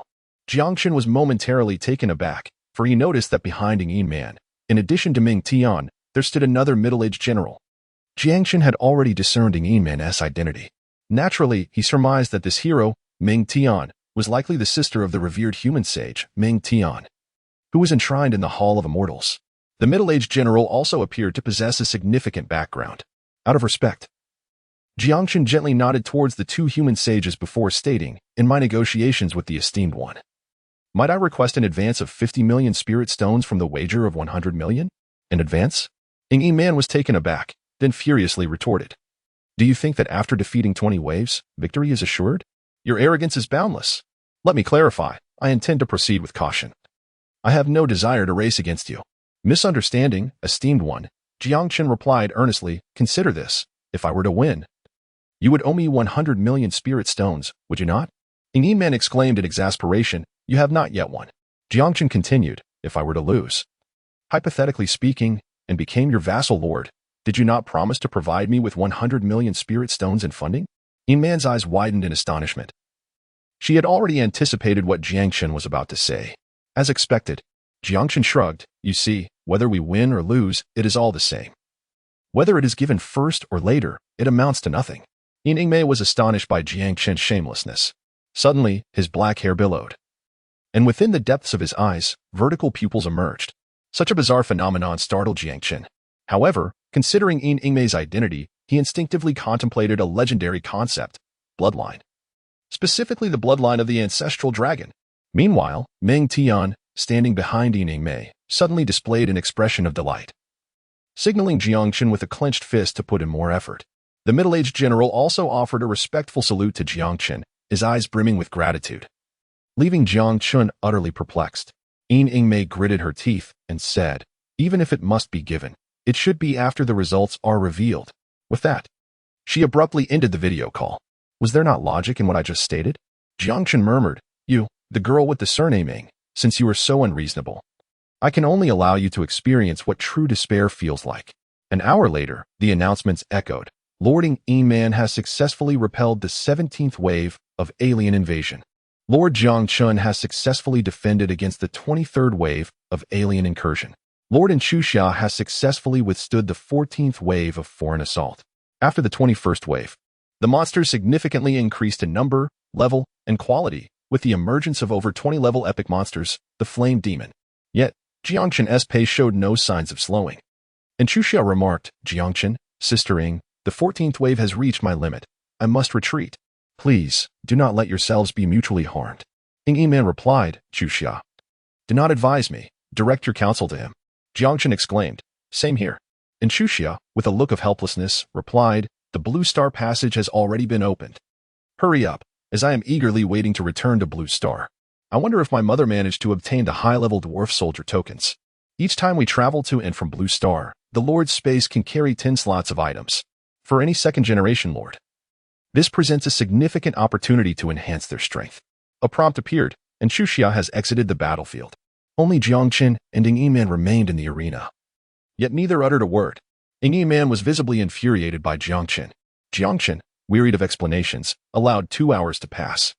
An announcement echoed, "Lord Jiang Chen has successfully repelled the 28th wave of alien invasion." Upon reading this, Ing Man clenched her fists, her eyes brimming with disbelief. How on earth had he achieved this? She had only just dealt with the 25th wave of invasion, merely catching up on some progress. However, since the 23rd wave, his troops had been compelled to utilize their skills. Just moments ago, had it not been for Ming Tian's timely execution of the Yin-Yang Harmony Seal, the 100 battle penetration army would have surely suffered casualties. Ming Tian spoke solemnly, "Your Highness, the potions for restoring spiritual energy are running low. If we exert ourselves to the utmost, we may withstand 3 more waves of invasion, but the soldiers are likely to face severe losses." As a protector, she merely stated the facts, trusting that Ing Man would make the right decision. How splendid it would be if the domain-breaking war commenced tomorrow. I could return to the Blue Star for another batch of talismans, equipment, and potions. Ing Man sighed, then suddenly spoke with calm resolve. What a pity there are no ifs. Ming Tian reflected. Jiang Chen possesses not only formidable ability but also great fortune. The terrifying source of water power I sensed yesterday through divination is likely connected to him. Fortune is indeed a component of strength, thus, I concede with full conviction this time. At this point, Ing Man erupted in laughter. Ha ha ha. How amusing. I had thought that with my profound foundation, I would find no worthy adversaries upon entering the battlefield of myriad races. Yet I never anticipated encountering such an intriguing individual in the novice town. Her smile was a mixture of composure, abandon, and audacity. Were Jiang Chen present, he would surely exclaim, "Wow, a fan-shaped diagram. General Baizong, relay my command. Commence full assault on the 26th wave of monsters." Baizong replied respectfully, "Yes, Your Highness." Soon, Ming Tian, Baizong, and the 100 battle penetration army unleashed their skills with abandon, effortlessly annihilating the 26th wave of aliens. Naturally, they exhausted their spiritual energy and could no longer withstand the next wave of assault. Ing Man, the Lord, dispatched 110 million spiritual stones to you. Jiang Chen was taken aback for a moment, then chuckled lightly. This girl is quite straightforward. However, why is there an additional 10 million spirit stones? Just then, a video request from Ing Man arrived incessantly. Upon establishing the video connection, Jiang Chen refrained from putting Ing Man in an awkward position. As a descendant of the Qin dynasty and the rightful victor, the first emperor's lineage indeed holds true to its word, eliciting admiration. Ing Man displayed not a trace of dismay on her countenance. Instead, she smiled and remarked, "It is merely a matter of accepting the outcome of the wager. There is nothing praiseworthy about it." Jiang Chen held an even greater admiration for this. If it were him, losing 100 million spirit stones would surely cause him immense distress. Of course, perhaps the other party truly was unconcerned about money. Ing Man, with unflinching candor, inquired, "I wish to know where I faltered." Jiang Chen finally understood the reason behind the unexpected increase of 10 million spirit stones. It turned out to be an information fee. To forego profit when one has the means is simply foolish. Jiang Chen pondered for a moment before activating the rear camera of his device, aiming it toward the sky. Is this explanation sufficient? Ing Man gazed in astonishment at the 12 colossal beasts soaring through the heavens, drawing in a sharp breath. Legendary dragons? A full squad, no less. Jiang Chen smiled faintly, offering no explanation. The reason he used the dragon to deflect Ing Man was twofold. Firstly, the dragon had already been exposed to Inchuxia and her daughter. Secondly, within his domain, The dragon had nearly been relegated to a mere transport unit. Below its rank, a single angel yin could annihilate an entire dragon squad. After donning the legendary armor, the Empress surpassed even yin in strength. The Nine Heavens Holy Princess, bolstered by the Empress's dominance, along with the great Sumeru sword technique, could single-handedly contend against two dragons. Even the epic tier unit, the Goddess Warrior, due to its extreme attributes, held far greater potential than the dragons. Moreover, revealing a squad of the weakest dragons also spared Ing Man from unnecessary speculations. The epic treasure chest could indeed yield legendary military ruins. It appeared fortune favored you. Ing Man understood this and smiled, proposing, I have a suggestion. What if I offer you 10 million spirit stones? You need not serve as a vassal lord. Simply addressing me as Sister Ing will suffice. What do you say? Jiang Chen's expression was peculiar. According to the information he had received from Lord and Luoshi, this girl was barely over 18. Why was she so eager to play the role of an older sister? It is worth noting that Xia was already 19. Regarding the peculiar preferences of the benefactor, Jiang Chen preferred not to delve too deeply, merely apologizing, if the esteemed one has no other matters. I must inform you that the 29th wave of the alien invasion is about to commence. Ing Man was taken aback. I have already conceded. Do you still wish to continue? Jiang Chen remarked. Such opportunities to accumulate energy are rare. I shall launch a few more attacks.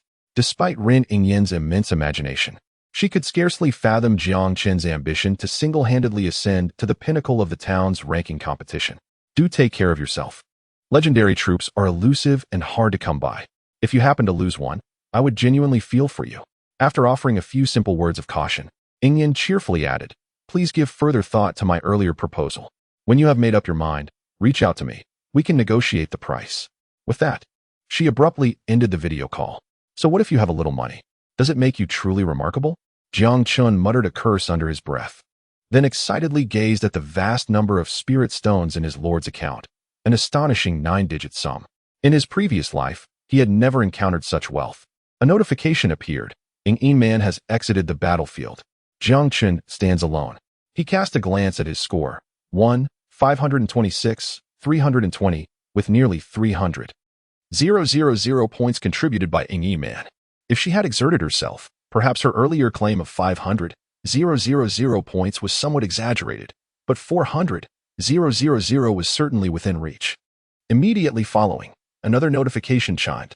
You have achieved the highest score in the Battle of the Broken Domain at Town 10086, becoming the town mayor. The subsequent message detailed the mayoral privileges, an increase of 1 hero slot, an additional vassal lord construction speed enhanced by 10 resource gathering speed augmented by 10 acquisition of the exclusive mayoral structure portal. Requires spirit stones for use, authority to appoint and dismiss officials within the town, establishment of rules for lord migration in and out of the town, naming the town. Though Jiang Chen was already aware of the benefits of being a mayor, he felt an overwhelming joy. Yet, what name should he bestow upon the town? Contemplating this, he pondered deeply. Jiang Chen posted a message on the town channel, announcing the crowdfunding for the town's name. Brothers, if you have any good ideas, feel free to comment below. Simultaneously, all the lords in the town received the news of the mayor's birth. The two great figures are truly remarkable. They must have persevered through more than 25 waves by now. The formidable Ing Man is impressive, but Jiang Chen is even more so. Alas, had I known how extraordinary these two were, I would not have exerted myself so fiercely. From now on, anyone who tells me that rewards cannot be earned in the Broken Domain War will find themselves at odds with me. Wei Ming, Boss Jiang, I fervently request a position. Huang Xian, the one who cries gets the milk. My brother Wei is quite generous. There are quite a number of people online, perhaps all waiting for the mayor's emergence. The 29th wave of monsters is about to commence. Jiang Chen commanded, delay the next few waves of monsters for as long as possible, although the intention remained unclear. The Empress responded solemnly, understood. Yin proactively offered, My lord, do you require my assistance in battle? Not yet, came the reply. Jiang Chen replied briefly, then produced the blueprint for the Spring of Life. Utilizing a one-time enhancement opportunity, he selected Enhancement Direction, the Spring of Life. A dazzling golden light erupted, surpassing any prior enhancement of items. Yan's mouth fell agape in astonishment. Within the territory, everyone instinctively turned their heads towards the intoxicated immortal pavilion, now enveloped in golden radiance. As the golden light dissipated, Jiang Chen toyed with the blueprint for the Spring of Life. The construction of the Spring of Life requires resources, Energy, 400. 000 Life Stones 2000, which can be obtained through the enhancement of Ordinary Stone, costing 10,000 Spirit Stones per unit. Thunderstrike Wood 1000, which can be acquired through the enhancement of Common Timber, also costing 10,000 Spirit Stones per unit. Origin Gold 1000, obtainable through the enhancement of Gold, priced at 15,000 Spirit Stones per unit. In total, this amounts to 45 million Spirit Stones. For a legendary edifice, this is undoubtedly quite affordable. Naturally, upgrading the Spring of Life will also demand substantial resources and energy.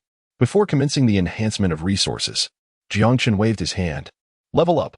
Countless upgrade ores erupted, and more than 600,000 units of energy vanished, elevating over 200 disciples of Tianyin to level 9.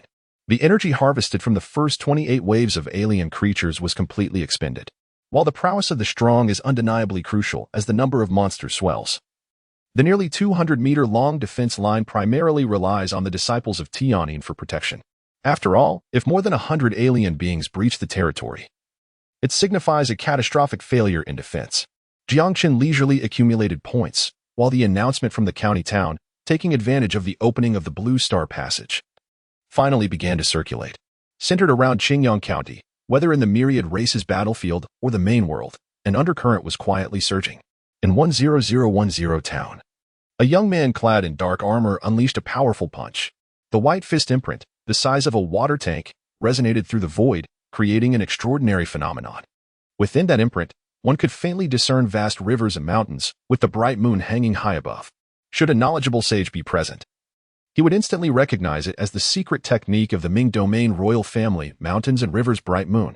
The 18th level elite half-orc standing before the young man was instantly shattered into countless pieces. What a remarkable ranking match for the town.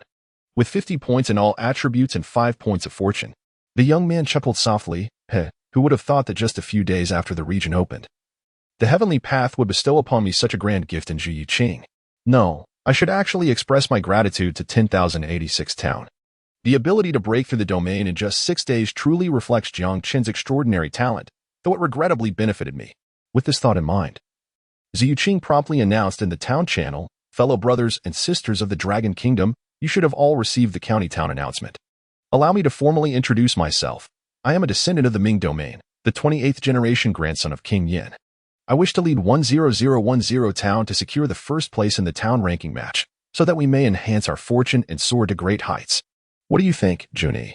After a moment of silence, the town channel erupted in cheers. Zhu Yuqing was exceedingly pleased.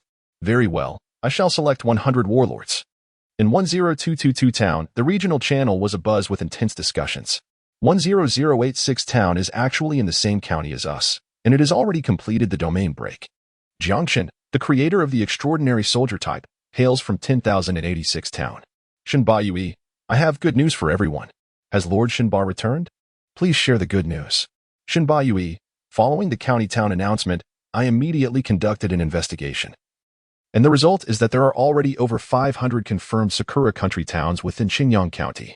Upon hearing this, a wave of cheers erupted. Excellent. This means our great Sakura Empire will hold an absolute advantage in the county town, dominating Xinjiang County. Ha ha ha, with 10,086 town eliminated so early from the town ranking match. Our great Sakura Empire will sweep the top 10. Lord Shenba, a descendant of the divine martial emperor, will surely lead us to victory. According to the rules of the myriad races battlefield, the numbering of new towns within a county may or may not be sequential. Thus, prior to today, even if the lords knew their town numbers, they could not ascertain with whom they shared a county. However, the situation has now changed. Jiang Chen has completed the domain breaking, and the Heavenly Dao has issued an announcement concerning the county town. Those who have received the announcement are undoubtedly within the confines of Qingyang County. In Blue Star, Dahai City, and Chu Xiao listened intently to her mother's investigative findings, frowning as she remarked, so, it implies that the Lord of Sakura Country holds the advantage in the county town where our small settlement resides. And Luashi nodded in agreement, stating, the positioning of novice towns within the myriad races battlefield generally follows a normal distribution based on the main world's location. If fortune favors us, we may find ourselves randomly placed in the heart of the Dragon Kingdom. Conversely, should luck elude us, it is entirely possible to be surrounded by the lords of Lighthouse Nation in the Western Hemisphere. Given that Donghai City is already adjacent to Sakura Country and Southern Bang Country, it is hardly surprising that your small town's location has merely shifted slightly to the east. In the Myriad Races battlefield, the skirmishes between lords of different nations are permitted and do not result in a designation as bloodthirsty lords. Of course, the methods employed should not be excessively cruel, for all nations must maintain the faade of humanitarianism. Thus, it is evident that the future of Qingyang Town is destined to be tumultuous. However, Chu remained resolute, stating, "With Jiang Chen and Sister Ying by our side. And now that I possess an epic hero, what do we have to fear?" Observing Chu unwavering determination, Luoshi did not press further, but instead handed her a token inscribed with the character migration. Chu gasped, "A city migration order?" Luoshi confirmed, "As far as I know, many well-informed lords in your county town have already prepared migration orders. Naturally, the Dwarven King's palace should not be relinquished lightly. This migration order is merely a precaution for unforeseen circumstances. Jiang Chen has finally fortified the materials, constructing the Fountain of Life. Completion imminent. The Fountain of Life has been upgraded to level 3. Jiang Chen advanced decisively, elevating the Fountain of Life to level 3. This endeavor consumed a staggering 78 million spirit stones in 3 million energy. The level 3 Fountain of Life boasts a diameter of 10 meters. Encircled by the pristine white life stones, the water within emanates a pale green hue, radiating an overwhelming vitality. The surrounding area, extending 10 meters outward, is shrouded in a dense aura of essence. Fountain of Life, Legendary, Effects. 1. Units within a 10-meter radius of the fountain can rapidly recover from injuries, replenish spiritual energy, and mend their souls. 2. Any unit, except for the Lord, may be resurrected through the fountain upon demise. The cost of resurrection correlates with the strength of the fallen unit and the integrity of the corpse. If no corpse is present, full resurrection cost applies. At level 3, the fountain allows each unit to be resurrected 4 times daily. 3. Without compromising the foundation of the fountain, it can consistently produce 1 vial of life essence and 10 vials of life water each day. Life essence. This substance contains potent life origin power. When consumed by the Lord, it enhances their potential. When taken by heroes or troops, it improves their quality. No additional energy expenditure required. Life water. Upon consumption, its effects are equivalent to being within the fountain's radius for 100 seconds. For resurrections daily. How formidable! And this is merely the level 3 Fountain of Life. Jiang Chen exclaimed, "My expenditure of vast amounts of spirit stones and energy has not been in vain. Moreover, there is the essence of life itself." With a graceful flourish, Jiang Chen summoned a small vial of emerald green liquid into his hand, resembling a resplendent imperial jade, shimmering with brilliance. It was none other than the essence of life. Without a moment's hesitation, he uncorked the bottle and drank it in one swift motion. A wave of refreshing coolness surged from his abdomen, coursing through his limbs and bones, soon transforming into a gentle warmth. Sweat beads instantly appeared on Jiang Chen's forehead, and upon closer inspection, one would discern that these droplets were imbued with numerous dark impurities. This is the essence of purging the marrow and refining the spirit. Jiang Chen felt an unparalleled sense of comfort, entirely unlike the agonizing experiences depicted in cinematic portrayals. At that moment, a voice from the heavens delivered a notification. Notification: your aptitude has been elevated to C rank, with the following compensatory attributes: physical strength 24, spiritual power 24, soul 31, capacity 25. Aptitude, when applied to heroes and units, equates to quality. It dictates the attribute points a lord may acquire with each level gained, as well as the pace at which they can cultivate techniques and skills. The vast majority of individuals are born with innate aptitudes rated F. While Jiang Chen was originally estimated to be above E but below D, marking him as a remarkable talent within the ranks of Donghai Third High School. Now, having consumed a vial of life essence, he had astonishingly ascended to C rank, his initial attributes comparable to those of an exceptional hero. The attributes just acquired were precisely the compensatory difference in aptitude for his upgrades from levels 1 to 10. Jiang Chen level, 10 attributes, physical strength 248, with an addition of 6, spiritual power 188, soul 102, capacity 121, with an addition of 6. Cultivation technique, 9th set of radio gymnastics, minor achievement, F grade, skills, none equipment, phantom armor combat power rating, 165. Jiang Chen gazed at his attributes. Unable to suppress a sigh, He was truly akin to a humanoid dragon. Jiang Chen had consumed no fewer than 10 tomes of attributes, complemented by an abundance of exquisite delicacies, in addition to the rewards from the recent interdimensional battle. It was hardly surprising that he possessed such formidable attributes. Of course, regardless of his strength, Jiang Chen had no intention of personally engaging in combat. At that moment, he successfully repelled the 32nd wave of attacks, with the 33rd wave expected to arrive in 10 minutes. The territory had successfully eradicated 33 waves of invading extraterrestrial foes. My lord, 5 disciples of the Tianyin sect have sustained injuries, reported the Empress through the Lord's heart, her tone tinged with gravity. One of them has had an arm torn off by a level 28 minor demon and is unlikely to fight again. A level 9 Tianyin disciple, while conserving spiritual energy, indeed found it quite challenging to contend with ordinary demons nearing level 30. I understand. Jiang Chen nodded, promptly repairing the city walls before ushering the injured disciples over. Without the Fountain of Life, Jiang Chen could only, like a Yin man, rely on his skills to strike a couple more times before retreating from the battlefield, unless he was indifferent to the fate of his troops. However, the circumstances had changed. Soon, the injured disciples of Tianyin were brought forth by the Empress. At Jiang Chen's signal, they cautiously stepped into the effective range of the Fountain of Life. Instantly, expressions of disbelief adorned their faces. Heavens, my wounds have healed. It tickles. How delightful. Not only were their injuries mending, but the spiritual energy they had just expended was nearly restored in an instant. A wave of exhaustion vanished from their bodies. Meanwhile, the disciple of Tianyin, who had lost an arm, watched in astonishment as a snow-white arm gradually grew back from her shoulder. Overwhelmed with joy, she burst into tears. She lifted her sword and swung it, discovering it felt as fluid as ever. The Empress, equally astounded, spoke with reverence, "My lord, you are truly unfathomable." Note: affection level of the Empress increased by 1, current level 97. Jiang Chen was immensely satisfied. He was merely 3 points away from the female emperor's favor reaching a perfect score of 100. Naturally, as one progressed, it became increasingly challenging to enhance favorability. Meanwhile, the disciples of Tianyin, who had just received treatment, boasted loyalty levels exceeding 95 points. Generally speaking, a military unit's loyalty above 90 points indicates a rarity in betrayal, unless the Lord undergoes a drastic change in temperament and commits acts that provoke universal ire.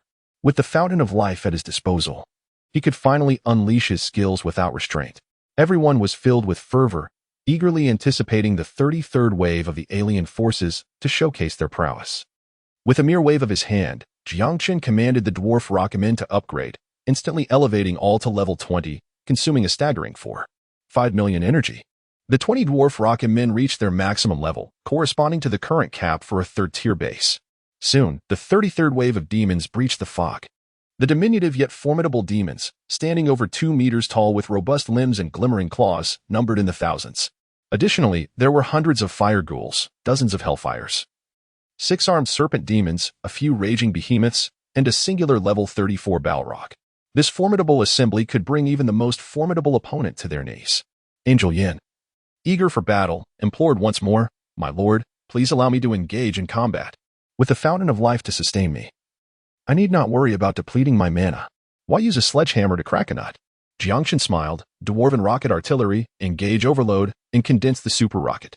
30 seconds later, 20 rockets, each measuring 8 meters in length and 2 meters in width, ascended skyward, trailing long streams of spiritual energy. Although the demon army had never encountered such projectiles, the sheer size and length of these weapons made it clear they were formidable. The demons, faces etched with terror, attempted to evade. Alas, the canyon offered little room for escape. Boom, boom, boom. 500 meters beyond the territory, 20 mushroom clouds, each over 10 meters in diameter, erupted into the sky. Even the small demons caught at the edge of the explosion were swept up by the terrifying shockwaves, violently crashing against the canyon walls, reducing them to mere pulp. Your unit, the Dwarven Rocket Artillery, has vanquished the small demons, granting you energy 28, points 10, and spirit stones 6. A multitude of notifications flooded your battle log in an instant. 3 seconds later, the shockwave from the explosion reached the territory, causing the onlookers' garments to flutter wildly. The magnitude of the destruction left everyone astounded. Even the Angel Yin slightly parted his lips, exclaiming, "How terrifying!" Jiang Chen elucidated. If you were aware that this strike encapsulated the entirety of the Dwarven rocket shooter's 200 points of spiritual energy, you would not be astonished. 200 points of spiritual energy? Yin nodded in realization. Her celestial blade strike consumed merely 150 points of spiritual energy. Naturally, unless it strikes directly. The rocket's threat to high-tier monsters is rather limited. Indeed, as Jiang Chen had asserted, as the dust on the battlefield settled, the ground was strewn with the severed limbs of minor demons.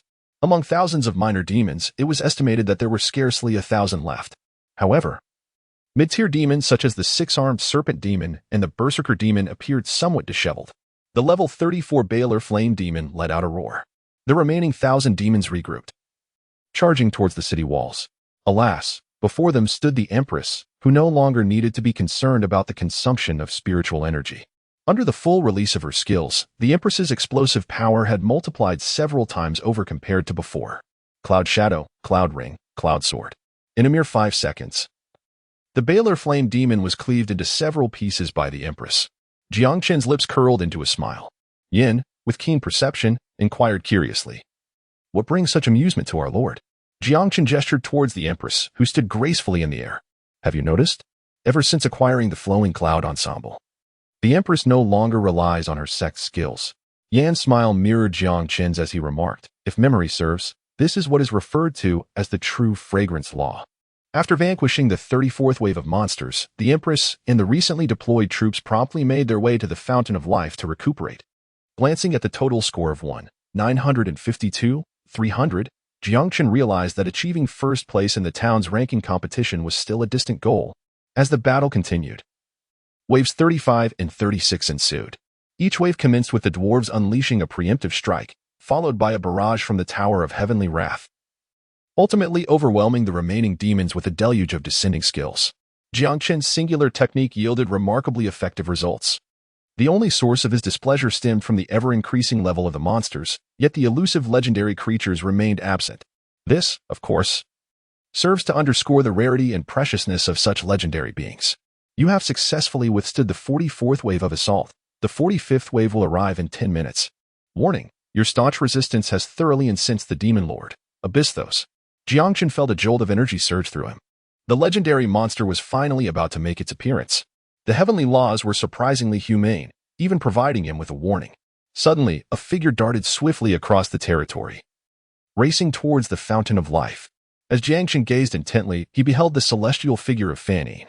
In her hands, she cradled a fragmented corpse. It belonged to an ordinary disciple of Tiani. The 44 waves of monsters had finally inflicted casualties upon Jiang Chen's territory. A notification appeared, body integrity at 82. Revival requires an energy expenditure of 9,000, duration of 1 minute. The territory was populated with mid to high-tier units, hence Jiang Chen had configured an automatic revival mechanism. Upon entering the vicinity of the Fountain of Life, the body of the Tianyin disciple began to mend at a visibly rapid pace. After 1 minute, she reopened her eyes, bewildered, and uttered, "Am I still alive?" Instantly, the territory erupted in cheers.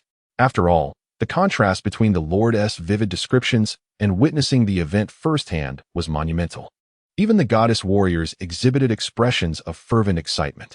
With the presence of the Fountain of Life, as long as the territory remained unbreached, they would henceforth possess immortality. In almost no time, the loyalty of all units soared above 95. Suddenly, DDD and Shuxia sent a video request. Jiang Chen pondered for a moment before ultimately deciding to answer the call. And Shuxia cheerfully remarked, "Esteemed Mayor, have you completed the construction of your portal? Would you care to visit my territory for a while? Coincidentally, Ying Jia is also present, and we have matters we wish to discuss with you." Ying Yiman also leaned in, waving her hand towards Jiang Chen. Jiang Chen chuckled, "Let's leave it for tomorrow. I have no idea what time it will be once I finish this wave of monsters." And Shuxia was taken aback, then incredulously replied, "It's been an entire day. And you still haven't finished?" Ying Yiman also raised her thumb in admiration, even if you were employing Yuan's method of luring monsters to buy time. You must have endured at least 30 waves by now. I cannot compare to you. Jiang Chen spoke candidly. The rewards in terms of energy and items are quite commendable. If possible, let us seize the opportunity to engage in a few more rounds. And Shuxia nodded, but her expression suddenly grew solemn. In light of this, I shall be concise. The location of our town may not be as optimistic as we had hoped, given the circumstances surrounding Sakura country. Listening to Shuxia's account, Jiang Chen's brow furrowed in contemplation. It reminded him of the warning issued by Tian Ding, the caravan manager. Just days prior, the Hua clan's existence in Xinjiang County may not be as favorable as one might think. It appears that not only the Lord of Blue Star, but also the indigenous people share this plight. Perhaps, once the battlefield settles, a visit to the county town would be prudent to ascertain the situation. A minute later, Jiang Chen calmly declared, "I understand. In the main world, Donghai City and Sakura Country are merely separated by a body of water." Thus Jiang Chen found no reason for surprise. In fact, a flicker of excitement ignited within him. This is a veritable treasure trove of experience. Remain composed. And Chu Xia responded with a hint of exasperation. The town's communication channels are rife with anxiety. Many lords, sensing the ominous turn of events, are eager to utilize their city relocation orders and make a hasty exit. Should they all depart, you, as the town leader, would be left standing alone. Ying Yiman also voiced her discontent. The individuals most eager for this round of mixed rewards are now clamoring to escape at the slightest hint of trouble, sprinting away faster than rabbits. Jiang Chen, however, remained indifferent, stating calmly, "Each person has their own aspirations. I have fully opened the permissions for the town's relocation. Those who wish to stay are naturally welcome, while those who desire to leave are not obligated to remain in Xinjiang County to fight for the Cherry Blossom Kingdom. If they wish to depart, they are free to do so. I do not engage in moral coercion. However, when the time comes for the town to be mobilized, I hope they do not lament their decision. Well, the battle on my end is about to commence. We shall continue our conversation later." After ending the video call, Jiang Chen first glanced at his points. 3, 523, 540.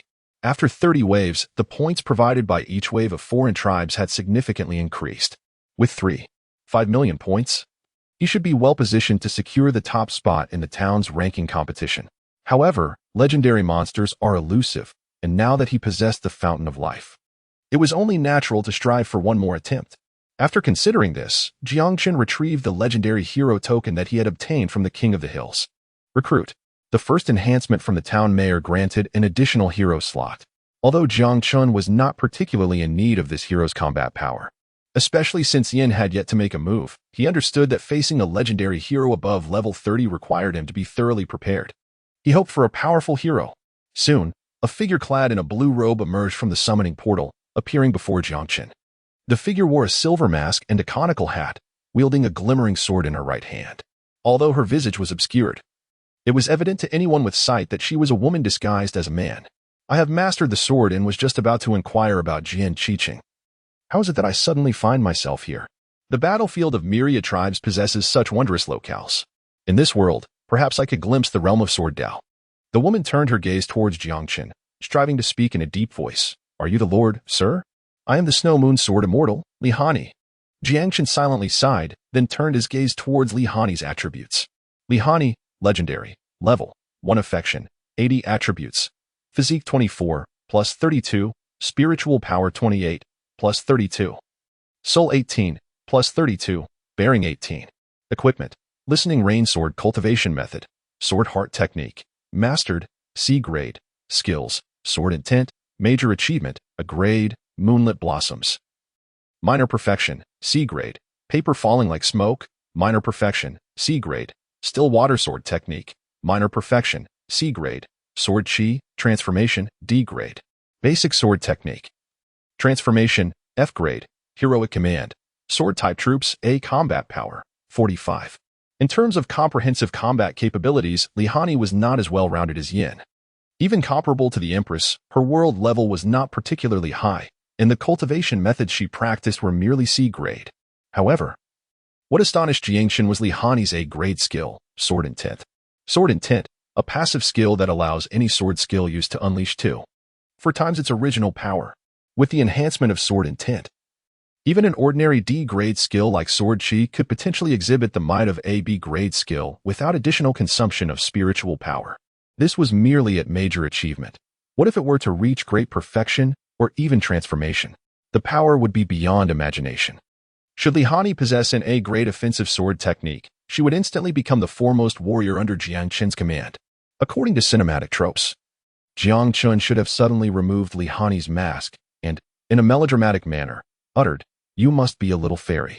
Yet, faced with imminent danger, Jiang Chen chose to forego such theatrics. "Honey, prepare for battle. Are there formidable foes?"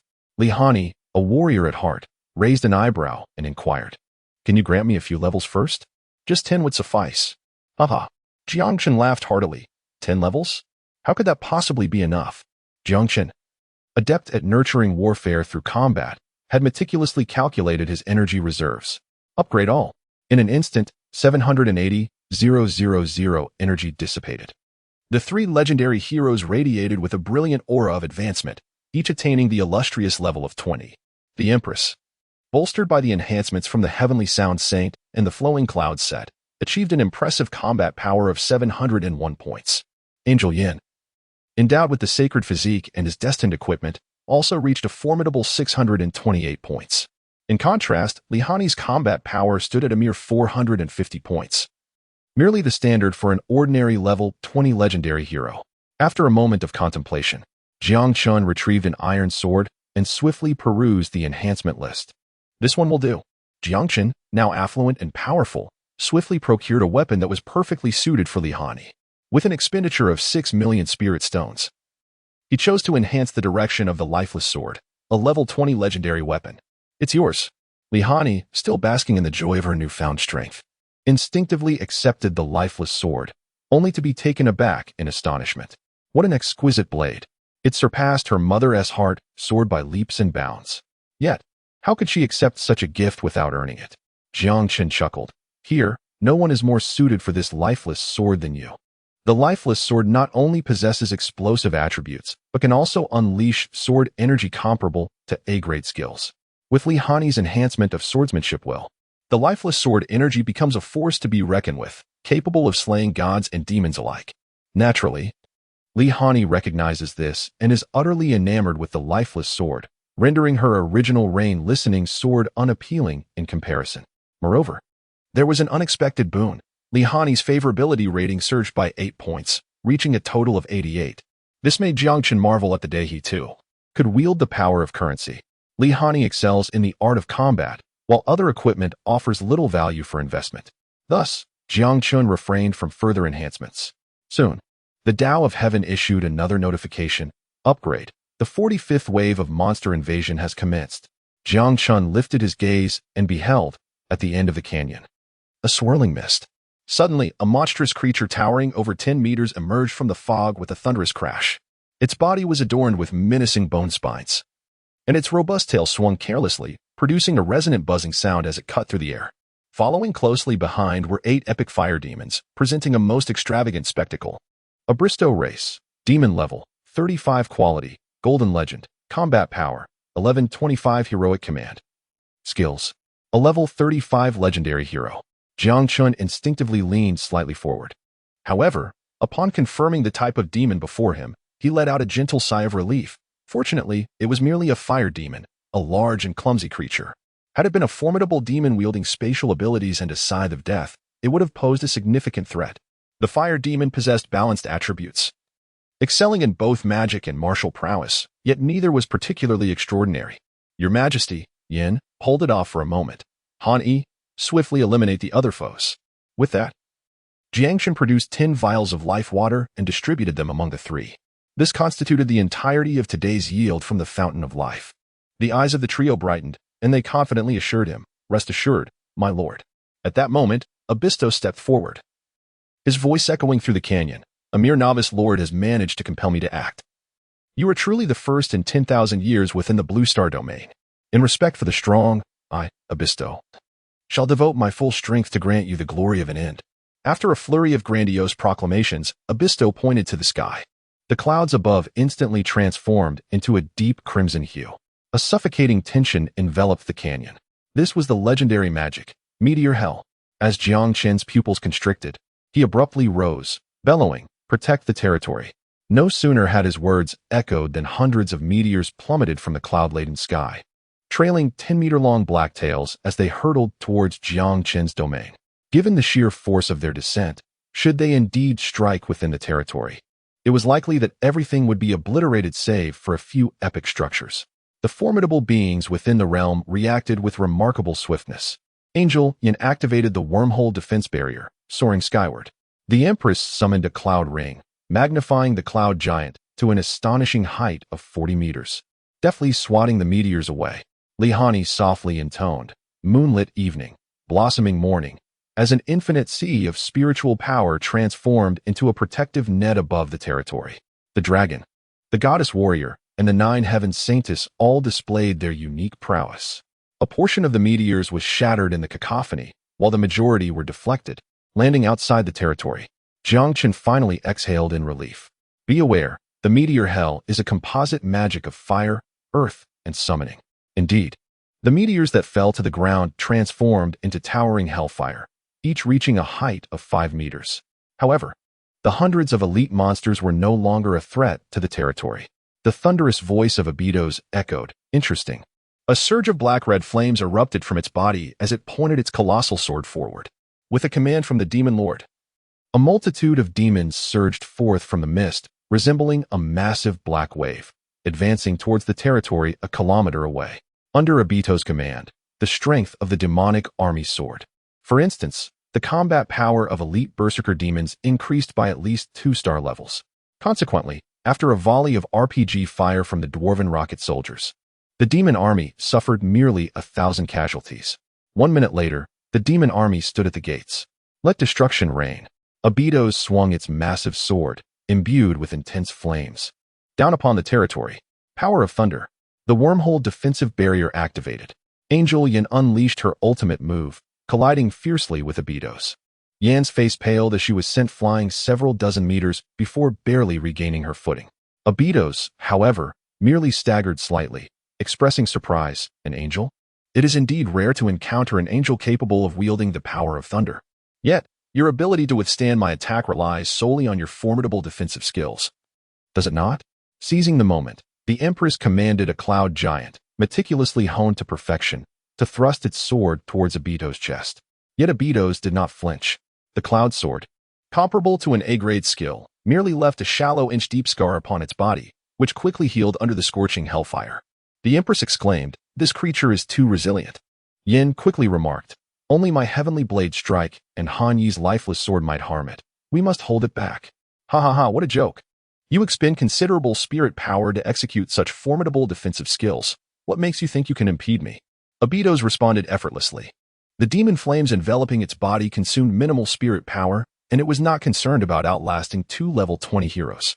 Moreover, the demon army under its command held an absolute advantage. Abydos could hardly perceive any possibility of its defeat. However, mere minutes later, as Yan's wormhole defensive barrier began to waver, she suddenly produced a vial of life water and drank it down. Instantly, her aura surged once more, leaving Abydos momentarily stunned. Following suit, the Empress also consumed a vial of life water, her power escalating dramatically. Abydos could no longer contain itself, bellowing, "Shameless. You are cheating." Unfortunately, its most powerful skill, Meteor Hell, was a mass instant kill technique, of little effect against formidable beings like the Empress. The battlefield for the three had fallen into a stalemate. Steady. Jiang Chen exhaled with relief, then turned his gaze towards the other battlefields. Silent Sword Chi. The razor-sharp, gray sword energy sliced through the void. A level 35 epic fire demon suddenly froze in place. Then, its massive form was cleaved in half, toppling to either side, revealing Lihani's figure behind it. Immediately, Lihani wielded his sword and executed a series of strikes, unleashing over 10 ordinary sword energies, each one precisely beheading a 6-armed serpent demon. Jiang Chen marveled. To manipulate sword energy to such a degree is truly deserving of the title Sword Immortal. Under the dominion of Abydos, the current wave of demons far surpassed the previous one. With 8 epic demons alone. As the battle commenced, the territory was plunged into an overwhelming disadvantage. Fortunately, the formidable Lihani was present to extinguish the flames of crisis. And with the resurrection abilities of the Fountain of Life, they managed to hold their ground. Nonetheless, the disciples of Tianyin continued to fall in battle. Even the leader of the goddess warriors, Xinxia, was compelled to choose mutual destruction while besieging an epic demon. At that moment, Jiang Chen had no time to recover the fallen warriors. Full resurrection. 10,000 energy points vanished. Xinxia soon emerged from beside the Fountain of Life, her original form dissipating into motes of light. She bowed in gratitude towards the direction of the drunken immortal tower before rejoining the fray. The demon ranks dwindled, while the number of territorial troops remained unchanged. The scales of victory finally began to tip in favor of the territory. 10 minutes later, Li Hani vanquished the last epic demon. She consumed the final vial of the Fountain of Life and charged towards Abystos. It suddenly dawned upon Abystos. Ah, the Fountain of Life. It must be the legendary fountain that nurtures the world tree. How could a newly arrived lord from Blue Star possibly construct such a legendary edifice? Yet, he realized this too late. Wraith Sword energy. With a swift thrust, an unassuming gray sword energy tore a horrific wound deep enough to see bone at Abystos' waist. Blood, akin to magma, splattered upon the ground, hissing as it met the earth. Abystos, face contorted in disbelief, exclaimed, "How can a level 20 human possibly injure me?" A faint gray mist clung to the wound, desperately impeding its healing. Most despairing of all was the fading hellfire enveloping him. At last, Abystos' spiritual energy had run dry. 2 minutes later, Heaven's blade strike. Reluctant to concede, the battered Abystos unleashed a furious roar, only to be ultimately silenced by Yan's strike. The Empress blinked in surprise. "Is this considered stealing a kill?" Yan replied, "It's mutual. Your heroic Empress has slain the demon Lord Abystos, legendary hero. You have gained energy 7 million, spirit stones 1 million, a high-level bearing book 1, a skill book meteor hell 1, and an A-level territory advancement token 1. Gazing at the celestial prompt, Jiang Chen was momentarily stunned before erupting into hearty laughter. Ha! An A-level territory advancement token. An A-level talent corresponds to a legendary lord's heart. If he were to enhance it, it would require 100 million spirit stones. Due to the constraints of celestial rules, the highest quality lord's heart that can be brought into and out of the 10,000 races battlefield is of epic quality. This explains why even a figure as significant as Ng Man can only possess a B-level lord talent. His green waters and blue mountains have advanced to sea level, enveloped in ethereal mist with a tenfold increase in spiritual density. What then, if he were to elevate it by 2 more qualities to reach a level? Indeed, the previous wave of monsters had already been somewhat perilous. After weighing the pros and cons, Jiang Chen decided to bring his endeavors to a close. The advancement of his talents would have to wait until he returned to the small town. The wave of 45 monsters had contributed nearly 1 million points, bringing the total score of the breakthrough battle in the 10086 small town to an impressive 4 million, with Jiang Chen himself having accrued over 3 million. This tally was more than sufficient to secure the first position in the Qingyang County small town ranking competition. Within a few minutes, he collected all the high-quality demon corpses into his domain and softly declared, "Exit the battlefield." As the golden light dissipated, the territory reverted to the original small town map. He promptly arranged for the repair of buildings and the resurrection of troops, attending to the aftermath of the battle.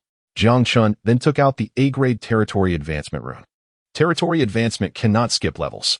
However, Jiang Chen, now affluent, easily acquired an E-grade territory advancement rune at the cost of 50,000 spirit stones.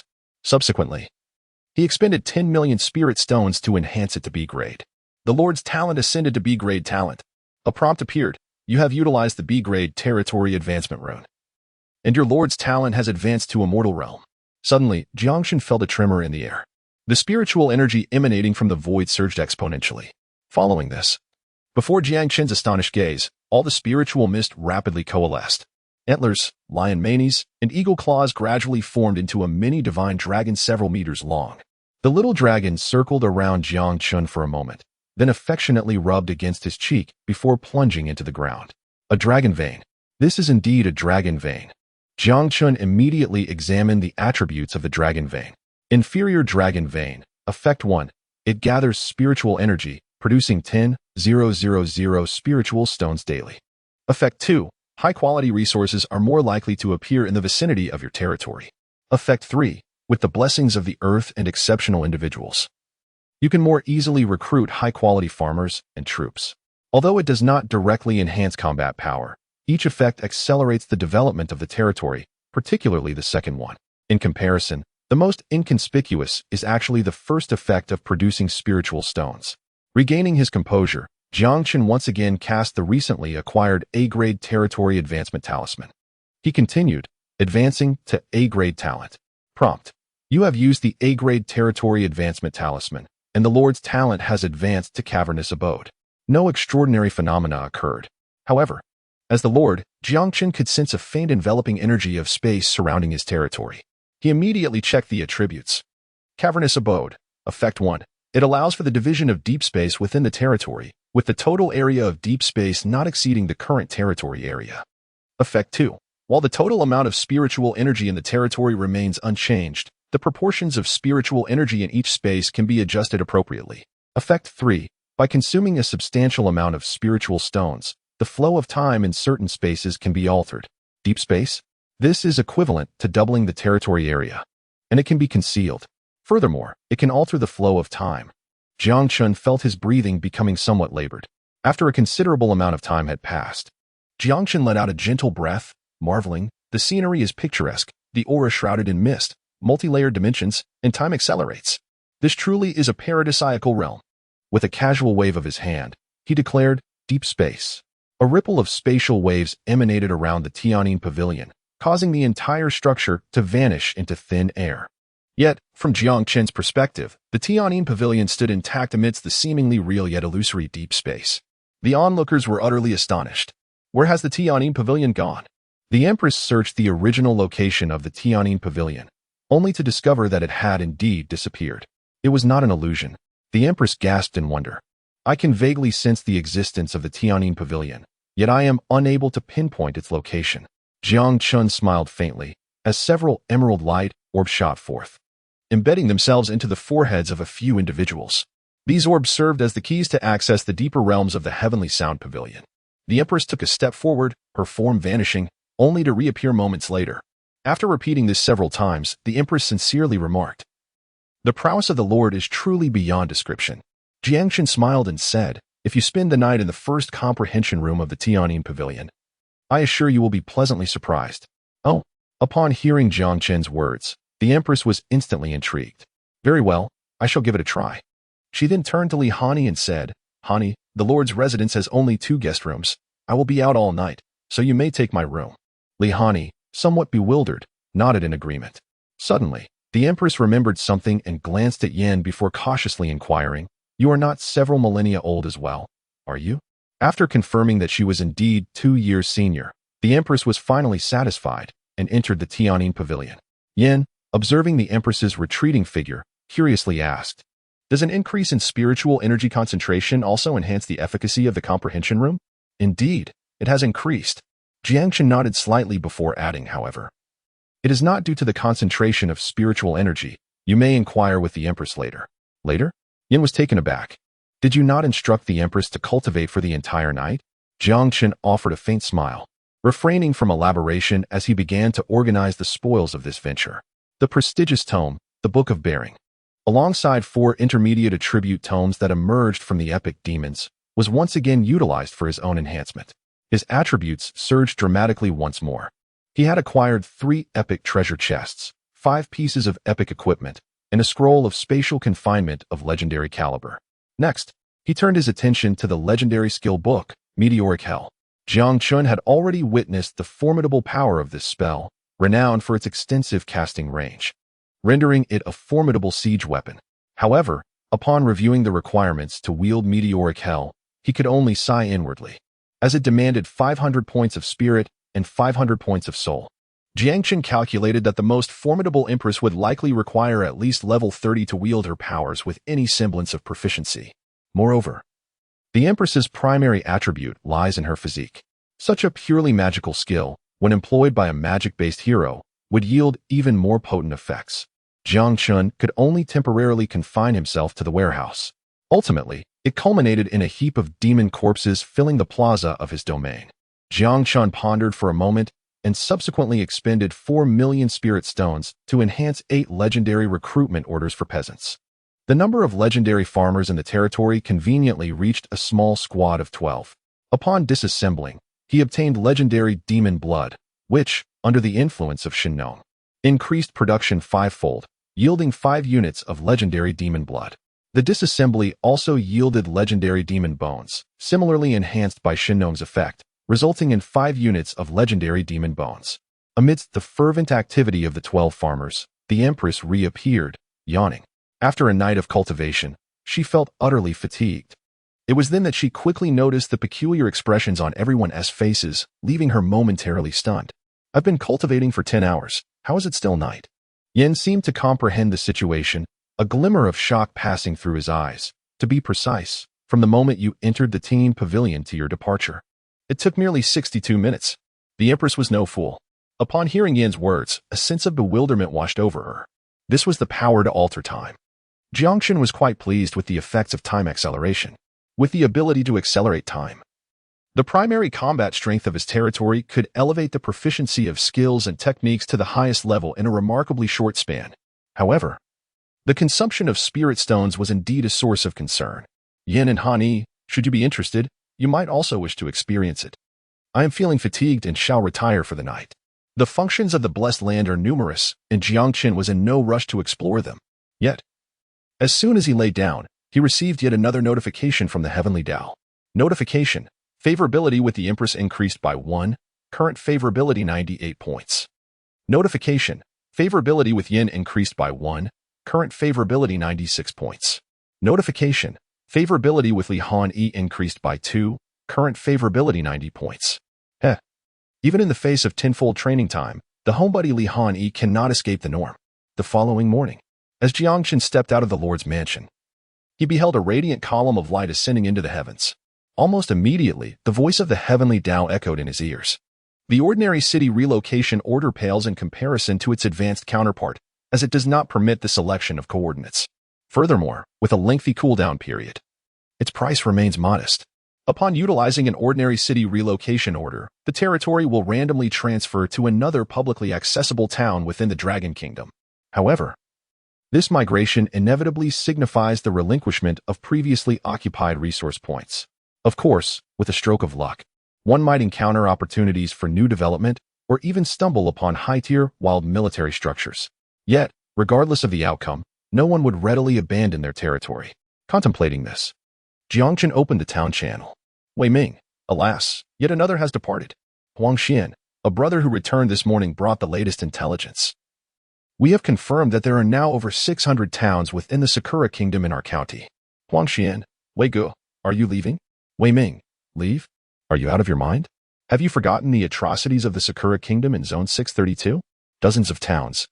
And they spared neither the entertainment lords nor the agricultural lords.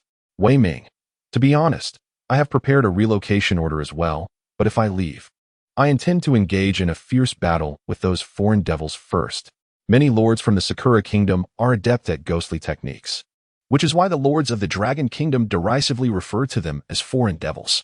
Huang Xian, Wei Good is right. We cannot simply concede the land of a county to those foreign devils. While the short-term effects may not be apparent in the long run, the battlefield of myriad races hinges on resources and territory. Surrendering the resources of an entire county will inevitably constrict the living space of other lords in the Dragon Kingdom. This is also the primary reason for the criticism directed at the Qingyu royal family. Notification: Lord Wang Lanlan has relocated from the town. Yet, upon Wei Ming's remarks, a dreadful realization seemed to dawn upon everyone, leading to yet another 10 lords departing. Witnessing this, Jiang Chen promptly issued a declaration. Greetings, everyone. As the town mayor, I solemnly declare that I will never abandon the territory of Qing'an County. Brothers willing to stand together through thick and thin are wholeheartedly welcomed. For those who wish to leave, I shall not impede your choice. However, please make your decision before today ends, as tomorrow I shall close the town's migration permissions. The cost of forced relocation is well known to all. Decide swiftly whether to stay or to go. Wei Ming, good. Jiang Laoda speaks wisely with such words. I shall follow you henceforth. Yingyi Man, descendants of the immortal Qin, we fight to the death, never as deserters. Mu Qingxuang, I am a soldier. Every inch of land bears the blood of its defenders. Tu Shanyaya, wherever brother Jiang Chen goes, there shall I be. Though I am of the Celestial Fox clan, I have also sworn allegiance to the Dragon Kingdom. After a brief silence, the regional channel erupted with lively discussions, quickly revealing a polarized trend. Indeed, not an inch of land shall be surrendered. We shall share the fate of Qing'an County, while I yearn to remain. My family lineage has been carried on for 8 generations. Thank you, esteemed lords, for your understanding. Does anyone still possess a relocation order? I have one, but I charge a mere 50 for the service. Brothers profiting from war, does your conscience not ache? Thus, as time wore on, more individuals began to depart from the town. Even Lin Mo and Li Muse, several formidable second-generation lords, quietly flew away without a word. Wei Ming spent several minutes vociferously berating Lin Mo for the 100,000 spirit stones he still owed him. As the golden sun set, only 403 lords remained in the town. Jiang Chen felt no regret whatsoever, although everyone had their reasons for leaving. This opportunity served as a refinement for the lord of the town. That is about all there is to it. Jiang Chen glanced at the list of lords in the town and, utilizing the mayor's authority, created a small group. Brothers who have already constructed a teleportation portal are welcome to visit my territory. Tu Shanyaye inquired, what about the sisters? Evening descends. Within Jiang Chen's domain, the conspicuous structures such as the Spring of Life, Drunken Immortal Tower, Tianyin Pavilion, and the lighthouse have all been transported to the deeper realms of his territory. Even the abundant spiritual energy from the outside has been directed into the spaces occupied by Tianyin Pavilion and Drunken Immortal Tower. Consequently, aside from a few prominent disciples of Tianyin, the territory currently resembles an ordinary third-tier domain. The seven lords, Ying Man and Chu Xiao, Wei Ming, Tu Shanyaye, Mu Qingshuang, and Huang Xian were seated around a round table at the heart of the territory. The table was laden with exquisite delicacies, predominantly seafood. To maintain a semblance of modesty, Jiang Chen had provided only a few epic-quality dishes, while the rest were of exceptional quality. Nonetheless, this selection left everyone in awe, even causing Ying Man to exhibit a look of astonishment. Despite their varying strengths, the seven represented the most formidable force of the small town. Huang Xian had once risked everything to secure the 10th position on the combat rankings, which rewarded him with a chest that yielded a squad of exceptional Shadow Knights, barely allowing him entry into the ranks of the strong. Tu Shanyaye, standing at approximately 1.50 meters, considered herself tall among the Tianhu clan. With a delicate face framed by gold-rimmed glasses, she exuded a somewhat professional demeanor, were it not for her fluffy, large ears. At this moment, she sat beside Jiang Chen, her equally fluffy tail wagging rapidly, an emblem of excitement for the Tianhu clan. Delicious. Absolutely delightful. The little fox exclaimed, her mouth glistening with oil. If only there were chicken, it would be perfect. Huang Xian, hailing from a humble family, seemed somewhat nervous attending such a prestigious gathering for the first time. He cautiously remarked, it's for the best that these folks have relocated. This way, the resources occupied by the other lords in the town will double, and the monster resources will be more abundant. Wei Ming sighed, but what about the upcoming small town ranking competitions? We only have half the number of participants. It puts us at a disadvantage. Jiang Chen can hold up half the sky. Tu Shanyaye replied, swallowing a piece of fish. With brother Jiang Chen around, we need not fear any ranking competition. While the little fox was indeed correct, Jiang Chen still offered her a generous portion of fish. If you cannot articulate, then eat more. What do you mean by Jiang Chen can hold up half the sky? Wei Ming patiently elucidated. The small town ranking competitions assess the overall strength of a town, just like the recently concluded Broken Domain War. Even if Big Brother Jiang and the esteemed Ying Man are powerful, they can only earn hundreds of thousands of points individually. It is impossible to achieve a ranking in the town competition solely by one's own efforts. Jiang Chen felt helpless. After all, he couldn't possibly admit to having amassed over 3 million points single-handedly. It was one thing to be unable to explain, but it was also unwise to leak information prematurely. Better to secure first place and let them speculate on their own. After all, these fellows should be quite accustomed to such situations by now. Ying Man nodded, acknowledging the dilemma. However, given Jiang Chen's current reputation, issuing an announcement within the Dragon Kingdom to recruit individuals would not pose much difficulty. As she spoke, she cast a glance at Jiang Chen. Although the high-level relocation decree came at a steep price, for the scions of prestigious families, it was hardly a concern. Jiang Chen initially believed that, as the esteemed Ying Man, she would at least bring Ming Tian along for protection. However, he was taken aback to find that she had come alone. This unexpected display of independence caused Jiang Chen to regard her with newfound admiration. Matters of recruitment require careful deliberation. Jiang Chen chuckled and said, the purpose of gathering everyone here today, aside from facilitating our acquaintance, is to discuss two matters. Firstly, the town is named Long Yuan, symbolizing the notion of the hidden dragon emerging from the abyss, soaring to great heights. I would like to seek your suggestions on this. Secondly, we shall address the official positions within the town. Although the other official roles do not confer as substantial enhancements as that of the town leader, they do offer certain modest individual benefits. Ying Man promptly replied, I have no objections to the name, but I shall decline the official position. Jiang Chen felt no surprise whatsoever. Are you planning to relocate? At his words, everyone was taken aback. Yin inquired with curiosity, how did you come to that conclusion? Jiang Chen gently uttered 3 words. Heroic position. You are indeed clever. Yin produced a high-grade city relocation token and gestured slightly. I can forego all other enhancements, but I cannot relinquish the increase in the heroic position. Thus, I must seek to become the mayor of another small town. But do not worry, as there are a few descendants of that traitor Su Fu in Qingyang town, so I shall not be leaving. We will continue to fight side by side in the future. And Chu Xia expressed her reluctance. Sister Ing, have you decided which small town to go to? Yes, I have chosen one, and it is 10,000. It happens that there are some lords among the descendants of the immortal Qin in that town. Upon hearing this, Jiang Chen chuckled and said, Then I wish you a smooth journey, esteemed one. As for the various official positions, I shall allocate them accordingly. After distributing several posts, Jiang Chen continued, From now on, I trust you all will take great care in managing the affairs of the town. And Chu Xia, feeling somewhat speechless, remarked, It seems to me that you are inclined to be a hands-off manager. Jiang Chen, be more confident, eliminate the word seems. Suddenly, Jiang Chen's expression shifted momentarily before he smiled and remarked, The second small town has broken through the confines. In the county channel, a notification appeared. Small town 10148 has successfully transcended its boundaries. However, Jiang Chen was taken aback to find that the second breakthrough also originated from a town in the Dragon Kingdom. It is noteworthy that the number of towns from the Dragon Kingdom is quite low in Qingyang County. Soon, a message arrived. Greetings to the compatriots of Small Town 10,086.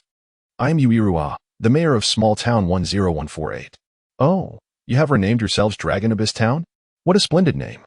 Evoking the imagery of a dragon emerging from the depths is the esteemed Jiang Chen, known for his creation of exceptional military units, present? And Chu Xia glanced at Jiang Chen and remarked in surprise, Yuirua, isn't she the genius from the Yi family of Baihe? It must be her. Jiang Chen nodded, recalling having seen this name during the provincial lord competition. Greetings, Mayor Yi. I am Jiang Chen. Jiang Chen greeted politely, then inquired with curiosity. Have you completed the domain breach so swiftly? Have you abandoned the small town ranking competition? Yi Yiren replied with a hint of frustration, Surely. Jiang Chen should be aware of our Dragon Nation's predicament in Qingyang County. Numerous formidable lords intend to claim their domain breach rewards and then relocate. The most significant reward from the small town ranking competition, the town fortune, cannot be taken away. This explanation is entirely reasonable. Delaying the domain breach for a reward that cannot be transported is indeed a futile endeavor. Moreover, the sooner one relocates, the sooner the relocation decree cools down. And if one is dissatisfied, they can always move again. What are the plans of Mayor Yi? Yuiren responded calmly. It is impossible to retreat in such a cowardly manner. Even in the face of adversity, we must engage in a grand clash with the little devils. Jiang Chen nodded, aligning perfectly with Wei Ming's thoughts. An hour later, the Heavenly Dao announced the successful breach of the third town. Upon seeing this, Jiang Chen couldn't help but laugh. Once again, it was Longwu Town. The mayor's name was Xia Wushang, who also hailed from Baihe City. Yi Yiren exclaimed in surprise, Has Senior Wushang also broken through? Xia Wushang cursed, Don't even mention it. These cowardly fools have been scared witless by those damned little devils and are rushing to break through. Yi Yiren sighed. It appears that this time in the town ranking competition, Longwu Town is destined for total annihilation. Xia Wushang replied, Total annihilation is an exaggeration. It is said that in town 10010, there is a descendant of the Ming Emperor who, in a bid to retain the town's warlord, has spent a fortune. There is indeed hope for them to enter the top 10. Ing Yiman remarked, You must be referring to Zhu Yeqing. As far as I know, he is a martial merit lord and seems to command the Jinyue. Upon hearing this, the crowd displayed varied reactions. Xia Wushang responded, So? He is the distinguished figure from the Xian Qining family. I am truly honored. And Chu Xia, Wei Ming, and others felt a surge of joy. After all, having such a powerful ally emerge from the county would alleviate their burdens considerably. Jiang Chen was somewhat taken aback. The martial merit lord was indeed an exceedingly rare faction among lords. This unique path emphasized enhancing the personal combat prowess of the lord. Even the heart of the lord possessed a talent akin to increasing their essence by 1 point for every 100 inhabitants that the territory gained. In the later stages, martial merit lords could potentially tear apart dragons with their bare hands. Of course, this was contingent upon their survival until that point. Regardless, those who had the audacity to become martial merit lords provided they do not fall, were destined for exceptional achievements in the future. Yi Yiren exclaimed in astonishment, an epic troop type, the Jinui? A martial merit lord. Surely this will secure the top rank in the town's placement competition. Xiao Wushang replied. It's exceedingly difficult. It is said that for this ranking event, an entity called Shin Hachiyu from the Cherry Blossom Empire has spared no expense to acquire high-level relocation tokens, inviting 3 formidable warlords, all descendants of renowned figures from the 6th heaven, from other Cherry Blossom towns that have yet to breach the domain. Xiao Wushang continued. This is merely Town 10222. Other Cherry Blossom towns are not lacking in strength, given the vast numbers. And Chuxia suddenly remarked, once 100 towns breach their domains, the town ranking competition will conclude. If all Dragon Kingdom towns breach their domains within 2 days, they could secure all top 10 positions as the diplomat for Longduan town. And Chuxia was the only lord, aside from Jiang Chen, without limitations on speaking. Yi Yiren responded, it's Chuxia. What you suggest has crossed our minds as well. But it seems rather unrealistic. Among us, our towns possess a relatively high number of strong warriors. Yet even weaker towns may struggle to breach their domains even after a week. And Chuxia pondered this as well. With Jiang Chen, Ying Man, and herself in their town, the struggle for domain breach was still arduous. It was needless to say how other towns would fare. They could only let out a resigned sigh. As the group savored their delicacies, they engaged in conversation with their compatriots from the other 2 towns of the Dragon Kingdom. However, just as the gathering was about to disperse, 2 announcements flashed across the screen. Announcement: Town 10111 has completed domain breach and joined the county chat channel. Announcement: Town 15123 has completed domain breach and joined the county chat channel. Wei Ming muttered, the little devils are back. What a dampener. San Ben Si Shirlu remarked. A certain mayor from the Cherry Blossom Nation rambled on in a language I could hardly comprehend. Xiao Wushang, known for his fiery temper, retorted, stop with your nonsensical language. This is a battlefield of myriad races. Either be silent, or use the universal tongue. San Ben Si Shirlu countered, Baka? How dare you insult the noble Cherry Blossom language? Perish for your insolence. Teuchi Shinichi proclaimed, in less than a month. Our great Cherry Blossom Empire will occupy the entire county, and the entire county will have to speak Cherry Blossom language. San Ben Si Shirlu added, indeed. Teuchi is right. We will unify Qingyang County, starting with securing the first position in this town ranking competition. The 2 Cherry Blossom citizens, seemingly arrogant, yet deeply insecure, left Jiang Chen feeling somewhat unsettled. Nevertheless, he remained resolute in observing the unfolding events. Xiao Wushang warned, do not celebrate too soon. You may find yourselves with egg on your faces. Teuchi Shinichi suggested, Yamamoto-kun, let us not pay heed to these obstinate Dragon Kingdom folk. How about we wager on which lord's town will secure the first position in this ranking competition? San Ben Si Shirlu agreed. Very well, Teichi-kun. I shall establish a betting pool at the exchange. Takeuchi Shinichi challenged, Dragon Kingdom folks, are you not so brash? If you dare, place a bet on your own town's victory. Xiao Wushang, fuming with indignation, found himself at a loss. He could not genuinely wager on the Dragon Kingdom's town securing the top position. That would be akin to throwing his money away. Yi Yiren urged, Wushang, calm your temper and act with rational patriotism. Xiao Wushang retorted, I shall not stoop to their level. Soon enough, a prompt appeared.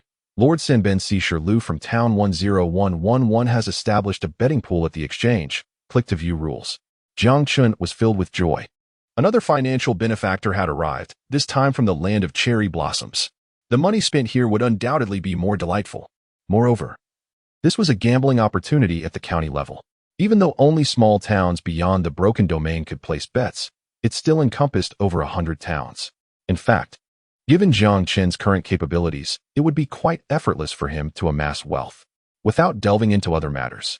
Even merely enhancing a legendary piece of equipment could yield an income in the tens of millions of spirit stones. However, Jiang Chen was inherently cautious.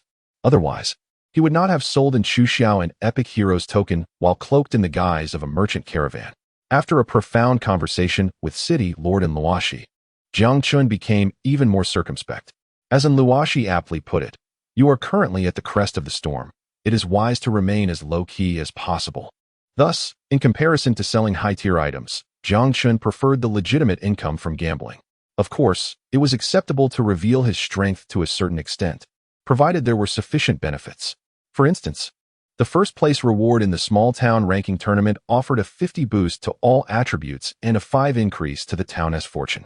Upon seeing the betting open in the land of cherry blossoms, Ng Man jested, "Yeah, didn't you say Jiang Chen could hold up half a day? Now that the land of cherry blossoms has opened betting, why don't you place a bet on our Longyuan town?" And Chu Xia shot Ng Man a disapproving glance. "Sister Ng, don't bully Ye." Yet, to everyone's surprise, Tu Shan Ye, in a fit of pique, declared, "Humph, I'll place the bet." Jiang Chen hastily opened the betting board and discovered that, indeed, Longyuan town had been wagered with 10,000 spirit stones. In his heart, Jiang Chen silently cursed Ng Man for stirring up trouble. Now, a portion of the wager would inevitably be siphoned off by that cunning little fox. Moreover, it appeared that the little fox, seemingly concerned about her reputation, had boldly staked 10,000 spirit stones. Upon noticing the gambling stakes, Ng Man was momentarily taken aback. Then apologetically said, "I'm sorry, Iya, I was merely jesting with you. I shall cover this amount."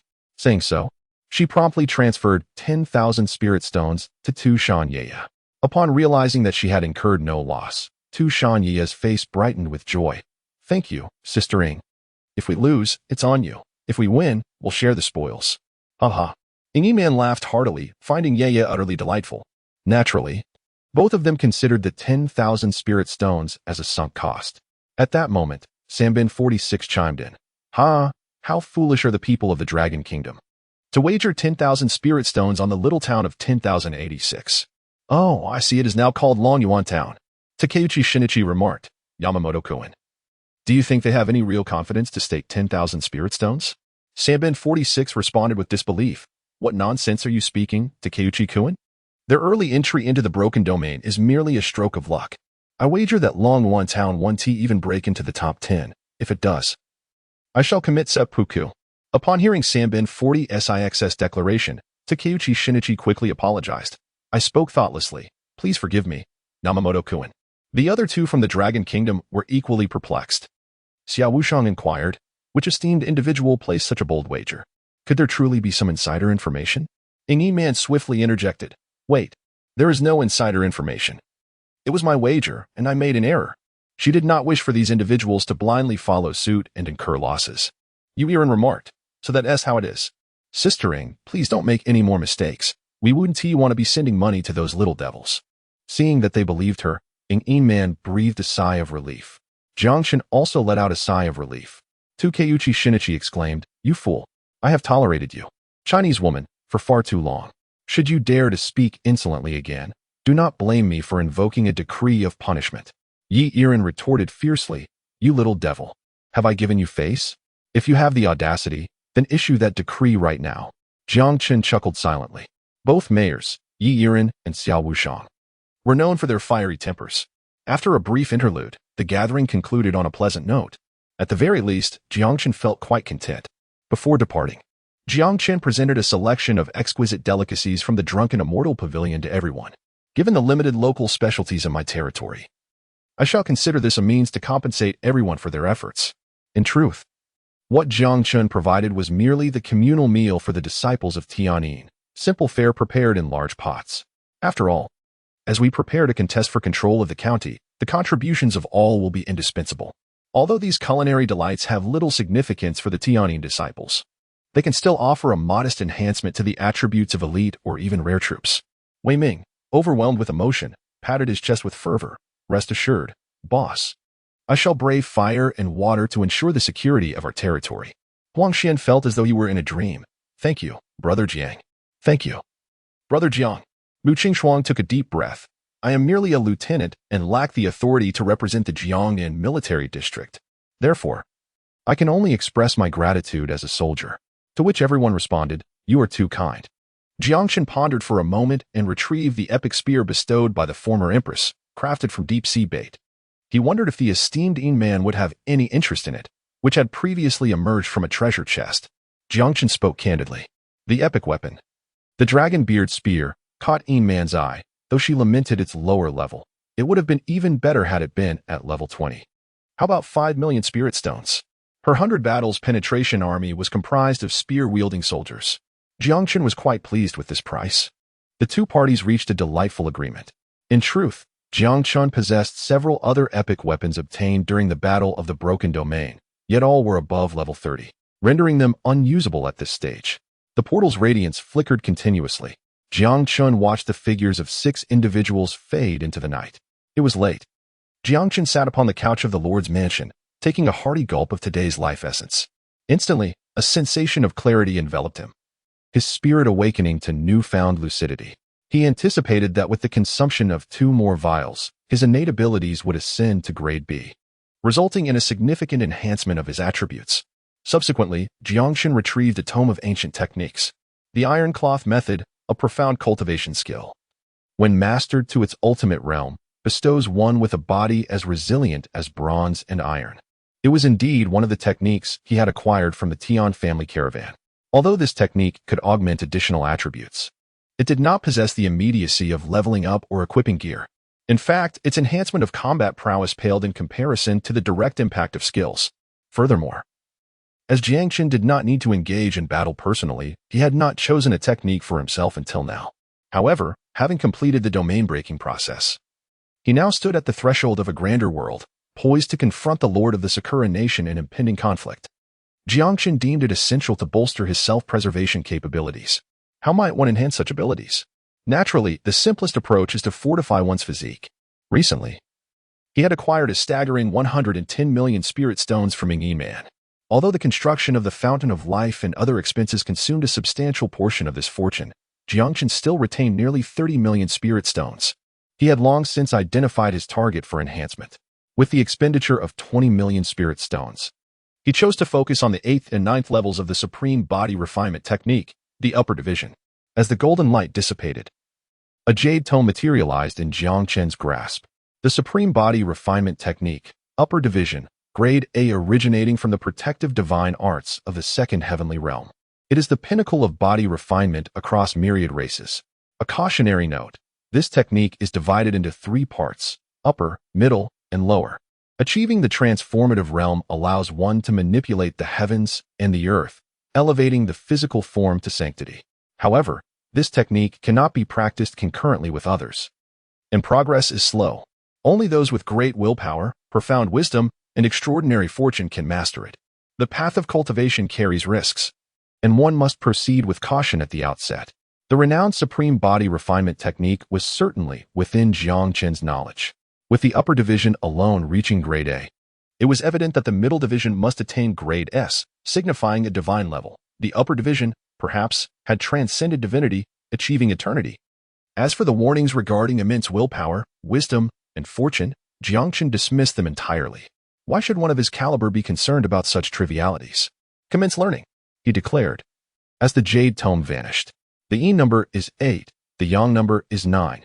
The product of 8 and 9 represents the utmost number in Taoism. A profound and esoteric formula was firmly etched into Jiang Chen's mind. Hiss. Jiang Chen felt his physique being fortified to an astonishing degree. Unable to suppress a groan, a minute later, a prompt appeared. Your 8-9 profound art, upper realm, has reached the entry level. I'm so hungry. Fortunately, Jiang Chen had prepared in advance. He took out several portions of legendary meat and devoured them voraciously, accompanied by the life water. Ah, much better. After consuming 5 servings of meat, Jiang Chen let out a satisfied belch and then turned his gaze towards his attributes. Jiang Chen level, 10 attributes. Physique 248, plus 300. Spiritual power 198, soul 142, plus 100. Capacity 221. Cultivation method 8-9 profound art, upper section. Entry level, grade A skills, none equipment. Phantom armor combat power rating 265 out of 300. Jiang Chen took a deep breath. The entry level 8-9 profound art surprisingly enhanced his physique by an astounding 300 points. It is worth noting that he was only at level 10, judging solely from his attributes. He could undoubtedly rend a dragon of the same rank to shreds. The sacred body of Angel Yin, also an A-grade technique, only provided a modest increase of 100 points to all attributes. In comparison, the 8-9 profound art, which specializes in enhancing physique, undoubtedly surpassed it. Moreover, this was merely the upper tier of the technique. With such an extraordinary effect, Jiang Chen felt an impulsive desire to further enhance it and present a copy to the Empress. This way, all disciples of the heavenly sound would achieve instant mastery. effectively doubling their combat prowess. However, upon noticing that the previously achieved minor completion level of the ninth set of calisthenics had vanished from his skill list, he was left in contemplation. Jiang Chen swiftly dismissed this notion. He finally grasped the meaning of incompatibility with other cultivation methods. Although the 8-9 profound art was formidable, its progress was excruciatingly slow, requiring astronomical resources he simply could not afford. If a disciple of the heavenly sound were to pursue this path, they would likely find themselves unable to advance for a lifetime, rendering that martial branch effectively obsolete. Upon acquiring the new cultivation method, Jiang Chen felt as though he had discovered a priceless treasure. He immediately began to cultivate according to the principles of the profound art. Mere minutes later, the room was filled with the sound of steady, rhythmic breathing. The following day, Jiang Chen rose early, feeling invigorated. He couldn't help but exclaim, "The 8-9 mystical art is indeed extraordinary." The first thing he did upon waking was to check the status of the county channel. Overnight, the number of broken domain towns had increased to 11. Remarkably, apart from the 2 Sakuran Nation towns from the previous night, all the others were towns from the Dragon Nation. A fleeting glimmer of realization flickered in Jiang Chen's eyes. This was undoubtedly an edict from the upper echelons of Sakura Nation, commanding all towns to delay the dismantling of the formation, thereby granting Seed Town additional time to strive for a better ranking in the town competition. As for the 2 who breached the domain last night, they were likely acting under the directives of Sakura's higher-ups, entering the county seat to gather intelligence. Ultimately, no matter how meticulously Sakura Nation orchestrated its plans, it was merely a pursuit for second place. The sole impact on Jiang Chen was a postponement of several days in securing the prize money he had wagered.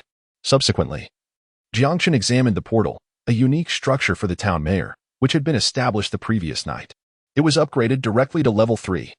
Portal level 3 features 1. It consumes spiritual stones to establish connections between any 2 coordinates within the town and a 300-kilometer radius. At any given time, a maximum of 4 portals can exist simultaneously. 2. The portals can persist indefinitely, but their maintenance requires the continuous expenditure of spiritual stones. 3. The size of the portals can be adjusted. Larger sizes necessitate a greater consumption of spiritual stones. 4. The mayor has the privilege of sharing the portals with other lords of the town or their own heroes. With the level 3 portal, the range now extends beyond the town's map, reaching an impressive 300 kilometers. Jiang Chen left behind a portal of his own, while the other 3 were designated for communal use by the town. A prompt appeared. Mayor Jiang Chen has shared the portal. Click to use. After a brief moment of calm, the regional channel erupted with excitement. Wow, 3 portals. The mayor is incredible. One remarked, "My territory's teleportation gate is still under construction, and the boss has already completed the portal?" Wei Ming exclaimed, 3 portals. This indicates that the boss has elevated the portal to at least level 2. Just how many empty crystal stones did that require? If those deserters from yesterday knew that the boss constructed the portal so swiftly, they would surely be filled with regret. Another added, "Oh my, it's even at a fair sharing rate. Long live the boss. Long live the boss."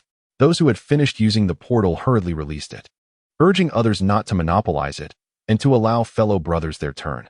Upon witnessing this, Jiang Chen smiled softly and closed the town channel. With the portal in place, the lords could instantaneously reach their desired leveling spots, significantly saving time. Jiang Chen also opened the terrain map that accompanied the portal, examining it closely.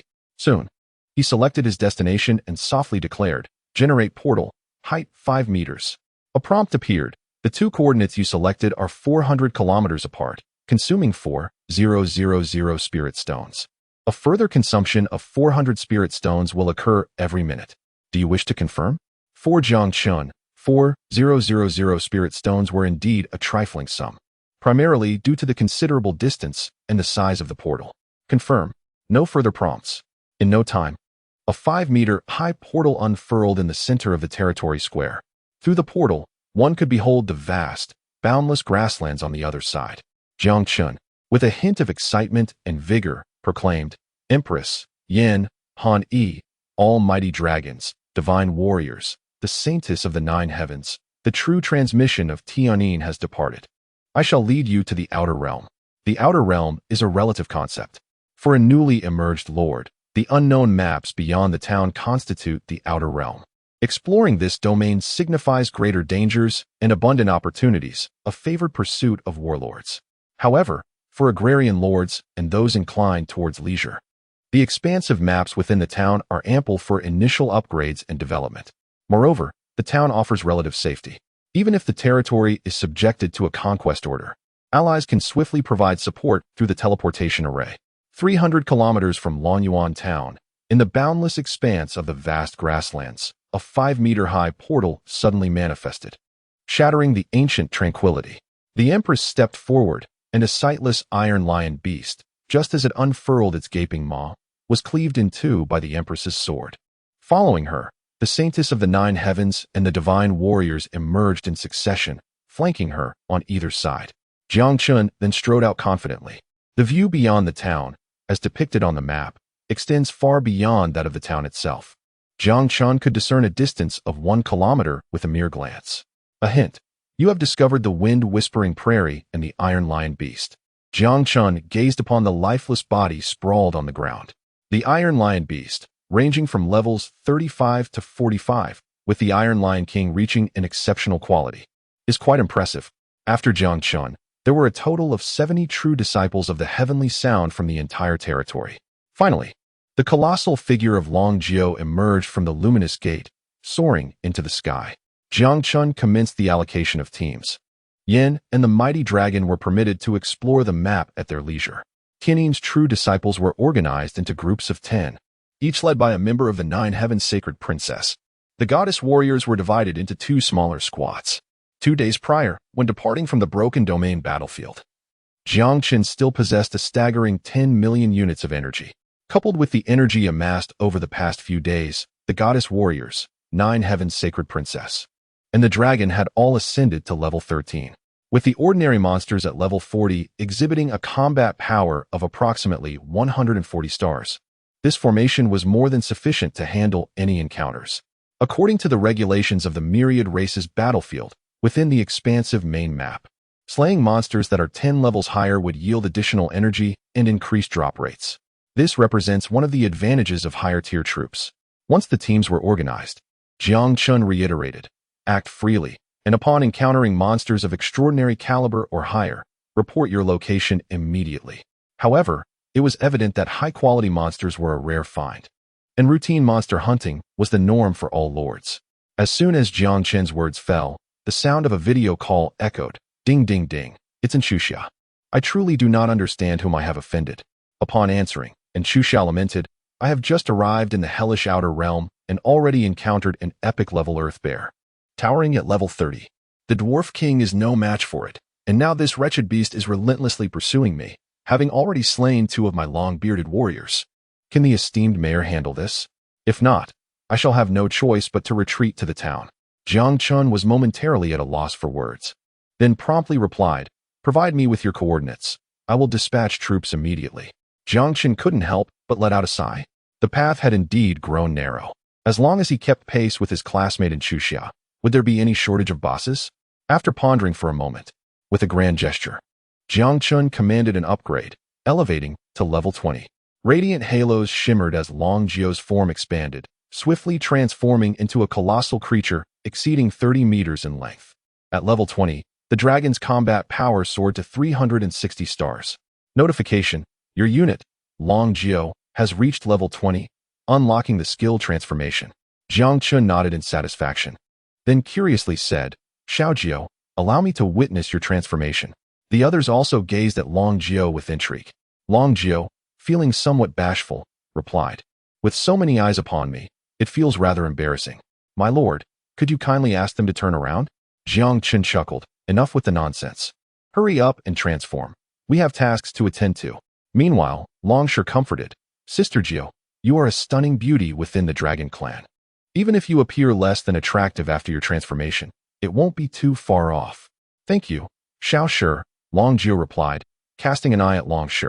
Then, her massive form seemed to condense into a sphere of energy, rapidly shrinking until it manifested into a humanoid shape, approximately 1 meter 70 in height. Upon witnessing Long Jiao's transformed visage, Jiang Chen was momentarily taken aback. Chen Farong? After the transformation, Long Jiao sported a sleek, black bob, Clad in a short jacket on top and a form-fitting skirt below, her long legs adorned with silky, flesh-toned stockings.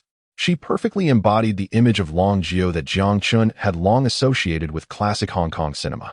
Goodness, could it be that the stereotypes ingrained in my mind wield such influence? Even a dragon's transformation is swayed by them. Jiang Chen was quite pleased with Long Jiao's transformed appearance, even more so with her attributes.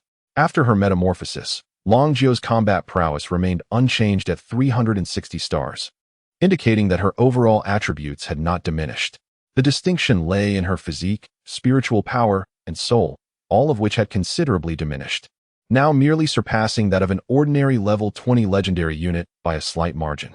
However, the capacity was no longer zero. It had reached a commendable 270 points. This also signified that Long Jiao could finally don equipment. Jiang Chen retrieved a finely crafted suit of courage armor. Consuming 700,000 spirit stones, he opted for enhancement direction, resulting in the final form of a level 20 dragon soul armor. Jiang Chen expended 4 million spirit stones to custom forge an exceptional epic set for Long Jiao.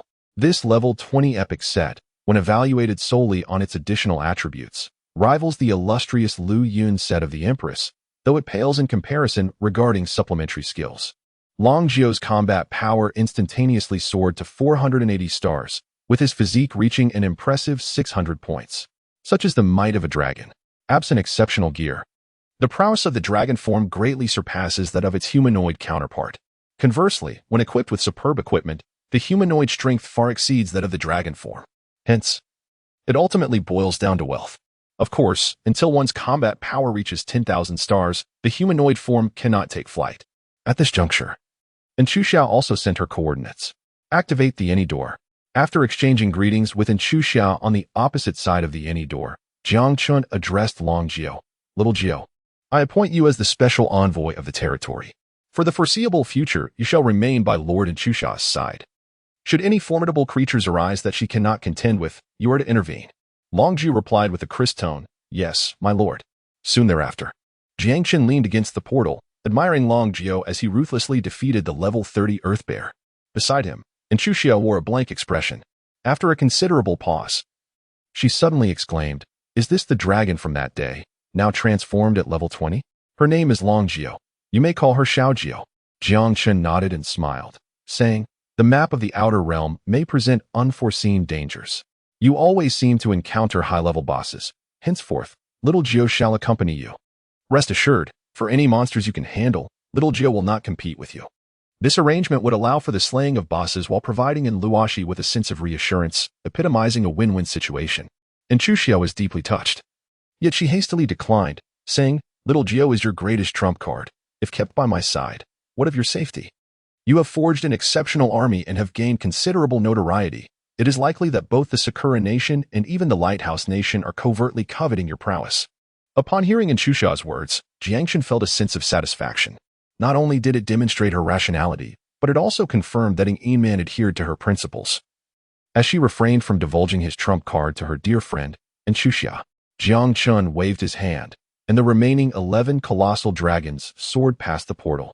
Coming into view of Xiao, it was not merely a single dragon. Jiang Chen smiled at the astonished Xiao, but rather a formidable squadron of dragons. However, Jiang Chen had underestimated the awe inspired by a legion of legendary warriors. 12 dragons, indeed. Xiao instinctively pressed her hand to her chest, her excitement rendering her almost incoherent. Is this the advantage that comes with achieving such renowned prestige? No wonder you were able to defeat Sister Ing and seize the position of mayor. At that moment, Long Jiao also vanquished the Earth Bear. And fortune smiled upon him as he looted an epic scroll of Earthquake and a piece of 30-level epic armor. Jiang Chen gestured towards the colossal bear carcass and said, I shall not be modest regarding the material rewards. I will generously share half of the epic grade bear meat with you, which should amount to 1,000 units. I feel somewhat guilty for reaping such substantial benefits myself. Moreover, his legendary farmer not only yielded 5 times the produce but also had the extraordinary capability to decompose resources into legendary grade ingredients. By this calculation, the 1,000 units he intended to give to Xiao would hardly account for even a fraction of what he had gained. Nevertheless, Xiao resolutely shook her head and replied, Without your support, I would have only managed a hasty retreat to my territory, incurring even greater losses. Whatever you have harvested is a testament to your own abilities. This is a mutually beneficial arrangement. Jiang Chen pondered for a moment and said, "How about this? I will prepare some exquisite epic cuisine and send it to you." And Chuxia hesitated before responding, "All right, but not too much." With a light chuckle, Jiang Chen replied, "You carry on with your tasks. I shall venture out to slay some monsters." Long Jiu jumped up and waved, "Farewell, my lord. Little Jiu will miss you." And Chuxia watched with envy. Even an ordinary lord, upon acquiring an epic unit, would be lavished with the finest food and drink. Take her dwarf king, for instance. Despite his diligent efforts, he constantly clamored for ale. If he were denied, he would sulk. Yet here was Jiang Chen, whose demeanor remained rather indifferent. Even as the dragon appeared nearly servile, Jiang Chen had just waved his hand to cancel the portal when he received a message from Yen. "Report to the Lord. A pack of ironback howling wolves, approximately 1,000 strong, has been discovered 10 kilometers to the southeast. Among them is a level 43 exceptional howling wolf king. Furthermore, there is a fine copper mine near the wolf pack." Upon hearing fine copper mine, a smile blossomed once again on Jiang Chen's face. After a moment of joy, he couldn't help but remark, with such a physique, even distance cannot hinder An's effectiveness. Fine copper is an essential resource for upgrading the territory to level 4, and it is the only resource Jiang Chen currently lacks. Under normal circumstances, it is quite rare to find fine copper mines within the town's map unless one is favored by fortune. This implies that without breaking the boundary of the town, the territory will struggle to ascend to level 4. What a splendid start. It seems I must engage more frequently with him. I shall make my way there at once." Jiang Chen commanded with a decisive tone, then beckoned to the Empress and others. "Let us commence." 10 minutes later, with a resounding roar, Jiang Chen unleashed a powerful punch. The 3-meter-tall iron-backed wolf was sent hurtling backward for several dozen meters. Upon crashing to the ground, its skull had caved in significantly, and after a few convulsions, it lay still. "Ah, what a thrill!" Jiang Chen laughed heartily, declaring that with his current foundation, it would indeed be a pity not to become a distinguished lord of martial prowess. However, after slaying only a few monsters, he chose to cease his rampage. It is said that the thrill of battle can become addictive, and he had no desire to transform into a battle maniac. After all, one cannot tread by the riverbank without getting their shoes wet. The great Ming war god from the 6th heaven serves as a cautionary tale. Before long, the entire pack of wolves, including the ironback howling wolf king, was eradicated. A total of 360,000 energy points and over 200 items, including treasure chests and equipment, were obtained and subsequently stored away. Jiang Chen then accessed his exclusive portal, disposing of dozens of high-quality wolf carcasses back to his territory. He instructed through the portal, "Farmers 1 to 4, immediately gather the fine copper from this location."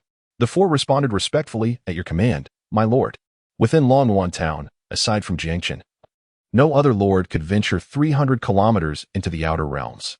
Perhaps Ying Man could, but given her strength, entering a level 40 monster zone would not only fail to enhance her leveling efficiency, but could potentially result in troop casualties. Thus, for the next 2 days, Jiang Chen monopolized the map with unrestrained delight, systematically exterminating large monster groups within a radius of over 100 kilometers. He personally dispatched 11 exceptional level monsters, while Long Jiu, on Chuxiao's behalf, once again felled an epic golden lion king, prompting Jiang Chen to reflect on his foresight. During these 2 days, 2 significant events transpired. The first event, the completion of the dimensional rupture of the town of 10,000. After bidding farewell to everyone, Ying Man utilized a high-level city relocation decree and successfully ascended to the position of mayor of the town of 10,000. The second event, yet another cherry blossom town experienced a dimensional rupture. While this was initially a routine occurrence, it soon escalated when the mayor of this cherry blossom town announced in the county channel, "Fujiwara Ria, greetings, Lord Jiang Chen. The great cherry blossom empire has always valued talent and hopes to forge a close friendship with you. Whatever conditions you desire, be it wealth, beauty, or status, you may freely propose." Jiang Chen's heart stirred as he glanced at the private messages. It was only then that he realized this individual had sent him numerous messages. However, he had never bothered to read messages from strangers. Jiang Chen had grown tired of offering critiques. Even ants could befriend divine dragons? Xiao Hoshang laughed heartily. "Huh? Jiang Chen, you deliver a splendid retort." Even Fujiwara Long, taken aback by Jiang Chen's unrelenting demeanor, found himself with no option for retreat. In his fury, He could only utter two words: arrogant. However, following this incident, Jiang Chen became increasingly cautious. After all, one must disdain the enemy strategically while taking them seriously tactically. Soon, the day for the opening of the Blue Star Passage arrived. The strategy for battling monsters in the Outer Realm had already become a well-established routine. Even ordinary disciples of Tianyin were heading to the Outer Realm to engage in battles against monsters at level 30. Jiang Chen granted the emperor permission to use the portal, retreating to his domain to indulge in a life of leisure. As evening descended, Jiang Chen was diligently practicing the profound arts of the 8-9 mystical skills. Just as he was on the verge of slumber, he received a celestial notification. The notification read, "You have upgraded to level 4 of the Lord's Manor, unlocking the Swordsman Hall, and your territory has expanded to 70,000 square meters. Furthermore, the area of the deep space within the cave paradise has also increased to 70,000 square meters. At last, the deep space of the cave paradise has reached level 4, matching the area of the external space. After this upgrade, Jiang Chen's territory has effectively expanded to a remarkable 140,000 square meters, significantly alleviating his land pressure. After all, epic constructions occupy an immense area. As for the building unlocked at level 4, the Swordsman Hall, it allows for the recruitment of human swordsmen. With this upgrade, even ordinary lords can now produce elite troops in abundance. However, for Jiang Chen, this still hardly qualifies as beneficial. Suddenly, a piece of news from the county town caught Jiang Chen's attention. Announcement: Town 10222 has completed the domain breach and has joined the county chat channel. 10,222? Jiang Chen suddenly recalled the words spoken by Xiao Wushang just a few days prior. This cherry blossom town is home to a descendant of the divine martial emperor, who has summoned several formidable warlords, making it a seed town poised to secure the top position in the town rankings. Shortly thereafter, an announcement was made. Town 10010 has completed its domain breakthrough and joined the county chat channel. Zhu Yeqing. Greetings, brothers of the Dragon Kingdom. I am Zhu Yeqing, eager to share life and death with all of you, my compatriots of the Dragon Kingdom. Indeed, he is the descendant of the Ming Emperor. Zhu Yeqing. Oh, has a betting pool already opened for this town ranking competition? Ha ha ha. I happen to have great confidence in my town, so I shall wager 1 million spirit stones for fun. Announcement: Town 12158 has completed its domain breakthrough. Another cherry blossom town. Within a mere 2 hours, over 20 towns have completed their domain breakthroughs. It seems that towns eager to compete for the rankings have also begun their breakthroughs. After all, if they delay, they risk falling beyond the top 100 and losing their qualification for ranking. This implies that, at the earliest today and at the latest tomorrow, the rankings for the town competition will be announced. At that time, I shall reap a substantial fortune in spirit stones. As Jiang Chen pondered how to spend the money, news flashed across the county channel. Shen Baoyu remarked, Jiang Chen, I have heard that you have declined my kind offer. Though this may be a foolish decision, I, being magnanimous, am willing to grant you another opportunity to choose. Jiang Chen chuckled softly, while Yi Iren retorted, Are all the lords of Sakura country nothing but rabid dogs, incapable of comprehending human speech? Yamamoto Shijuro exclaimed, Baka, how dare this Chinese woman show disrespect to Lord Shin Hachiro? She deserves to perish. Shin Hachiro Yuichi interjected, Yamamoto-kun, how can you speak to a lady in such a manner? Yamamoto Shijuro replied, I stand corrected by Lord Shin. Miss Yi, please accept my sincerest apologies. Observing Jiang Chen's silence, Shin Hachiro Yuichi remained unfazed, saying, In that case, I hope Jiang Chen-kun continues to be this resolute. If I were you, I would swiftly retreat from Qingyang County. Oh, this fellow is employing a tactic of provocation, compelling himself to remain in Qingyang Town. Is a confrontation imminent? Jiang Chen finally exhibited a glimmer of interest. In the management group of Lonyuan Town, and Chuxia inquired with concern, Jiang Chen, have you seen what Shen Bui mentioned in the county channel? Jiang Chen remarked, You are aware of my capabilities, so rest assured. And Chuxia replied, While a direct assault is easily evaded, a hidden threat is far more insidious. Wei Ming, feeling somewhat anxious, urged, Boss, should they issue a decree against you, please inform everyone immediately. Although we may not possess your strength, we are willing to contribute in any way we can. Upon my return to Blue Star today, I was summoned by the military district commander. Mu Qingshuang interjected, The commander's intention is for you to vacate Qingyang County without delay. In fact, He entrusted me with a high-level city relocation order for you. Your self-created elite troop is of a value beyond our ordinary warlord's comprehension. Any of us may perish. But you must not. Jiang Chen was somewhat moved. Please convey to the chief that I have appreciated his goodwill. Tu Shan Ye, ever the unconventional thinker, suggested, how about this, brother Jiang Chen? You could retreat to my territory to evade the storm. They would undoubtedly not suspect a thing. Jiang Chen chuckled and said, there is no need to be anxious. Even if the land of cherry blossoms were to take any action, it would surely occur after the rankings of this small-town tournament are announced. It would be a pity, indeed. However, before Jiang Chen could finish his words, he was abruptly interrupted. A disciple from the Tianyin sect, tasked with guarding the territory, hurriedly approached Jiang Chen and reported, my lord, several humanoid units cloaked in invisibility have been detected outside the territory and have already been marked by the lighthouse. Jiang Chen's spirit was invigorated, and he promptly commanded, convey my orders. Let us refrain from startling the serpent in the grass. Jiang Chen ascended to the terrace of the drunken immortal tower, gazing into the distance as directed by the disciples of Tianyin. This was one of the functions of the heavenly paradise. The profound depths allowed one to see outward, while the outside remained oblivious to the interior. Indeed, several shadowy figures were prowling around the territory, each crowned with a large lamp, a distinctive marker of a lighthouse. Naturally, this lighthouse marker was visible only to Jiang Chen and those he had authorized. The figures themselves were unaware of its presence. Intriguing. A few minutes later, the shadows retreated. Soon, hundreds of figures emerged from the mist of war. Position 1, 300 meters away. The Chi Dao Brigade and the Kamakura Samurai were joined by a small squad of swordsmanship masters. Upon discerning several teams distinctly characterized by the essence of Sakura Nation, Jiang Chen's expression darkened. There was no indication of an external territory forcibly migrating into the town. This implied only one possibility. They had entered Longyuan town through a teleportation array belonging to a lord within the town itself.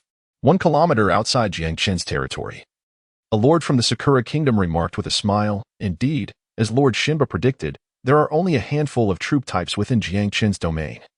His self-created exceptional units are still upgrading in the outer realms. Watanabe-kun, when we reach 300 meters from Jiang Chen's territory, immediately employ the spatial sealing scroll to prevent him from utilizing the teleportation array or any portals. TSK. Who would have thought that there isn't even a watchtower within Jiang Chen's territory? Watanabe-kun, filled with excitement, exclaimed, this is even smoother than I imagined. Initially, my intention was merely to destroy Jiang Chen's domain as a lesson, yet I did not anticipate that Jiang Chen himself would be present. Matsushita-kun nodded. If we can eliminate Jiang Chen, or even capture him alive to bring back to the Sakura Kingdom, we shall undoubtedly earn Lord Shinba's favor and perhaps even be regarded as trusted confidants. Matsushita-kun then remarked, however, the streetlights within Jiang Chen's territory are rather impressive. I wonder if we could acquire the blueprints after destroying them? Streetlights? Watanabe-kun questioned skeptically, what streetlights? Matsushita-kun instructed one of his elite shinobi, describe the appearance of that streetlight. Yes, sir. The shinobi replied in awe, that streetlight is exceptionally bright. Upon hearing the shinobi's description, Watanabe-kun furrowed his brow. Suddenly, a flicker of disbelief crossed his eyes. By the divine power of the God War Emperor, it cannot be. Matsushita-kun inquired, what is it? At this moment, they had already entered a 500-meter radius of the territory. Watanabe-kun suddenly shouted, we may have been exposed. Quick, accelerate our march. And immediately utilize the spatial sealing scroll to prevent Jiang Chen from escaping. Although Matsushita-kun was puzzled, he chose to trust his companion's judgment. Just then, a buzzing sound pierced the air. They looked up to see 20 missile-shaped objects breaking through the fog of war, hurtling directly towards them. Quickly scatter. What kind of skill is this, so thick and long? The two felt their hearts racing with terror, screaming in alarm. 1 second later, a thunderous explosion erupted, sending 20 small mushroom clouds into the sky. This was a true instant kill. With visibility comes opportunity. With range comes truth. Notification. Your dwarven rocketmen have slain Lord Watanabe Iki, gaining 18,000 energy and a spatial sealing scroll, rare, 1. Notification. Dwarven rocketmen have killed Matsushita Ag. Hundreds of battle reports flashed across the screen, roughly half showcasing troop types characteristic of the Sakura Kingdom. A spatial sealing scroll? These individuals were quite well prepared. The spatial sealing ability can inhibit the use of teleportation portals and other spatial powers. Coupled with a silent scroll, it could be said to render one's death imperceptible. Of course, the spatial sealing scrolls possessed by these two Sakura individuals were merely of rare quality, capable of sealing off a radius of several kilometers at most. In the previous battle of the Broken Domain, Jiang Chen had unveiled an epic-quality spatial sealing scroll, capable of instantaneously sealing an entire town.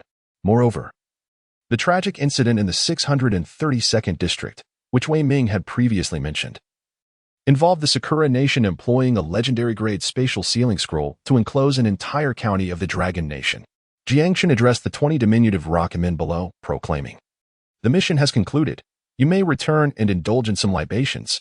The swift conclusion of their task left the 20 rocketmen exchanging glances, seemingly reluctant to part ways so soon.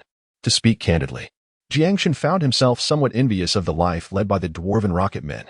However, their lack of standard attacks rendered them unsuitable for leveling up. Watanabe Ituki and Matsushita Aich, two lords from the land of cherry blossoms, accompanied by a squad of epic-class swordsmen, had come to raid his base. It was a testament to Shin Hachiyu's regard for him.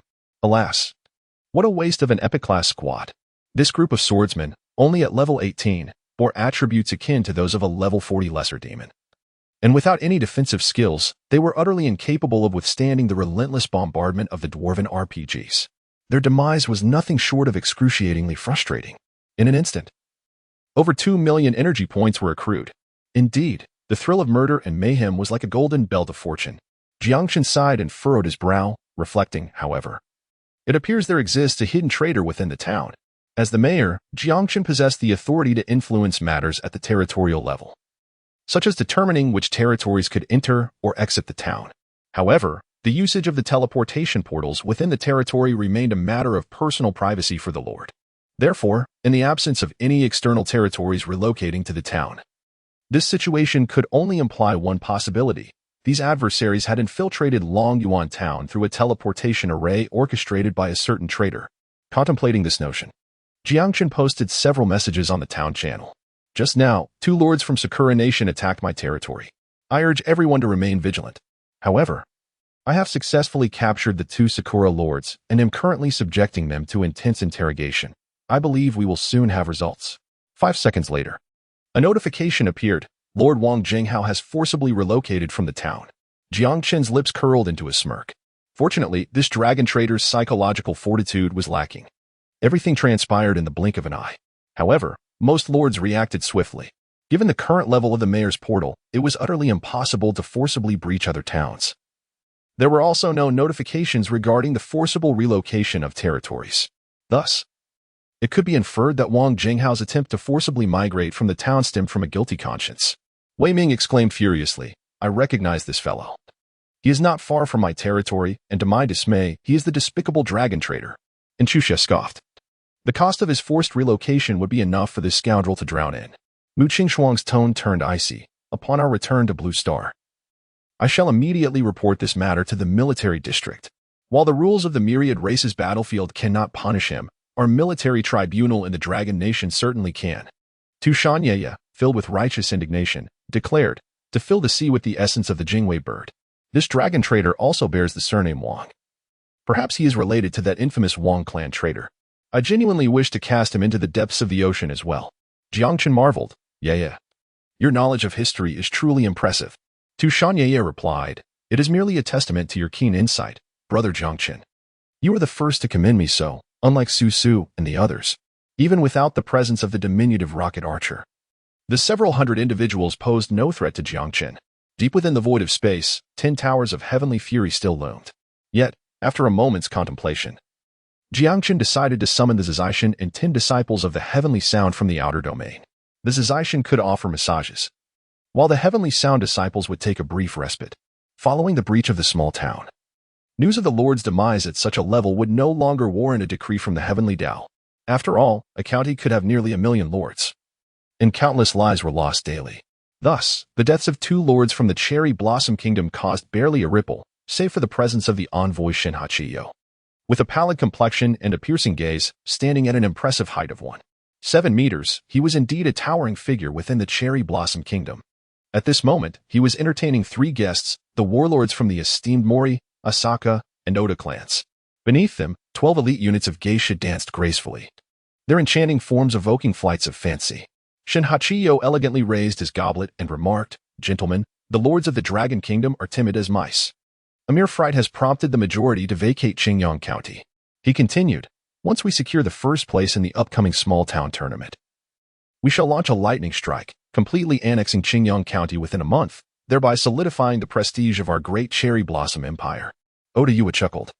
"Many media outlets within the country have begun to report on this matter. Surely, your clan is orchestrating the narrative behind the scenes." Shin Hachiyo did not deny it. "If we can capture a county within the 10,000 races battlefield in a month, your family shall undoubtedly bask in that glory." Of course, Oda Yua affirmed, however, the Dragon Kingdom has always been blessed with talented individuals, such as Jiang Chen. With his self-created formidable units, his strength may rival ours. Jiang Chen? Shin Hachiyo mused. Though his prowess is commendable, his intellect leaves much to be desired. Oda Yua, contemplating, gasped. "Could it be that your excellency has already taken action? Perhaps by tonight, you shall witness Jiang Chen kneeling at our feet." Shin Hachiyo replied nonchalantly. Oda Yua, filled with admiration, raised his goblet, saying, "Your excellency, with your strategic brilliance, victory is assured. I salute you." Before Shin Hachiyo could lift his goblet, an ominous notification interrupted. "Your unit, Swordmaster, has been slain by Jiang Chen." What? The sudden 12 notification struck like thunder. Shin Hachiyo leaped to his feet, even knocking over his goblet without realizing it. "Baka, Watanabe just reported that Jiang Chen's territory is empty, with hardly any units present. How could they possibly fail?" At that moment, his vassal lord, Miyamoto Zawa, burst in, drenched in sweat. "Your excellency, Watanabe and his compatriots have perished." Shin Hachiyo barked. "How did they die?" Miyamoto Zawa stammered, "I do not know. In the blink of an eye, they were gone. Not a single word transmitted back. Not exactly, Baka." Shin Hachiyo was beside himself with rage. "Speak quickly." Miyamoto Zawa glanced at the three noble descendants present and murmured. Watanabe merely relayed 4 words, thick and long. An awkward silence enveloped the room. Shin Hachiyo mumbled, "What did they do to Watanabe?" The three, Oda Yua and his companions, exchanged knowing glances filled with amusement. As descendants of the top clans in the sixth heaven, they shared a more collaborative relationship with Shin Hachiyo rather than one of hierarchy. Seeing this, Shin Hachiyo's embarrassment turned to fury, disregarding any sympathy for Watanabe. What was even harder for him to accept was that he had lent Watanabe a squad of swordmasters to ensure the mission's success. Even during the Domain Breach War, he had only lost 4 of them. Yet now, an entire squad was wiped out. Truly useless. Shin Hachiyo seethed, and that Jiang Chen, he must die. By the way, what is that Dragon Kingdom's what was his name? Miyamoto Zawa quickly responded, "Wang Zhenghao." Shin Hachiyo concluded, "I see it now. It must be that Wang Zhenghao and Jiang Chen conspired together, setting a trap that led to Watanabe's failure. Immediately contact the Mei organization, no matter the cost. Eliminate this traitor." Miyamoto Zawa replied, "Yes, Your Excellency." After he left, Shin Hachiyo managed to smile. Who would have thought that a pawn I had placed within the Dragon Kingdom for years would betray our great cherry blossom empire? I hope you find it amusing. Oda Yua inquired, but why did Watanabe only relay 4 words? Certainly a silencing scroll. Shin Hachiyo replied earnestly. Watanabe and the others possessed a squad of epic units and hundreds of elite units. If it weren't for the silencing scroll, they would have transmitted at least some useful information. Oda Yua nodded, then shifted the topic. The number of breached small towns has reached 93. I believe the tournament rankings will soon be announced. I wonder if you 3 have participated in the betting established by Yamamoto Shijiro? Upon mentioning the small town tournament, Shin Hachiyo felt his mood brighten somewhat. With your support, we have amassed 9 million points. Securing the first place in the tournament will be as easy as reaching into a pocket. We must place some bets, just for the thrill of it. Oda Yua chuckled. I am not particularly concerned about the spirit stones, but with the acquisition of 5 points of small town fortune, the high-quality resource points and wild creatures in the town will surely surge. Your Excellency promised us each 1/10 of the small town territory. Do not go back on your word. Shin Hachiyo replied earnestly, Rest assured, my friends. 3 billion. Jiang Chen gazed at the sum of spirit stones in the betting pool, his face alight with excitement. 1. Shin Baijin, 42. 58 million. Odds, 3. 24. 2. Yiming Town, 11. 28 million. Odds, 12. 23. Among the top 10 wagers, only one belonged to the Dragon Kingdom, specifically Yinming Town, where Zhu Yeqing resided. The remainder were all from the Cherry Blossom Kingdom. The ascent of Yinming Town to the second position was likely due to the greater number of shattered domains from the Dragon Kingdom.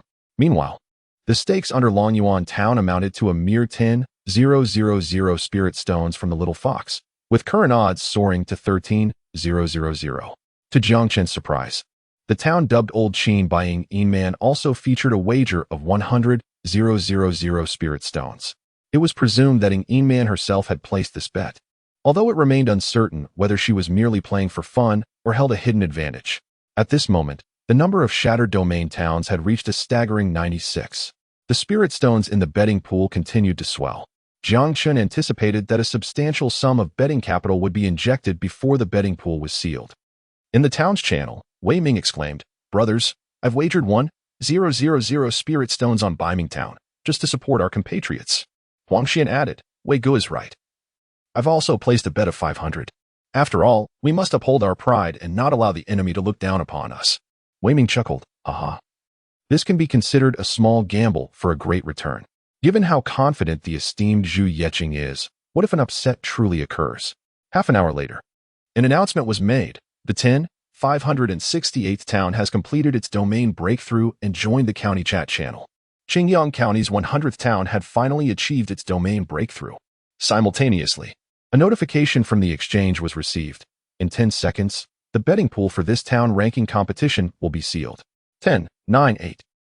As the final 3 seconds ticked away, Jiang Chen wagered 990,000 spirit stones beneath Longyuan Town, perfectly accumulating a total stake of 1 million.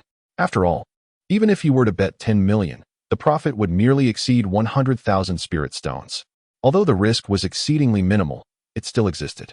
True to Jiang Chen's expectations, in those last fleeting moments, a substantial influx of spirit stones surged into the betting pool, reaching a staggering sum of 240 million. Jiang Chen could not help but rub his hands in excitement. 240 million? What does that signify? It is worth noting that even with the blueprints fortified by spirit stones, the third-level Fountain of Life consumes merely 178 million spirit stones. With such a sum at his disposal, he could immediately enhance the materials and elevate the Fountain of Life. Tianyin Pavilion and Zuaxian Tower all to the 4th level. If utilized to upgrade equipment, he could at least forge an additional 20 sets of the Luyin set or 60 sets of the Longhun set, quickly regaining his composure. Jiang Chen gazed at the already locked betting options. 1. Shimba Town, 67. 83 million. Odds, 3. 53, 2. Beichao Town, 43. 21 million. Odds, 5. 55, 3. Yiming Town, 16. 82 million. Odds, 14. 28, 32. Longyuan Town, 1 million. Odds, 240. Beichao Town. As he witnessed this small town rapidly ascend to second place, Jiang Chen narrowed his eyes. The Beichao family is one of the largest families in the 5th heaven of Sakura country. He recalled that the wager placed on Beichao Town was initially only 12 million spirit stones. It appears that the lord of the Beichao family is equally confident and seeks to seize the opportunity to monopolize the 240 million stakes. Ding ding ding. A message from a friend arrived. As Jiang Chen had anticipated, it was indeed the little fox. To Shanyaya, brother Jiang Chen. The wager for our town has become 1 million. Have I missed another billion? Jiang Chen replied with a smile, "Do not be too greedy, earning 2 million is already quite significant." Tu Shanyaya responded, Oh, I was right in my guess. It truly was Jiang Chen Gij who placed the bet.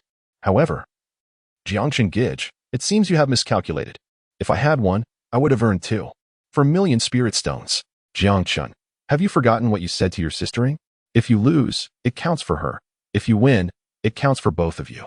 Tu Shanyaya, Oh, Jiang Chen, I merely wish to remind you, no need for gratitude. At that moment, amidst the fog of war, in the lofty heights of 1,000 meters, lines of gilded characters emerged from the void. The rankings of this town's placement competition are now announced. In the Battle of the Broken Domain, the 10th place in total points is Town 11478, rewarded with a comprehensive attribute increase of 10 for Mayor Watanabe Itsuki, and a fortune increase of 1 for the town. It appears this town has yet to be named? Jiang Chen felt a slight surprise. However, the name Watanabe Iki seemed familiar to him. The Tao of Heaven swiftly provided clarity. Given that the Mayor Watanabe Iki of Town 11478 had passed away, the mayoral attribute reward was nullified, and the town's fortune increased by 1. Jiang Chen was rendered speechless. He finally recalled that this name had appeared in his battle reports. Jiang Chen had a vague inkling of the truth. It was evident that Watanabe Inuki was a formidable warlord, perhaps in an attempt to leverage his connection with Shin Hachiyu. He had dared to venture into Longyuan town immediately after the realm was breached, launching a surprise attack on his territory. However, before he could even bestow a name upon the town, he was annihilated. The subsequent announcement from the heavenly Tao caused Jiang Chen's eyes to widen in astonishment. The attribute rewards of Watanabe Inuki would be inherited by the mayor of the town that secured first place in the upcoming town ranking competition. The revelation of these two pieces of news sent shockwaves through the entire county. Watanabe was dead. I recall he was active in the county channel not long ago. Could it be that he ventured into the outer realms for leveling and unfortunately encountered a high-tier boss? The Sakura Kingdom lords who knew Watanabe were left in utter disbelief, seemingly unable to accept the reality before them. Huang Xian seized one of his few opportunities to speak, after finally breaking into the top 10. The attributes are inherited by someone else. What a laugh. His words instantly ignited the ire of the Sakura Kingdom lords. Baka, Dragon Kingdom residents, do not gloat. They retorted. Humph. Anyway, the first place belongs to our Sakura Kingdom. What are you so pleased about? Huang Xian replied with a cold smirk. In our Dragon Kingdom, we have Yiming Town. Perhaps these attributes will be inherited by the esteemed Zhu Yeqing. However, he also recognized that, objectively, Yiming Town's competitiveness seemed to pale in comparison to Shin Hachi Town. Soon, the announcement for 9th place was made. The 9th place in the total score of the realm-breaking war went to Muda Town, granting its mayor, Muda Sora, a full attribute increase of 10 and a town fortune boost of 1. The lords of the Sakura Kingdom erupted in cheers, with some unable to contain their slogans. The great Sakura Empire occupies the top 10.